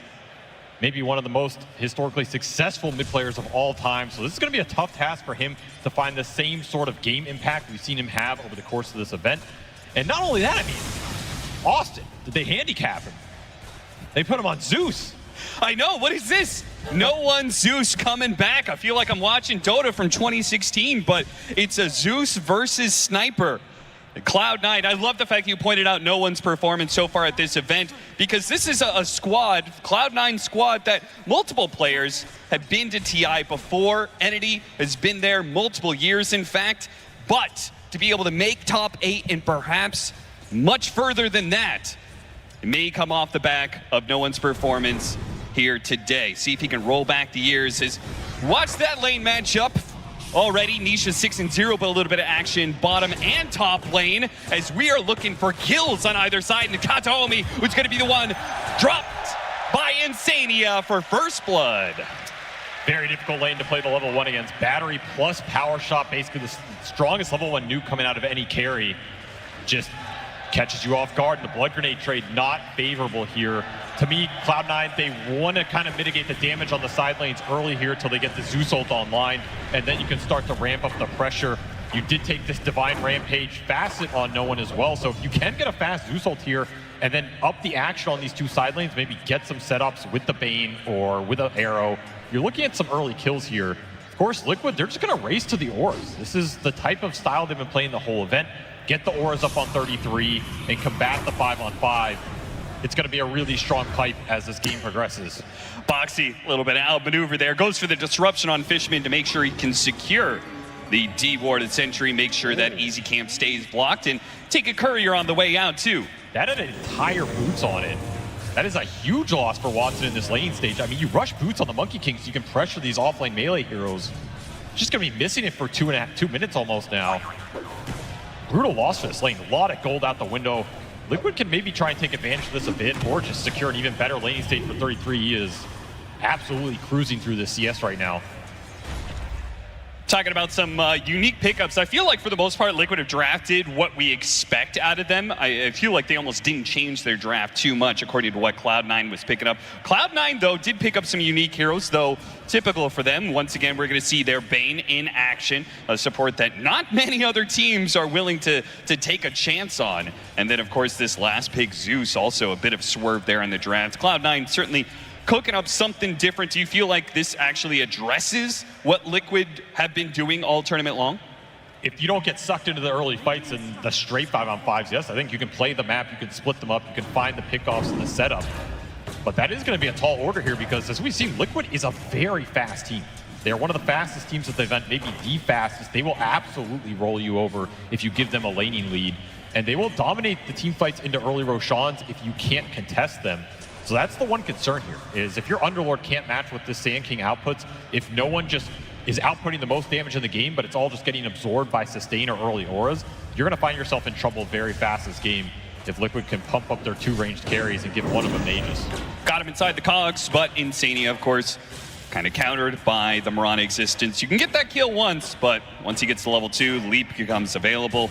And Insania is going to have a much harder time getting kills in this lane against this duo. But part of the speed that Liquid has brought to this tournament has been using the gate, right? I feel like all of these upper bracket teams have been making sure to take advantage of the gate rotations as much as possible. And that's one thing we're going to have to keep an eye on. Not just the support in Insania's clockwork, but also Mikke going through, as that has kind of been his signature move for, well, pretty much ever since the gates became a thing. Maybe that's part of the reason they went back for this Monkey King first pick. I mean, we've seen them dominate with it mid, but this is also a carry you can rotate through the gate yourself or can be good against those early gate rotations, but you absolutely have to be prepared for them here if you are C9. We're going to see more early trade in Fishman out pretty far. Still Burrow Strike. Yeah, hits him with that, disrupts the Monkey King, finishes off the Fishman Bane with ease. And Watson, well, he may have gotten the 4 stacks. He's only going to be able to undo so much of this damage. Never mind, Boundless Strike will get him back up to full while his support is gone. Liquid not going to try and put the pressure on the carry so much, just pulling another wave and getting as much farm as possible. Now Watson sitting on 10 stick charges, very difficult dive. Sania trying hard to catch DM here, but it's an Underlord. He is super tanky, and the Wind Ranger is only going to be able to provide so much here. 33 pulling the wave all the way back to the hard camp for the extra farm. Yes, back in the triangle, that's a cool move. Maximizing the efficiency. They pulled the previous wave before this as well, just disjoining the lane against the Monkey King, not giving Watson really any availability in terms of Jingu. He's just going to take the gate. He doesn't even want to be in this empty lane, so C9 are going to be the ones bringing the numbers first. They're going to break 4 heroes top. See what Mikke can do to get out of here. Does land a shackle. They managed to get their first kill of the game. Can they get a second? Mikke. His win run is now out. Watson trying to get in front of him. Fishman slows him down with a blood grenade. Mikke trying to shoot him down, but no, Watson hops out real quickly, and there it is. No one with the rotation through the entire jungle to pick up the kill on Mikke. You were talking about Liquid playing fast to the gate. This is 5 heroes top at the 6-minute mark for this Liquid carry. Mickey may be wondering where the pressure is right now that this move can even happen. And of course, no one happy to pick up the last hit. He needs as many of these Thunder God Wrath kills as he can get in the first 20 minutes here. Now the trade-off there was they did get the power rune. A regen rune, not the greatest for the sniper, but at least it keeps it out of the hands of the Zeus, who would be quite the terror with that pickup. Nisha, top CS, though net worth I'm sure is quite even with no one being able to pick up a kill like that. Looks like Liquid are ahead in CS across the board. The biggest one suffering here is the Underlord, but Mirana's picking up some CS there as well, so the two net worths combined does kind of even things out. Do have to think about 7-minute Wisdom Runes here. We have seen how much Cloud9 like to contest these. Fishman already angling for it. You know Fishman is willing to go for the Wisdom Rune no matter what. Even if it's a death sentence, he will usually try and pick it up. Though against Liquid, it seems like he doesn't have the positioning. Instead, he gets a little ward out there, keep some eyes on the triangle and block out some camps. Yeah, this is another factor in this game you have to think about. The stacks that are going to end up in both triangle here. You have Shadow Demon on one side, Moran on the other. 2 4s that can easily pump up these stacks. Just the offlaner is going to clear through them incredibly fast, and then you can pump the aura timing up as well. Yeah. Not seen a large amount early because I think it's been mostly skirmishing, but this is absolutely a big objective that could be developed later on. And if you can open up these tier 1s early, I think you're going to be happy as either team. Arrow sleep combination comes out once again for an easy kill for Cloud9, and the TP rotations are just not going to be fast enough, so they cancel them. Leave Mickey alone out on an island. Never mind. 33 coming in from behind with an epicenter. No damage behind it, really just himself, and it's not enough. Insania is going to try and get here and help him out. Fishman does have a Nightmare coming up in a second. He throws that out onto the Sand King, see if he can get out of this damage over time for the Sandstorm. Watson chasing, positioning here with the Murata hitting the arrow. They could go for Insania. Boundless Strike hitting on the 2. Watson pops out and claims 1.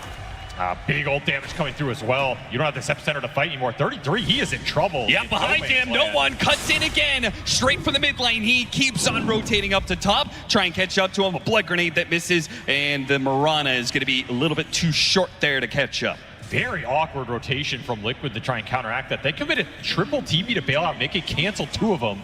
And 33 is just left up here alone. I mean, if there's any person you're going to epicenter and get a kill, I think you could have killed almost anybody there except for the Underlord. Yes. And very heads-up TP from DM. Will not give up that big death in the laning phase. He is low on this board, but he just needs levels, needs the gate, and can join those fights. Doesn't need to have the craziest start here. And the big question for me is, at what point do you try and get the sniper involved? I mean, we're watching Nisha just farm mid. This is an early game dominator of a hero. Like, Sniper can use these shrapnels. You have 4 points in it. He would love to join these fights, get active, contest enemy stacks. This is where you don't have the best gap close on the side of Cloud9. Like, you're really only going to have Monkey King in this game. Ideally, you fight around the Sniper as much as you can in the early game if you're Liquid. Yeah. I mean, a combination of lack of gap close and then also just a lot of frontliners, right?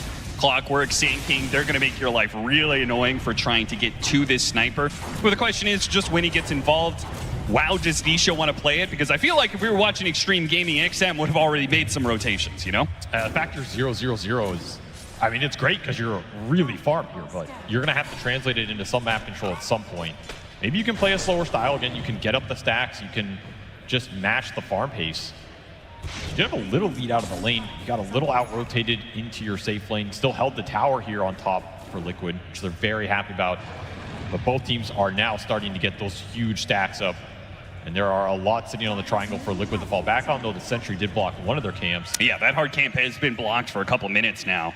But Cloud9, they haven't had the same kind of invading force, though Insania is going to defend his own area here. Going to make sure the rotations don't get unmatched. Fishman shot down from the mid lane by Nisha. Straight on the board with the sniper, and these are the type of river skirmishes Nisha is just going to be very happy taking. And looking for even more. No one. Oh, he pops the illusion, but they're still going to be able to catch him. Demonic Purge, and a shot to the back of the head will take him out as well. Nisha being enabled now, but perhaps the supports will pay the price. DM gates on in, but has no real backup with the arrow missing. And now he is the one in trouble. He's going to have to back away as Boxy and Nisha see their opportunity to aggress. A lot of long-range poke from this Liquid lineup. And now for an egress for Mickey. Caught again in the top lane, can't get out in time. What a heads-up sleep from Fishman. Just level 4 Pain with a level 2 sleep, catching a Wind Ranger on the lane. That is not an easy task, and he makes it look easy. A lot of experience that he needs in this game. Still only level 5 on this Bane at the 11-minute mark. As Liquid will go back to claim some of their stacks, they got Nisha involved. That's pretty much what they were looking for. Now this Sniper is just ripping through this net worth chart. Yeah, and the Sand King is right behind him. He is catching up. He has abandoned this bottom lane since he first made that epicenter rotation up to top. He has just gone from that to pure jungling. Everyone's gone from the bottom lane.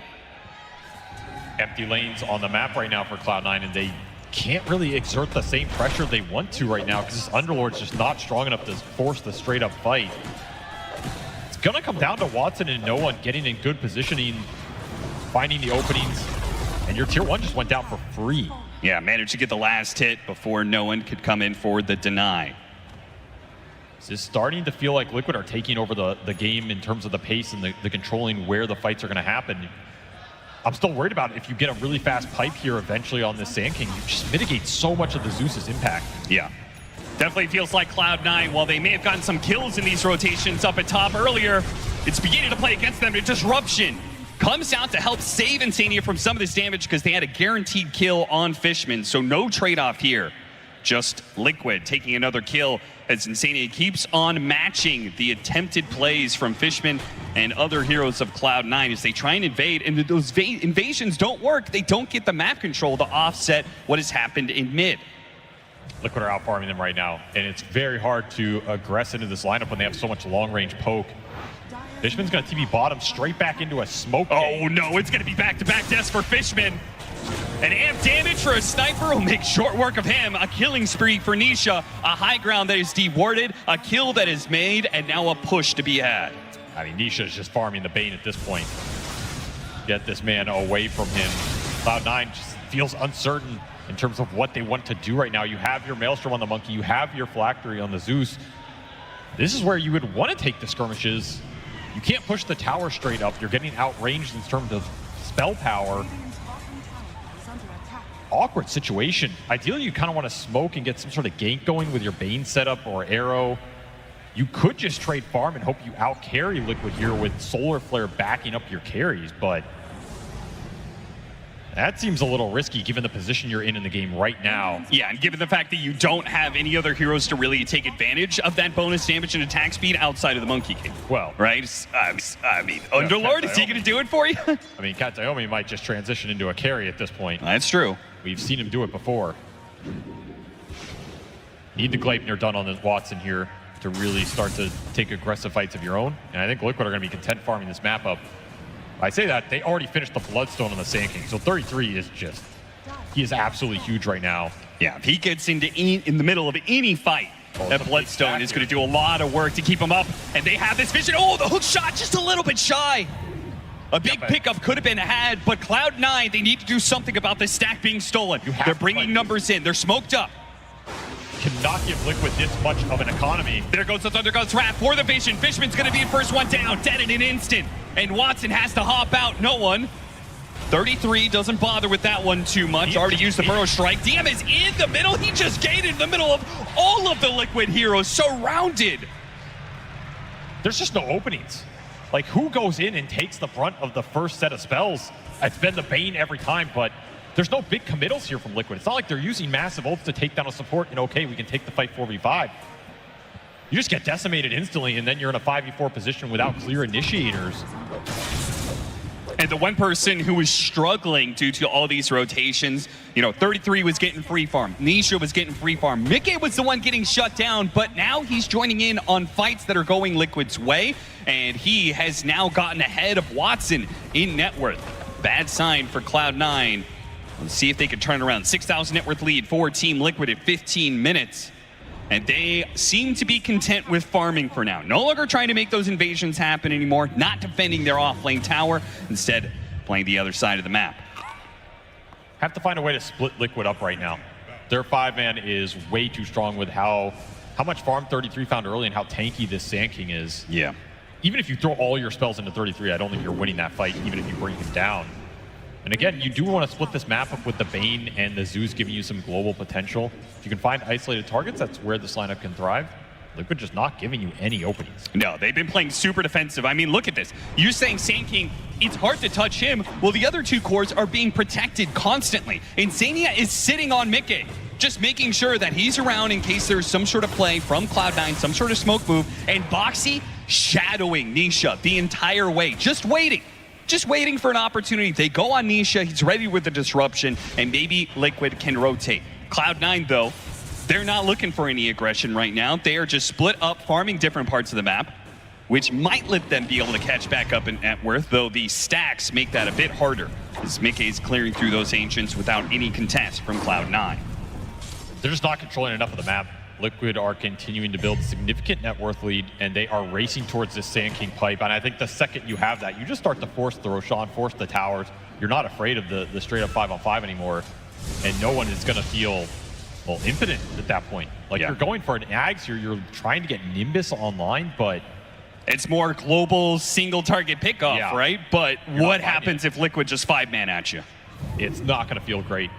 You will be able to get some vision on this sniper and maybe help find him on the back line, set something up for the Monkey King, get some burst damage out before the saves come through. Yeah, that would be most ideal situation for Cloud9. Whether or not Watson is able to get on top of Nisha's sniper. 33 is just vacuuming the map, though. Like, he has had the entire upper half of the map during this period. This Sand King is exploding in network. He has 230 CS. Just clearing through so many camps. And there's no smoke gank going into him right now. There's no threat even looming if he's worried about it. This pipe's just going to be done for free here. Level 15. The power of both this facet, which is great for farming, but also Stinger. He's getting those high levels because he's playing solo, so he's getting solo experience the entire way. And Cloud9, just that bit of pushback that happened in the first 10 minutes, you know, all their aggression was kind of put to a halt by Liquid being in the right place at the right times, and they've just given up on that for now. Play to farm, but they are losing that battle right now. 18-minute pipe after a Bloodstone here. This is brutal for no one. You just can't itemize through this as a Zeus. Fishman. It would be good for him to be able to break this smoke. Otherwise, somebody else is going to be the victim of it. And it looks like it could be DM, though. If he goes through the gate here, maybe he stays ahead of them. Nope, spotted by the flare. He's going to be glide here. Maybe he knew this was coming, trying to make a run for it, but he has nowhere to run to and no place to hide against the Clockwork. Take him out. And Liquid, what are they going to do with this positioning? Can't really Roche. I think it's too slow here, not efficient enough.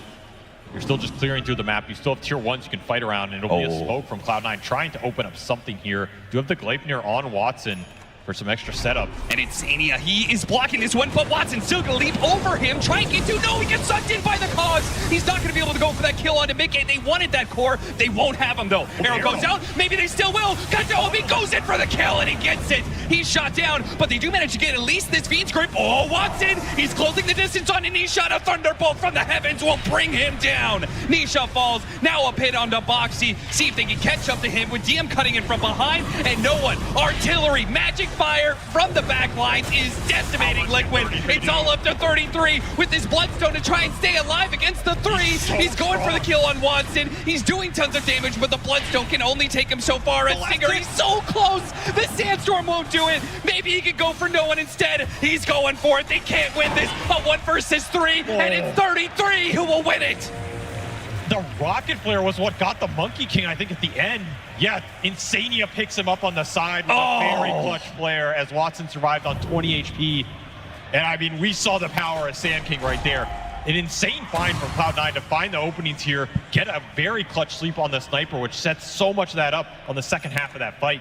I mean, they will take that fight every time because you needed something like this in the game, but Liquid's still able to find a way to win this in the end.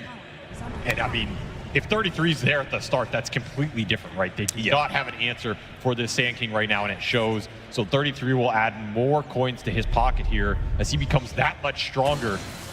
But we're seeing what this lineup can do. If you can start to get a numbers advantage at the start of the fight, no one just goes to work this entire time. And because the Sand King's not here, you don't have the pipe aura in any of these early kills to kind of shut that Zeus down.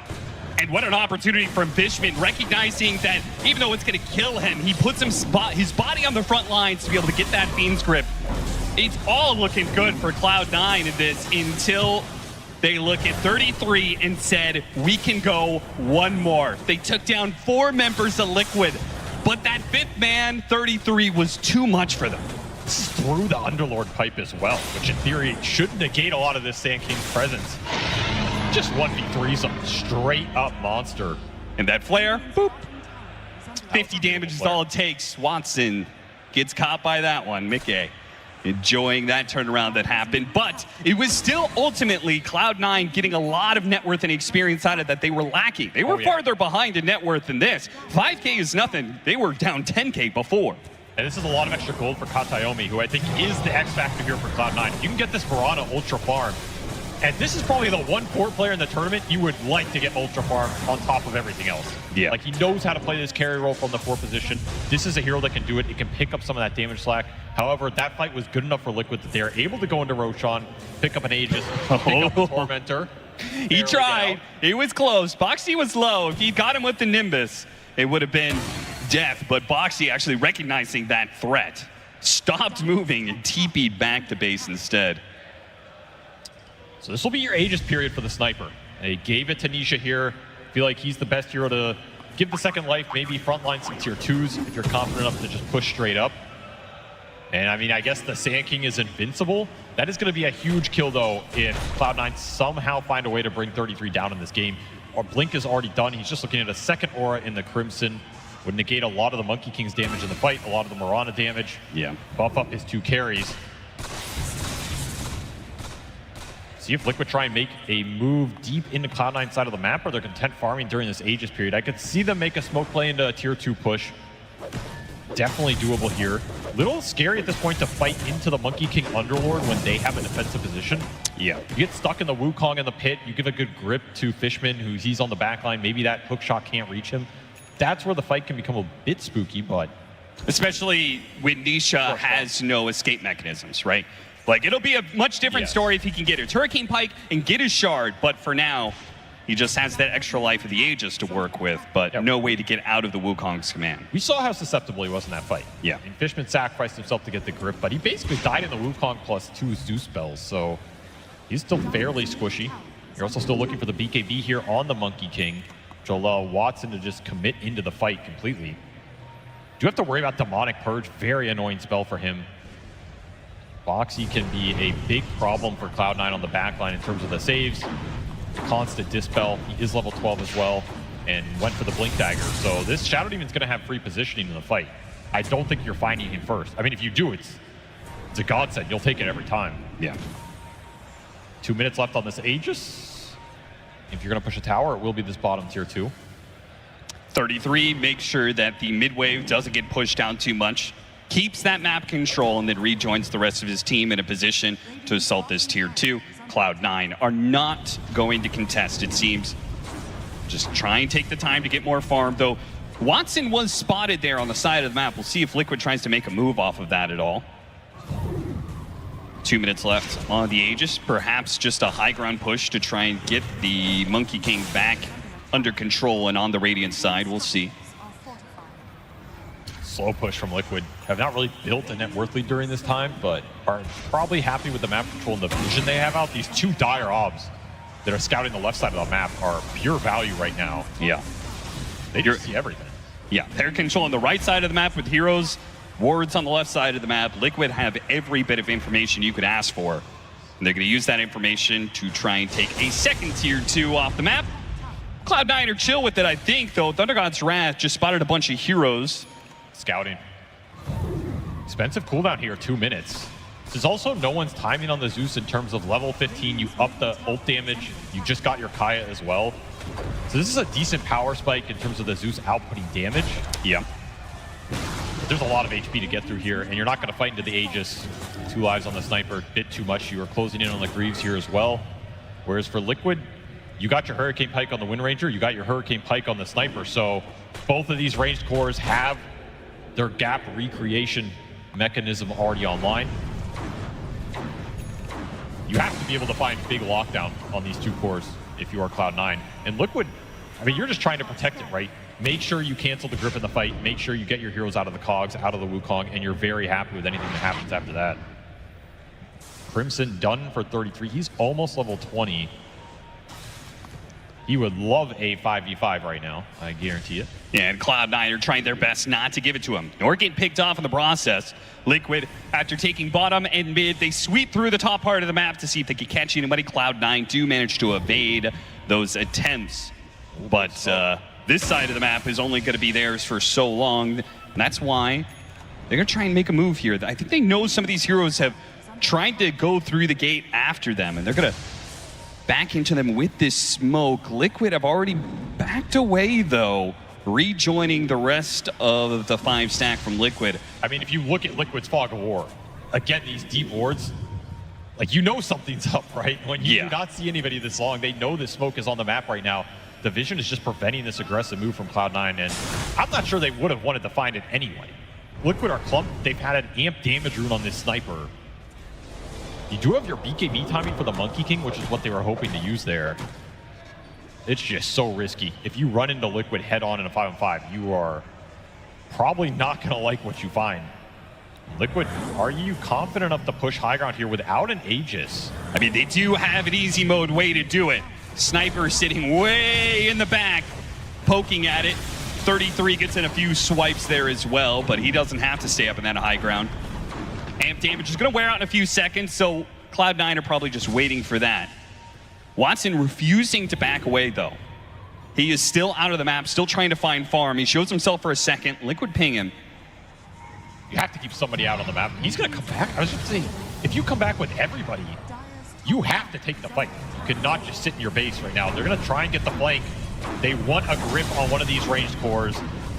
Wrapping around, getting behind them here. They might have their opportunity to start off with a Nimbus. Nisha's already at half health, and they're backing into an ambush. A Wukong's command that has surrounded 2 of the cores. On the other side, there's DM as well. McGang is able to get away with the wind run, and the Hurricane Pipe got Nisha out of the Wukongs as well. DM's not able to finish the job, and the monster, that is the Scorpion of 33, is chasing after heroes. He gets the Mirana, bodyguards the rest of Liquid so they can back away. A 1-for-1 trade-off, support for support, but it also, the Aegis is ticked out, so Liquid may not feel confident anymore to keep up the pressure.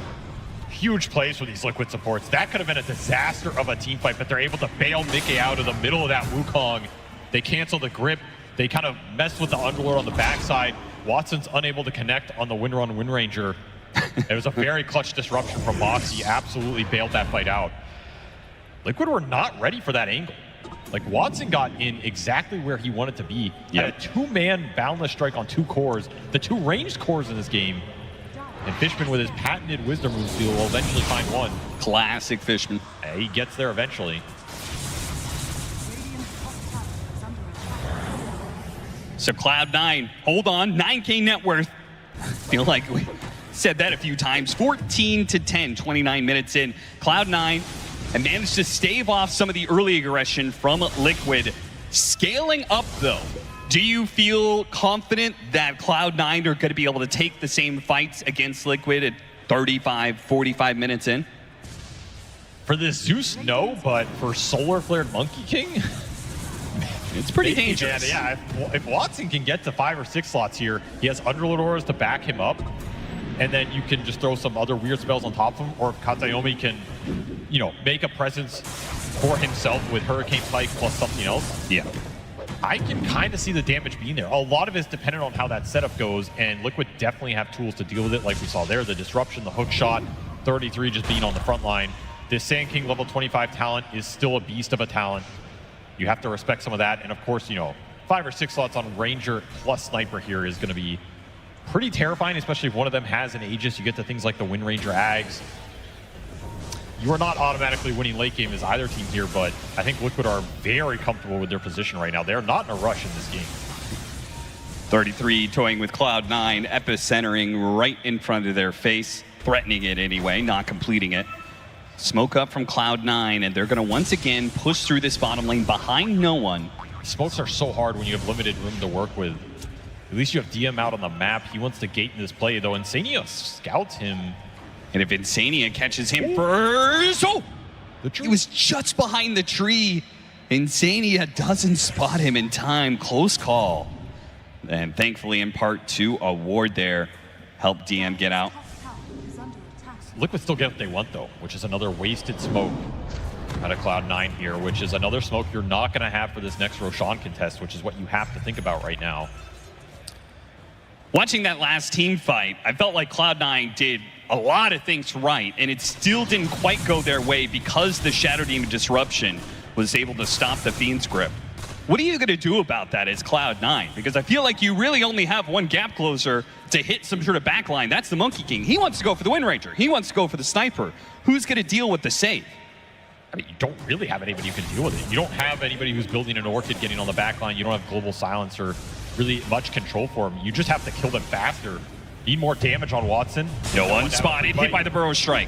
Watson is set up on the side here, but they have vision of him. Pin 2, hit him with the hook shot. Now Watson has to pop down, pop his BKB, got the Wukong's command, and should be able to deal with Insania, but the other heroes are out of the Wukong's command, and they're kiting him around. DM trying to come to the rescue here. See if he can help out Watson. The Epicenter is doing big damage with the BKB going down. Watson's got to rely on the life steal. Can he get a left life steal? He cannot. Not enough.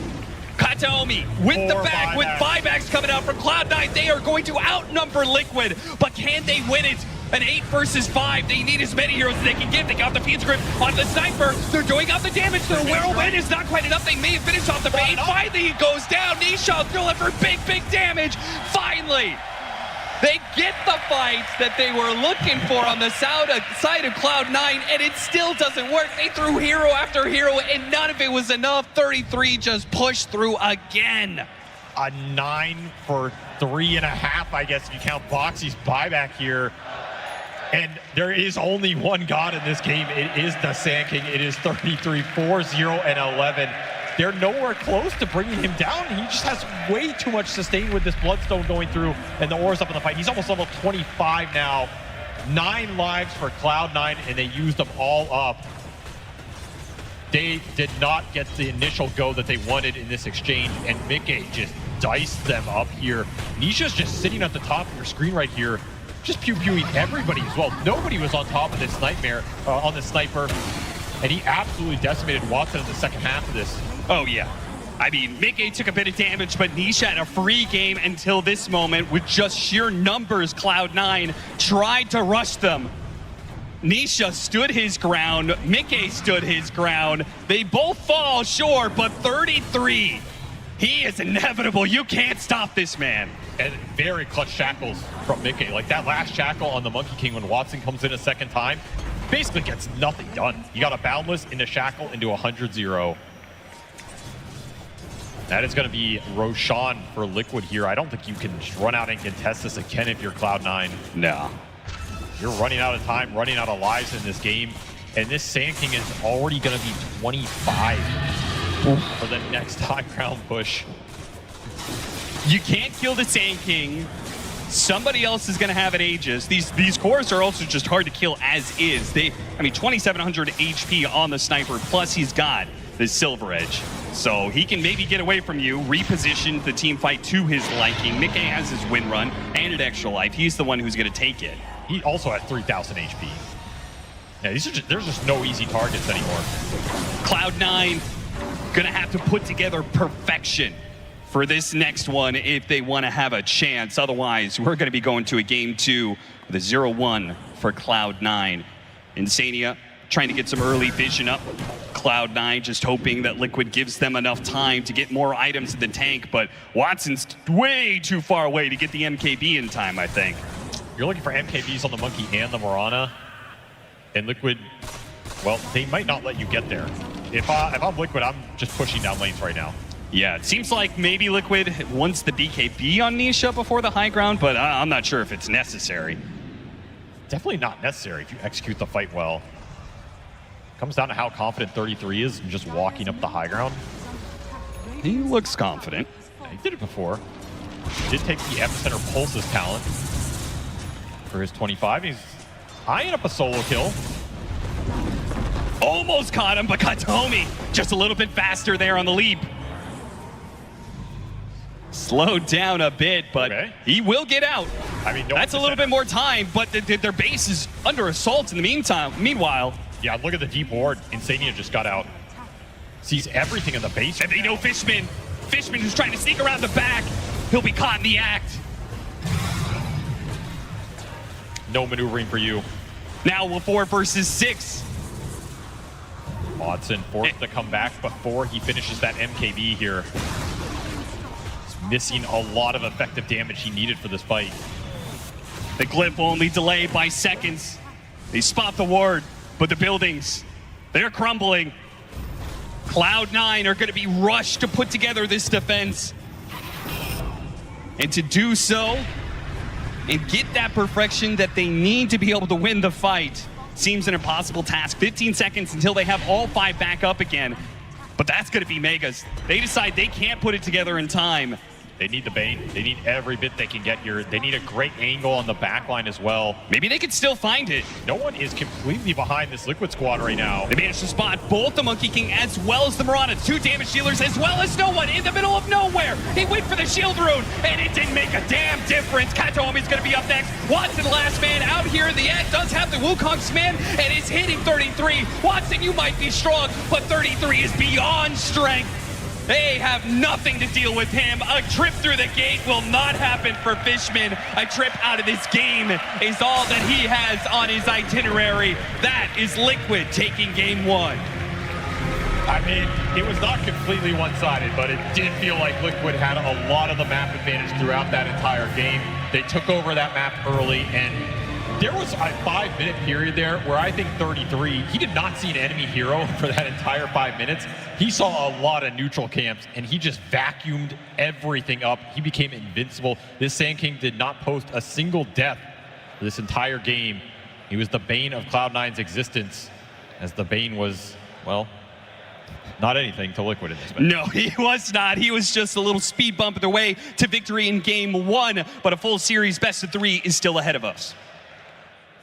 That's right, it's in the upper brackets. Of course, Cloud9 wanted to give it the red hot go. They wanted to go the distance, but going 1 game down here isn't the end of the road by any means. It is a best of 3. Game number 2 will be coming up, but before that, game number 1 here, SPG was talking about how for, he thinks, roughly 5 minutes, this Sand King didn't see a single enemy hero. Winter, I feel like it was longer than that. This Sand King was doing so much in the way of gaining net worth for himself and putting his team in a great position. Yeah, he was basically like the second carry of the game, or even the main carry of the game. I would say the main. I would definitely say the main. He was just like being on the side of the map, just vacuuming every bit of a farm that he finds on the side of the map, and he couldn't really be stopped. You know, he took his own stack, his own ancient stacks in the after the laning phase, and he even made a smoke move where he joined his team and he went over across the map and took the enemy's ancient stack. That's what I felt like made the game really, really difficult after that for Cloud9. Yeah, this was a very interesting game in terms of how the early game fights went. It looked like C9 had some strategy where they wanted to shut down Mickey's game. They rotated a lot of heroes through top, and sometimes they would rotate towards mid, and Nisha would get some action. You know, throw his ulti out there, but most of the pressure was on Mickey. Yeah. Look at Mickey's net worth. He's 3rd on net worth. You know, he could be doing better, but he's still higher than all the C9 cores, so he was actually keeping himself in the game despite his other 2 cores essentially being left alone. Yeah, and I thought this fight was going to go disastrously for Liquid. They lose 3 right off the bat there, but we talked about the Sand King, and this is the beginning of where 33, all this farm that he was doing in the early game, pops that Bloodstone, gets the epicenter off. This is a Monkey King hitting him, by the way. All these 3 heroes, Zeus is right-clicking him. He's not taking any damage, by the way, here. Literally full health. Ends up getting Monkey King to the point where he's almost dead. Then he ends up killing the Zeus by himself. And I want to give a shout out to Insania here too. He TPs in right away, uses that Rocket Flare, kills the Monkey King to the side, brings in that hook there, and this is where the net worth advantage of the Sand King was really showing. Yeah, I'd say that's where it really was that uphill battle for Cloud9. They were then trying to make a lot of room for themselves, Winter, on this map, trying to figure out where exactly they could get some net worth for themselves. And Liquid just kept that pressure on. They kept going for these fights, and they made sure that Cloud9 weren't able to get in a position to either set up a good team fight for themselves, or if they did, the numbers were right there from Liquid. And this one as well, I think, really illustrates just how far ahead 33 was. He starts this team fight at level 21, and by the end of it, he's level 24. Yeah, I mean, the global strat from Cloud9 didn't really work out so well for them. I think in previous series where we saw Cloud9 make some Monkey King mid work, I think the Bane was actually getting a lot more work done in this game. Particularly, I felt like Fishman, he was kind of like a lot of times caught walking around the map alone. And because they have a mid Zeus instead of a mid Monkey King. And they did this swap up because of the laning matchup where they wanted the Monkey King to follow the Sand King.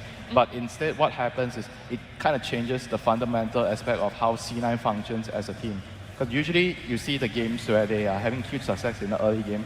Fishman is always moving with either a Monkey King or Invoker mid, which is how they played in their group stages, which were very, very successful. They always had that +1.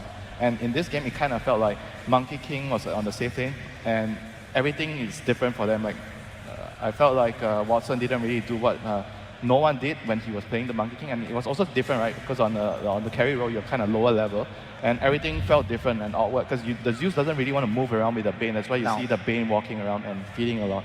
Just imagine, if I were to come to panel today in Jenkins' wardrobe, what would you feel? It would be bad and it would be wrong, and it doesn't work. I think he would look great, and Watson, he did make some great rotations towards top, but I agree in the sense that what did that leave in the safe lane? That left a 33 that was vacuuming, as Avery said, the entire side of the map, and that did not pan out for them. That was a mistake. I think the level 24 Bloodstone, Crimson Guard, almost 6-slotted Sand King at 30 minutes into the game goes to show that you do not leave this man alone farming on Sand King. That was not a vacuum, that was a black hole. But I think in general, this team, FC9 specifically, they kind of went out of their comfort zone and the heroes they like to play. Kadomi doesn't really play this Mirana very much. I feel like this is a hero that he doesn't play the most. However, the Zeus mid, not really meta either. Didn't feel a lot of impact from the hero. And I also am not a huge fan of the Monkey King in the safe lane right now. I really like in the mid lane how it can go there and then just go from lane to lane to lane and get kills. That's not how you really want to play carry right now. Sure, you want to be active, but you don't want to just abuse the jump across the map to just always be fighting. You get behind and farm that. Can we take a second and admire this man's items? This is a 36-minute game. This is not a 55-minute inventory on Sand King. He's 6-slotted. Like, the only thing he could replace here is boots or consume an Aghanim Scepter or a Moon Shard.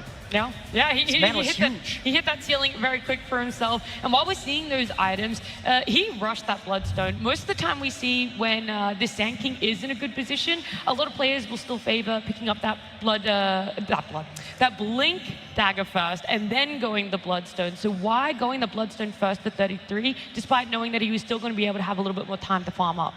Well, I think 33 in general, that's just his playstyle. He's not like the buy a Blink Dagger and go in, run across the map type of guy. Even in like the TI that he won, he was always, I'm going to make my hero unkillable. And what items can you do that with Sand King? It's going to be the Bloodstone Rush. He wants to get a lot of farm, and he wants to hit that timing once he gets that farm to just make that team fight like unwinnable for the enemy team. And this is what he does best. Okay. I feel like we talked about almost everything in this game, number one, except for the biggest question, that last pick, Zeus. What it did for Cloud9, or maybe what it didn't really do, Winter?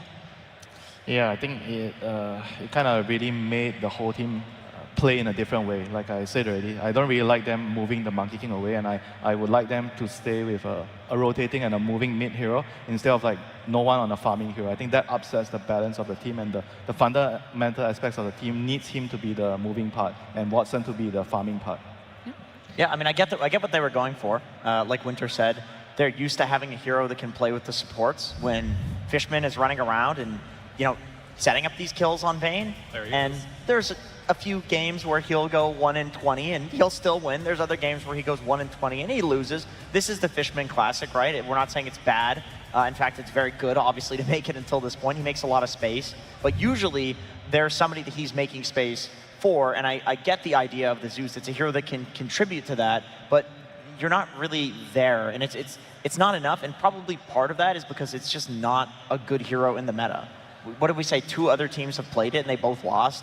Yeah, it was Tundra and Beast Coast. Right, It's been picked up twice already, and 0% win rate. So to me, if Thompson is losing on Zeus, then it's probably not a good hero. If Thompson is not picking Zeus, it's probably not a good hero. I get the idea. I like that they tried it, but I think, maybe pick the Invoker instead, or something that can actually physically be there with Fishman on the Bane. Yeah. Well, look, we've got your opinions, and there's going to be time for Cloud9 to be able to reset for themselves, or Liquid to come back stronger for game number 2. But we want to hear from more people, and that is those out in the crowd that I think Slacks is somewhere running around with. Absolutely. Thank you so much, Marcy. It is so good to be here yet again in the crowd. Crowd, how do we do it? Time for the classic crowd vibe check. Sir, you enjoyed that last game? How you feeling? Sorry? Did you like the game? Of course I did. Who's your favorite team? Liquid. What's your name? What? Where do you live? I live in UK. Address? Okay. Doing good. What'd you think about that series? Who was the best player, best MVP of that series in your opinion? I think this game was sandboiled. Yes, it was very good, very wonderful. Best player for you? Mr. Sutter 3 isn't obvious. Saiyan King, yes. He was practically immortal. No one can kill him. He killed everybody. He's the best player. Pretty much everybody's immortal now thanks to the double down token, so not that impressive, but yeah, it's all right. What'd you think of that series? Best player? You think these teams are pretty good? Yeah, I do. I think Fishman was Liquid's best player. Okay, all right. Very good. The Bane, the stealing bounty runes. Sir, what do you think about these players? They any good? Man, can I just watch some Dota, man? Stop bothering me. Listen, random fan, I do not need to be flamed by you. This is a crowd segment. What do you think about these teams? Are they TI quality in your professional noob opinion? Man, these guys suck. All right, thank you very much. Take it easy. Take it easy. Thank you so much. All right, ladies and gentlemen, give it up for the legend himself, Mr. Puppers. Hell yeah, fantastic. The crowd is alive. They are feeling it. Liquid fans going absolutely bonkers, but they are not down and out yet. It is still a heck of a series. Copenhagen, do you think we're going to get a game 3? Can I ask you that? Can I get a rousing... There we go. At least we hope for it. Tide Hunter, I've been waiting to talk to you for... Oh, okay. Liquid fan, please, if you can. I mean, they just won, but, you know, do your Liquid fan thing. Yes, 2-0, easy. Take it easy. The crowd doesn't like that. We want the 3-0. Mr. Tide Hunter, I've been waiting to talk to you. Please, if you could stand here. Is Ravage a skill shot? Where does this come from? One day, my friends and I were in a Discord call. Someone said, when someone missed a Ravage, and someone's like, dude, it's a skill shot. It's not my fault. We argued about that for hours. It got ugly. Last year, I brought this to TI for one day. And walking around the rest of the weekend, people were still arguing about it. People were arguing about it in Spanish and Chinese. It was just everyone. So. Wow. I have to ask you, Slacks, is Ravage a skill shot? Well, it depends. For Shiva, yeah. The crowd, is Ravage a skill shot? I'm going to say, no, it's not. Can I hear your response? No, it's not. Is it a skill shot? Yes, it is. Oh, you guys are a lot worse than I thought you'd be. All right, thank you so much, everybody. Mr. Tide Hunter, any words out there before we throw it back to the panel? Pick Tide Hunter, please. Pick Tide Hunter, please, as we throw it back to Nactise and the boat.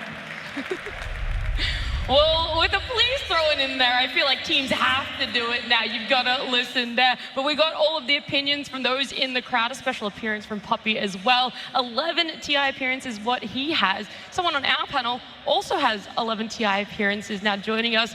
Fly, welcome to the panel. Hey everyone. Good to see you guys. It's good to be here. Yeah, it's obviously, unfortunately, not the way that we expected to see you on the main stage, but it's still great that we get to pick your mind, get a little bit of insight here. And how exciting is it to still see this crowd at Copenhagen, a Europe TI? I mean, it's amazing to be back in Copenhagen for myself, and it's awesome to see the crowd, the stage, everything is just really awesome, really epic, and it's been an exciting day of Dota. Yeah, and you know, just also general, have you enjoyed Copenhagen as a whole? Could you course. recommend it? I would definitely recommend it. The city is great. Perfect. You love to hear it, especially if you are someone from Denmark, either in the crowd or watching at home here. But we've got a series on our hand, Liquid up against Cloud9. You're here to give us your big insight, Fly. And we saw that game number 1, but do you think Cloud9 have it in them to bring it back for game number 2 and possibly game 3? I definitely think they showed good signs of life. Even though they were down, they kept taking different angles to try and take fights. They were doing annoying things on the map, like Fishman going for Wisdom Runes and all these things that can cause confusion and chaos and might lead to an opportunity to come back. So I definitely think they have it in them to take the fight to Liquid. Yeah. What would you say, Fia, that is the biggest issue that Cloud9 need to work on for that game 2?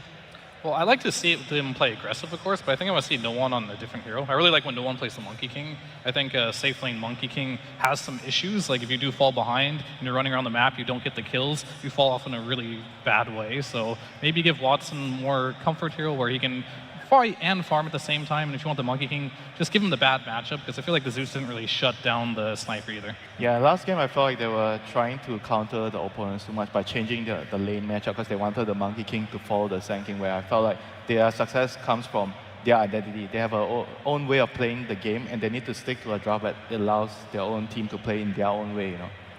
Would you say that also rings true as a support player, Fly, that that's what you like in your mid, that that's something that is very easy to draft for, and it makes the game a lot easier to play or more enjoyable to play even? Oh, it definitely makes it more easy, because when you have somebody that can go in, can lead, you know, the initiations and things like that, it makes it easier to follow that hero. Otherwise, you have to find yourselves fighting in different sides of the map, or you might be the one that has to set up the kills for your team. So it's definitely an easier role, and I think that's something that Liquid targeted towards the end. You know, they could have let that Earth Spirit in, and then I think No One would have picked that, and he would be all around the map just attacking everywhere. But instead, he's playing the Zeus, and he still tried to. He was like on the top lane around minute, I think 7 or 8, and he was still trying to make those rotations, but it's not as natural. How would you describe the support pool at the moment? Because a lot of first phase bans, people look towards taking them out. We know that the Naga, the Omni, and the Shadow Demon are the 3 that are really up there, but would you say that it's one of the best places it's been in competitive Dota?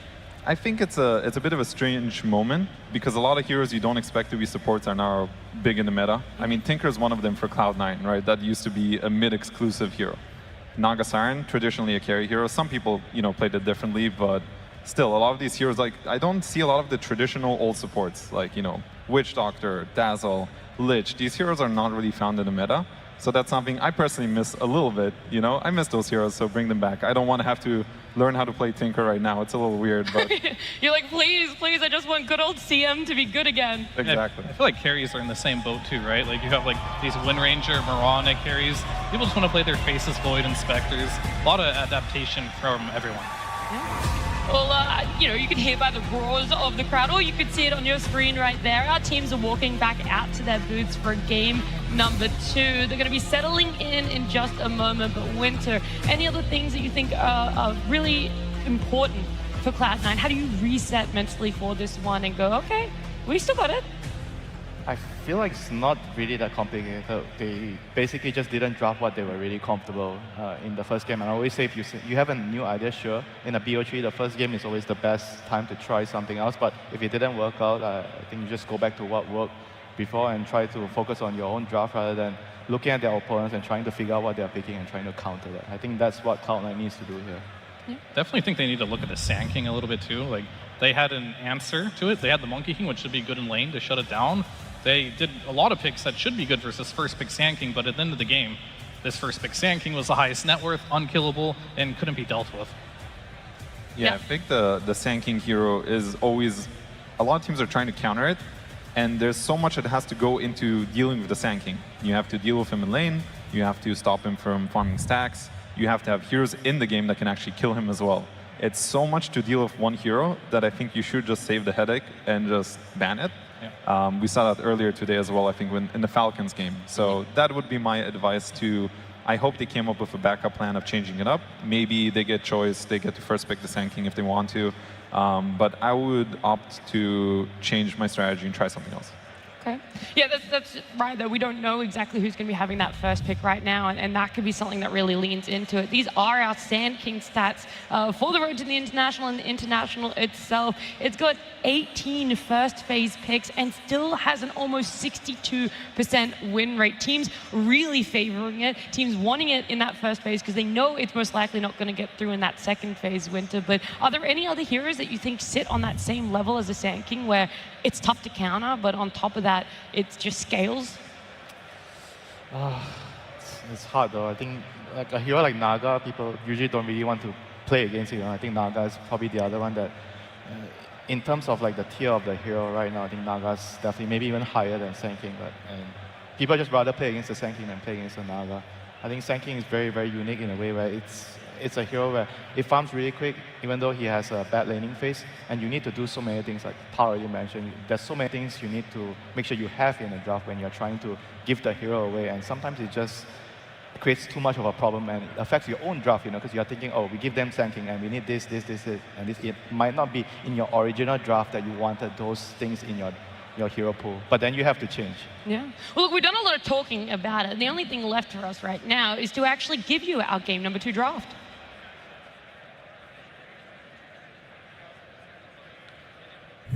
Team Liquid versus Cloud9.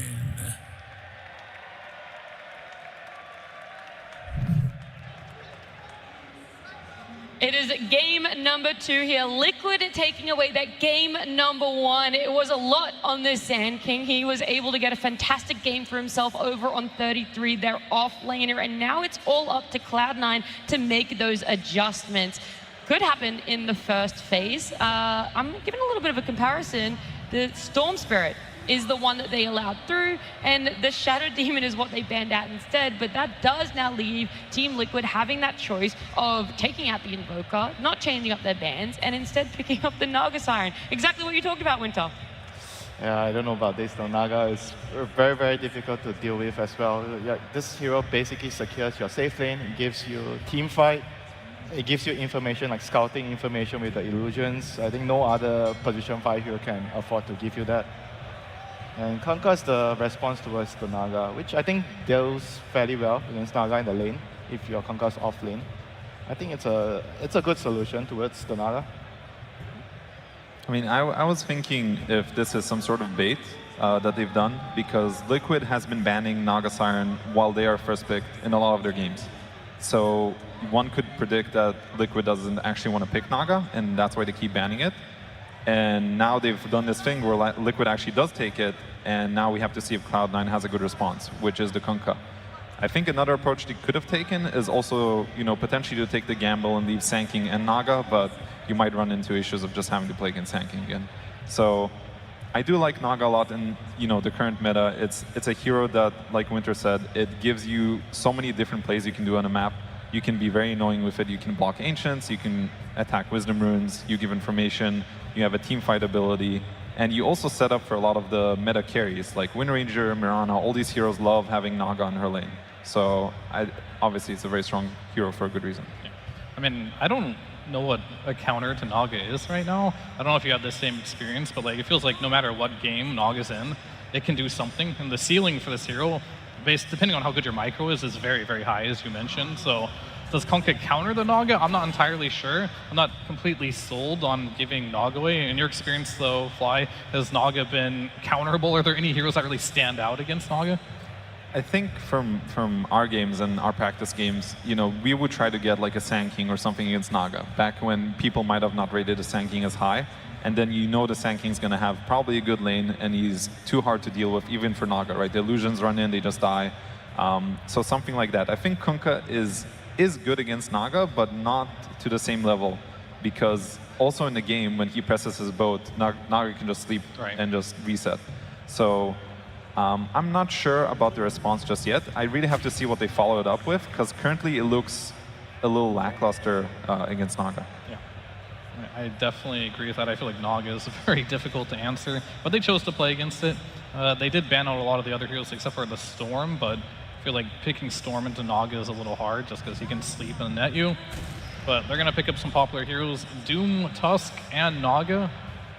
Doom is a hero that has not had great success in the road to the international. With the Doom and Tusk lane, seems a little bit questionable too. Maybe that's something Cloud9 can exploit a little bit.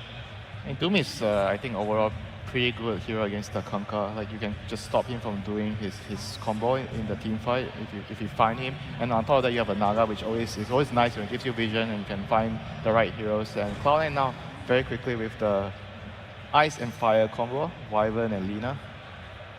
I mean, this is definitely interesting. I think Liquid is taking a good approach. They're picking Doom into Kunkka, so now you pick Doom with a purpose. A lot of the reasons why Doom has been losing is just that you first pick him, and the enemy sort of has a good response. You're like, okay, I don't know what to do. But he has a clear Doom target. Tusk is great against Kunkka and it's good against Clockwork as a support matchup. I think that hero in general is actually one of the strongest heroes in the patch that people have slowly started to realize. So I really like that approach. And then Winter Wyvern, I think that's a Katomi special. Yeah, it is. So that one's interesting. I don't really know what to make of it. It is traditionally a good hero against Tusk, but this new Tusk is so different with Drinking Buddies that it's not the same one anymore. He played it one time against IO in the group stage. That was like kind of the reason why he picked it that game. In this game, probably just like maybe like as a setup for his team, because Kunkka is going to have a hard time showing himself and using his combo offer. So I feel like Wyvern could kind of help him set up with the team fight with the Curse, TP down and use the combo. It's always nice against Doom as well. He dooms one of your teammates, Curse can always be used to defend the team fight. Just reset, run away, and see how things go. And he's also good at dealing with the Naga shuffling out your lanes, right? I feel like whenever I'm personally playing against Naga, position 5, he's pushing all my lanes, right? And on the other side, I'm a support. I want to be able to match that, try to push the wave back so that I can actually do something on the map. Otherwise, the map is always going to be difficult. The wave is always going to be on my tower, and I can't really feel like I can move out and smoke. I do like these bans here. I think Liquid banning out the Earth Spirit for no one, very important here. He is most likely going to pick up that last pick hero. Would like to have someone that rotates around the map. The Lena's going to be farming a lot. Kunkka generally will farm quite a bit too, just using the Tidebringer. So having no one being more active we saw in the last game could be very beneficial for Cloud9 going into this game. I'm a little worried for Liquid though, because like Clock Lena seems like a very strong lane for Doom to try and get any farm, and so I'm curious on what their approach will be to try and make that lane work. I mean, do you think it's possible for them to put the Naga in that lane instead? Because I think Naga matches better against Clockwork. I think it's possible. I do think Tusk is good against Clock because he can get away from when Clock, uses battery. You can just Drinking Buddies away. Also, the attack speed slow is very good against melee heroes. So I would imagine Boxy is also more of a Tusk player, I think, than Insania. This draft is definitely shaping up to be interesting because I think Cloud9 is in a position where they can put the Kunkka mid against Puck, which is traditionally it's been a good lane for Kunkka, and you rush Orchid. So it kind of becomes this, what is the best 24 pick we can get? And now Mick is going to have to assume he's playing against Kunkka and pick something good against Kunkka. I'll pick something good against the co-embrace, like something like Muerta. Is that totally off the picture here? I can see it. I think it's a very strong lane, Naga Muerta. It would be very much in line of their draft. He also is somebody who plays that hero. And on the side of Cloud9, I do think they need to address the Puck. They can go for the mid Kunkka with Orchid, but otherwise they need something. Like, I think this Puck pick is very strong. It's hard to deal with. Yeah, I would agree. I think Mickey, he's going to go for one of his Gleipnir heroes. Is Mirana still in the pool? I think that's the one I could see him potentially doing as well. She is still in the pool, so there is still that potential. Yeah, I mean, it makes a lot of sense. They lane with Naga, you have a sleep combo, Ice Gleipnir, can get away from Clockwork. Could be okay. Muerta is a very risky pick. It works sometimes, but the hero's just so squishy. And he's going to go with his other hero, and the Razor, which, yeah, I guess it's good in lane versus the Kunkka, but not particularly good versus Lina in the game unless you can get on top her, which is not easy. But it's definitely Mickey's style. He likes to pick one of the heroes that he's comfortable on. I feel like Liquid just really want to play for the tempo. I feel like you just put Kunkka mid right now. You have to just find another hero for the offlane. Okay, hear me out. What if they do Wyvern position 3 against Razor? Because that should actually be a good matchup. Now you're speaking like special. a real nouns Yes, player. the Gunner special. Okay, I had to bring the nouns in here a little bit, I do think throwing Kunkka offlane can be a little dangerous right now. Like, Razor is a very good matchup against you in lane, and you have a mid lane that you're happy with. I do agree about the Lina being a good carry matchup against Razor, but I think Liquid decided that with Puck and Doom, they don't need to worry about Lina so much. Like, those heroes will help address that, right? Like, Puck scales like crazy, Doom scales like crazy. Razor's job is to have a good lane and just be this guy that goes in with Doom together to, like, set up the fight for everybody else. What about Centaur? That's something that DM loves playing. Could be good versus Doom and Razor potentially to help Lina reposition. I think the lane will be good. I could see some issues in the game against Naga Net and the Puck Coil. Like, the Stampede loses a bit of value. I really would like a hero like Wyvern. I think it would be cool. A little risky, okay, but I feel think like that very makes risky. sense. Like, did you ever feel the volatility when you guys were putting something like the Wyvern or the Tusk in a role that really isn't played by any other teams? Definitely. Okay. Tusk did not We work need out reality for us, all right? I think Wyvern, we usually ended up picking in like a very good position that it made sense, you know, versus a hero like Troll Warlord or something. And then it worked out for us. But if you pick it blind, it tends to be bad. Okay. Is that often like the discussion in these last seconds? Like, do we want to just pick something stable, or do we just want to do a gotcha pick here? Definitely. And a lot of it is going to come down to the player himself, like how confident is he? If DM is like, hey, give me Wyvern, I'm going to destroy this game, I'd be like, okay, it makes sense. All right. Sniper. So who's all right? So Sniper mid against Puck, that's a classic, right? Kunkka's still off lane. Yeah, we're waiting. So that Sniper's going mid. The Kunkka and the Wyvern right now not being selected. It's just going to be the offlane Kunkka. Yeah, I mean, support Kunkka is not a thing at the moment, so we're going to go with this one. I mean, I like the fact that they're giving no one a lane matchup win here. It is really good. Now they have like 2 carries, right? So if you doom the Lina, now you have a Sniper. So the Sniper is really good against the Razor. So they have a lot of backline damage here, and they have heroes that can go in the front as well, and they have saves from the Wyvern. Overall, their lineup looks pretty annoying to play against. I do like it. Yeah, it's very, very annoying. Like, I feel like for Team Liquid, they are quite straightforward with their lineup where they have stable lanes. I think all of their heroes are going to get what they want from the early game, and once they get their levels, their team fight is going to be very, very scary with the Naga, which I feel like I'm going to favor in Liquid on that matter when it comes to the mid game. Yeah, I think I would favor Liquid. I think Cloud9 has some good lane responses. The Sniper versus Puck can go really bad for Puck. It can be one of the worst matchups in the game. But if he gets through, I think they do have ways to get on top of Lina and Sniper. With Puck, with Tusk, even with Naga Sleep, they have answers in the mid game. So it is a lot about Cloud9 just running away with the lanes and taking over the game early on.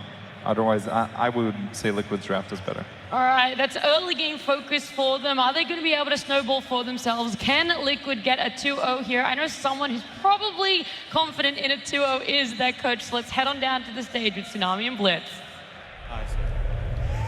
Thank you very much. I am joined by Blitz, coach of Team Liquid, who you must be feeling quite good right now because you got your hands on the most contested hero of the entire event, Naga Siren. I'm shocked that they managed to let it go through. What was your reaction? I wasn't that surprised. It's my noob support playing it, so I figured, you know, they wouldn't respect him too much. It is what it is. Yeah, but he hasn't gotten any experience on it. Your team has not gotten the chance to get our hands, but you're feeling confident that your noob support will be able to use it? Yeah, I mean, it's a broken hero. It kind of plays itself. Like, I got full faith in him. How about the mid lane matchup? Because it seems like there was a lot of focus on mid lane picks in game number 1, making sure that no one was put under control. Puck versus Sniper, what are you feeling? I mean, it's a heavily Sniper-favored matchup, but we have Nisha, who's just the best player in the world, so I don't care. It's just that simple. So let's see it play out in game number 2.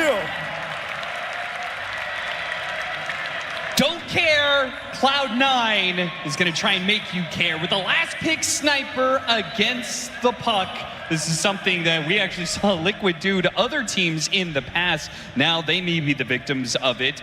They enable the Sniper, but it does leave the Kunkka in an awkward position. Avery, do you like this trade-off for Cloud9? I think it's the best they could have gotten in that situation. You either needed a cheese pick mid to try and give this Puck 0 game or something that shut him down in the mid game, and I don't think there's a lot of good options when you get to the end of the draft like that. So they took the lane route option. I mean, you have some classic cheese heroes that can really abuse Puck in the lane phase, and then if he's 1 or 2K net worth behind going into that mid game, he can just die in the fights. He doesn't have the infinite escapability. That's what you're looking for here for your Cloud9. But like William said, I mean, Nisha is an absolute beast of a player. Is he the best player in the world? I don't know. I'm not their coach, so I'm not biased. You know?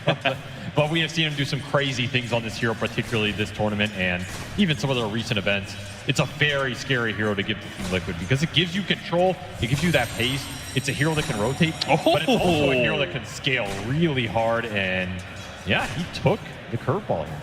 Yeah, that is an interesting choice. We'll see what kind of curveballs Nisha's going to be throwing around in this game as we have the lanes already matched up. So we have the Naga Siren, which they talked about on the panel and in the interview as a hero that was not expected to be seen, mostly because it's very often being banned, paired up with a Razor. This is going to be a dangerous safe lane for DM and Kataomi, who are going to be playing as the Kunkka and Winter Wyvern.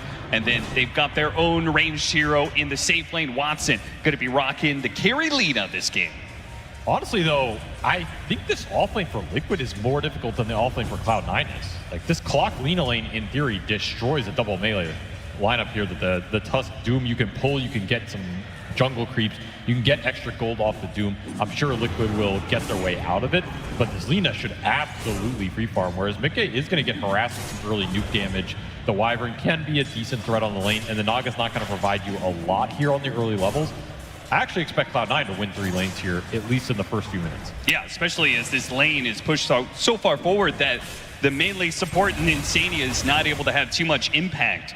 You can see the opposite situation very often. The bottom lane, Fishman, who's trying to get aggressive here. Fishman in his undefeated clockwork here at this event. And a hero that I feel is much better suited for him than the Bane. His constant in-your-face aggression feels a little bit better for him to be playing a melee hero in my opinion. But look at this mid matchup. It is not fun for Nisha. No one waving hello to Nisha as he's already gotten some heavy damage on him. Top lane TM has a bit of his damage drained away from him. The only way the Razor can win this lane. I think C9 have played their early waves on this top really well, though. They got the lane back early. This set a lot of the first few minutes up really well for DM. He did not get a huge amount of his resources burnt. You're looking at the mana on this Razor, it's basically out for Mickey. Whereas the counterpart here, Fishman, he got the zone in early. He's limited a little bit of the CS, and he's put Watson in a free farm position. Gonna go for him. Hit him on the Torrent, slows him down a bit, hit him with the Splinter Blast even, but it's just a level 2 Winter Wyvern, so it's not gonna be an overwhelming amount of damage, just something to keep him honest, keep him back while they try and take the Lotus here, but it's gonna be grabbed by Insania instead. On the other side of the map, blocked out by the Shard, Fishman might just be able to get the kill on Boxy, but Boxy pulls himself away as 33 gets close.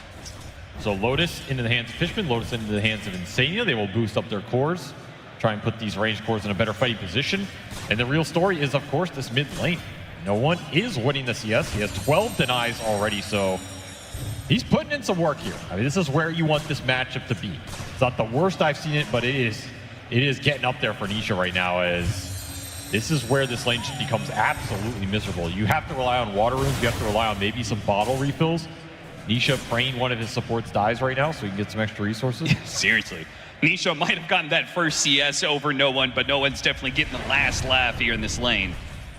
As the counter pick matchup, the lane wins 16-13 compared to 9-3 for Nisha's Puck. He is getting water runes though. There's no sort of support rotations to deny the resources, make this lane even worse. And these curved orbs are actually hitting No One a bit. He bought raindrop just to deal with some of the harass. So Nisha's not in a bad position in terms of resource management, even if he's getting out CS, but I mean, that's gonna happen in this lane no matter what. Kataomi. Ooh, getting pulled in by the reel-in from Insania, but maybe that's not where they want him close. Boxy barely survives on the other side of the map. Mickey continuing to take damage, and the Splinter Blast will catch him in the end. Kataomi throws a long lob from across the lane on the DM, bounces over, and gets them the kill. Trading 1 for 1. Kataomi's certainly going to be happy with that trade-off, though. They managed to get the first blood. Oh, absolutely. I mean, this is your Kunkka Razor lane where the Kunkka's killing the Razor. They just played the first few minutes really well up here. And that was through the Lost Lotus as well. So Cloud9, very happy with how this offlane Kunkka has been going. And you got to remember, they put this pick here to give you the advantageous mid matchup, which No One's very comfortable in. Much stronger early game from them out of the laning phase here. His support didn't die, but Nisha will still get that refill on bottle. You just have to give resources so he can stay in the lane. And honestly, he's doing pretty well. DM trying to get a little stacking action in. Kataomi's still going to be here in time to help DM. Will it be enough, though? With all the damage drained away, the slows are not going to be enough to separate the two. DM goes down, and Kataomi's chased out of lane. Barely maintained that link there. That was very close to breaking. Otherwise, he lives. Another courier death for Watson. He has been sacrificing these couriers. And it does give you a decent amount of gold. I mean, you're looking at this net worth chart despite some of these kills in the early CS. Blocks him off, make sure he can get the last hit on the ward. I feel like Liquid's actually happy with how all of this progressed. despite some of the early advantage, like this Doom has been farming up a decent amount in the jungle. He didn't give up any bad deaths. Boxy sacrificed a lot of his game to give 33 this type of early laning phase, so this Tusk is very poor. But you're okay with this because you have seen 33 just absolutely crush teams with Doombringer this event. Managed to get him inside the cogs. Boxy, he's going to go the other direction here, see if he can put a little pressure on Watson to make sure 33 is going to be fine with the extra bracers. 33 is far too tanky for Cloud9 to deal a killing blow from 100% HP. Kataomi, are they going to go on the Wyvern? They're going to go on the Kunkka here. Split focus from Liquid, and no one's going to make a much more clear vision for Cloud9. An easy target in Mickey, not even needing the assassination. Heads up, TP. I think that is worth it for no one here. You were also bringing the Tusk in for the 7-minute Wisdom Rune. Boxy, in theory, gets this guaranteed. Yeah, if he can get there in time, the Snowball stun should be able to get him if he times it correctly. Snowball goes out, hits him with the stun, snatches away that Wisdom Rune. Got both. That's a huge win for Liquid here.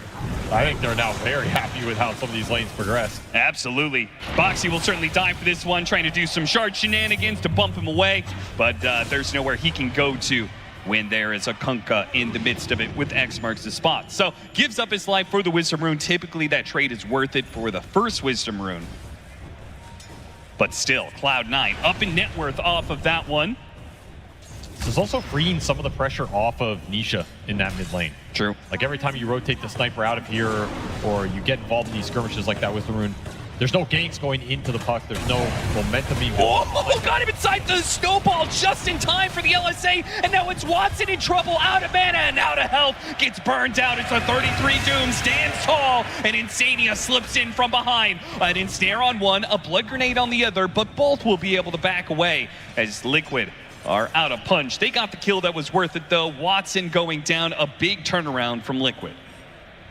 Very heads-up play from Boxy. This is why you give him these melee fours. Oh, look at no one though. Ace Rune, he's looking to help Fishman. Fishman's dead. Can no one get the revenge though? With a Haste Rune, he should be able to keep up with Boxy, no problem. Eventual death. Boxy pops the Lotus to get the kill on the Courier. A spiteful play that also gets him back into the tower, not giving the full net worth over to no one. Look at this net worth chart. Again, another fight no one's dragged into, which means he's not getting that 1v1 versus the puck, and that's just recovery time for Nisha here. Thanking his team for the space being made right now, as this entire lane has been recovered at this point. Yeah, that sniper puck advantage is gone. Do not think Cloud9 got what they wanted out of this laning phase in terms of that matchup specifically. You're gonna just have to play this game straight up now. Do have some tools to deal with the puck. I mean, you have a curse, which can be very good for setting up your chain stun capability.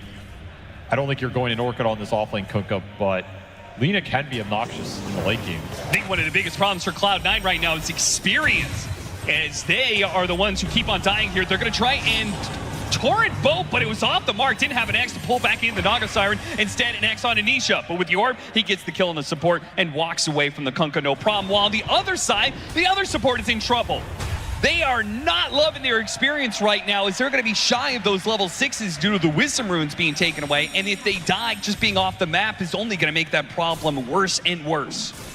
Need to find the ult, especially for this Clockwork.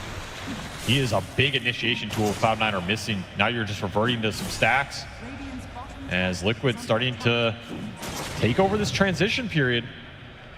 It's going to be another game where you just start vacuuming up camps as 33. You get a fast Midas on this Doom. He's going to be massive. Once more, he's the most farmed hero out of the laning phase against the lane I thought was going to be a lot more tough for him than it was. All right, well, no one is going to be able to take the mid tower here. Nisha is going to try and get the deny. Who's going to get that last hit? His damage is not enough. It's no one who snags it over Nisha. A good pickup, good bit of bounty. Keeps their net worth even with Liquid, though they are going to trade out this bottom tower. But the sniper is now no longer has a tower in front of him, can continue to make some moves. You said the puck is a counter to the sniper, or excuse me, the sniper a counter to the puck in the lane. What about outside of this laning phase? On an even net worth, what does this matchup look like? I'll tell you one thing, I think Nisha, he thinks he's going to be invincible this game. There's not a lot of lockdown. You can get Gleipnir's up. If you're super ahead in net worth, then you can stop that puck getting to some of the later defensive items, and you can punish him in that mid game.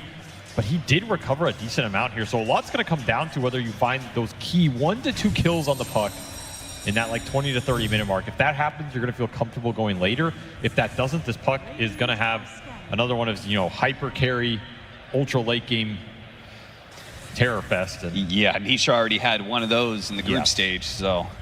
You also have to think about the power runes here. Like a big thing about this matchup is if you win the lane, you take the tower. Ideally, you stop the puck getting power runes either through supports or just continually pushing the lane in.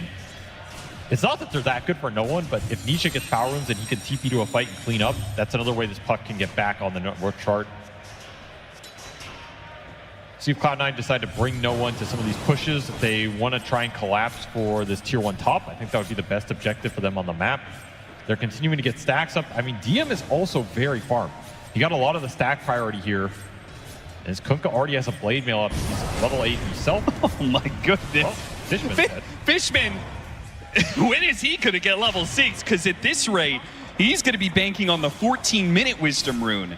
And I think that's one of the biggest limits for Cloud9 right now is they've got some farm cores, but they don't have the support ultimates to really make it all okay. Nice phase shift dodge there on the X. He's still level 4 on the clock. It's bad. It is very rough. I mean, at this point, you're just missing a hero. You give this man a lane and protect him. You're going to need it. Yeah, I mean, they gave him bottom lane. It didn't last for long, though. 33. Yeah. Doom tanked. Yeah. What more can you do? He just instantly pulled the trigger on that ultimate. Not shy about it at all. Another reason I think this tier 1 top is really important for Cloud9 because you can open up the lanes and you can get some more experience here. Right. But we're just continually defending though. And now like Boxy's sitting up here, he's level 6.5. He's chilling. It's like I'm getting a free lane, no one's attacking me. My Doom's basically free farming with Midas. It feels similar to game 1 and there's not a lot of aggressive pressure going into Liquid during this period, which is okay if you're content with your scale and you're matching them in terms of, economic stacks, but that's a big question mark. Are you happy with your scale going into a late game Naga lineup? This is a hero that can just make the late game team fights feel impossible at a certain point with the amount of sustain and control she brings. And a carry that Liquid is very comfortable going late with, right? We've seen so many of the mid-game Razors, and they don't seem to feel like, we're super pressured to end the game by 30, 35 minutes. They've gotten plenty of 45-minute, 50-minute games with this Razor, and it really does turn into a monster.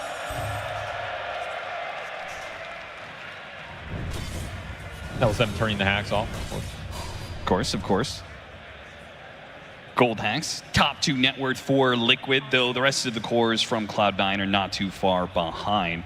It's Watson who probably struggled the most, but he's still catching up to his Gleipnir, and with that Gleipnir, maybe the kind of catch that they get off that will allow them to get some pickoffs. They're going to try here. Boxy pulled back into a Torrent, has a snowball to delay the inevitable, but he will die here. Fishman making sure he ends up on the high ground. Yeah, a little bit more experience. Fishman's going to high-five anybody he finds. Just give me the experience, please. Put me in the assist range. And that will get him his 6 off the Wisdom Rune. So finally, he is online. You have hookshot available. Oof. Cobalt will bite the dust. I mean, you're talking about the scale here, though. This looks like a very hard Razor game on paper in some ways. You have 2 BKB piercing supports, which are oftentimes annoying for this hero, right? You run in, you BKB, you link someone, you get hookshot or cursed. It disjoints that, you're a bit sad. And you have 2 very long-range carries to deal with in Sniper and Lina. Generally very poor matchups for Razor. You kind of end up in that position where, like, do I need a Swift Blink or something to blink on this Sniper and link him? Yeah, just to, like, keep up with the puck initiation, right? If puck can go in and coil them, maybe the Razor needs to be able to do the same and follow that up, because, yeah, it's going to be a distance game for Cloud9. Keep away from the Razor. And they both Hurricane Pipe fires. Very obnoxious item. I think Mikke he might have met his match in this game with this hero. Like, he's going to have to really have smart openings into the fight, take good angles, and find his target early so he can stick onto them. Does not look like an easy task for him, but we will see what he can do with it. His choice is an early BKB. Yasha, BKB. A very even game so far. 5 to 7, 15 minutes in. Net worth pretty much dead even. Both teams are content, it seems, to just farm away. Well, 33 is. I mean, yeah, he's got the Midas. He's in his element right now. 2 Midas. Did you get the power rune for Nisha? Amp damage. He's going to make the rotation pop. Will he find anything? Find a Fishman. Almost catching him inside the shards. Fishman. He'll open up that hard cam. Now that they've taken the tower, Cloud9 finally be able to take over these areas of the map. Kataomi and DM pushing forward, trying to set up an invisible Watson. Smoked up. Very close to a Torrent tower. lands, LSA, not quite there. He's too close to the tier 2 tower. They're not sure about this one, but Fishman wants it anyway. Drinking Buddies will pull him outside of the cogs, though. Fishman has to TP out. Cloud9, it seems like a bit of a stumble there, but they don't lose anybody for it. That's a good sign. I don't mind that play as a poke, right? You got a lot of reaction on Liquid, but the curious part is they brought everybody to it. Like, they brought the Lina in a smoke. They brought no one to that exchange. There was no one pushing out the lanes or farming the map. So it felt a little awkward, right? Are you fighting that? Are you fully committing? Are you poking them? Now Watson, he's going to need some help. Coil and pulled back in. And immediately throws his full barrage of spells at Nisha, hoping to survive, but it will not happen. A Doom is going to kill him, so he does what he can to bring Doom down with him. He may have gotten that. Can Boxy get away? Looks like he's totally fine. Once again, the Drinking Buddies, that added bit of mobility does make things harder for Cloud9. They have all this long range, but don't seem to have quite enough catch for the extra heroes. Technically a gold positive exchange for Cloud9, though I don't think they're too happy of losing Watson there, especially since he was joining some of those early moves. Saw the amount of damage he can output, though. It is no joke. It's going to be another factor here. Like, who do you want to doom in this game? Do you actually want to doom the Lina every time? Are you taking the Wyvern if you can find Kataomi at the start of the fight and remove some of the control? Because even if you doom this Lina or Sniper, there's two of them. The other one might carry the fight. The other one's just going to fight through it anyway, like we saw there. 33's decision-making is not easy in this one. No. Like the panel said, this is a very obnoxious lineup to fight into for Liquid. A lot of things they have to maneuver and worry about. If they can finesse them, I think they can own that fight. But they have to set it up properly. And if you're looking at initiation power, like we talked about why C9 went back for this Clockwork over something like the Bane. It's a lot more natural, a lot more consistent, long range. The initiation power for Liquid is pretty dependent on this Coil landing on big targets. Watson opting for Boots of Travel as his next item. Yeah, just wants to play the map, keep the farm up. He wants to be able to join these plays without committing himself into the move on its own. Do you feel like it's greedy, though? No, I don't think so. I think on this hero, it's a natural progression, honestly. It's also like how you play the fights thing, right? You just want the high MS on the Lina. So you can stick on a target, get the extra right clicks in. And this is a game that's likely going to go late. You know, this is not a game where, like we saw last time, Cloud9 are going to put Aegises on this Sniper and go high ground early. I don't think their lineup does that nearly as well as Liquid's did in game one. And we're seeing Liquid here. They're just stacking and continuing to play the farm game. This one is probably going to go the distance here. Because you're going to look at Roshan contest, who's getting Aegises and who's scaling up all three of their cores. Cloud9 hoping this series will go the distance as well. It relies on Fishman. Misses the hook shot. Not going to be able to find the kill on Nisha. His elusive puck is already going to be difficult enough. The curveball maybe makes it more difficult to predict his movements. As we can see, Liquid are getting the better of the stack exchange. So when it comes to these slower matches, usually the stacks play a big part in who gets more out of the map. Naga too. I mean, Naga is a map cleaner. Yeah. He's a stack setter. You have Wyvern to match a little bit of that. We've seen Kataomi find a lot with this hero, and his blink is done. So maybe now you have a bit more setup that Nisha has to think about. When he pushes in these side lanes deep, you just blink, curse the puck, sets you up for Cog, hookshot, LSA, whatever you want to do out of that. And it'll be another 3-man smoke with this Wyvern blink. Gleipnir done for the Sniper as well. So the mini lockdown elements are now online for Cloud9. They had a good enough early game. They got them there. The puck is still susceptible right now. They will take anybody they find on the map, though, especially that Doom with... Oh, that is a perfect target. The highest net worth hero tries to hurricane himself out of there, but there's nowhere he can run to. The rocket flare will see every movement. Meanwhile, DM got the mid lane in. So this is going to translate into some decent map control for Cloud9. They would really want Nisha right now, but you can't get everything. No, and Nisha, seeing all those heroes on the other side of the map, will try and punish Cloud9 as much as possible. Just hitting that tier 2, while Insania will soak up the enemy jungle as much as he can. Already has a mech. Cloud9 will time their Tormentor with the Wisdom Rune spawning. Oh, they got that good one too. This Wyvern Shard is some decent value. You can push with it. Good in the fights. Tayomi going to be happy about that one. Plus, he found the Grove Bow. But Liquid, they have perhaps other plans? I don't think you're Roshani at this point in the game. No, I don't feel like their lineup really is that adept at being able to do it quickly. But you are closing in on the double BKB here. Mickey finished his. He also got the Grove Bow pretty nice. And 33, his is flying out right now. So if you are Liquid and you want to make a move in this game, now's kind of the time to do it and find a random neutral item. I don't know whose that was, but he will claim it. I mean, it's a good time to fight with the double BKB. You have to worry about hookshot and curse, but again, if you can get on top of the leaner or sniper with the Razor BKB, that's the key to a teamfight victory here. Cloud9 are going to take the first step here, though. And it's great for them if they don't run into the BKB heroes. Hard to be able to catch this puck. They're making a long wraparound behind him here. Do they see Mickey in the river? Oh, they managed to get a scan onto this move from Cloud9. Cloud9's own scan has narrowed down the search area here to right next to their tier 2 tower. They'll catch Boxy for it. Certainly not what they were looking for. They wanted, I'm sure, a core out of that smoking. Yes, they committed everybody for that move again, right? Brought both the carries. Though they do get a D-ward out of it, they control this bottom part of the map, which is where this Roshan is. And I think you just commit to it here if you're Cloud9. Like, I don't think you can commit so many of these 5-man smokes without getting some sort of map control. Got him in the curse. Trying to set up for the TP rotations. The LSA off the curse. Here comes the burst damage, and it's more than enough.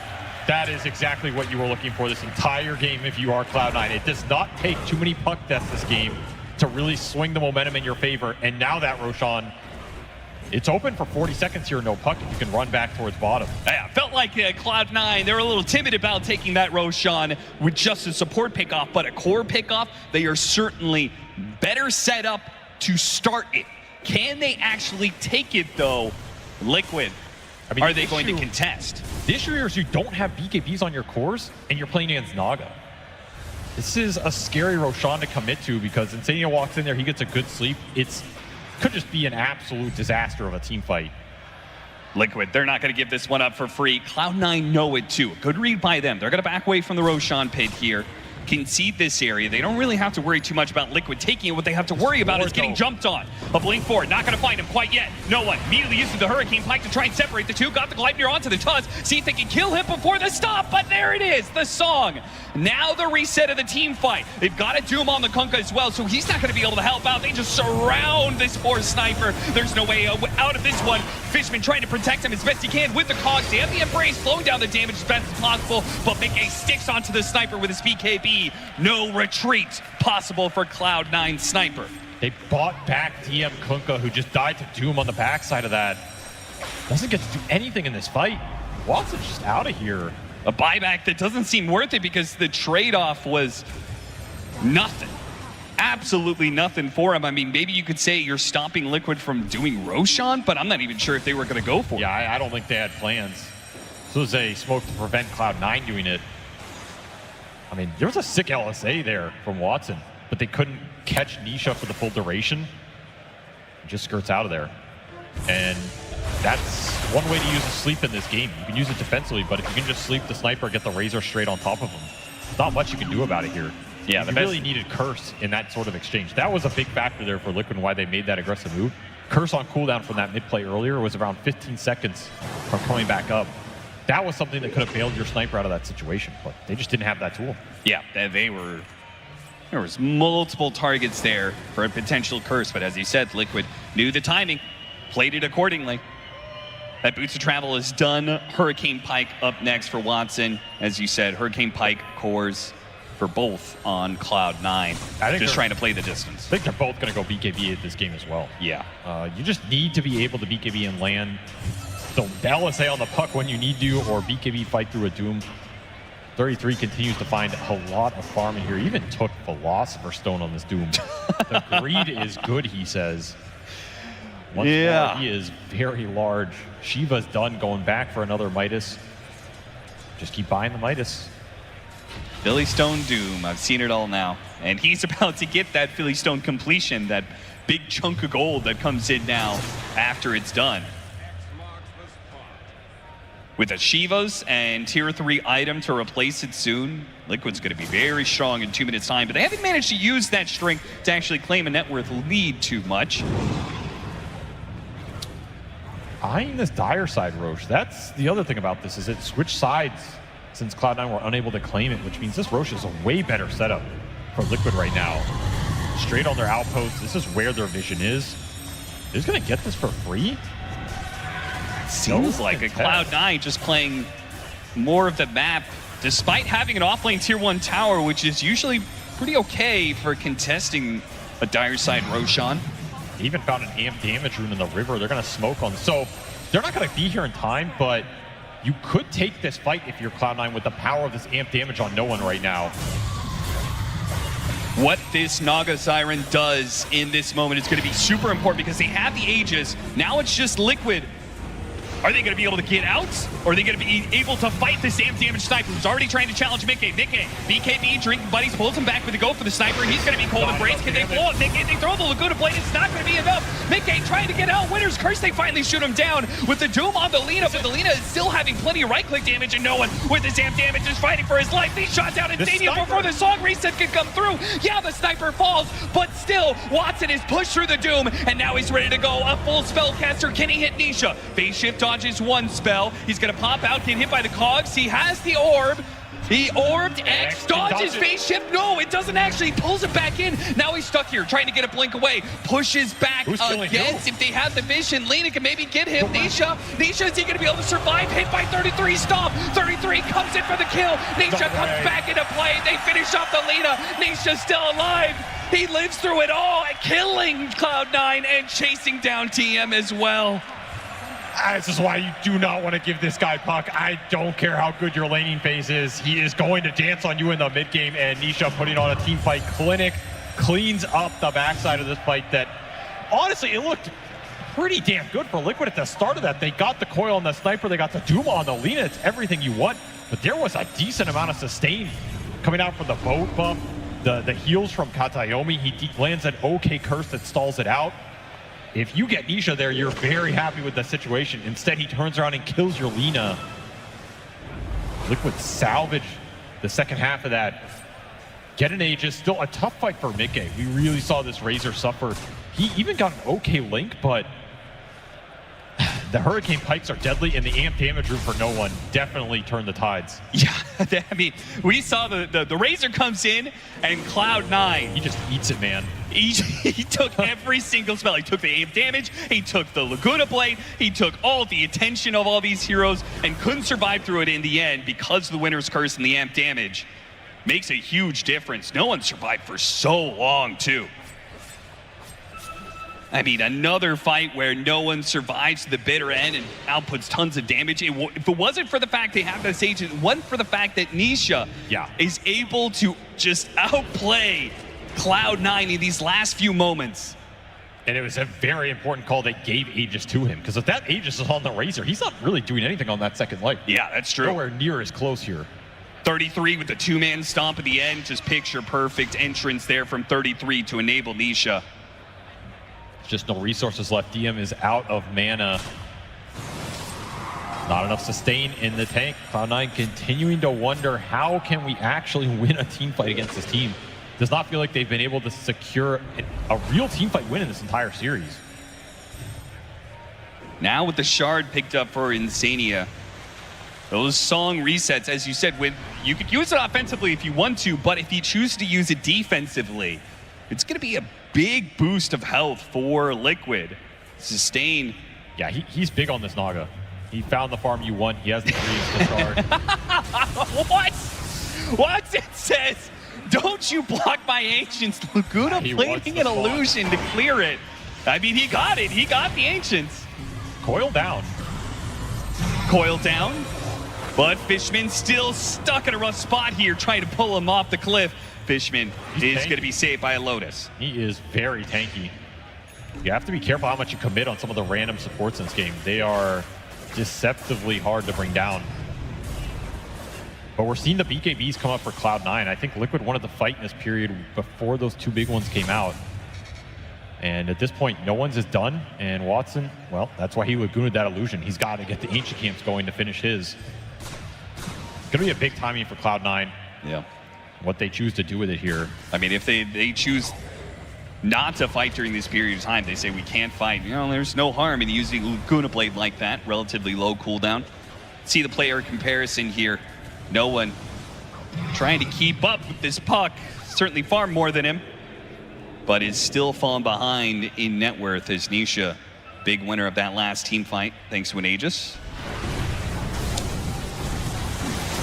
The control that Cloud9 has is what both teams are going to try and play around. To me, that's the deciding factor. How does this curse land? Who does it land on? What does it set up? And if you're Liquid, can you get the initial coil jump? Like, can you find big targets with it, lock them at least a little bit, or force early BKB so then you can solve during the BKB, potentially isolate a target, let Mickey go to work? Would you ever consider Linken's because on Liquid because the curse is so important, right? Every curse is led into a Torrent, Boats, LSA, Laguna Blade. Like there's a full combo of spells that follow up after that curse is used. Is it that important to consider Linken's block? I mean, Mickey went for one. So you have a Linken's on the Razor. He has BKB as well. You got to remember, if you're BKB, this curse will not affect you. So if Liquid just commit them all at the same time, you can mitigate the damage that's done through this spell. 33 makes a jump on a Fishman here. Fishman's got plenty of backup though. No one's going to be the first one on scene. DM quick to follow him. 33 has to use the BKB to get out of here. I think more players were both confused by that more than they understood what was going on. Hey, there's the BKB for the Lina. So Cloud9 have just reached a big point. They may be down 4K net worth, but it doesn't feel like they are disadvantaged at all. No, there's a lot of net worth on Kataomi here. He's going to continue to scale, and there's a reason they like this Wyvern. I mean, this is the 4th position of the tournament who has found the most farm on average in any given game. This is a hero that can use it really well in the late game, right? Yeah. You're looking at one of the best ags in terms of damage output scaling as the game goes later and later. He does an absurd amount. It's a factor Liquid have to consider as this game progresses. And he has enabled his initiation, knowing how important that curse is. A Blink Dagger and a Shadow Blade. The Naga just runs straight into no one. And he instantly songs to try and keep himself up. Will blink away, running to the rest of Cloud9 here. Gets Gleipnir, instantly trying to take that off. Hook shot, and does manage to get him inside the cog. So Insania does die for this. A smoke sacrifice. Yeah, a sacrifice from Insania. The rest of Liquid will be able to get out. So what can Cloud9 get off this 40 seconds with no Naga on the map? Fishman goes bottom, looking for Bounty Rune, maybe some setup. These setups have to be really fast if you want to catch this puck. Nisha already Octarine done, plus a gem on him. He's just controlling a lot of the map right now. He's playing so bold too. Just he's constantly hitting that tier 2 tower. He's been caught assaulting those towers before though. Only one death. See if Kataomi can make it a second. Yeah, the Shadow Blade is another tool to maybe set up and find this puck on the map or find him in the fight, right? If you just stay in the back, you're Shadow Bladed, Nisha doesn't see you, he goes in. If he gets stuck in the curse, that's the big target. You don't even need to land the curse on the puck. Just get him to hit somebody else. Yeah. And you can chain stun him out of that. That's where it goes back to, like, you want to find this Wyvern with the Doom. Smoke's going to run into the Wyvern here. Kataomi. See how fast he reacts to this one with the Shadow Blade. He's got a Blink Dagger to be able to hop away over the plasma field. Oh, it's a close call. Mickey. Another amp damage on no one, though. Ooh. This is a fight that I think Cloud9 would want to take right now. Fishman's hunting for it, and he's already broken the link there. Mickey, he's not feeling good about this one. He wants to get out of here, but Fishman's already got him inside of his hook. A jump in from Nisha, trying to stall this one. See if he can get him out, but it got him. 33 jumps in, hits the Doom onto Sniper, but he doesn't care. Mickey tries to blink after him. Either way, none of it's good. Liquid have failed their initiation or their counter jump to be able to get Mickey out of there, but I guess it works. Mickey does manage to walk away from the fight. Cloud9 say, okay, that's good enough. Nisha is right on the edge, man. If any of these stuns land, he will get bursted. But Cloud9 cannot catch this puck right now, and even with an amp damage rune, they're gonna try. Got him on the curse. It's a short curse, but they hit the LSA, and full wombo combo will bring him down. Finally, they get Nisha for the second time. And that was the gem as well. Huge pickup for Cloud9. I mentioned at the start of this game, you only need 2 or 3 kills on this puck to feel a lot better about your situation. That is the second one. And look at Cloud9.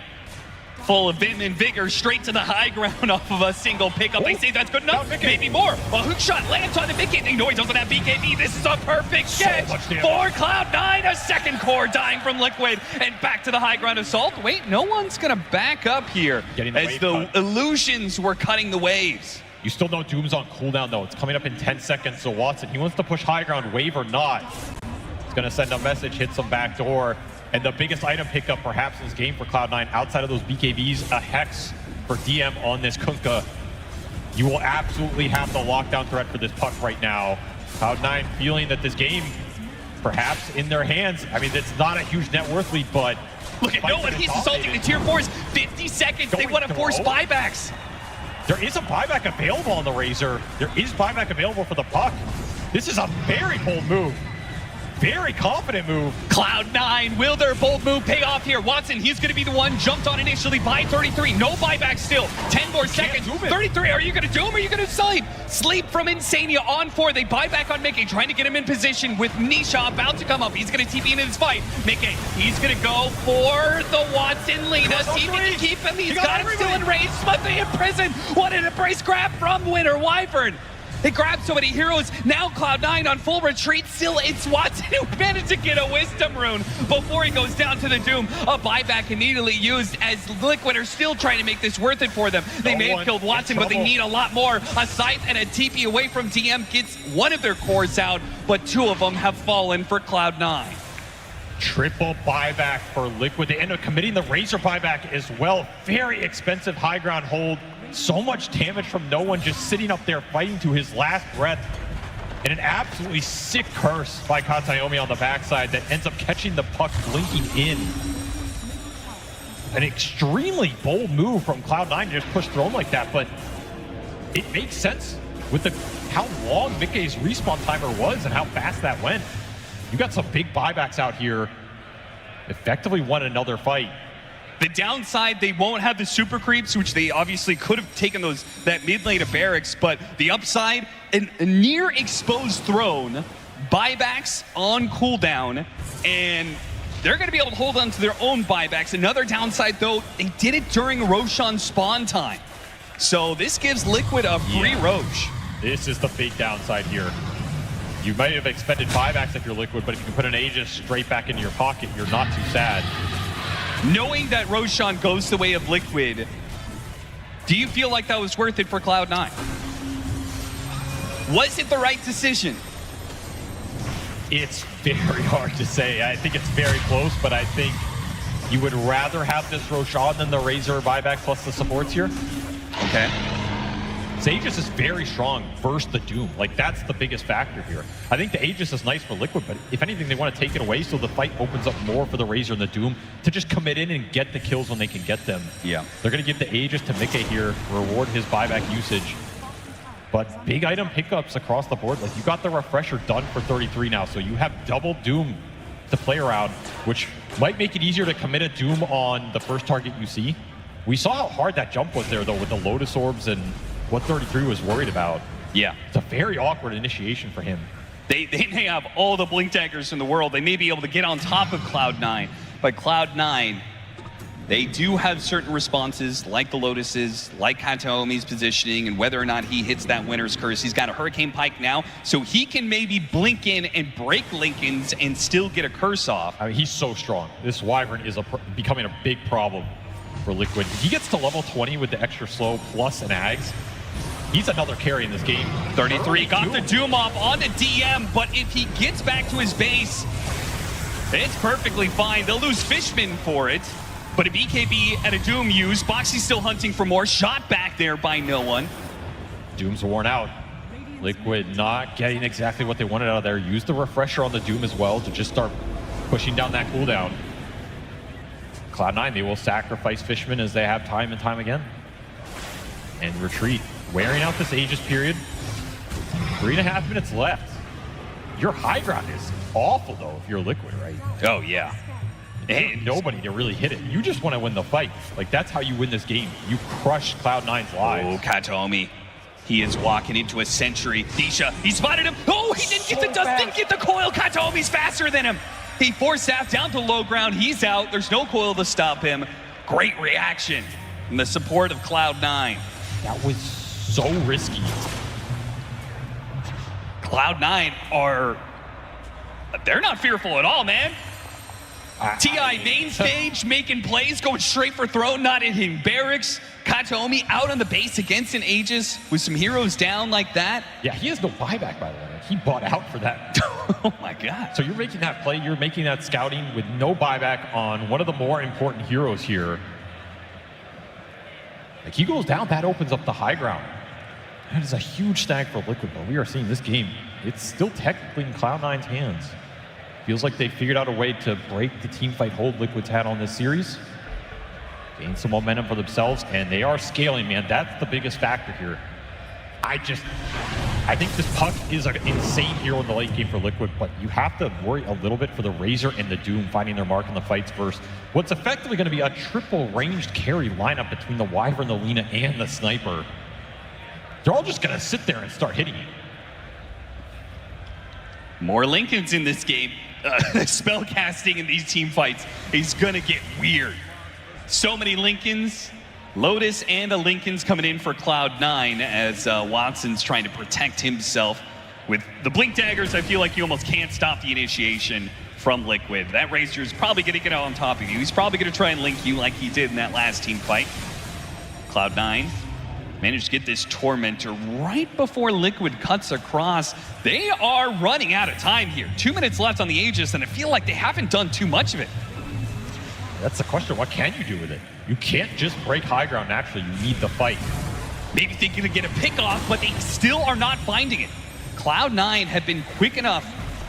They stay one step ahead of Liquid. They'll get this tier 2, but it is a paltry reward for this 5-minute Aegis timing. You get a refresher for your Razor, a huge item for Mickey in this game. You can play around double BKB, double Lincolns now. Gives them a lot more capability to take a longer fight. And of course, you're pushing towards some level 25 talents in this game as well. A lot of level 24 heroes right now. The only level 25 is Nisha on that Puck. Does have the debuff immunity piercing Dream Coil. Could be a huge deal. Again, if you can find the coil on the Sniper, on the Lina, suddenly that goes a way longer way than it did before. Yeah, you combine that with the Aghanim Scepter as well. He's trying to build up level 20. He's scaling, man. He is scaling. He's going to be the real big damage factor for Liquid in these late games. You need to catch this Puck in a curse, and you probably can't throw it on him unless you have a very clutch Lincoln's break. Kataomi trying to go shove out these waves. Will not be caught in the process once again. Cloud9 just 1 or 2 seconds away from getting caught. That's your Aegis period. 30 seconds, it's out. Cloud9 can push out of their base and take another aggressive fight if they want to. In fact, they are already smoked up in preparation for this expiration. Mickey farming aggressively. 10 seconds left on this Aegis. Cloud9 looking to make a move around this Aegis expiration. They also want to play around Vision. Got a high ground ward here. And a tier 2 tower right next to it. Be a great area for Cloud9 to be able to take a fight. Liquid are not going to trespass onto that area. Gotta get these lanes out. Your Cloud9, Liquid continuing to farm up the map. Push towards those level 25s. In fact, they got the Razors. It's another big talent in this game. Getting the attack speed with Steel, very nice on these ranged carries. And now that you have Refresher, potentially double Link, double BKB, it is a lot of damage gone out of your lineup, and you can connect the Razor in the team fight. Boxy Blink could also be pretty influential. You saw some decent snowball saves versus a lot of the Kunkka spells, Wyvern spells, LSA. 45-minute game, 17-17, dead even net worth.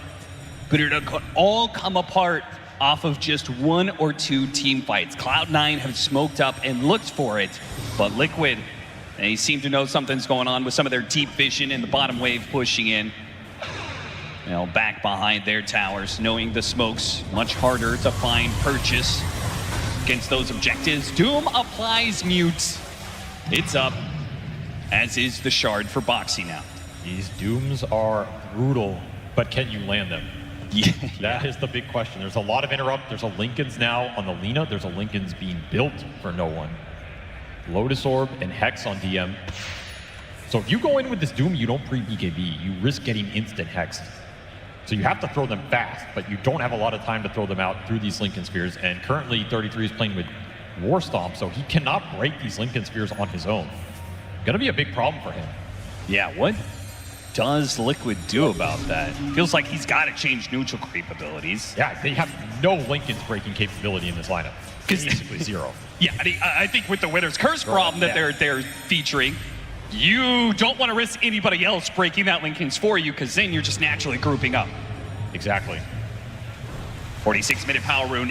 Any little advantage you can get. Cloud9 are searching for it. Mickey finds an Invis rune instead. Probably not making much use of that. Aegis spawn time. It's gonna be coming up here pretty soon. Okay, running in Invis. Nisha looking for not afraid of the sight device. Boxy's gonna go for it. He managed to hit out Snowball onto the Lotus. That's gonna pull him out of here. Oh, no, no, no, no, no. DM in some trouble. Fishman, oh, they got the hook shot onto Nisha. They didn't have the follow-up, though. They got the Doom out onto DM. Maybe not the best target. They threw a coil on after that. The second Doom onto the Sniper with the link onto him. That'll definitely do it. Watson's going to have to carry this one. No one's going to buy back. They're losing some of their supports. Can no one and Watson push through this second part of the fight? Liquid seeing these buybacks and the TPs coming in are trying to retreat now, but DM is trying to catch them. You got a slow from Kataomi, slowing down 33. But DM, he wasn't able to get the X to grab anybody. Now, those buybacks, he didn't reward them at all. They throw out an assassination. Wait a minute, the Doom's caught up on the high ground. Insane, he has to use the song to try and save him here. Watson, he runs forward with his BKB, hits the Gleipnir, tries to catch her after Drink Buddy's gonna pull him back. Meanwhile, the hook shot onto Insania, manages to get off the mirror images. Nisha's gonna jump away from Cloud9. They're pulling him back, but the curse, maybe it holds him in place long enough. The LSA, it does, chaining the stun. Mickey's tanky though, down to half HP. Watson might be able to finish him up, he does manage to get that much, but the Anisha, he is still on top of them. Orb after orb, Cold Breeze, healing up Watson as long as possible. Here comes the bow, lands on a 2.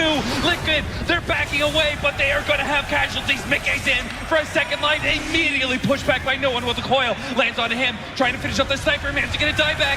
How many diebacks can they get out of Cloud9? It all comes down to this. Can they get Watson? They've got him. Watson dead. DM on the run. Another dieback coming in for Cloud9. Liquid. One fight is all it takes. Buybacks committed, but they get what they were looking for. Running down this Lina at the end of the fight. A huge gold swing in this game. So much experience for Liquid as once more they just kill everybody on Cloud9. Buybacks are not. That curse was not good enough in that fight. And all of that started with no one going down to the first Doom. Now out for 80, no buyback. No buyback on this Kunkka. 95 seconds. Liquid have everybody. And now it's Liquid's opportunity to return the favor to Cloud9. Are they gonna hit tier 3s and go straight for throne during these diebacks, or are they gonna play it conservative? Nope, the call has been made. Time to hit tier 4s. You need a big curse here. You need to get multiple heroes and set the fight up for Watson to deal the damage. 33 jumps in, immediately throws out the Doom on Kataomi. Doesn't find too much past that. Kataomi's gonna be playing a bit of a timeout here while the tier 4s are going to start falling. They're gonna have to play this 3 versus 5. No clip here anymore. Is your Wyvern even up in time to make this play? Is it even capable for Watson to be able to stop any of this? Does he even have the damage to kill these heroes fast enough? Their throne is under assault. He lost another hero. 2 versus 5 now to hit the stop. Got the Doom. No, wait, Lincoln's able to block it, but it doesn't matter. The throne is exposed, and Liquid will take the 2-0. What an impressive win from Liquid. That game looked like it was going to go later and later. Roshan was potentially going to be an issue. The ranged carries for their cores were potentially going to be an issue. They just find a way in the team fights. There's no way about it. It was not a draft advantage. It's not a strategy advantage. You're just getting outplayed. Nisha, Boxy are just straight out playing you at every turn in these fights, and they know it. This is a team. The meta suits them right now. They have a lot of momentum in this tournament. and they just push themselves to the top 3. They hype up Nisha, say he's the best player in the world. They give him the puck, and he delivers massive damage output in all of these fights, rarely getting caught, and the rest of Team Liquid follows suit. Team that has been around for quite some time gets another podium finish, and that experience allows them to be able to take Cloud9 down in a second game that was quite close between the two.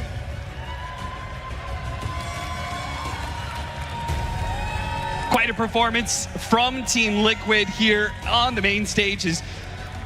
Didn't think they had it in them in that second game. It felt like Cloud9, we saw the predictions there. We saw the game was favoring Cloud9 for a large share of the game. They had their certain leads. They were able to get certain things out of Liquid. They go for the throne, an idea that they'll look back on and perhaps regret. Losing that Roshan cost them so much control over that game. Definitely a decision. You watch that replay 1,000 times, you will never find the right answer, but it did not work for them there. Liquid pull off the 2-0, and it's time to head to on stage where we've got Insania for a winner's interview. That's right, Cap. I'm here with Insania. Listen to that crowd. I mean, was that fun? Was that stressful? How was it in that booth? It's very fun. Playing in front of a crowd like this is always the best feeling in the world. I think many of us... Yeah, I mean, it's a big reason why we enjoy playing so much. It's these crowds and being able to do this. Unfortunately, this last game was a bit resident sleeper. I blame my drafters for that, so I'm sorry about that, but hopefully next game will be more exciting. I hope so. I mean, I don't know. I kind of enjoyed it, to be honest. I think a lot of people here did as well. You mentioned the drafting, though. You know, what's it been like for you as a position 5 to have to move around a little bit? Because it's been a role which has changed a lot. Now you're having to learn this Naga Siren, you know, these Tinkers. What's that like for you as position 5? I don't really enjoy it. I miss playing like Lich and stuff. I feel like having like 5 carry heroes every single draft is just kind of odd. And I was like just hitting creeps this game. I think I had like 300 CS. I'm literally AFK. I want to fight more, you know, like give me more active heroes. All right, well, maybe we get to see that a little bit more in the future. We'll see. There was some really clutch moments during these games. I think in game 1, we had 33 coming in the Sand King. We had Nisha's performance in game number 2. What's the communication like between you guys in those moments? Then maybe they can play it on stream, but I feel like it's usually just let Nisha cook, let Neta cook. You just let them do their thing. All right, and of course, there is another series to come. There's Tundra versus Gaming. What do you think is going to happen in that series? I really hope Tundra crushes Gaming, and that would be great. I think we all know why it's Insania. Thank you very, very much. Well done. Crowd, one more time for Insania and Liquid as they make top 3 at the International, and we will send it back to the panel. Thank you, Nomad and Insania there. I mean, there's a lot of Liquid fans in the crowd, and they're very happy with that 2-0 for them. Game 2, though, definitely not as easy. And he's like, you just let Nisha cook, and you really had to for that one, Fly, because Nisha wasn't doing so great from the laning phase. Yeah, that was a very good sniper last pick, right? When you get sniper versus puck, that is one of the hardest matchups in Dota. You know, my mid laner definitely complains about that one. But I think the interesting thing that happened was that the sniper actually rotated pretty early. He would move to the side lanes, and Nisha actually had pretty good net worth in that game, all things considered, after the first 5 minutes. So Nisha did a great job recovering. Yeah, we're seeing a lot of these replays from this game number 2. The team fights is a big question mark for me, Winter, because it didn't feel as clean as we normally see from Liquid. Cloud9 doing really great to make it as disruptive as possible, but it also wasn't always going in their favor either. Yeah, I think in the early fights, they did a really good job on Cloud9 to set up a couple of very key kills on the puck. We were mentioning puck being like a huge problem in the fights, but they were able to use the curse into the Lina stun to catch him like once or twice. I think this is one of the few examples why this puck hero, when you pick it in the right game and you don't have the right tools to deal with him, she just kills everyone in the team fight. If the team fight is not over, it's a long fight, the puck is going to win you the fight. And what do you think about Fear, where we did see Cloud9 take control of this game, push that high ground, but decided to rush for the tier 4s rather than being able to take that mid lane Rax. Yeah, I don't know why Insania said this is a resident sleeper game. It was very exciting. Okay, moments maybe like after those. the last Roche, it was a little resident sleeper. Perhaps, but like even then, there's like a lot of back and forth fights, like a lot of judgment calls you have to do for both teams. And C9, unfortunately, they feel like 2 heroes are dead. They don't know necessarily if there's buyback or not. The buybacks come in, you go for the throne. Unfortunately, that was like the moment in where you capitalized, but it kind of bit you back, and then now you're in a situation where you gave up Roche, you're sitting in your base, and they feel like they couldn't leave their base after that. So yeah, they're going to go back and look at that one and decide if that was the right call or not. I mean, another judgment call is this fight that we're seeing play out right now. There were a lot of buybacks from both sides here. Cloud9 mostly in the early part where they buy back on 2 of their cores. Was this a decision that now that we have the hindsight fly, we're like, oh, you probably should have waited it out, just given that fight and looked towards taking something on the high ground instead? It's always a tough decision in the moment because there's a fight breaking out, there's spells being used, and you're thinking to yourself, if I buy back, the spell's been used, I'm going to be able to come in and clean up. And something we actually talk about in our team is that you should at least give it, 2 to 3 seconds before you buy back to make a good judgment call. But as soon as one person starts doing it, you kind of have to follow through. It's a chain reaction. Yeah, you have to, because if you don't, then that person bought back for nothing, and it's going to be a very bad situation. So you have to follow through with that first person who did it, and in this case, it was not a good one. Yeah, well, like we said, we have that hindsight. We can take it a little bit slow. We don't feel the high pressure of that. But Liquid, they didn't feel the pressure either. It was a big question mark when we saw 33 join this roster at the start of the year for Liquid. It wasn't off to a great start for them, but now they've secured top 3 at TI13. And Fear, it's a roster that's really coming together. It feels like it's not just this patch that's working in favor for them. A lot has changed within the team to allow for this adjustment and be able to hit a lot of different play styles. Yeah, I mean, Team Liquid is a team that has always looked really good. The only issue is when they meet Gaming Gliders in the grand finals, to be honest with you. So Insania is hoping for that not to happen again. But you never know. It's a different time. It's a different TI. Maybe if they do meet, this could be the best I've seen Liquid play in a long time. So even against Glame, and I'm a little more optimistic. Yeah, and then what about the side of Cloud9? Because they're not eliminated by any means. They're going down to that lower bracket, though. So they're still in that top 6 right now, Winter, but they're going to have to go up against Falcons tomorrow. I feel like they have a lot of takeaway in this series. And they have to try to make some adjustments. I think in terms of, I think the draft, like finding a balance between drafting heroes that your team is really good and trying to counter their opponents, and try to just find a balance between that. I think overall today, in the second game especially, they showed that they could come back after a rough first game, find some solutions, and try to play another game. And they almost had a really good chance to win the game, but unfortunately, Liquid just out-executed them in a couple of really, really good moments. It does come down to that. Fear, I heard that there's a specific moment in the game that you were hoping to have a look at. Yeah.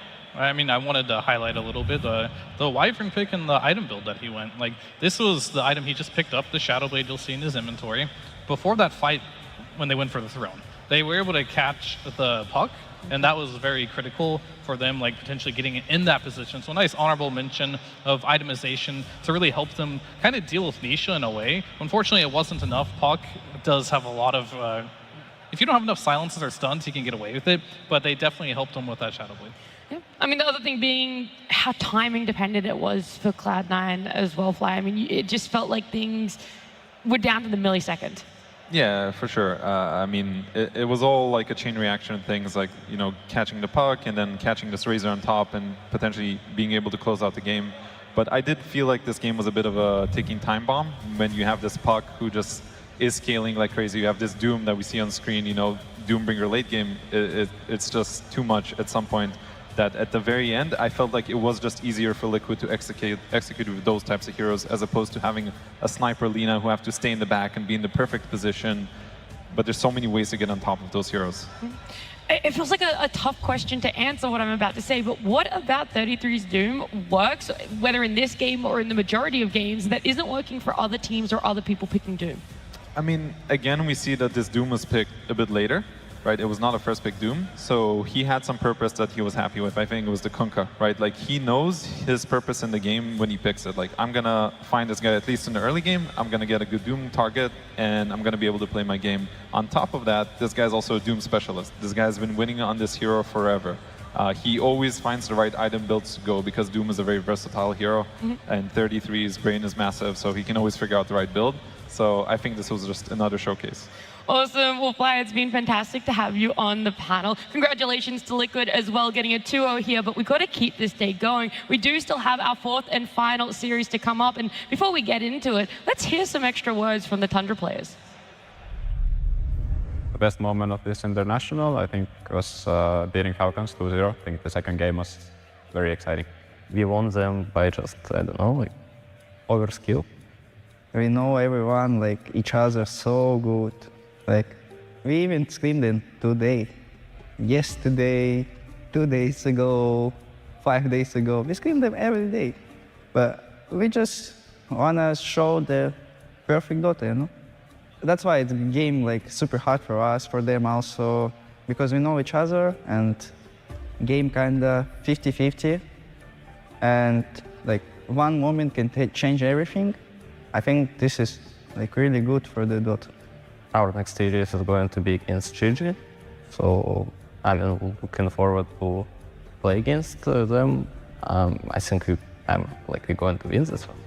I think Gaming Gladiators, like, they know how to punish the enemy team. Like, they close them up super well, and they have a good flex heroes between Durachio and Ace, and their subs are such beasts. But we have something special also.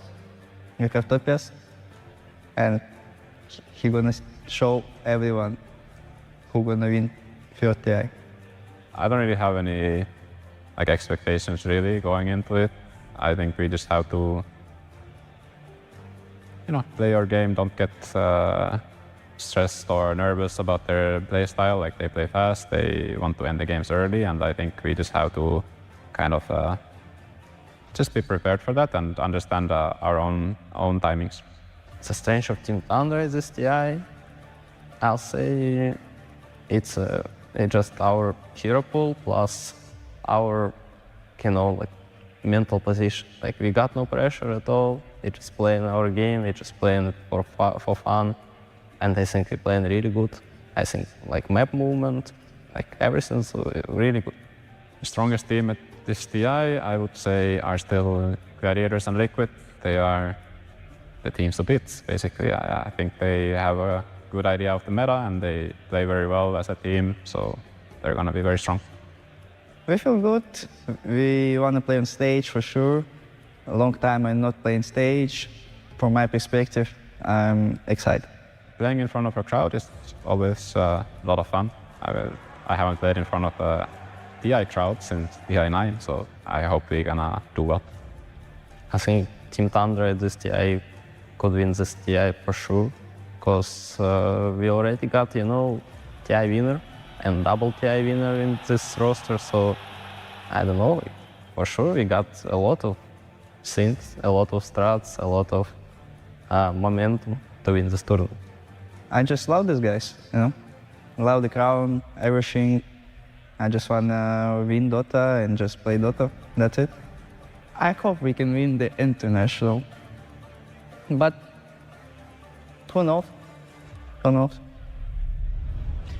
Who knows, but these players, they can be one step closer to securing that victory for themselves here. They've already secured themselves top 6, but this best of 3 matters if they want to secure themselves top 3. We're going to have Tundra up against Gaming Gladiators. We also have Jenkins joining us again, going to give us some valuable insight about Tundra. I mean, we had a little bit extra from them just then, but in your eyes, Jenkins, what makes this roster or this lineup from Tundra look so scary and be right now in that upper bracket?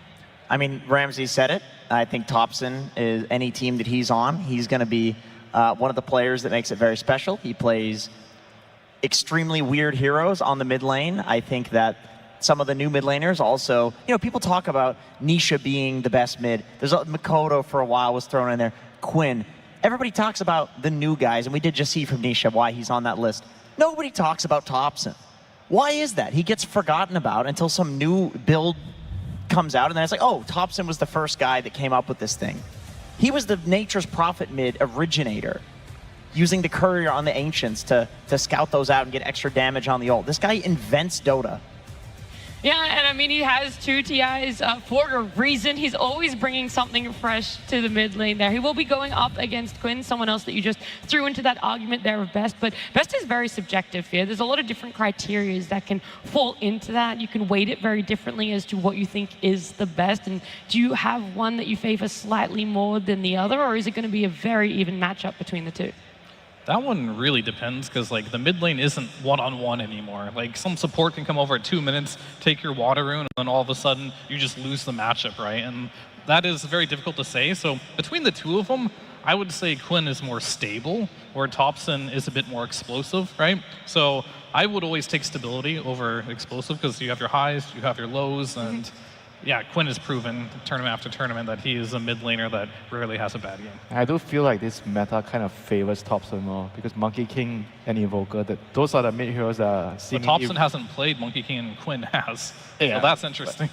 But he should be able to play it if they want to, like this meta, I think in theory kind of suits Thompson a lot more than Quinn. I agree that Quinn is more stable, but sometimes you want someone that can win you the games that you cannot win, and maybe if you have a stable player, he's not going to do as well as the player willing to go make the crazy moves, and Thompson, I feel like he's one of those players that could maybe win you the games that seemingly look like a dead end. Yeah. Well, when we were talking to those players in that break day between playoffs and here at the main event, they gave us the insight that they think Liquid Gaming, they're the two that they're most afraid of, or at least they're the toughest opponents. I shouldn't say most afraid of, but the toughest opponents, especially with how quick Gaming can close out games. I mean, they have one of the shortest average game times here, and I also think that Tundra are up there with able to close games out, to be able to snowball. So what are we expecting when these two teams that love to snowball, love to focus on lanes, finally meet and clash head to head? I think we're going to see something kind of similar to the previous series, where there's a lot of heroes converging on a single lane. And I know I've said this a few times in the last week, but I think that's because we are in a 5-manning aura patch. But the 7-minute wisdom rune, 5v5, that's what you're going You get a 7-minute wisdom rune, 5v5. It looks like a Herald pub, but it's because it's the graph where people get so good that it just goes back down to like the basic level stuff of just bring more people and then you win the fight. And because that fight's the only thing that's important that's happening, then you win the game. And then at that point, it's about execution. It kind of goes back up to the top of the bell curve, but then it goes back down again. Well, look, we can speculate a little bit more, but I want to get this series going. I want to welcome our teams to the stage, and we're going to bring our very first team out, Team Tundra.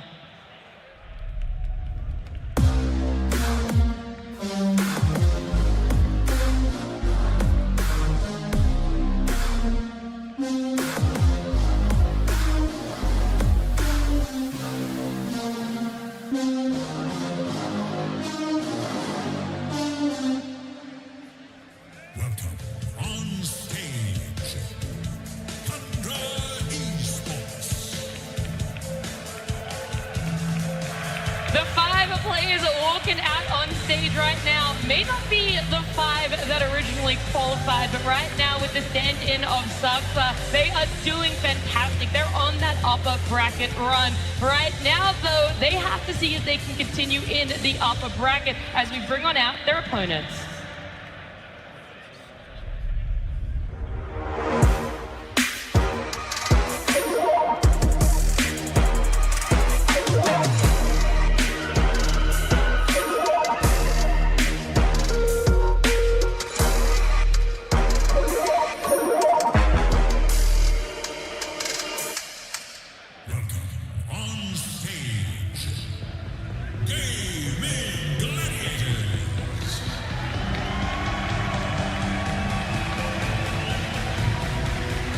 This 5-man roster dominated all of 2023. They just fell short at TI-12, coming second place, but right now they want to make a name for themselves. They want to make it at least to top 3 minimum. See if they are able to do it here at TI-13, but in upper bracket, best of 3, their opponents being in Tundra. We'll see if it's possible. We'll see what they have prepared for themselves. And here, seeing these two teams now out on stage, the banter between them, what can we really expect when it comes on down to the nitty-gritty? I mean, you can expect Gaming Glider. They're in their comfort zone right now. They were used to being on the big stage for 2 years in a row now.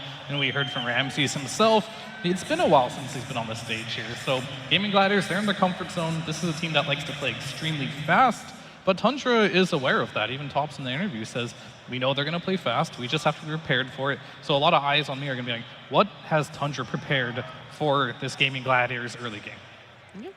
That is something that hopefully we'll get an answer to when the game #1 draft does begin. But before that, these guys are settling on into their seats. Gaming Gladiators, I feel like the pressure isn't really there the same as it was last year winter. And I think that's a lot to their advantage. But both of these teams almost have that to their advantage, that not a lot of people were expecting them with the year that they've had to be in that upper bracket, to be secured top 6. Yeah, expectations can be toxic, some may say, and having no expectations or low expectations can be a very good thing for a team, like for the players itself.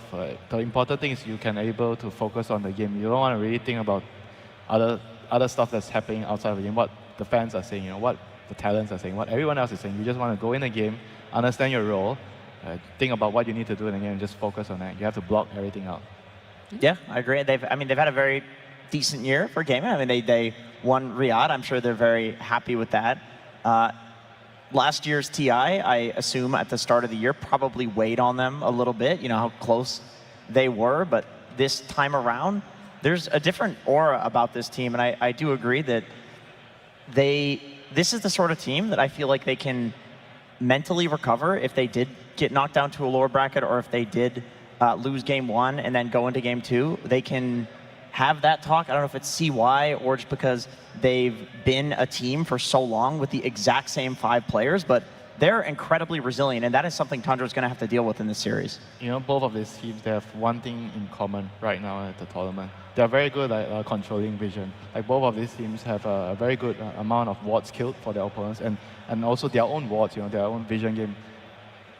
They are not as easily dewarded compared to other teams, So that says a lot about teams that are doing really well. The vision game is going to be particularly very important. For Whitemon, he's also one of the few players that in some of their games places a very high amount of wards. And I think the vision is going to be very, very crucial in this matchup when it comes down to who can play faster, So the vision is something that we're going to focus on when we get into that game. But what about beforehand? What about draft, Jenkins? How diverse are these two? And is there a lot of overlapping that we're kind of worried about? How meta do these two like to fall in line with as well? There's a good amount of overlap. I know Winter was saying that, Quinn is not necessarily the Monkey King mid player that Topson has been in the past, but Topson actually hasn't played Monkey King mid in this tournament yet. And Quinn has. It's his second most played hero. So there's some of these heroes where the overlap is not necessarily in what was picked for them in this tournament, but what they're historically comfortable with, which I think is quite interesting. Like, being good at a hero, but being like, I have enough of a read on this hero that I don't think it's good in this game.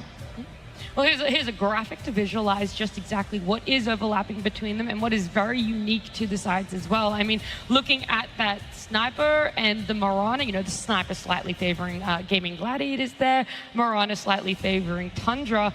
They have a very impressive win rate on this Marana, by the way. And so now I wonder how much of that makes it into that first phase. Do we see another game where you're letting through this meta like an Omni or a Naga support, and you have those answers to it? Because what is very unique on the side of Tundra was that last pick Night Stalker that they did get a win on against Falcons, which led them to being in that secured top 6. Yeah, I mean, I think you definitely have some niche picks for Tundra, but there's some heroes that Tundra love playing, and you don't really play on gaming. Mars is a good example of that. Ramsey's really good at it, but at the same time, Ace, he won't play the hero. So those are heroes that you can be like your throwaway bands to just make sure they don't have that. I think there's going to be a big difference in the offlaners in this series. You do have like Ace, who loves these Brood Mothers, these lone druids that nobody else is playing, where you do have Ramses. This is a player that wants to play these Blink Initiators, or be some type of form of like initiation for the team, and this is when Tundra looks the best. We talked about it all through the road to the International. Ramses is a must initiate for this team for them to look at top form. Meanwhile, Ace, he doesn't really have that pressure on him. He can sit back and farm a little bit more if he really needs to. Not that he can't initiate, but they really like to play different styles of Dodo. Yeah, we've seen other teams try to make the Brood offlane work, and it just doesn't. It seems like this is only something that either Ace can execute, or Gaiman knows how to play around the Brood offlane really well, which I think, given that Duraccio has this history of being an incredibly aggressive carry, even on patches when aggression wasn't the name of the game, which, by the way, it is. This is a great patch for him, which is why I think Gaiman is very successful in this tournament. Another thing that I think is interesting is Pure playing Morphling as his most played hero. Yeah. And you don't see Dyrachyo playing Morphling. In fact, I think in an interview, they've said that if there's nothing left in the pool, then they'll pick Dyrachyo his Morphling. But he's one of those, you know, there's always one point in the game he'll die at 1 HP and just get one shot. It's going to happen. So they don't want most Morphling players, That's though, let's most be real. Morphling players, but not Pure. And I do think Morph functions, it's a pretty nice counter if you can play around it to a lot of the current carry meta, where you're getting an early game carry if you're good at it, but then also that late game scaling hero that counters the carry to carry matchup. I'm actually glad that you actually brought that up, because I feel like the difference, I've been always talking about support pairings, but I think in this particular instance, the offlaner, what your offlaner likes to do, it likes to play and pair it with what your carry likes to play. I think both those players have a lot of things that you do in the game together, and if your offlaner is like Ace, he tends to take more auras and he farms more, then you want to carry exactly like Dyrachyo, because he's really, really aggressive. I think that is what makes it work. And on the other side, you look at Pure is more greedy, so he doesn't really play as much as Dyrachyo for the team. But on the other hand, he has Ramses that's always been playing Mars, so you can see the balance there between two teams that's very, very different. And when Ramses does play the farming heroes, this does not look like the same Tundra. And they've clearly identified that too, because they've changed their drafts with that in mind. Like, they're valuing this Mars incredibly highly, and I think they should. Well, looking at this hero pool, just for Dyrachyo as well as Pure here, but mostly I want to talk on the Gaming Gladiators side. What a lot of people said was a key to their success last year, and the shining moments throughout this year was Ace in that off lane. He was very stable, he was very consistent. If you shut him down, you were almost guaranteed to get a really good game against Gaming Gladiators. You're almost guaranteed to close it out. Is this the patch or playstyle, something different from gaming that doesn't adhere to that, and we can't really push that narrative anymore? I think it's the supports being so strong in the early game, because when you think about offlaners being greedy, right? What enables them to be greedy? I think it's mostly the support. What the support does in the early game. Their supports are very, very aggressive. I think they get a lot of work done. And if you compare that to maybe the other team support, they do maybe 1 or 2% extra compared to the other team, and maybe that's all they need, you know, to allow their offlaner to be this greedy. And it's not just a support, like I said. Dyrachyo is a very aggressive carry. So he comes to the fight early. He uses the gate. He comes over. He defends the offlaner tower, his towers and the stacks. And I think that's what you need to allow your offlaner to be greedy. Essentially, they have 2 carries in a way, or 1.5 carry, because their offlaner just basically is another carry. So you've been kind of quiet. Do you want to share some of your thoughts about this Tundra and gaming lineup? You know, Tundra with a very different roster having this stand-in right now, and how maybe that's also shaping and changing what they're able to do at TI here. Yeah, I think they already ironed that out by now. They're already within the top 6, right? So, I mean, Sox is a great player. He has been on the stage many times before, winning TI, in fact. So. Did you know the last time he was on a TI stage, he won it? Well, there you have it. Because he was not present last year. That's true for Thompson as well. No, because Thompson... In front of a crowd. He was in playoffs last year, which had a crowd in Seattle. Well, that's not what he said. I'm just saying. But anyway, I'll argue with Jenkins. I trust the man. You know, he said in an interview.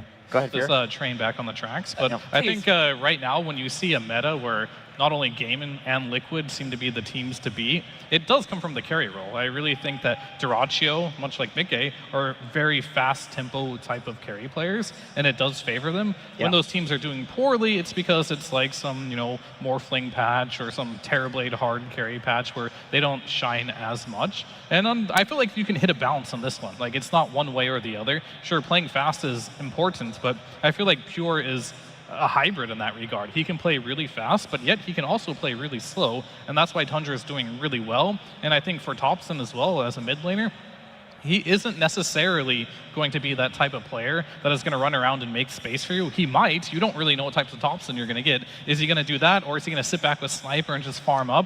That really is up to him, and I think that's the beauty of his role right now. He gets to choose, and I feel like Ramses doesn't get enough credit. I feel like he's enabling Thompson in a lot of ways, and even in the interview, he even said that, you know, Thompson, he's going to carry. Clearly, he has a lot of respect for Thompson, and he is adapting his play style to make sure that Thompson has a good game. I think that's fair. I think Thompson's the type of guy you just ask, hey man, what do you want to play? And then if he says he wants to play Sniper and farm, you trust him. If he asks for a Sniper and you need a mid that is going to be active, then you trust that he's going to somehow play the Sniper where he, you know, farms the Ags and shows up and actually fights. And he tends to do that. He'll even play like a farming hero mid, but then show up to stuff depending on the game, if it's a good game for the hero.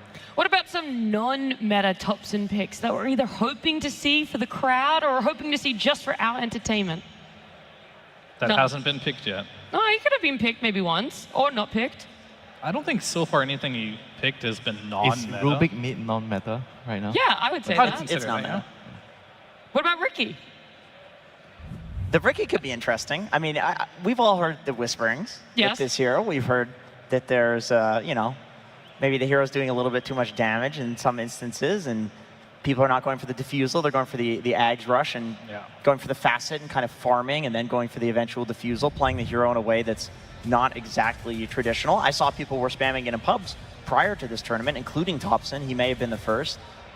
I want to see like the Topson though, where he does something so out of the box that you can't even comprehend what it might even be. You know what I mean? That would be So interesting. you sit here, you sit in the draft, and you're baffled. You can't even like back Exactly, him up with yeah. numbers of why you think it could or should Clockwork work. mid. Okay. It has to be some Now he's weird just item throwing combination things out that goes in tail with it, like some Veno mid with, you know, the facet. Yeah, usually it's a full build. It's not just like a weird hero in a weird role. He also does a build that you don't understand, that it's Gotta be a complete package. 5 items in, it clicks. Well, look, you guys are putting me on the edge of my seat as to what we could expect out of these two teams if there is going to be that Topson special pick for himself. But either way, we do have a draft, so let's see game number 1. Tundra Esports versus Gaming Gladiators. Game 1. Well, that's it. Game 1. We've got a lovely audience filling out our Royal Arena here in Copenhagen, Denmark, and we're going to see just what's happening. That Invoker getting a massive respect from Gaming Gladiators, taken out right off the bat. Tundra, though, focusing a little bit more on those supports that we have hopped on and on about over the last week and a half. That Naga and that Shadow Demon. No bar from Tundra at all. I do want to say one thing about the Invoker. We saw Say two. in the first series of today, this got first phase banned as well. And I would imagine that it's probably because on the last day before the break, we saw some very successful Invokers. And I'm just guessing that this hero was in every single scrim within the break. And then also, you don't want to give this to Topson. Like, this is his most played hero in the tournament, and he looks extremely good on it. Yeah, I'll add the second point for Nat there. Okay. The last series they won was versus Falcons 2-0, and they had an Invoker both games. There you go. And there was this one game as well, they actually picked Invoker blind, you know, because before the tournament, I thought Invoker was a hero that you needed to still see your matchup and pick it, but they picked it blind and the game went really well. He didn't really suffer in the laning phase as much, so that kind of changed my opinion on Invoker. He's like a hero that I feel like you can just pick, and you don't really care about the matchup as much, and you're going to be doing a lot, like just running around the map. He's very similar to Monkey King in a way, I think. You're just getting your levels, and after that, you assist your side lanes very well. You ghost walk, you run around, you get kills, and it helps your whole team. The game that you're talking about is the Heroic series, and the Invoker won the lane against TA. Yeah. I remember that, and we were like, okay, I guess this matchup is just not the same as it once was. I will say one of my favorite things when we see teams come on stage or finally play again after a 4 or 5 day break is seeing what they either ban out due to what's in the meta, they ban out due to respect, which is that Invoker, or maybe something's happening in the back end of the in scrims that we haven't seen. This Visage, maybe Tundra place it very high, and because they don't have that first pick, they don't want gaming to be able to get their hands on it. So that one, the Visage, is it a respect? Is there something else going on for it? Either way, it does leave Gaming Gladiators to pick up the Marana. I think Visage is very similar to like a Doom. I kind of like to categorize these two heroes together, because when you talk about playing fast, right, these two heroes creates gold out of nothing, out of thin air. So it kind of speeds the game up really quickly. And if you're Tundra, if you're thinking about maybe we do want to slow things down, we don't want gaming to be playing at a very high pace. So those are probably the heroes that you consider banning. But definitely not, I didn't expect the Visage to be banned out. Yeah, and I don't think Gaming's surprised about the Mars coming out here. Surely they have something planned for this one. But even if you plan for it, Mars is just one of those heroes that, if you're Tundra, it's just a staple. You pick it up, he gets the Blink Dagger, he runs around the map, he makes a space. This allows Topson to play literally anything he wants in the mid lane. And I think that's really important for heroes like Sand King and Mars, and why Tundra like it so much. It allows Topson to have complete freedom to just dig deep as he wants to into his hero pool. And he also doesn't really have any bad laning matchups right now, right, as Mars. I feel like he's always going to be able to do okay in the laning phase. Yeah, as long as you lane with a ranged position 4, Mars will get something out of lane stage or potentially win it. And you're often laning against ranged carries because that's all that is popular right now. The heroes that beat Mars in lane are Slark, Ursa, like any heroes that if they hit you, they gain some sort of stacking thing on you that will eventually kill you. Mars does not like playing into that. All of those heroes are bad. Yeah, I think a lot of people don't remember what Mars' facet does as well. If you give him a good early game, he gets a couple bracers. His facet is, if he's outnumbered, he has extra health regen, right? So it allows Soxa, not only if he wins his lane or does decent, to leave him alone and then go help mid lane, which is something he does a lot. Yeah, I'd like to see what Gaimin has planned for this, because Mars is Ramsey's most picked hero. They've played 4 games of it. They've won every single one convincingly. The games where he's not on an initiator, like Mars, Tundra looks like a completely different team. So there has to be some answer. They're not just leaving this in and then going, oh my goodness, they picked Mars, I'm shocked. No, this is definitely expected. If you are going to pick up some sort of Slark type hero, I do think you need a lot of other heroes to make it work. I mean, one thing about Mars, I would say, is he doesn't build auras, right? So maybe you are thinking of trying to abuse that, and you get an offlaner, because gladiators mostly they build auras on their offlaner, so they can kind of use that to their advantage. We're going to get our auras a little bit faster, because usually with Mars, you pair with supports that will build the auras, and normally it just comes slower, you know? And yeah, you are going to have a window where your auras come a little bit faster, and maybe you can take advantage of that. I could see that paired with maybe like an alchemist strategy, something where you build the auras, you have Alk who's going to have a, you know, Mars doesn't necessarily dumpster lanes. He'll do fine in lanes, especially against these ranged heroes, but an Alk would farm just fine, and then you hit this timing with like Radiance, Blink, BKB, something like that, plus the auras that you're talking about, and maybe that's how they planned to, okay, well, that was unexpected. I was actually going to mention that, but I didn't think they'd pick it now. I was going to say, the worst hero that Mars can play against is Lone Druid in the game, and that's something Ace typically will pick after he sees the carry matchup, because if you see your matchup, if you're playing this Faceless Void or something, what he did last time, you decimate it. I'm not sure if Dyrachyo is up for the challenge of playing a Lone Druid. I'm not sure if he plays that hero, hasn't played it yet, but that is something that is incredibly good versus the Mars. I was thinking they're going to pick like an Alchemist or something, and then later down the road pick this Lone Druid, and that could just be their type of style, right? You play really fast, you hit the timing, you can end the game. We typically don't see the Lone Druid picked up this early because there are some bad lane matchups. This hero particularly doesn't like to play against a lot of ranged carries, and this is a ranged carry type of meta. Man, this is a death ball strategy coming out of You already know. This is going to be a very quick game if Gladiators manage to. It's either going to be a quick game or a long game. Chen versus Enchantress. Yeah. That's an age-old question. Which one of these heroes wins in this matchup? Oh, do you have any? I don't have the answer. I don't know. I mean, I feel like in the past you would debate this and like, oh, you steal the creep, I take your creep, you take my creep.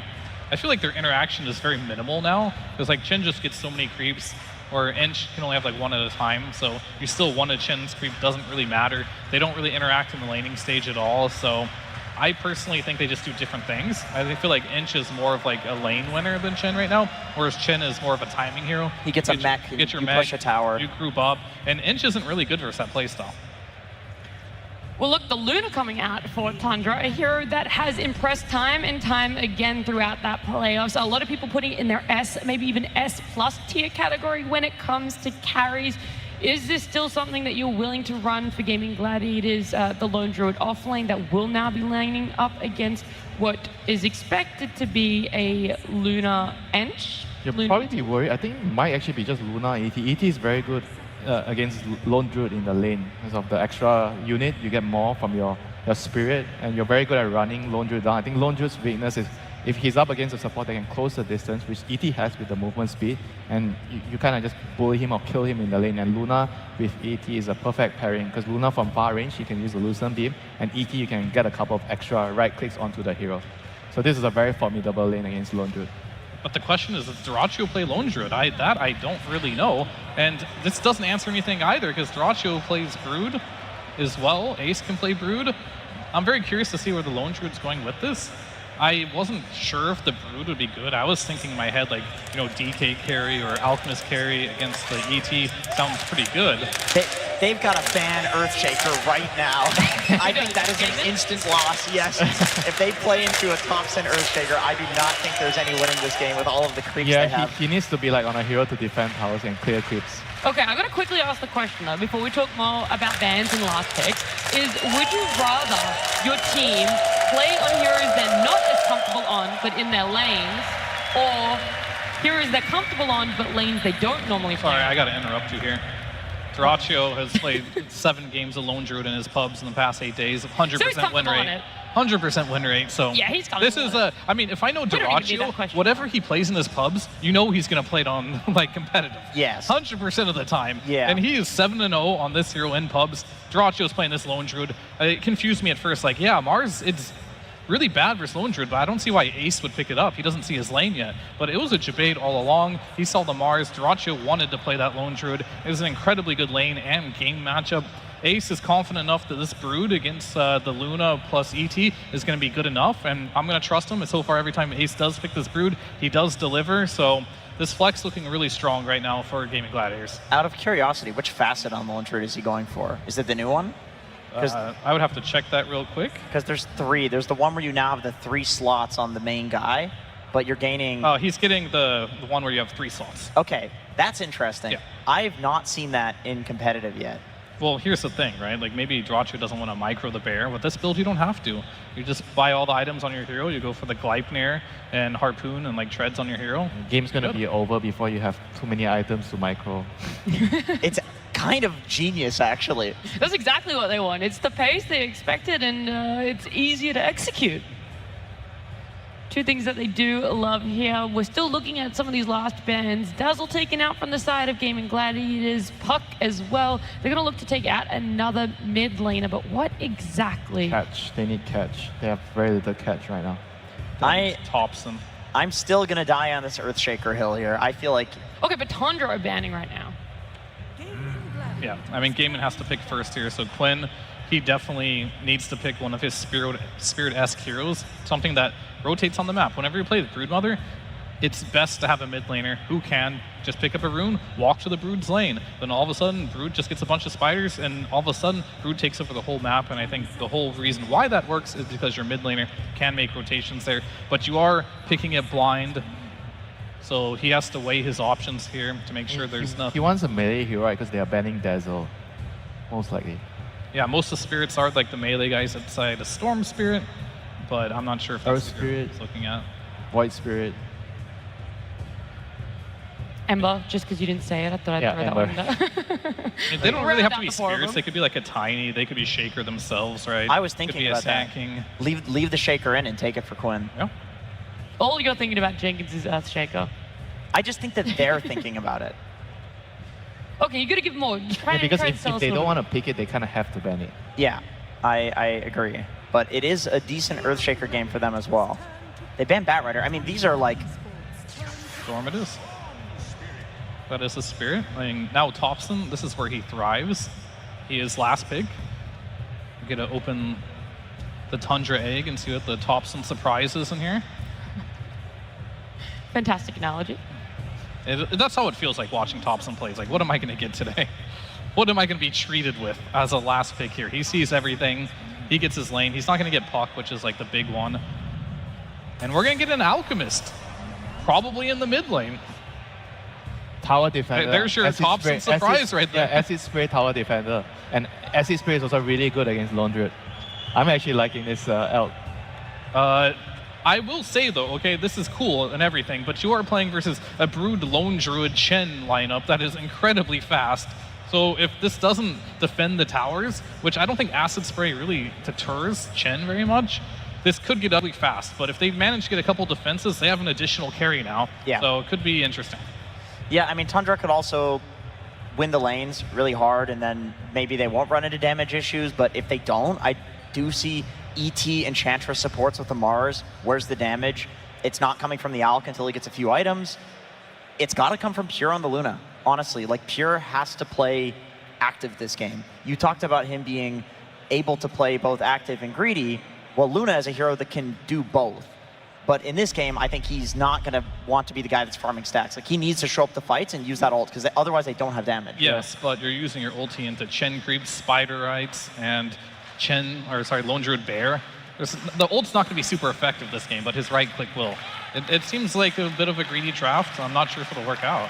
Yeah, is that reflected as well with the facet that he's going for Luna? Because that is one of the most contested facets that we have on a hero. It is almost down that 50-50 split of what people want to go for. Right now, he has selected the Moonstorm. So does that lead into exactly what you would like for him? I think so. I mean, that tells me that he wants to win the lanes and play off of that, which if he wins the lanes, he can go through the portal, he can get active and do the damage that they need. All right, we're going to get some more words, not from you guys, though, from one of our coaches down on stage with Slacks. Thank you so much. Yes, indeed. Hello, my friends. We have CYATY yet again. Match made in heaven, of course, but a match made here in the hometown. How's it feel to be in hometown, baby? Oh, it feels great. All right, fantastic. The crowd feels the same way. Now, my friend, quite the aggressive draft here. I mean, second Lone Druid. Last time you and me talked, came through the lower bracket. You picked Lone Druid. Things didn't really work out too good. But this time, confidence. Why pick such a counterable hero so early? You feeling pretty okay? We're feeling pretty good. I think we have the best Lone Druid in the world. And now we actually have 2 players as well, so I feel like we're pretty hot on it right now. Absolutely. Now, the Broodmother has been a staple for you guys. You've been doing very well. I saw you banned out the sniper yourselves this time instead of picking it up. Would you be able to care to share why you would do that against these guys? It's just one of the most annoying heroes in the game. Well, I think we can all attest to that. Absolutely. All right, now, I gotta ask you, you pick some heroes that are kinda counterable. You know, you got the Broodmother, Lone Druid, all that. They're gonna end things with the Alchemist. If you were the coach, is that who you would have picked? How do you feel about that last pick, Alchemist? I feel like when you have Thompson in your team, you don't really get a say in his hero. I think he picks whatever he wants to, and I think he wanted Alchemist, so that's that. And that is that. All right, my friend. Well, thank you so much. We wish you the best of luck in game 1, and let's go ahead and get into that game with our fantastic casters. Thank you very much, Sir Action. Slackstance fan here with Cinder for game number 1 of this best of 3 between Gaming Gladiators and Tundra. This is going to be a sick series, Cinderman. And welcome home, by the way. Are you jet-lagged from your long trip? I'm good, thank you. Yeah, I mean, what can I say? These drafts today has had a lot of really good individual games, but who knows? Maybe we've saved the absolute best for last. Tundra versus Gaming Gladiators. The heroes that both teams are running here are... This has been a crazy mind game in and of itself, so I really hope everybody out there is ready for one hell of a game. Good now! Hey, klar! What does that mean? Can you translate? Do you hate Suns fans? Well, I can't blame them. As we get into this game, I mean, you're talking about this lineup, Cinder. This is a disgusting zoo lineup, if you want to call it that, from Gaming. Yeah. What can Tundra do to try to contest it? Well, first of all, obviously, as the panel talked about, it's a lot of the time when you're playing against Zoo like this, it's either having heroes that have a lot of AoE damage that hit multiple targets, and especially something like Echo Slam that they talk to death with, you know, amplifying itself. Either you have that, or you need some big boys that stand in front of the tower and make it difficult to take. So in this case, Thompson's going to play the Alchemist. I was thinking to myself, maybe something like a Timbersaw could have been a possibility. You know, that archetype of hero where effectively you're trying to just stall. Buy time and get to your items on, in this case, the Luna.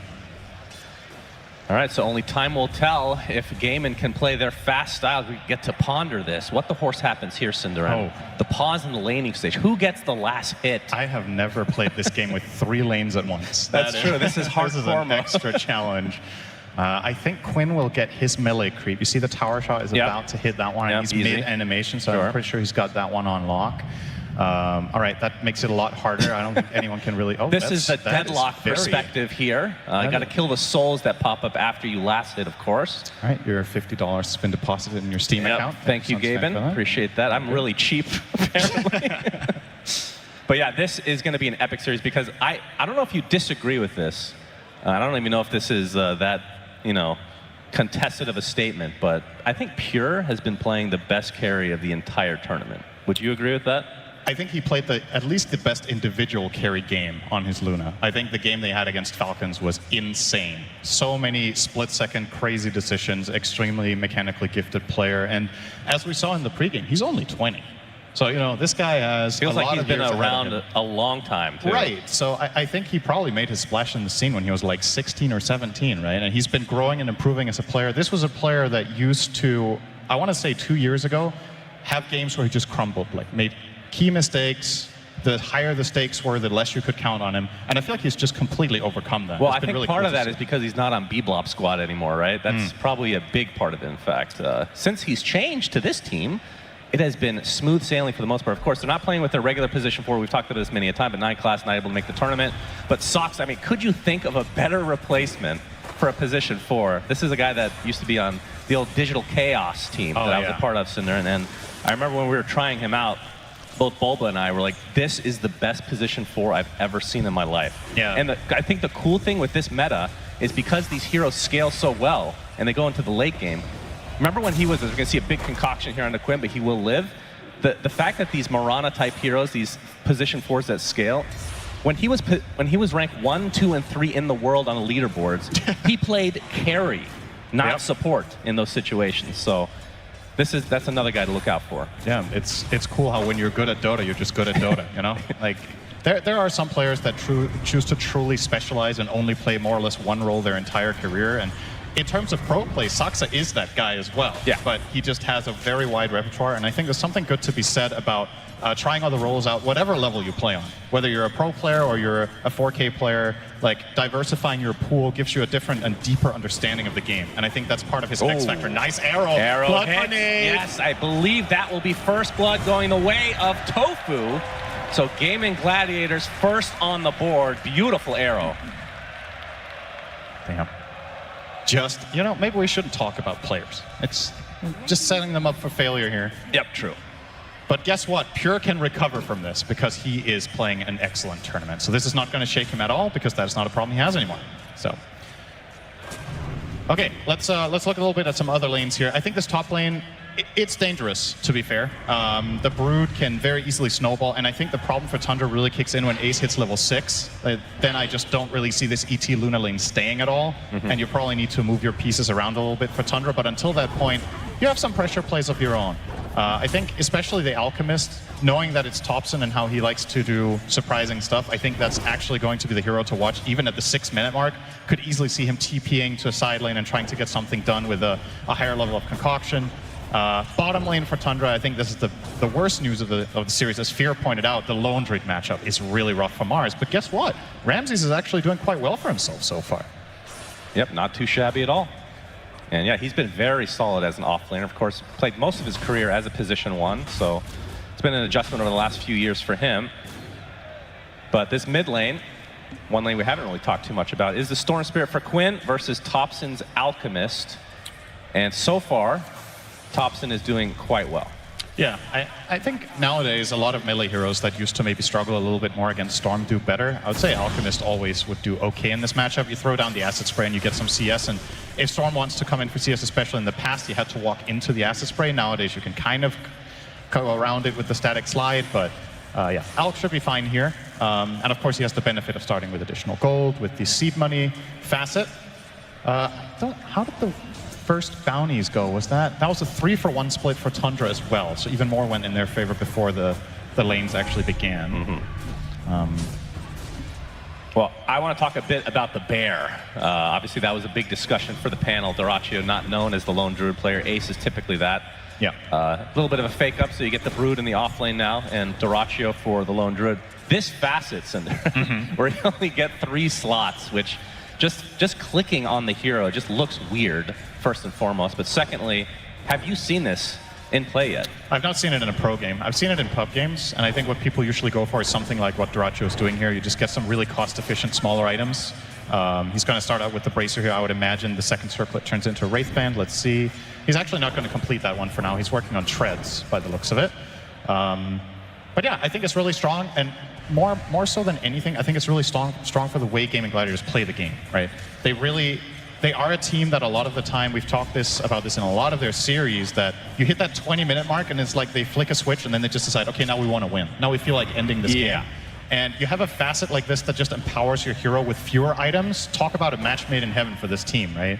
Like that is when they want to peak anyway. So you're just making them stronger at the timing that they had with the previous facet. Yeah, that's true. I never really thought of it that way. That's definitely true. I'm confused why we haven't really seen it for Daracha. Why they're bringing it out now? A lot.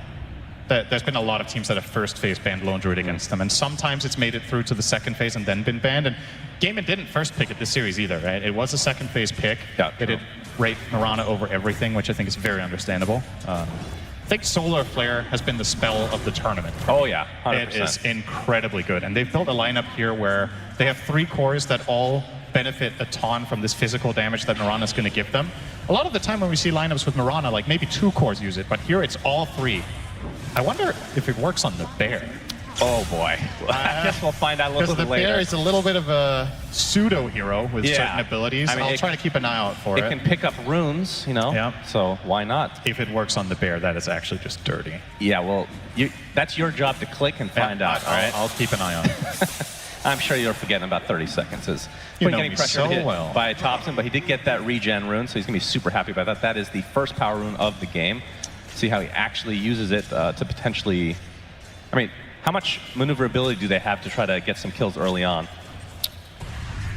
Well, both teams do have rotation power, right? The Storm is obviously the easier one to execute because you have so much reach, and with the regen rune, as you mentioned, that should be absolutely no problem. I think they're even, they're going to bring him in here. Tofu's going to connect and pop that smoke, and the regen's off. So first move of the game from that mid lane should be coming the way from Gaming Gladiators toward that top lane. And Tundra, they might have the read here with Tops in his tower. Yep, they zip on in. Whitemon looks super dead. Tofu's going to join the party. Starstorm is there as well. Pure on the run. That regen's still going for Quinn. The Lucid Beam connects, but just too many heroes as Gaming Gladiators with a 3-0 start to this game. And now comes the big question. What do you do now that Brute is 6 and your Luna is level 4? Because she's not coming back to this lane. I'm telling you that much. She doesn't stand a chance here. So is she going to start playing the top jungle? And if so, Gaming Gladiators know that's going to happen. So they're going to start warding here. They're going to start playing more offensively up here. They're maybe even going to start de-warding there under the assumption that Tundra will be needing that area to give Pure the recovery. Who's going to cover? Are they going to bring the Ench up there? Is the Alp going to have to sacrifice tons of farm to cover up the Luna? It's definitely off to a pretty rough start here from the side of Tundra. Close the fact that the Wisdom rune is still up for Gaimin, by the way, it just shows how busy they are doing other things. It's unimportant. All right, concoction from Thompson. He's going to show himself. Obviously, if he can kill those spiders, that is going to be a lot of money for him. Ace does have to be a bit careful for that. It's quite difficult, though. He can't target the spiders themselves, so he either needs to run into them and explode, or he needs to throw them on a hero that's next to the spiders, and Ace has tons of experience on this hero, so unlikely. Eventually, Tofu takes the Wisdom. Okay, so if I don't know if you want to say that they're on a time limit here, but Gaimin obviously are going to ramp up really fast, right? So it's going to go fast. For Thompson's build, what would you like to see? Because we've been seeing the Radiance as the typical go-to. Yeah, we also haven't seen Alk mid. Right? I think this is the first game of the tournament, correct me if I'm wrong. At least I don't recall seeing a game that this was it's mainly been the carries. I think Radiance is too slow, but the question, like the old mid Alchemist build that some players would go for would be Solar Crest. Are you actually queuing up the Radiance now? It's high risk, high reward. I can't say I love it because I'm a little bit concerned. First arena of the game will be reserved for Celery, and that's the first kill from Tundra. I mean, they're only down 1,000 at this point, so has not snowballed in Gaimin's direction quite yet, but good to get on the board nonetheless. Is of course worth keeping in mind when looking at the gold that there is an Alchemist on the dire side. Yes. They have 3 bounty runes, and he's mid, and therefore he generally will have more CS than the safe lane Alch. Yeah. So this is actually, I would say, already a quite meaningful advantage for the side of Gaming Gladiators. Oh, Whitemon. Initiated on by Quinn. That is another kill to Gaimin's side. And Thompson can only just run away.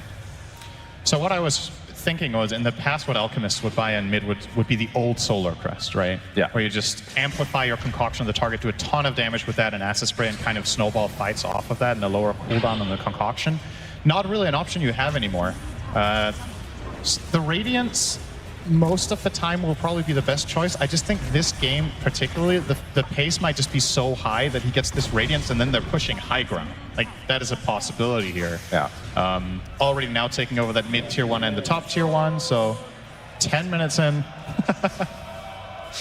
10 minutes in. Nice voice line. Go buy it in your Dota 2 store right now. Yeah. It's nice when your players and co-casters advertise for your. He really needs it, guys. He needs this win. All right. So, at what point is Gaming going to be ready to just 5-man? Is the question I have. I guess 1 to 2 auras is when they just look to push the high ground. So Chen will be getting the drums here. Those are not far off, so that will be the first one. I think Brood Greaves, we're looking at 3 minutes. Lone Druid is going for a Maelstrom first. I think pretty standard. I want to say drums, mech, plus 1 additional aura item and an Aegis, and they could even think about it. So 5 to 10 minutes is a real possibility. By the way, I just thought of something which is very unique for me. Yeah, that's a first. So these necrotic webs from Ace, they reduce regen by 30%. Chemical Rage is regen. So if he's in, oh boy, Pure about to get completely surrounded. 2 tomatoes, a porcupine, and then some Game and Gladiators heroes as well. The 3rd death for him in this game. Boy, we really cursed him. Good lord. Soxa trying to pressure the tier 1 tower. In the meantime, Quint will casually right-click him down. Soxa does not have his ult yet, so feels like, oh, he's actually regenerating quite a bit as Quinn running out of mana, but eventually does get the kill. I will say, so you say we're cursing Pure, but I think if anything, this goes to show when one of the best carries, if not the of the tournament in terms of performance individually so far, is this much in trouble, it goes to show that Gaimin's prep and their strategy is really strong. Yeah, right? that's true. Because Pure has not had this much trouble in any game this tournament that I can remember, just getting absolutely run over, and his plan B is getting countered too. So now it's time for plan C. We'll see how long he gets to play this one before they take away the next area of the map. Ramses will be acting as wall here, but he can't cover it alone, so they're going to need to bring in the enchant as well. Arrow, gonna connect on Whitemon, no dive available. But Game and Gladiators own 60% of the map. We're 10 minutes in. Yep. It is a major concern for Tundra, and they need to very quickly get to something meaningful, and it's not going to come from Pure. So the guy you're looking at right now is Thompson getting his first big eye out. That's not the way to do it. I think denying yourself with a concoction at the Ancients is not a get-rich-fast scheme. Maybe he knows something we don't, Cinderin. Yeah. Oh, dear. That's going to slow him down a bit. lot of damage.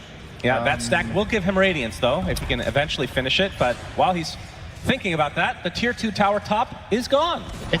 Would you believe it? They've made us patch to this game, so now there's 2 Tormentors. He found the second one. Soxa. He's dead. Very dead. Does have his ult now, but still. Just too much damage. His bottom lane, Dyrachyo. He is surrounded. There's the arena. The Eclipse coming out. His Thompson with trades. Dyrachyo somehow kills Ramses before, and now Pure will get the trade. So not as clean as you would like if you're Tundra, but you do take out Dyrachyo at the very least. He traded in a 1v4 and forced like 2 or 3 TPs to that tower. It doesn't get much better than that. Okay, he had Hand of God, so let's call it a 1.2 against 4. That was, the fact that he gets that outcome, I think he's pretty happy with it. Sure, yeah, he's a nice kill for Tundra and all, but again, now you've effectively, what this play did is it forced all of Tundra down in this area now. And for Game and Gladiators, this gives you the option of, we talked about constricting the map. Are you going to try to flush them out of this area now? And if so, where are they going to go? You have Vision top. You know the Storm is inhabiting that area. He just lives up here now. It's his new home. Well, showing off the Radiance is Thompson, so do have to be a lot more careful with those little spiders. I assume, I mean, he's going to have to go like a Blink BKB or something to that effect as Ramses will find Quinn, or is it the other way around? 9-2 start for Gaimin as, again, you talked about it, 5K lead against a core Alk. As Thompson, he will run into Dyrachyo, gets off the concoction. Yep, Pure's in the area as well, gets off the Lucent Beam. Here comes Tofu, though, trying to block them out, puts down the GG branch. Dyrachyo's stuck in a corner. Big kill for Thompson. Showing some signs of life is Tundra. And Quinn, pretty low on mana, but he does have the rune bottled, as Thompson will be stunning himself again. Look, and just his prime casually farming mistake is away. the Ancients, and this time he actually does explode next to the creeps. but didn't actually mean to farm those. So, yeah, they stem the bleeding a little bit. It's good for them to find another kill onto Dyrachyo here for Tundra.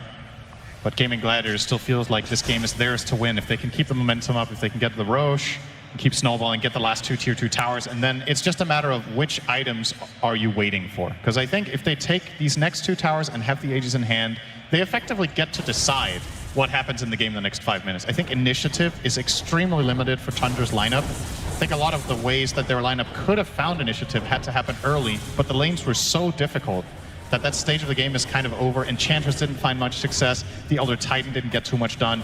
And your mid-hero is Alchemist, so he needs to tread this difficult line between finding farm and actually being active. And he's been resorting mainly to the farm aspect. On top, he's barely ahead of Brood. Yeah. He's a mid-alch, and they have about the same GPM going on here, so. Okay, is this build that Dyrachyo is going for normal? He's going Gleipnir on the ranged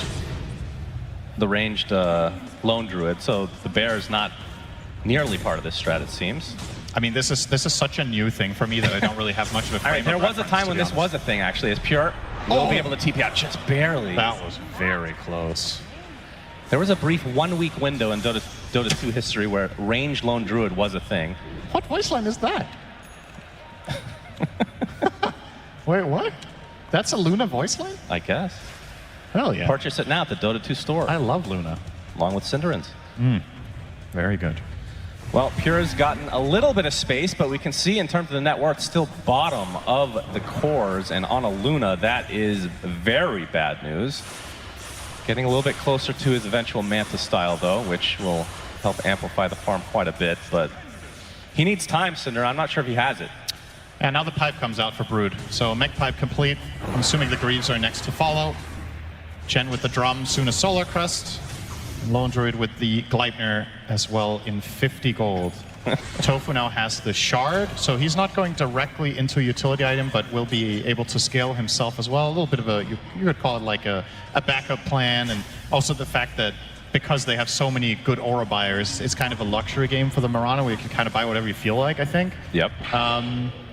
So we'll see what he puts this gold to use for. Well, you say that today, it almost bit Snake King in the ass, getting a Satanic on the Mirana instead of some more helpful items. There might have been a better item in that game. But they won. It worked, technically, yes. The champions always get to write history. No one will remember that he bought the wrong item because they won the game. Yeah. And everybody would have criticized him if they lost. So that's how it goes. All right, I believe it's time for Big Stone Man to meet half the population of the world of Dota. Yes, that's quite the zoo they've got here. Quite the home invasion here. All of them. This is like 50 units on Roche. He's spotted, so he will likely just be the trade for Roche here. And the Aegis will be taken by Quinn, as we've talked about many a time, one of the best Aegis carrying heroes in the game. Nothing's changed on that front. And Aegis, yeah. Some TPs here, but Pure will be able to get away. And Manta still not quite finished yet. But he's not that far behind Quinn, if you look at the core net worths right now, so things are evening out a bit. In fact, you can see the lead has gone down to 2K, so yeah, that's the Alchemist effect. Would you believe the win expectancy for this game is 50-50? Is it really? Yeah. Really? Wow. I mean, so the thing is here, we've talked Gaming Gladiators up in what position they are in the game, and I still feel like you have the feeling that it's impending, right? That they have this insane push coming. But the thing about a strategy like this is if you trip up once, if they have one failed push, their lineup could extremely quickly run out of steam against the lineup of Tundras. Oh, and they find Quinn. Quinn's really low. The Echo's not quite enough. He zips away just in time. How cool is Celery to not Hand of God there? He probably just forgot. Good luck, Quinn. I mean, he did have Aegis, so wouldn't have been the worst thing in the world, but Soxa, he's going to be found and eventually will be brought down as well. In the meantime, we have Dyrachyo's bear. He's like, what does this bear even have on it? It's just branches, for God's sake. But they're going to come with some backup. It's Pure in the backline, be able to take out Dyrachyo in tow. Quinn, he gets the kill. Ace actually gets the kill on Thompson. And the Aegis still remains online for Quinn. That is still a very nice kill for the side of Tundra. Sure, you lose your Alk, which sucks, but you killed the bear twice.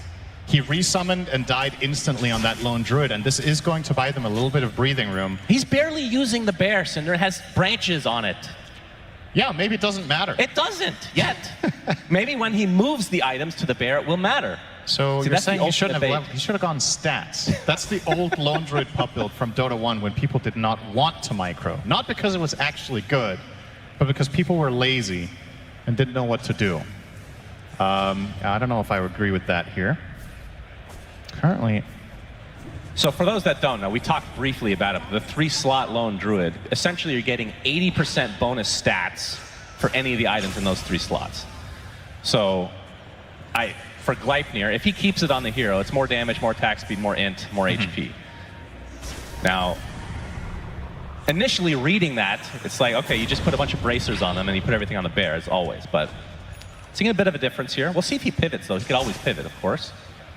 Yeah, very interesting, though. I'm very curious to see what the idea is here and with the build, especially if the original idea fails. Like, how does this build change if you lose the mid game on this hero? I mean, generally, you don't really pick Lone Druid as a late game solution of any sort, but, you know, some games just go that way, and you have to deal with it. Ramses will Crimson Guard the tower, and they will glyph it as well, buying some nice time here, and the siege creep will actually be taken out. And now Thompson with the Manta will be harder to push into. Just maybe Tundra have managed to buy themselves enough space. I still think it's difficult, but with a Manta on Alk, I'm starting to believe more and more in their ability to just stall out as long as possible while Pure farms up a Storm. He's level 16 on the Luna, by the way. Really? Higher level than anyone on Gaming Gladiators. Wow. The highest level on their side is the Storm with 15.5. So Pure, despite dying 3 times in lane, He's 1 and 3. He's still the highest level hero. And what a beast. And now the Tormentor will get ganked pretty hardcore. Look away, children. Who gets the shard? White Oh, God. Quinn's a bit late to the party, but he he's wants going to anyway. fight, apparently. Uses the Electric Vortex, gets speared into a tree. Again, still has Aegis for less than a minute, so Tundra not going to expend much more resources on him. But they're just going from tower to tower with this Aegis advantage. Another tier 2 will fall. In fact, all of them are now gone. All right. Now what? Now what are you going to do to now maintain you move this? the items to the bear, right? That makes no sense at all. That's so cool. I love seeing this new stuff. I think it's you can be very creative with this. I feel like this is the kind of thing where the builds haven't necessarily been discovered yet. There might be 1 or 2 paths that would actually be crazy that players just haven't figured out. Quinn will be confident taking away this rune. He still has Aegis for another 15 seconds, and Tundra uninterested in forcing that. So he's going Echo Saber into Harpoon on Dyrachyo, by the way. Yep. So usually the bear items sometimes. Yes. So that's like when he's in melee form, obviously the Echo Saber will work, otherwise no. That's really strange. We'll see. We'll see. Maybe it's really good for, how long does his ulti last? So 40 seconds, you're really strong, and then after that you have to swap your items over. I don't know. It's like a little mini game in the middle of the fight. I mean, we've seen it before. I think Koikva might actually be out in the audience right now. He's just cringing so hard. Dude, you don't understand this hero. It's just like, he has probably played this hero 5 times, no, let's say 100 times more than Dyrachyo, maybe, you know? Yeah. He has committed his life to being a bear. I could see that, yeah. So if anyone would know what to do here, it would be him. But unfortunately, we don't have him. I can't phone a friend right now. That is against arena policy when broadcasting. Oh, Ramses gets a nice spear onto Quinn. There's the hand of Gaben to keep him healthy. Thompson now on the run. Doesn't have his ult for another 20 seconds, so of course he's in these webs, so it's not nearly as effective. As Quinn will use most of his mana, in fact, just to zip away to the other side. So neither side really looking for a full fight yet. And Pure showing himself level 17, has the Manta, Dragonlance, and what's next? Looks like he'll actually finish the Hurricane Pike. Yeah, I think he wants a way to reliably disengage from the bear. Oh, Gleipnir initiation. Speaking of. Into the arrow, Sox is dead. Yeah. Good start here for Gaiman. That was their smoke pop, though. They still have Quinn smoke, but the rest are now visible, so I think Soxa might have just taken that one for the team. And once again, let's keep in mind that the name of the game here for Tundra is not winning fights, it's staying alive. You know, very rarely, a lot of the time when we cast, I'm a champion of, you know, you got to take low percentage plays to get back in the game or whatever. Yeah. And a lot of the time when you look at this game state as Whiteman is dead, that would be what I would be preaching is, all right, the Dire have to group up, make a smoke play and try to get something done to stabilize the game and get back. But in this particular game, the solution is actually to farm. You just dodge, dodge, dodge. It's hard. It's hard to play that way, but I do think it's the best solution. And these teams are obviously world class, so they can pull it off. I would not advise people to use split push as their primary strategy in Dota in the last couple of years, but sometimes it's the way you got to do it. And they've, in my opinion, done a pretty admirable job at equalizing this game. 7K gold lead, you have Alk. I know it's not pretty, but it's definitely not out of the question. Now, what auras do Gaming Gladiators have left to buy? So Chen just finished Vlad's. They have Pipe Greaves. They have Solar. And AC. Yeah, so Shiva AC is still missing. I don't know if they want either of them right now. Oh, we have an arena. Oh, but the missed spear doesn't really matter. Though Celery is basically a creep within here. Pure and company will. Okay, the pipe Dyrachyo going in with the harpoon, doing so much damage to this Mars. Ramsey's just abandoned by his team as Thompson will concoct and attempt to run. He might be stunning himself, but the arrow is upon Soxa again. We've seen it time and time again in this game. As now Gaming Gladiators on the footsteps here of the base from Tundra. And I was talking about how for Gaming's side, if they mess up a push, Tundra this is the type of game they can solve, but you got to look at the other side of the coin that's too. A lot of damage on Quinn. He better be careful. That does not have the Aegis here. They're still defending us only 3 for now, so this is a pretty good sign for Tundra. If these 3 can hold the tower on their own with just the threat of a potential buyback, that is very good news for them. Pure. Yeah, gets initiated on Ornate. Half HP. He's in a lot of trouble. Tries to force that away, but he is dead for a full minute. And now you have to worry about the zoo from Gaming Gladiators. They just did the hard part of this defense, and then they walked outside. Wait, he just got buyback. He just got buyback on Pure. He does not want to have to spend this here. No, it absolutely is really, not. But really expensive. I mean, they're going to lose a lot here. Crimson will delay just a bit. They'll have another fortification refreshed here. After the melee racks goes down, they likely will have to give up this set, though, surely. Another harpoon initiation. Soxa dead again. Yeah, you don't really expect to be harpooned by the ranged lone druid, do you? It's not really... There's no, how to say, frame of reference for that one. Genuinely think it's possible Soxa didn't even consider that play there. But yeah, harpoon also works on ranged heroes. You can pull yourself in. Just don't have the Echo Saber double hit. Oh, Thompson. Oh my god. Nothing's going to happen here. But that was funny, let's be real. Pinging a ward that isn't quite where he thinks it is, so they might not even find this one with a D ward. As a matter of fact, 3 really good aggressive wards right now from the side of Gaming. One at the top, one in the center, and one in between is going to be very difficult for Tundra to clean up the whole mess. In the meantime, you have to accept that they're going to have to be contesting with a Roshan's banner and a second Aegis here, because this fight, I think it is impossible for them to make it here even remotely in time. With everything Gaming has, this is a very quick claim. And Tundra might just turn tail and run here. I think without information, this play is just so low percentage. They might be better off. Pure's actually sticking around. Okay. Yeah. They can see that somebody's taking some lotuses, and they must be punished for their transgressions. Eclipse used on the Tofu. That's a BKB. How? Quinn pops his BKB. Everybody's golden on Gaming Gladiator's side as Pure's taking breath of the damage. Actually, inside the arena, getting really low. Finally, the Luna drops is at the cost of the Brood, though. And remember, Aegis still there for Quinn. They just picked it up. Thompson now attempting to pursue. He gets feared away. Ramsey's with a nice rebuke to end Tofu finally. As Soxa dies for the 100th time this game, is Dyrachyo continuing to just right-click away with this Echo Saber. Ramsey's the last remaining member of Tundra, about to fall. Full team wipe for Gaming Gladiators. And Quinn is beyond godlike, 10-0-9. I feel like we have not had many games this tournament where Storm Spirit is #1 net worth. But he makes it look so damn easy with this lineup and with how strong Gaming Gladiators are when they couple up. Just everything has been going right, more or less. That's the thing here is that I guess if this game does end up being just a complete blowout now at this point, the thing Tundra can take with them to next game is I don't think Gaming could have done much better.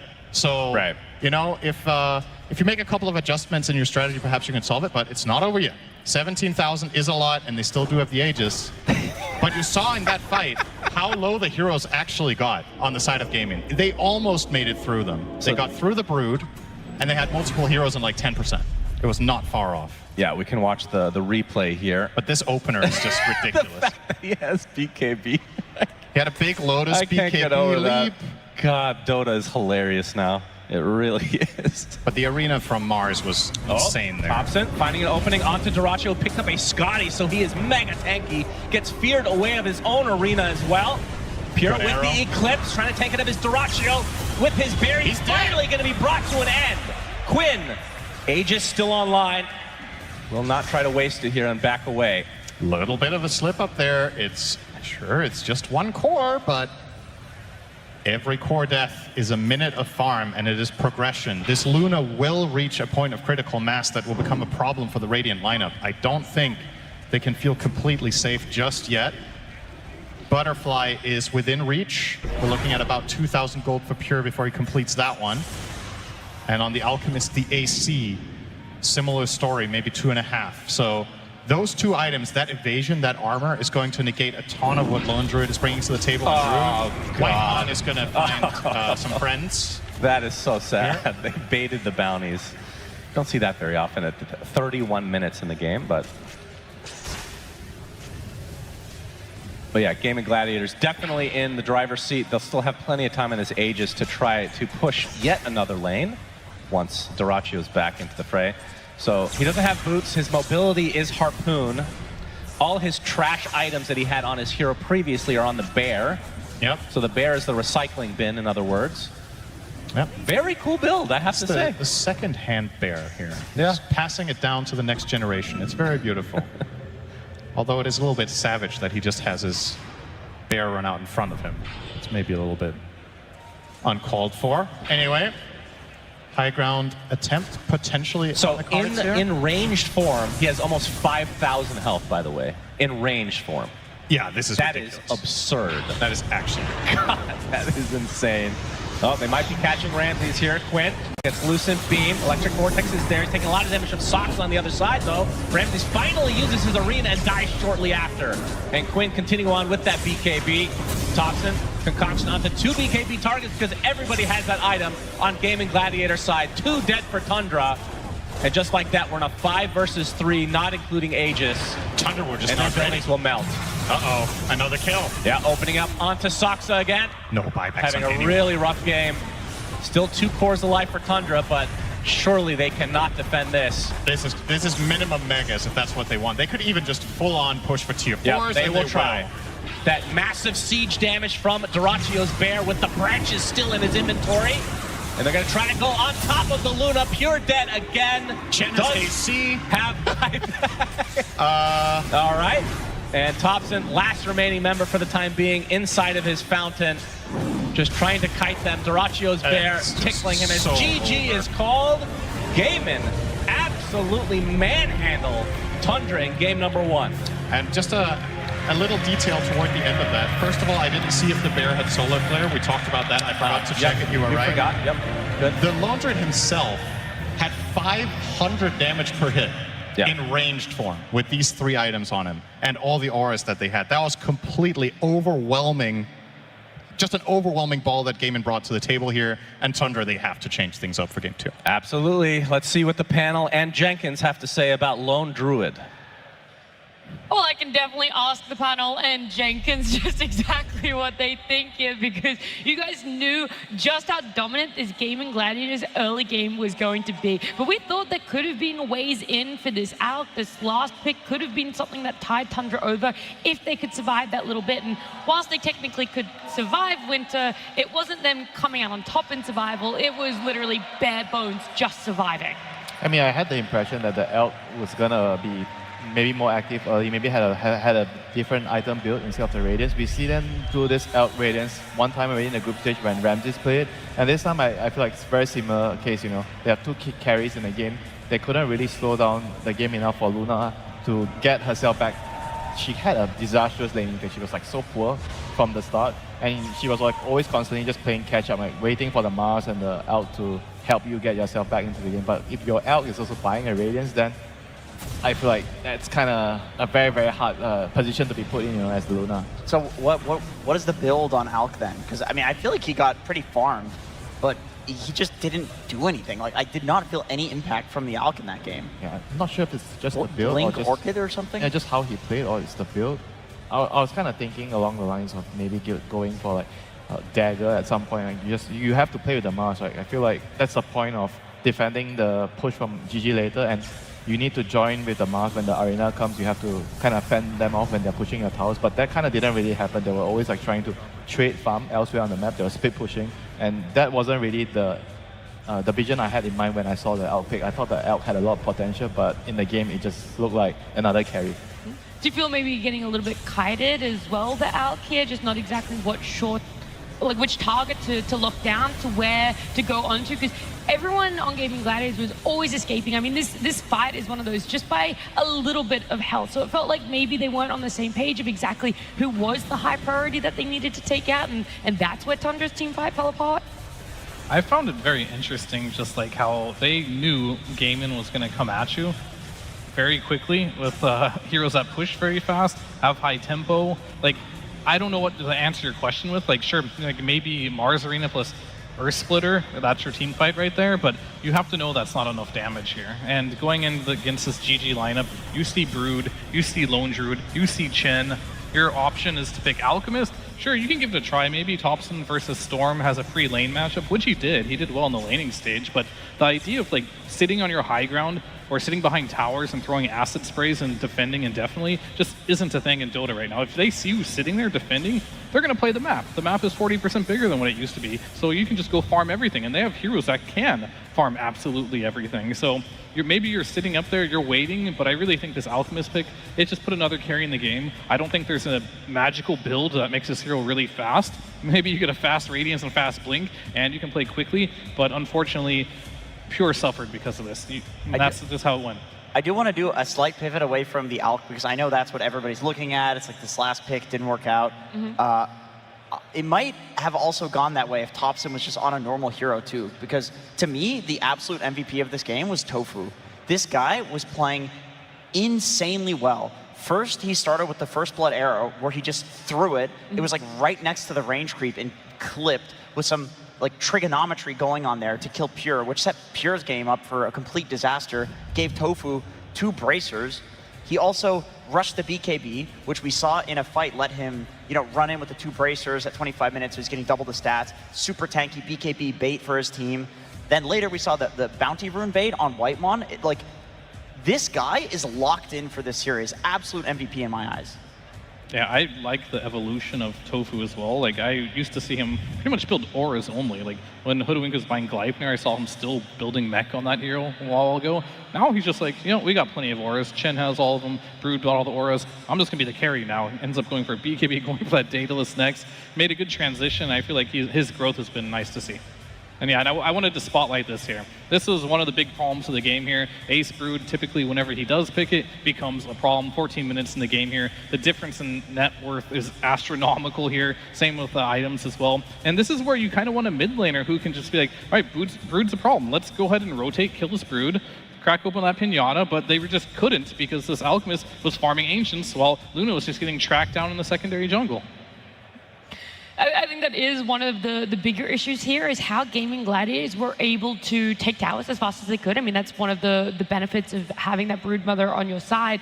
But not only that, they're able to farm across this whole map. And when it mattered most, they were still able to converge and connect with each other winter. And I think that that's something that's really difficult for teams to be able to find that balance. How are you able to split, make the most of a map, but also come together and make sure you have that numbers advantage in team fights when it matters most? I think this all comes down to the talk after the game. Everyone's sitting around there, we're looking at the replay together. We need to all come to the same conclusion. This is how we want to play.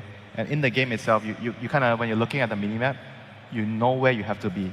And it's not just that, and also the communication. When someone is really telling everybody, we need to go here, we need to move to this location, everyone just full trust, we drop everything we're doing and we just move to that location.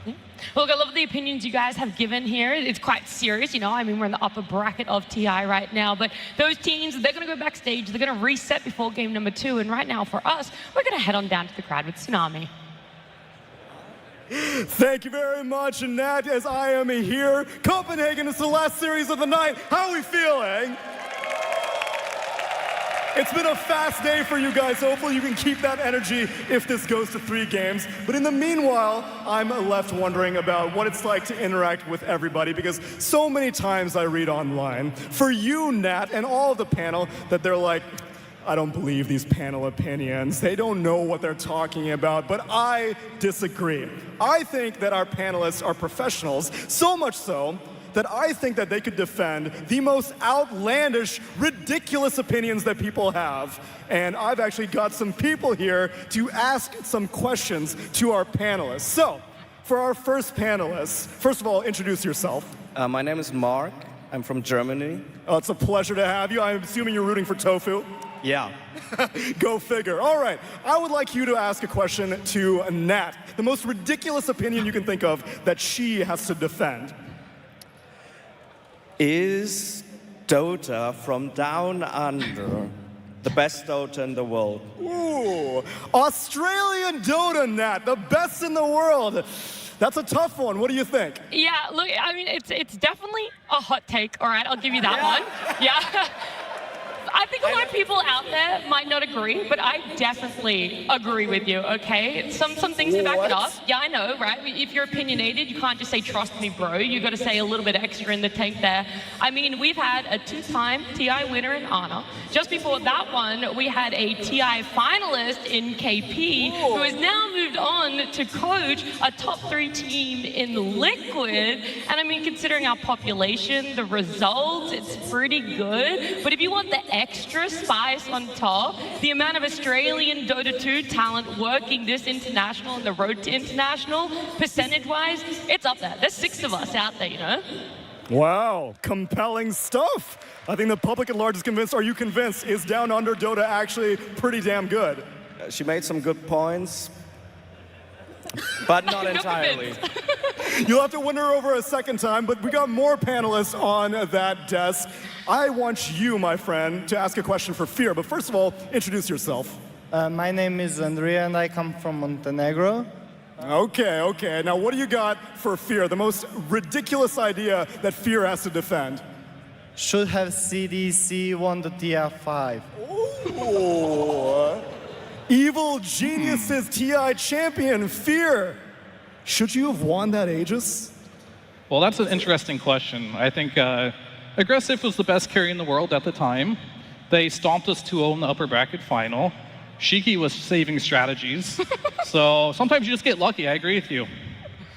Okay then, wow. He really thinks he shouldn't have won. That is what he does on panel. A real self-character assassination there, but I admire the effort. All right, my friend, introduce yourself. Hello, I'm Patrick from Croatia. Right on. All right. Could you give Winter an opinion to defend? They should bring back old techies. They should bring back old techies, Winter. Already, apparently, that's not that hot of an opinion. But Winter, do you agree? Yes, old techies is so fun. That's it? It's just fun? I enjoy playing techies in all my games, you know. 2-hour games, you know. But the last game before I go to bed, I tell my friends 1 extra game. Can't wait for that techies game. I agree with the guy. I wish that was my question. I agree with that guy. Turn Dota into a 1v9, not a 5v5. That's the right way to play. Sorry, go ahead. That wasn't your opinion, Jenkins, well, please. panel works together. Well, some of them. Oh, thank you, Jenkins. Thank you.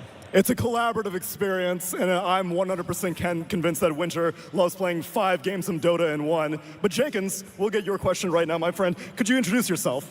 Hi, I'm Caro from Germany, and my question as hook magnet I am, why is Pudge the worst hero in the pool? Jenkins, why is Pudge the worst hero in the pool? Oh my God, this is not good, dude. They should have ran this one by me. Because you hook a guy, and then your whole team groups up around you, and then the guy just kills you. Why is he so squishy? He's the biggest, fattest guy in the game, You think that the reason that Pudge works in like Herald and low MMR is because... Which you would know thoroughly, which not I would because know of content, thoroughly, but because you play there. Because I play in there. Yeah. Is that people are afraid of him. But people in high-rated games are not stupid. They realize you just turn and kill the guy, and he dies every time. Just give him +1 armor, Ice Frog. Look at this abomination of Mirana. Just give me +1 armor. Come on. Real funny, Tsunami. Real funny. Oh, is he finally done? I play ranked, okay? I don't sit in unranked like you. Because I'm not afraid. I thought you I'm said not panel was afraid anymore. collaborative here. Calm down. This is the other aspect of the panel, when things get contentious. But the problem is I have control of the mic, which means that I will graciously give it back to you after all those opinions. Thank you very much, panel. Thank you so much, Tsunami, and everyone else in the crowd that was able to ask us some questions there. I feel like we did well, though, to defend some of the hot take opinions out there, especially Winter. It's just fun. I love 2-hour Dota games. Yeah, it doesn't, you know.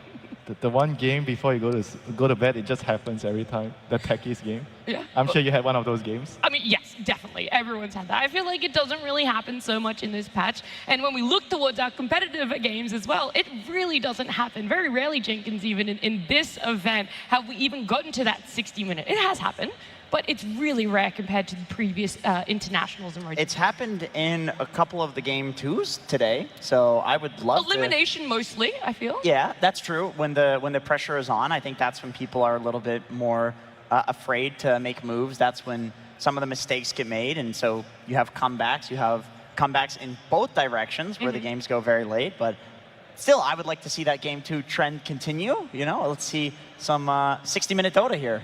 Okay. I mean, if it's going to happen, it's down to the coaches as well of what they want to draft. For me, it's really down to what is Moon saying to the Tundra players right now, because it was a beatdown. Let's be real. They couldn't survive that early game in a position fear to even have a potential mid to late game, to even want to be able to take fights that aren't you being 5v1. Yeah, I mean, Moon had more papers than CY did in that locker room there, but I wonder if that's what they need, a strategy adjustment. Looking at the picks, what they're going to play against, what they're going to pick to counter that. They clearly knew Gaimin was going to do this, but they just didn't have the answer. So hopefully they have a secondary answer to this, because I don't think Gaimin's going to change their style at all. They're going to play the same way. They're going to keep playing that way until you prove to them that they can't play that way. Then they'll still play that way anyway, because that's just how Gaimin plays. Look, they do find a playstyle that works for them, and they keep going, and even if there is that minor setback of a game, they will still go back for it. But both of our teams right now coming out on stage, Gaming Gladiators, with that one-game advantage right now. We said that we love when Thompson goes out of that meta, when he picks up something new in that mid lane. Credit to him, Winter. The mid lane was very even. It wasn't this beatdown where an Alc mid lane felt like it couldn't work. It was just that later part of the game where it wasn't that impact. Yeah, I always say I'm a very big fan of trying something in the first game. If you have an idea that you think you can break apart the meta game, I think go ahead. You know, if it works, it gives you such a big advantage in the next game. Now, unfortunately for them, they have to go back, you know, to what works, but it takes a lot of courage, you know, to try something in the first game, and I give them that. I agree. I think that's probably the talk that Moon had. He's like, all right, guys, we tried some. It's my fault, guys. Crazy stuff. No strat saving. Right, exactly. Like Theo was talking about. Yeah, I picked some weird stuff. Let's just go next, and we'll play something a little more normal. And you know, normal for Thompson is still abnormal, but that was very abnormal. If he could have gotten his last pick Dazzle, or you know, we talked about the Earthshaker, like something like that, I think the game would have been entirely different. And also, I don't want to just say it's the Alc mid. I also credit to Gaming Gladiators. Like Quinn was incredibly active in the early game on his Storm. The very first rotation, he was completely out of mana from shoving the lane. He had a regen rune, and then they smoked and killed Pure, and at the same time, Dyrachia was coming through the portal. So these guys were just crazy coordinated in the early game, where I feel like the Alc is almost like a red herring in a way, where Gaimin... There's a deeper issue at large. There's a deeper issue. A bigger skill gap. There feels like there's a skill gap, and I hope for the sake of getting that 60-minute game that Tundra has also identified that Gaimin was making very fast moves, and Tundra needs to adapt to that in this game. Yeah, I would disagree that was abnormal for Thompson. I would say it was not abnormal enough, right? The Alk, sure, abnormal. We talked about it earlier. We need layers of abnormality here. Like, we need to make sure the item build is also strange. But him going Radiance was too normal. Too standard. Fair enough, yeah. So he needed to go something like Blink Rush or something like that to really catch him off guard if that was ever going to work. Blink Bloodthorn. Didn't really like work, and we talked about trying something new in the first game. I feel like Gaimin also did that with the Lone Druid on Diraggio. They tried something new, that worked, so that can't be understated going to game number 2. You try something new, it works, and that gives you even more momentum, and especially Lone Druid, of all heroes. This is something that Ace is so good at, right? Now you're just scared of this hero when no one else is playing this hero in the entire tournament. Yeah, and on top of that, he kind of didn't really play a perfect game as well. He had a couple of bad deaths in the first game, but it was still good enough for them to win. So that itself is such a big advantage. Going into the next game, do you have to use one ban to deal with it, or you have to come up with a much better solution? Yeah, well, that's my biggest question, because Gaming Gladiators did have that respect towards Topson. In fact, that first ban they did overall in draft number 1 was that Invoker. It was very directed towards Topson. I think there's no shame in if you wanted to have that adjustment and also put the respect on the Lone Druid and go, okay, game number 2, we really weren't prepared for this. Let's try and corral them into something that's what we expect. Something that's a little bit more in the box of what we prepared over the last 4 to 5 days of Gaming Gladiators. But will they do that, though? Because I feel like, good question. As Gaimin, that was your counter to the Mars, right? It was a surprise. Yeah. Now, all of a sudden, they're like, oh, we can just do something new now, and now you have to prepare for something else that they might have stored. Do you think if Tundra first picks Mars again, Gaimin will first pick Lone Druid as a response instead of going for the Mirana and risking the second? It worked, right? Why are they going to change it? And if it doesn't work this game because you come up with another solution, good for you, Tundra. And Gaimin's going to find something else in the next game. But for now, it works. I mean, if there's another OP hero in the pool, they might overlook the Lone Druid, but we'll see. Well, look, the stacks of papers are out there. The players are sitting at their computer. The coaches have their headsets on. All there's left to do is get into a game number 2 draft.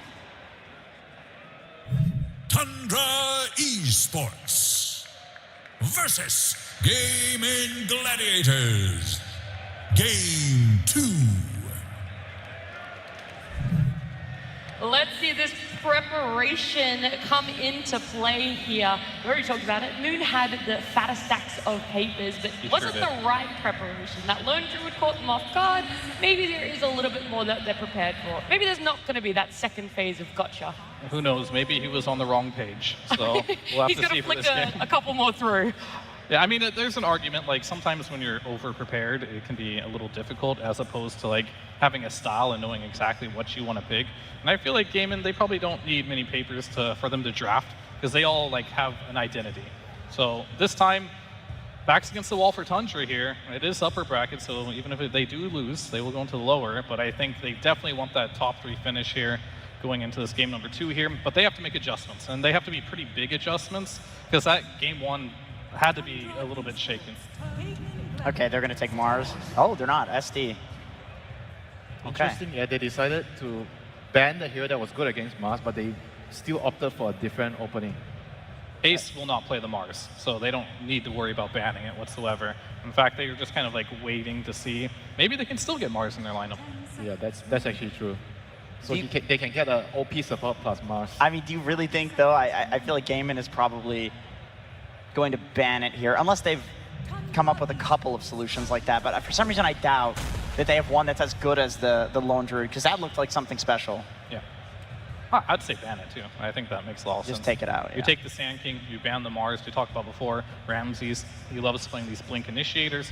Sand King Mars are the best ones right now in the patch. So you remove both of them, you force them into something else. It's not that he can't play it, it's just definitely a weaker style of Tundra.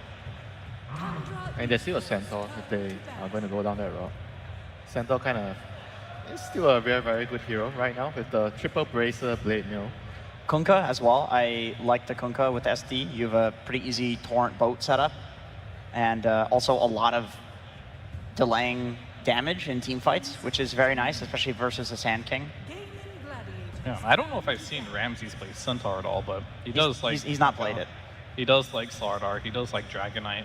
All those are still in the pool. Maybe he wants a little more information, and maybe that last pick Night Stalker has to be a perfect game for it, though. Yeah, I do think with SD, the Centaur looks very promising, for sure. And Also, Sand King, he does have Burrow Strike. That's a stun. But if you can Centaur ulti and run away from the epicenter, that's very impactful in these team fights. It's great to disengage this hero. Centaur is also a very good disseminate target in a team fight. Yep. So much HP when you have 5 bracers. Look, a little food for thought after seeing the second phase of Van. The Chen is the priority for Tundra to take out of the pool, but the other position 5s or supports in general that have been really favored are Omni Knight, still in there. Snapfire, we just saw on our screen earlier as well, also really favored. And Tusk, which was banned out in that game number 1. So it's not like these two teams want to ignore it. They're very aware. It's at the forefront of their mind. And maybe you're questioning, is that what you want to pick up for yourself, either of the side of Gaming? Are you okay to let those through for Tundra? I mean, Tusk looks really good. And I think the moment you pick Shadow Demon, you no longer want Omni on your team, and the other team doesn't want Omni either. So, like, we probably won't see Omni in this game.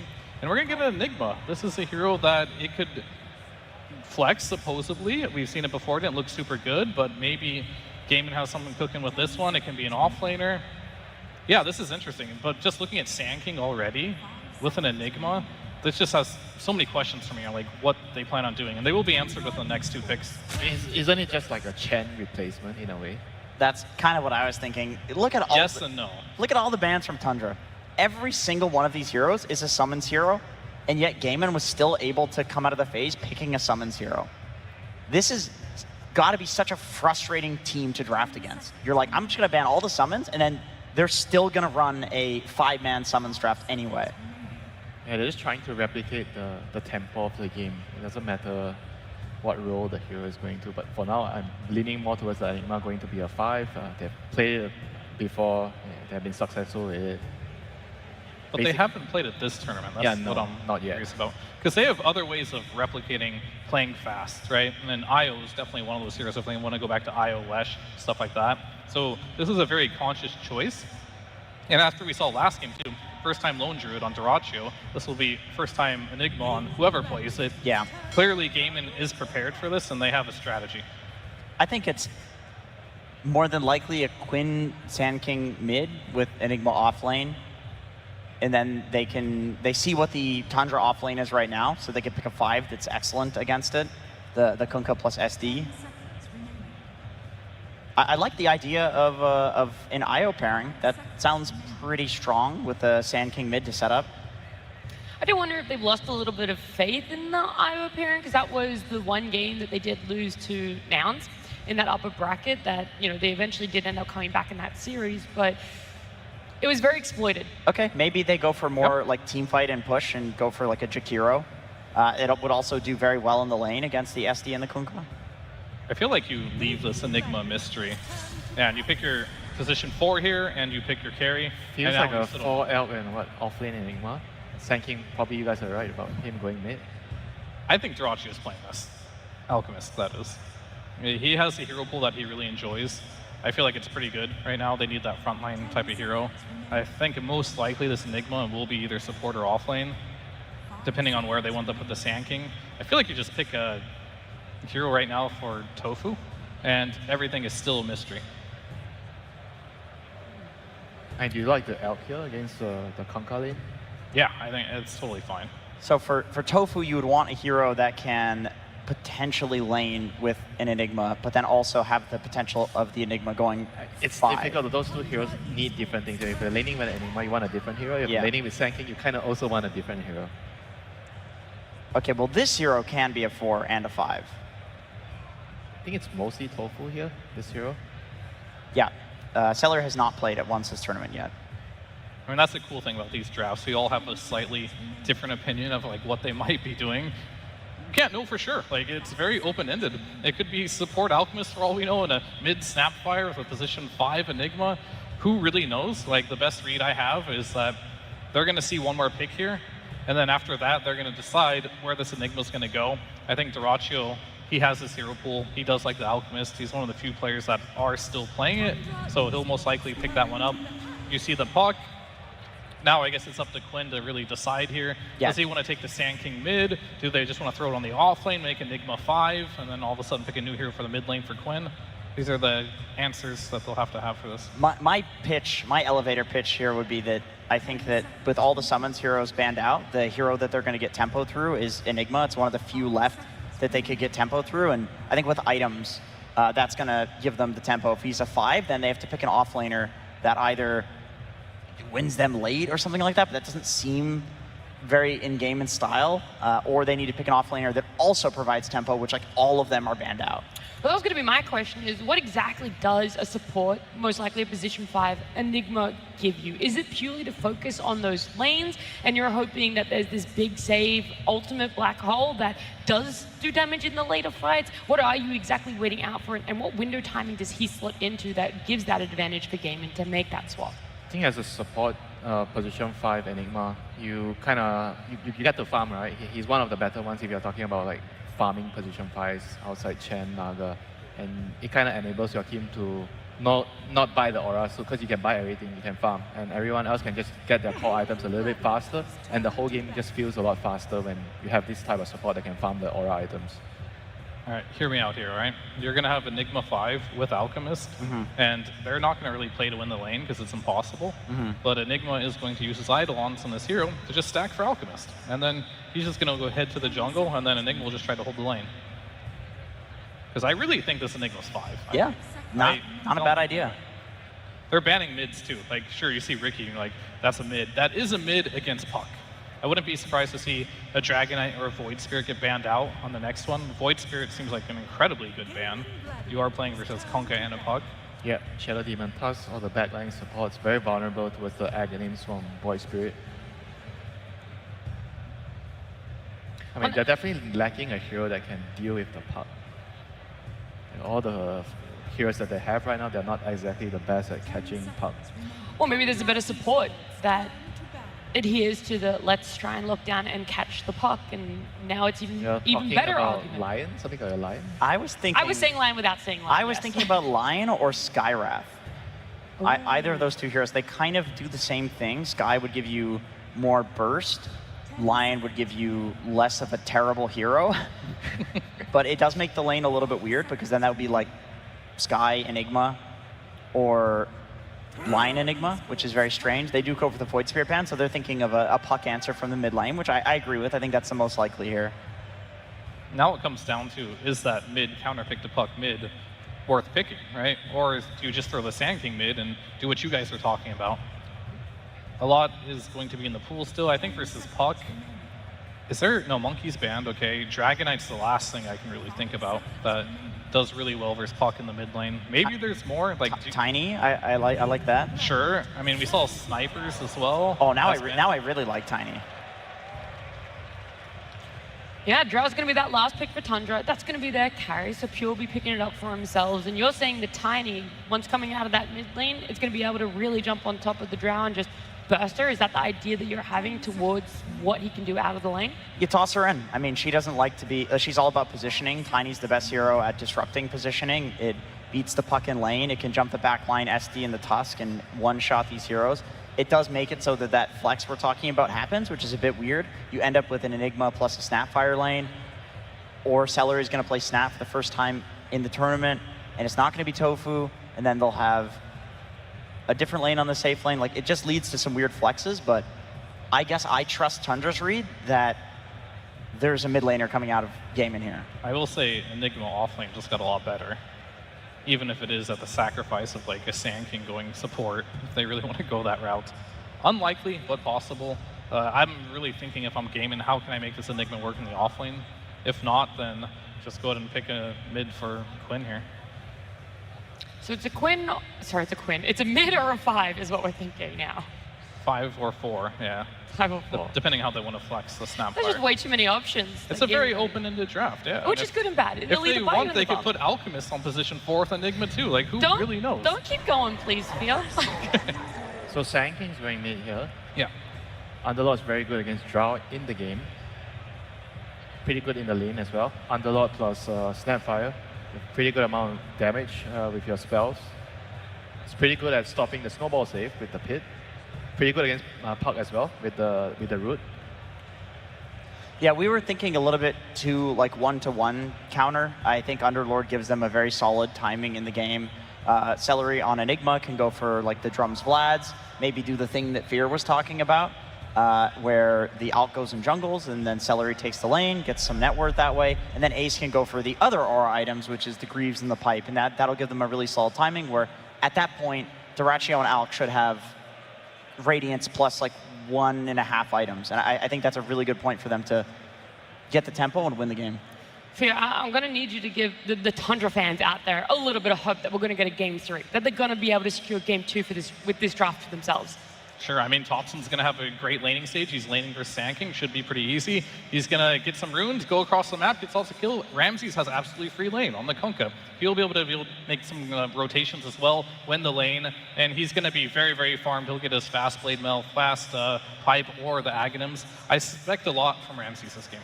Okay, well, I'm glad we're leaving it on that note, because we're going to head on down to the stage with Slacks and our Tundra coach, Moon. Hello, Copenhagen. That is right. We're ready for our next game here. I have Moon. Give it up for Moon.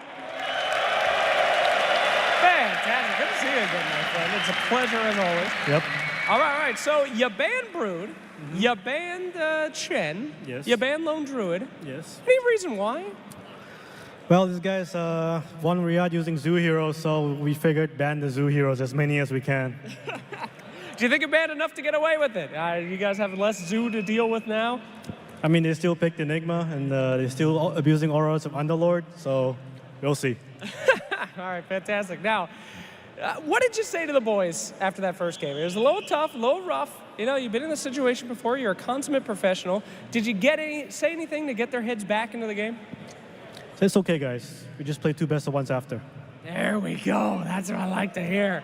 And we're going to see that Sand King coming out first there.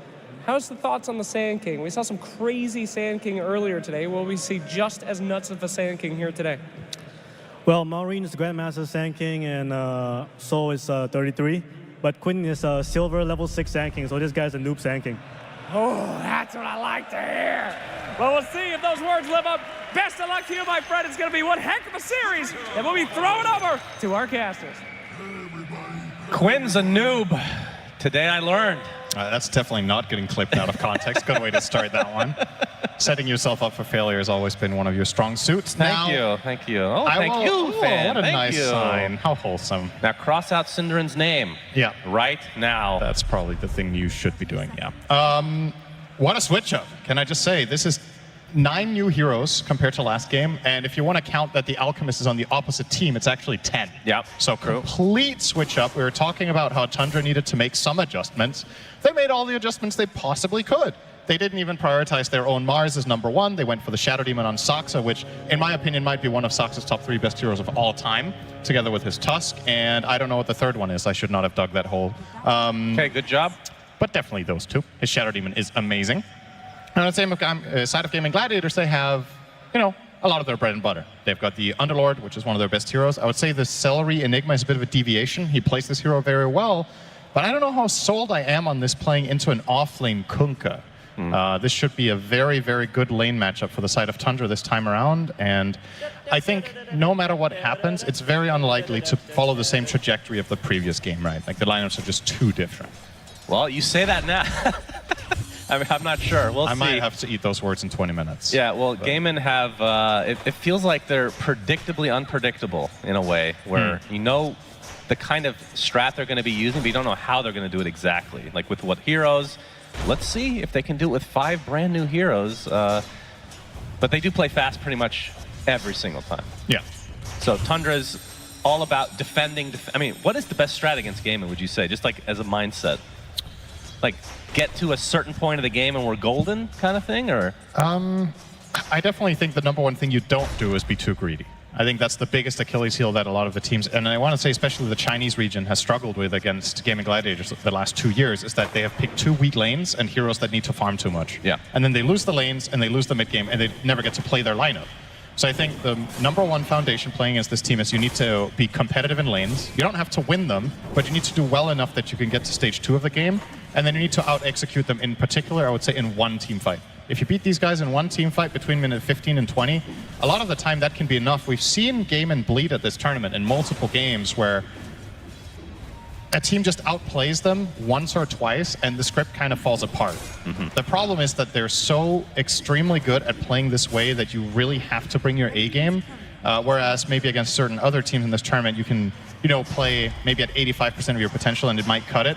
Against Gaimin, you generally need to bring like 95 plus. It's a very tight window you need to hit every game. Well, the winner of this series gets the pleasure of facing off against Team Liquid, which Gaimin versus Liquid would be what, the 100th time this year, I think?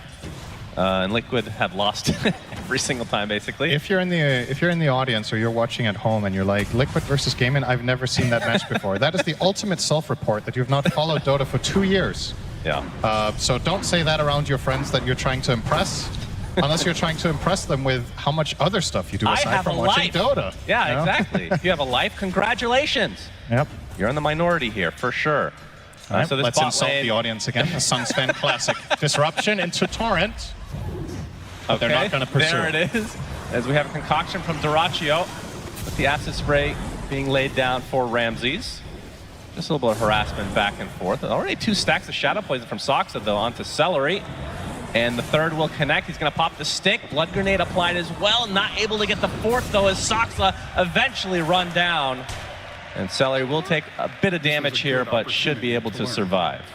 So first blood for Gaimin again. And I would say a little bit of an unexpected one of the kind. This was not the first lane I was expecting to see a kill in, and if it were, it would maybe have been potentially on the Enigma. But yeah, as the side of Tundra, got to be a little bit careful with throwing out all your spells just to harass, because you're opening a counterplay possibility for the Alchemist immediately there, and they will take advantage of that. So probably lesson learned here for the side of Soxa and Ramses.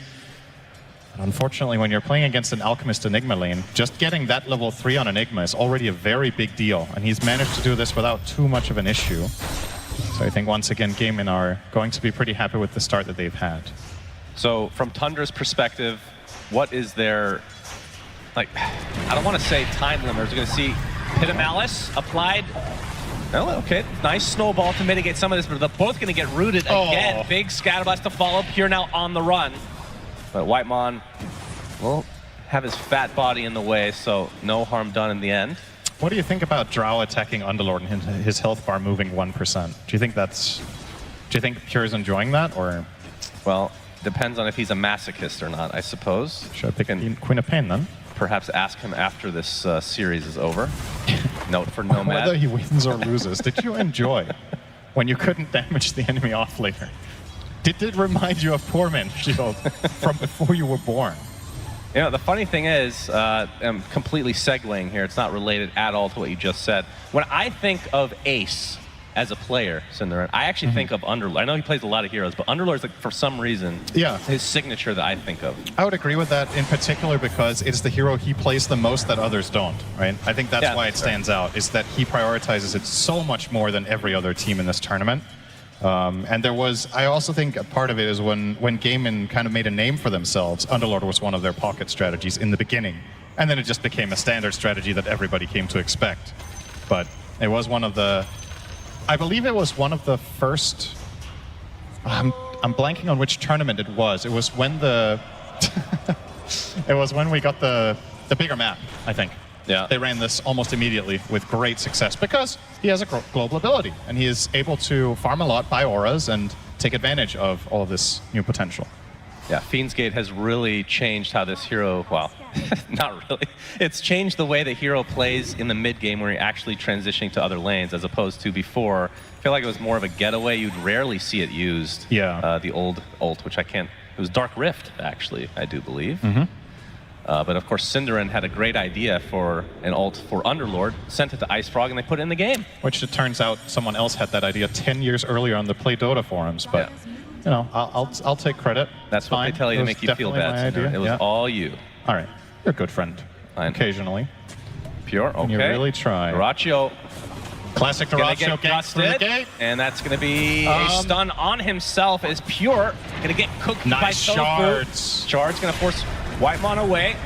And Pure, he's taking a decent amount of damage, but more rotations come from Soxa and company. So this little wraparound from Gaimin not able to find a kill. Really good play from both teams there, to be honest. I think the rotation from Dyrachyo there was not an obvious play, so that initiation to begin with was quite clever, but Tundra did a very good job line of sighting him, so he's done himself, and then Whitemon with some really crucial ice shards blocking off Enigma from finding Malefice onto Drow, which would have been a 100% kill. You mentioned this matchup. Ramses is 50-14 versus Dyrachyo's 31-5. Yeah. Wow. I didn't think it would be this bad. That's pretty crazy.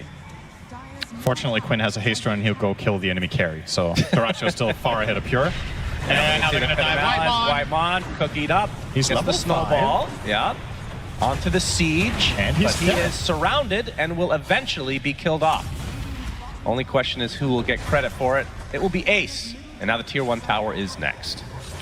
Straight back to mid for Quinn. Job well done. He got 2 kills on the bottom lane, and now he's going to get back to defend his tower and farm. Easily top net worth in the game.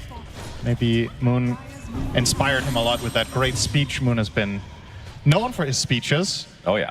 And he really lit a fire onto Quinn, saying he's bad at this hero because he's only level 6. Yeah, Quinn definitely heard that through the soundproof. That's a fair point, but sometimes you just feel the vibe. You know, he saw Moon. Okay, he saw Moon walk out onto the stage to be interviewed, and he knew what it was about. He didn't need to hear anything. That's fair. I've heard enough of him. Yeah. A nice block off here as Quinn actually cannot get to the low ground. Will Burrow strike Thompson though, who waning rifts away. Soxa. Good thing. Rotation over as well. Thompson will be able to get away and secure the invisibility rune. And even tried to get that kill with a deep, with the full bore scatterblast, but not quite from Tofu. He had already jaunted away on the puck, so still looking like a good start for Gaming Gladiators, which is, you know, how it tends to go in a lot of their games. Yeah. But I will say in comparison to the previous game, as I mentioned, the nature of the strategies are very different, and I wonder if Gaming can still find this balling up window. They're going to be relying on a different nature of building the auras. As the panel talked about, Celery can buy them on Enigma, but I think it's likely he'll get them slower than on Chen. He won't have that global heal, which is an addition to that aura strategy. Instead now of the Brood, they're running the Underlord, which I would say on average farms slower than Brood, so I think it's a bit of a plan B as well. So all in all, probably not going to hit the exact same window, but it could still be the same trajectory just 5 minutes later. And Tundra will do everything in their power to try to avoid that. Currently what Thompson's doing mid is very good for that. That's almost taking the mid-tier tier 1 tower on the puck, minute 9. Drinking buddies with the coil attached. Oh, he actually does not break it. He's still in the high ground. The snowball does secure the kill, but Ace has come in with the Pit of Malice now onto Whitemon, who's eventually going to get chased out, so it will likely just be a 1-for-1 trade. Here's your shovel! Damn! As the Firestorm and the Necro Book will assist. Yep. In case you don't know what that is, it says that it summons Necronomicon units, and it's on you to Google what that means. That's right. That's information for old players. If you're a young or a new player in Dota 2, certain things are just... So there's a rite of passage in Dota. Exactly. Sometimes you just got to look it up. That is a very good way of phrasing it. That so is mid-tier 1 down. Thompson will get the mid-tier 1 tower sub 10 minutes as puck. I want to say that's very, very unusual. So took good advantage of the fact that Quinn was rotating to put some pressure on the tower and just never left. He's kept pushing this tower the whole time. He's still 1,000 gold behind the Sand King, which I find quite surprising. But, you know, it's Sand King. So maybe I shouldn't be surprised that even though you have barely left your lane on the puck. It's Quinn Sand King, as Moon put it, right? As Whitemon. He's going to break this smoke, Tofu and Quinn.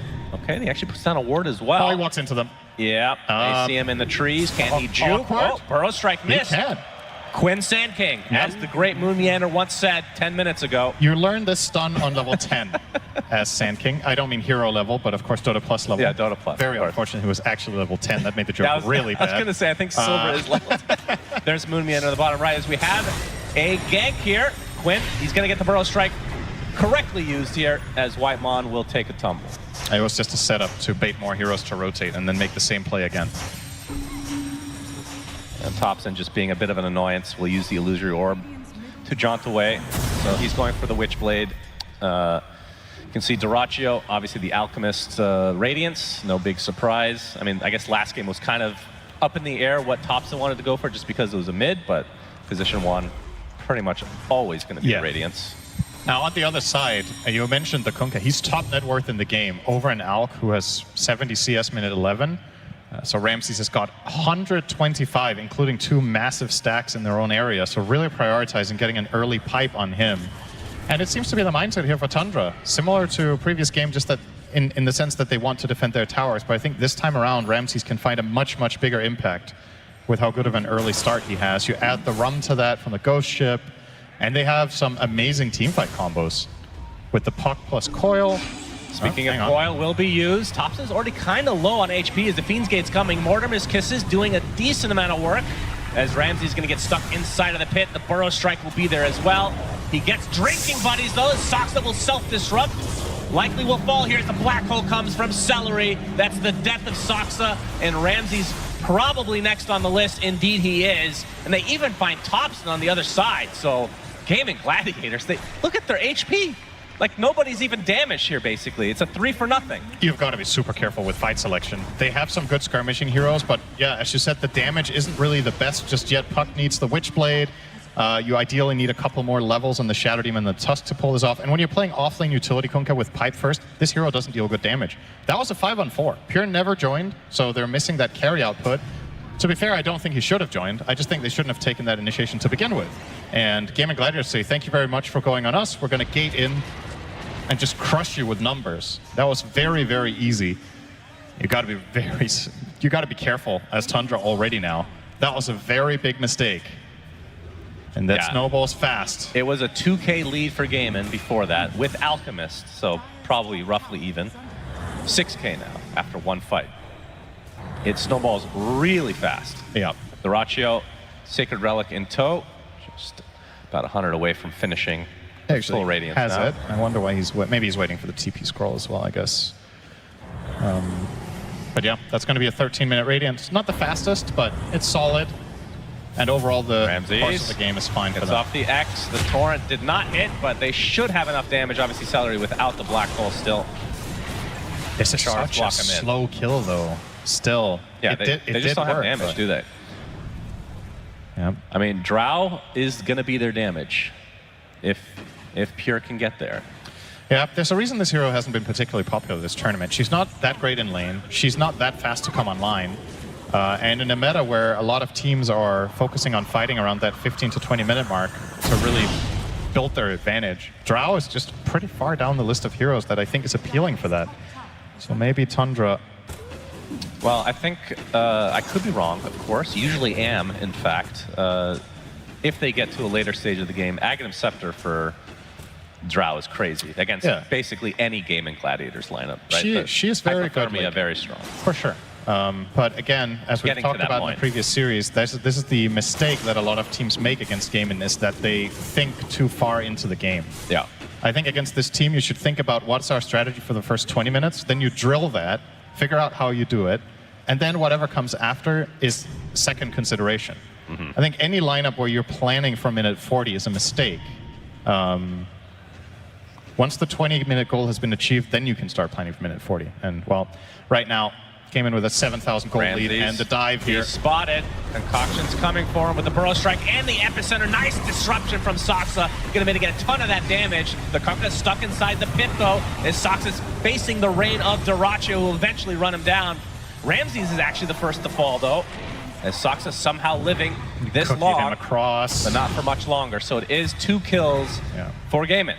I don't think Soxa meant to disrupt the Sand there. I think he actually misclicked and wanted to disrupt the Kunkka, because the Epicenter as well as the Sandstorm were still running, so the disruption actually didn't do that much.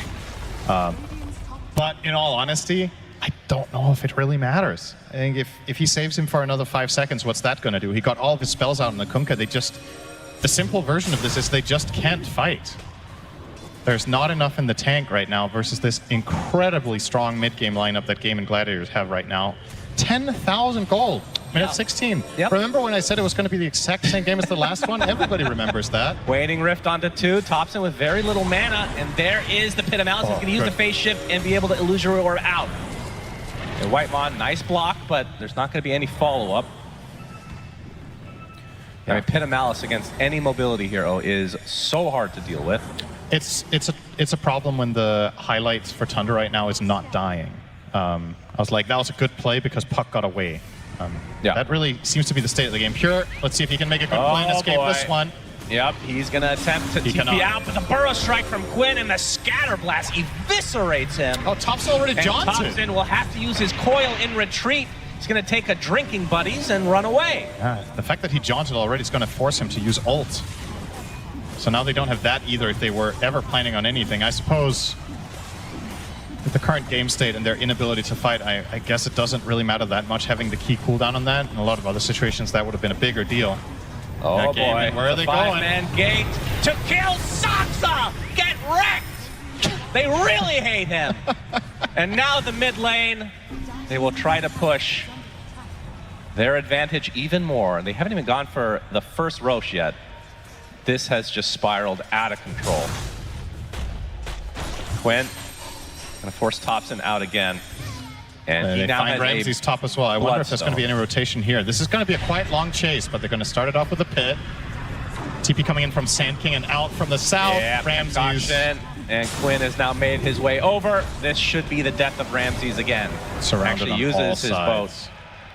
But yeah, Tundra. Whew, this is looking really rough. I was expecting, I mean, obviously it could get turned around here, but ever since we mentioned that Pure was the best player in this tournament, Cinderin. You should have never said it. You agreed with me. You're part of this curse. That's what friends do. Yeah. Like, do I look good in this shirt? Boy. Yeah, you do. But Black Hole ensures yet another kill. Whitemon tried for some sort of a save, but he might just get run down as well. Meanwhile, they are just dropping like flies. Epicenter not going to do that much damage because of the disruption as Pure trying to keep Quinn at arm's length, but his arms are really gangly and long, Cinderin. He's going to get the burrow strike and the kill. This is a good opportunity to learn. He has ridiculous wingspan. what if Gaimin were tricking everyone the whole tournament into banning their second best strategy? And now they gave them their best strategy by banning all their heroes. The kisses come from very far away. Quinn with a double kill. My goodness, this is not even remotely close. What happened? This is the upper bracket semis. Yep. Gaimin are making Tundra look just awful. But Gaimin, they are just on another level right now, it feels like. They get the tier 3. And now looking for their first set of racks at 19 minutes. No Roche even attempted yet, by the way. They feel invincible. They're just way too tanky like on they their are. heroes. Sand King Bloodstone, you put a Solar Crest on him, you have Underlord next to him with Greaves. You have Glimmer on the Snapfire. The Alchemist himself already has a Manta as well, so he has a self-dispel when he gets jumped on to be in front and cause confusion. Hey, I mean, it's like a broken record, but genuinely, Tundra cannot fight. It's just not possible. So what do? This is the catch-22 you face yourself with in a lot of Gaming Gladiators games is, well, when the early game goes poorly and you reach this mid-game and you can't fight them, what is your plan, actually? Yeah. Are you going to play keep away and try to out-farm them and just dodge them? Are you even going to be able to match their farming speed in that case because they control 75% of the map? Are you going to just YOLO into a fight and hope for the best? What if they never split up so you can't get a skirmish? Oh boy. Pure gets stunned. Whitemon doing a nice job of blocking off one hero, but the problem is there's many others to contest with. That's going to be 2 quick kills again for Gaimin. It is 19-2. And coming into this, Tundra have been looking really good too. Yep. So it just goes to show, and it's funny, every time we cast Gaming Gladiators, like, oh, this is a really bad matchup for the other team. They can't handle it. What's a good matchup against Gaimin? That's the question. Yeah. I mean, how many tournaments have we seen them have a semi-slow start, which was also the case in the Road to International this time. It wasn't like that a flawless group stage or anything. Yeah. They've just learned from the games they lost. They've come to the right conclusions, as they seem to do in general. And they've leveled up super hard. So it's not necessarily the other teams having a poor showing or being worse. It's just Gaming Gladiators are bringing a completely different level to the table than they did on day 1. Yeah. And now you're the ones who need to play catch-up. In this game, unlikely to happen, but of course, this is an upper bracket match, so you have a second shot as Tundra unless you pull off the most ridiculous comeback of this tournament while being down 20k Goldman at 21. Yeah. Unless you can somehow find this way. The silver lining is there's a lot of tape to study, a lot to learn, and arguably this is more than likely going to be the hardest matchup you're playing until you might meet them again ultimately. Most likely, that is correct. Dyrachyo, okay. Do they have the damage to kill him off? No, he manches off the X. Wow, oh my God. Perfect timing, and now the runaround is here. Quinn, the Epi, gonna slow Ramses to a crawl. A black hole, everybody's just having their own separate fights, Cinderin. Thompson is dead, Ramses is next, as Celery eventually will fall. That is the third kill for Tundra now. Soxa gets beat down to a pulp, and it looks like Pure and company will just have to try and run away. As Whitemon inside, okay. Couple buybacks. They absolutely have to get a kill here on a core hero. Nice disruption from Soxa to dodge the concoction, but it's going to be probably too little too late. So we do have the 3-2-2, by the way. Let's hear some cheers in the crowd for that. As Pure with the gust, stuck inside against drinking buddies. Snowball back into it, though he gets rooted again. Oh dear, that is not what you want to see. It was better than not snowballing, because then they would have both been stunned. Now it was only the Drow that died. Yeah, screw the Drow. All right. And Gaiman, again, no Roche attempt in this game. They are not afraid to continue on here. Here comes the boat from Ramses. He's been trying to work on this Aghanim Scepter for quite a while, but it is not coming together for him. The punch into the air, Quinn taking very little damage. He's unkillable at this point. Ramses been rooted 3 or 4 times in this engagement, it feels like, as the coil already used, and they just stood there because they don't do any damage. And the second Rax is upon Gaiman to claim for themselves, as Tundra can only look on, although Gaiman are backing away. Perhaps a soft reset. Another beautiful Manta, man. What was that game called where you had to Manta dodge things? Training Polygon? He's been playing that. He's been playing Training Polygon. All right, so what is your voice line? Since we have plenty of time to talk now, what does your voice line mean exactly? It means cheers. It means cheers? Yes. Okay, that's something that people, hold that thought. Celery, okay. Got a lot of kisses going on. He's actually basically making out with them with so many kisses. Get a room already as Ramses stuck in a horrible position. They're just gonna call it GG. Gaiman Gladiators absolutely destroy Tundra 2-0, and they're gonna go to the upper bracket finals here at TI to face off against Team Liquid.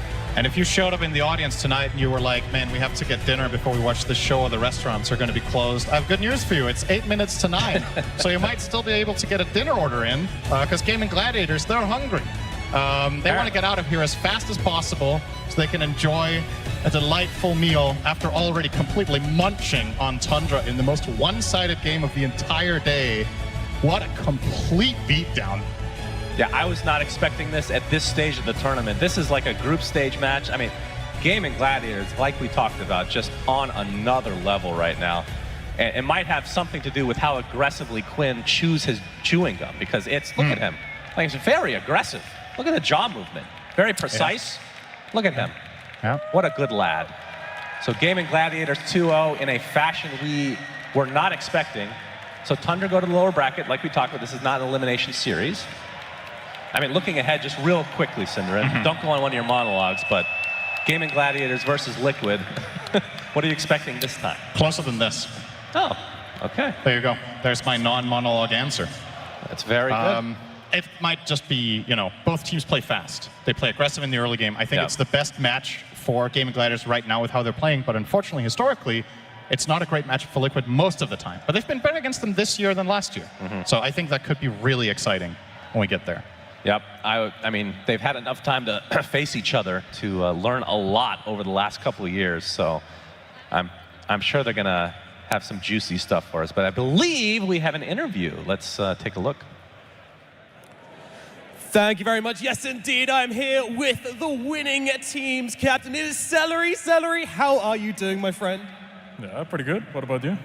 Not bad. I mean, what happened? Did you have like a dinner reservation to get to or something? That was ridiculous. Nah, we got some nice heroes. I was surprised. We lost 20 scrims in a row, but now we're back, I guess. You lost 20 scrims in a row, and then you come to this. I mean, I guess losing is learning. You did a lot of learning. I guess so. All right. I mean, but seriously though, like, what caused this absolute smackdown of a series? Now, what do you see in the series that went so well for you and went so wrong for Tundra? I'm not sure. We just had a really nice game. Lanes, we were just able to play our game. They played a bit too slow for how we like to play. And I think we just executed really well. I'm very proud of how we played. Very well. I mean, you should be, because this was an absolutely dominating performance. And now you're going into the upper bracket finals like this. Are you expecting the same thing to happen tomorrow against Liquid? No, it's never easy. I'm sure Liquid is ready. They saw us too many times. I'm sure they're ready this time. All right, Celery, thank you very much. And finally from me then, have you got anything else up your sleeve which you're yet to show us at this tournament? Yeah, I mean, we have a lot of nice threats. We have a Danish coach, so he's super excited. So give it up for CY. Give it up for CY. Give it up for Gaming Gladiators. And give it up for Celery as they secure themselves top 3 at the International. And we will throw it back to our panel. Thank you, Celery. Thank you both so much. All about Gaming Gladiators fans in the arena. Loving that series because it was a phenomenal 2-0. There is no other way to put this. There was a massive skill difference. I don't know, Jenkins, if it was an aspect of a completely different Tundra that we saw 5 days ago, or if there's 20 scrim losses in a row, or exactly what Game-In needed to be able to come in so confidently and know what they wanted to draft, what worked for them. I'm going to be honest, I feel like at this point, Game-In doesn't even know what makes Game-In win because every tournament that they end up winning or doing very well at, usually you hear that same narrative where it's like, we just keep losing scrims. We can't win. Yeah. They're all giga depressed. And then somehow on the first day of groups, I asked CY, I was like, bro, how is scrims coming into this? He goes, I don't want to talk about it. He was so depressed. He went to walk away from me. That's how little he wanted to talk about it. I have a theory about this. I think that Duraccio just gets bored. He gets bored of scrims, and you see it in the game, in the Lone Druid game. It was too easy, so he walks into the enemy triangle alone and then dies. You know, he gets bored, but when he's engaged, when he gets a hero that he really likes, when he's, you know, I don't know what's going on with him, but he played this game flawlessly. Yeah, his game he was definitely showing off with the Manta dodge with the X-Lock, and he disassembled his Radiance when he got disrupted, you know. I mean, that's a real theory, by the way. Like, when I played with Sumel as well, we lost every single scrim. He wasn't trying. Then we get on to the actual tournament. He actually tries, and we're a different team. So, not saying that's what's happening here, but... It's a theory that's working. It's a theory, and it doesn't have to be Duraccio. It could be anyone, right? Like, sometimes in scrims, you don't have the same energy. And then when all of a sudden everyone's trying, and it's an official game, things just start to click. And when you're playing a style that Game-In is playing, when things click, it clicks really hard, and all of a sudden you're in a situation where you can just win the game very easily based off of the heroes they draft for themselves. Yeah, and I mean, speaking of that, we weren't really sure about this Enigma. We had a really long conversation in this game number 2 draft of where it could be flexed to, what are even the advantages of putting it on that support, and now that you see it, despite this Black Hole being a big cooldown to play around Winter, it was really effective against the puck. Celery's only job was find this puck, Black Hole him, we win game. I don't even think like the game actually got to that point. I'm sure he did it a couple of times, but the game was kind of already over before that. After the laning phase, I felt like Kanka did well. You know, he was winning his lane against the Enigma plus the Elk, but somehow after that stage, they kind of ran into damage issues. They made a gank in mid lane. They tried to kill Queen when he was rushing a dagger. Imagine that, you know, you're trying to gank a hero that just rushed dagger. Yeah, he had two bracers. And you that was his can't build. kill the guy, you know. Like, the amount of mental damage it does to you, and you know you're going to run into a lot of problems after that. They lost a couple of heroes, and the game just balled out of control. You know, the Elk just came up with his Radiance and destroyed everybody. Yeah, I mean, then Tundra are put in this position. They're trying to do damage control, right? They're trying to make use of what little map they have available, and yet somehow Gaming Gladiators are still in the right spot sphere to be able to pick them off, to make sure no farm's happening. Somehow it felt like all 5 of them were all over the map, everywhere. Yeah, it started on that bottom lane. It was like 5 or 6 minutes of the game. I see the Alchemist and Enigma just rotate down there. And speaking of Enigma, he was the one that made that rotation too. Duraccio stuns himself. They just walk away on the Drow, but then Quinn comes in after, and they just keep fighting after and after, and just huge disparity in items between these two supports here. This Enigma, this is what he does best. It might not have the best laning stage, but after the laning stage, if you can stabilize, you can build these aura items, and this is the difference they have with the net worth advantage here. They get their spells available, use the gate from the Underlord, you pop these early drums in, and like, where is your damage from Tundra? You just don't have any. Drow doesn't have much damage. Kunkka's damage is okay in the early game. Puck's damage should be good as well, but Topson's not even in this fight, really. So I really feel like Topson had a good laning stage.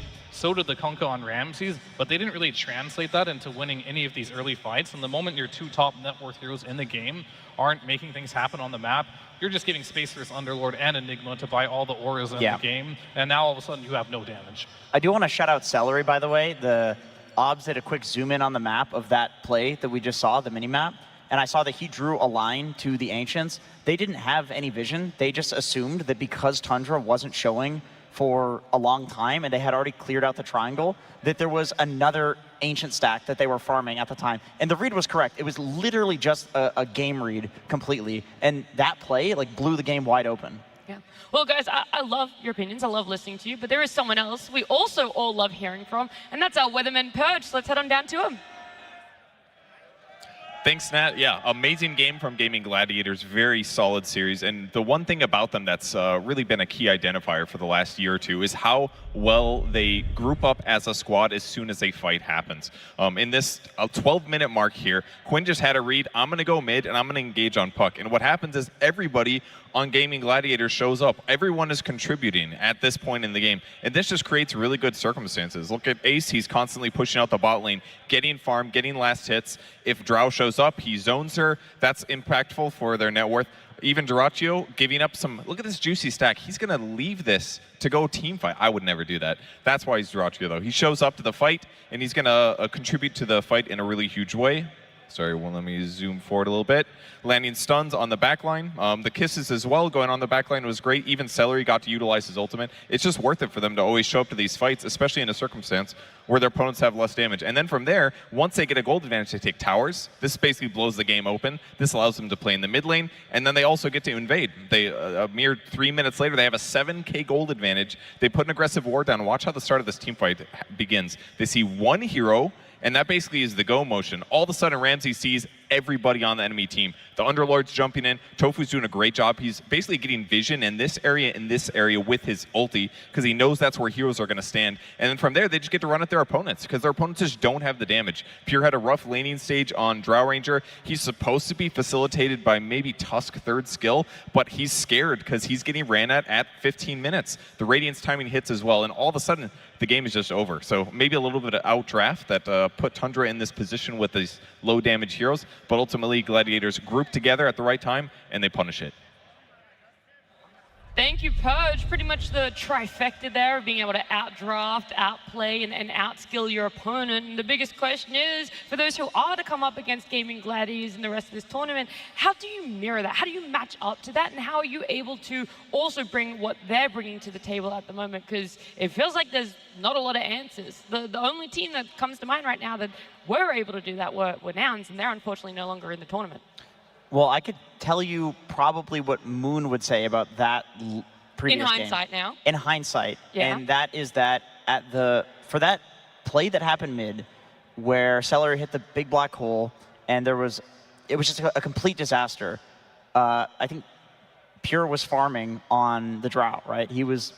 But he needed to show up. Like, given the deficit that they were at, they needed the carry to show up, or they wait for Topson's Witchblade. Like, basically, they had some damage issues because maybe the lanes didn't go so well, and so they need to get to the next thing or bring extra people. And against Gaming Gladiators especially, and against their lineup, you lose one fight like that and get 5k net worth behind, it's over. Like, they're going to flawlessly execute for the rest of the game. That's what they're known for. That's what they do.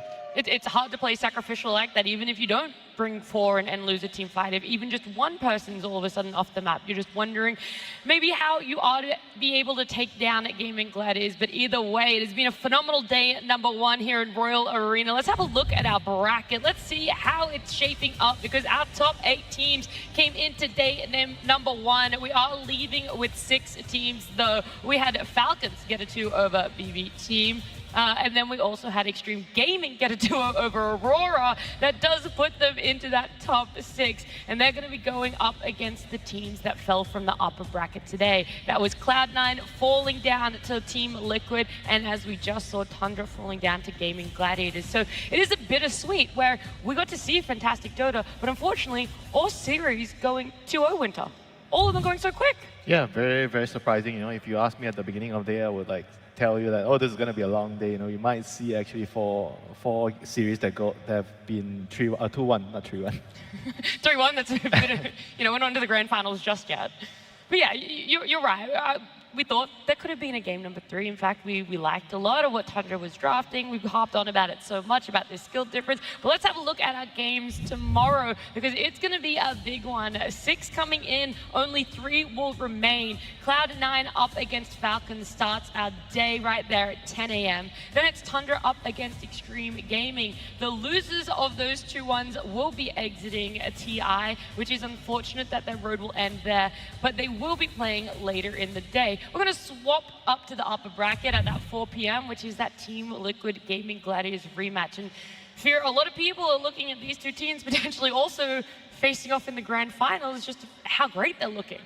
Yeah, I mean, I think Blitz said it best. Nobody beats Liquid 99 times. They'll have their day one day. So I feel like this matchup, you're learning more and more as you go on. But I will say Liquid looks better than they've ever looked in the past going up against Gaming Gladiators. Yeah. I feel like maybe there's that little bit of the mental reset too, Jenkins. They did previously win a LAN coming into this one. So, maybe a bit more confidence about it, what they're able to do and able to achieve for themselves. So. They did, but every single time we have this rhetoric, and every single time it goes one way or the other. I mean, I will say tomorrow there are, when I saw those matches, it's just a lot of questions, like how does Tundra recover from what just happened? Can they recover? Because Extreme Gaming in their series today, they looked extremely good, and they, in my opinion, didn't in some of their previous series. So there is a narrative of some of these teams improving a lot as the tournament progresses, and if some of those teams can continue progressing and some don't, we might see a day of stomps tomorrow. But I doubt that. We're, in the late stage of TI, I think most of, all of these teams should be able to recover from any sort of loss that they feel. All right. Well, look, Winder, I'll give you the last words to say here. Final thoughts about today and, outside of the 2-0 stomps that did happen. Well, Dota is in a really good spot now. I think the games were great, even though there were storms, but teams have shown a significant amount of improvements over the past years, and I feel like the Dota is just getting cleaner and cleaner. That's why we are seeing the storms like this. I feel like it's a very good thing for the game, that the players are getting just really, really good at the game, and we are starting to see the true limits of certain heroes and certain drafts. Yeah, unique playstyles, unique drafts, unique heroes being picked up, but either way, that is the end of day number 1 here at TI 13 in Royal Arena, Copenhagen, Denmark. We'll see you guys tomorrow for day number 2.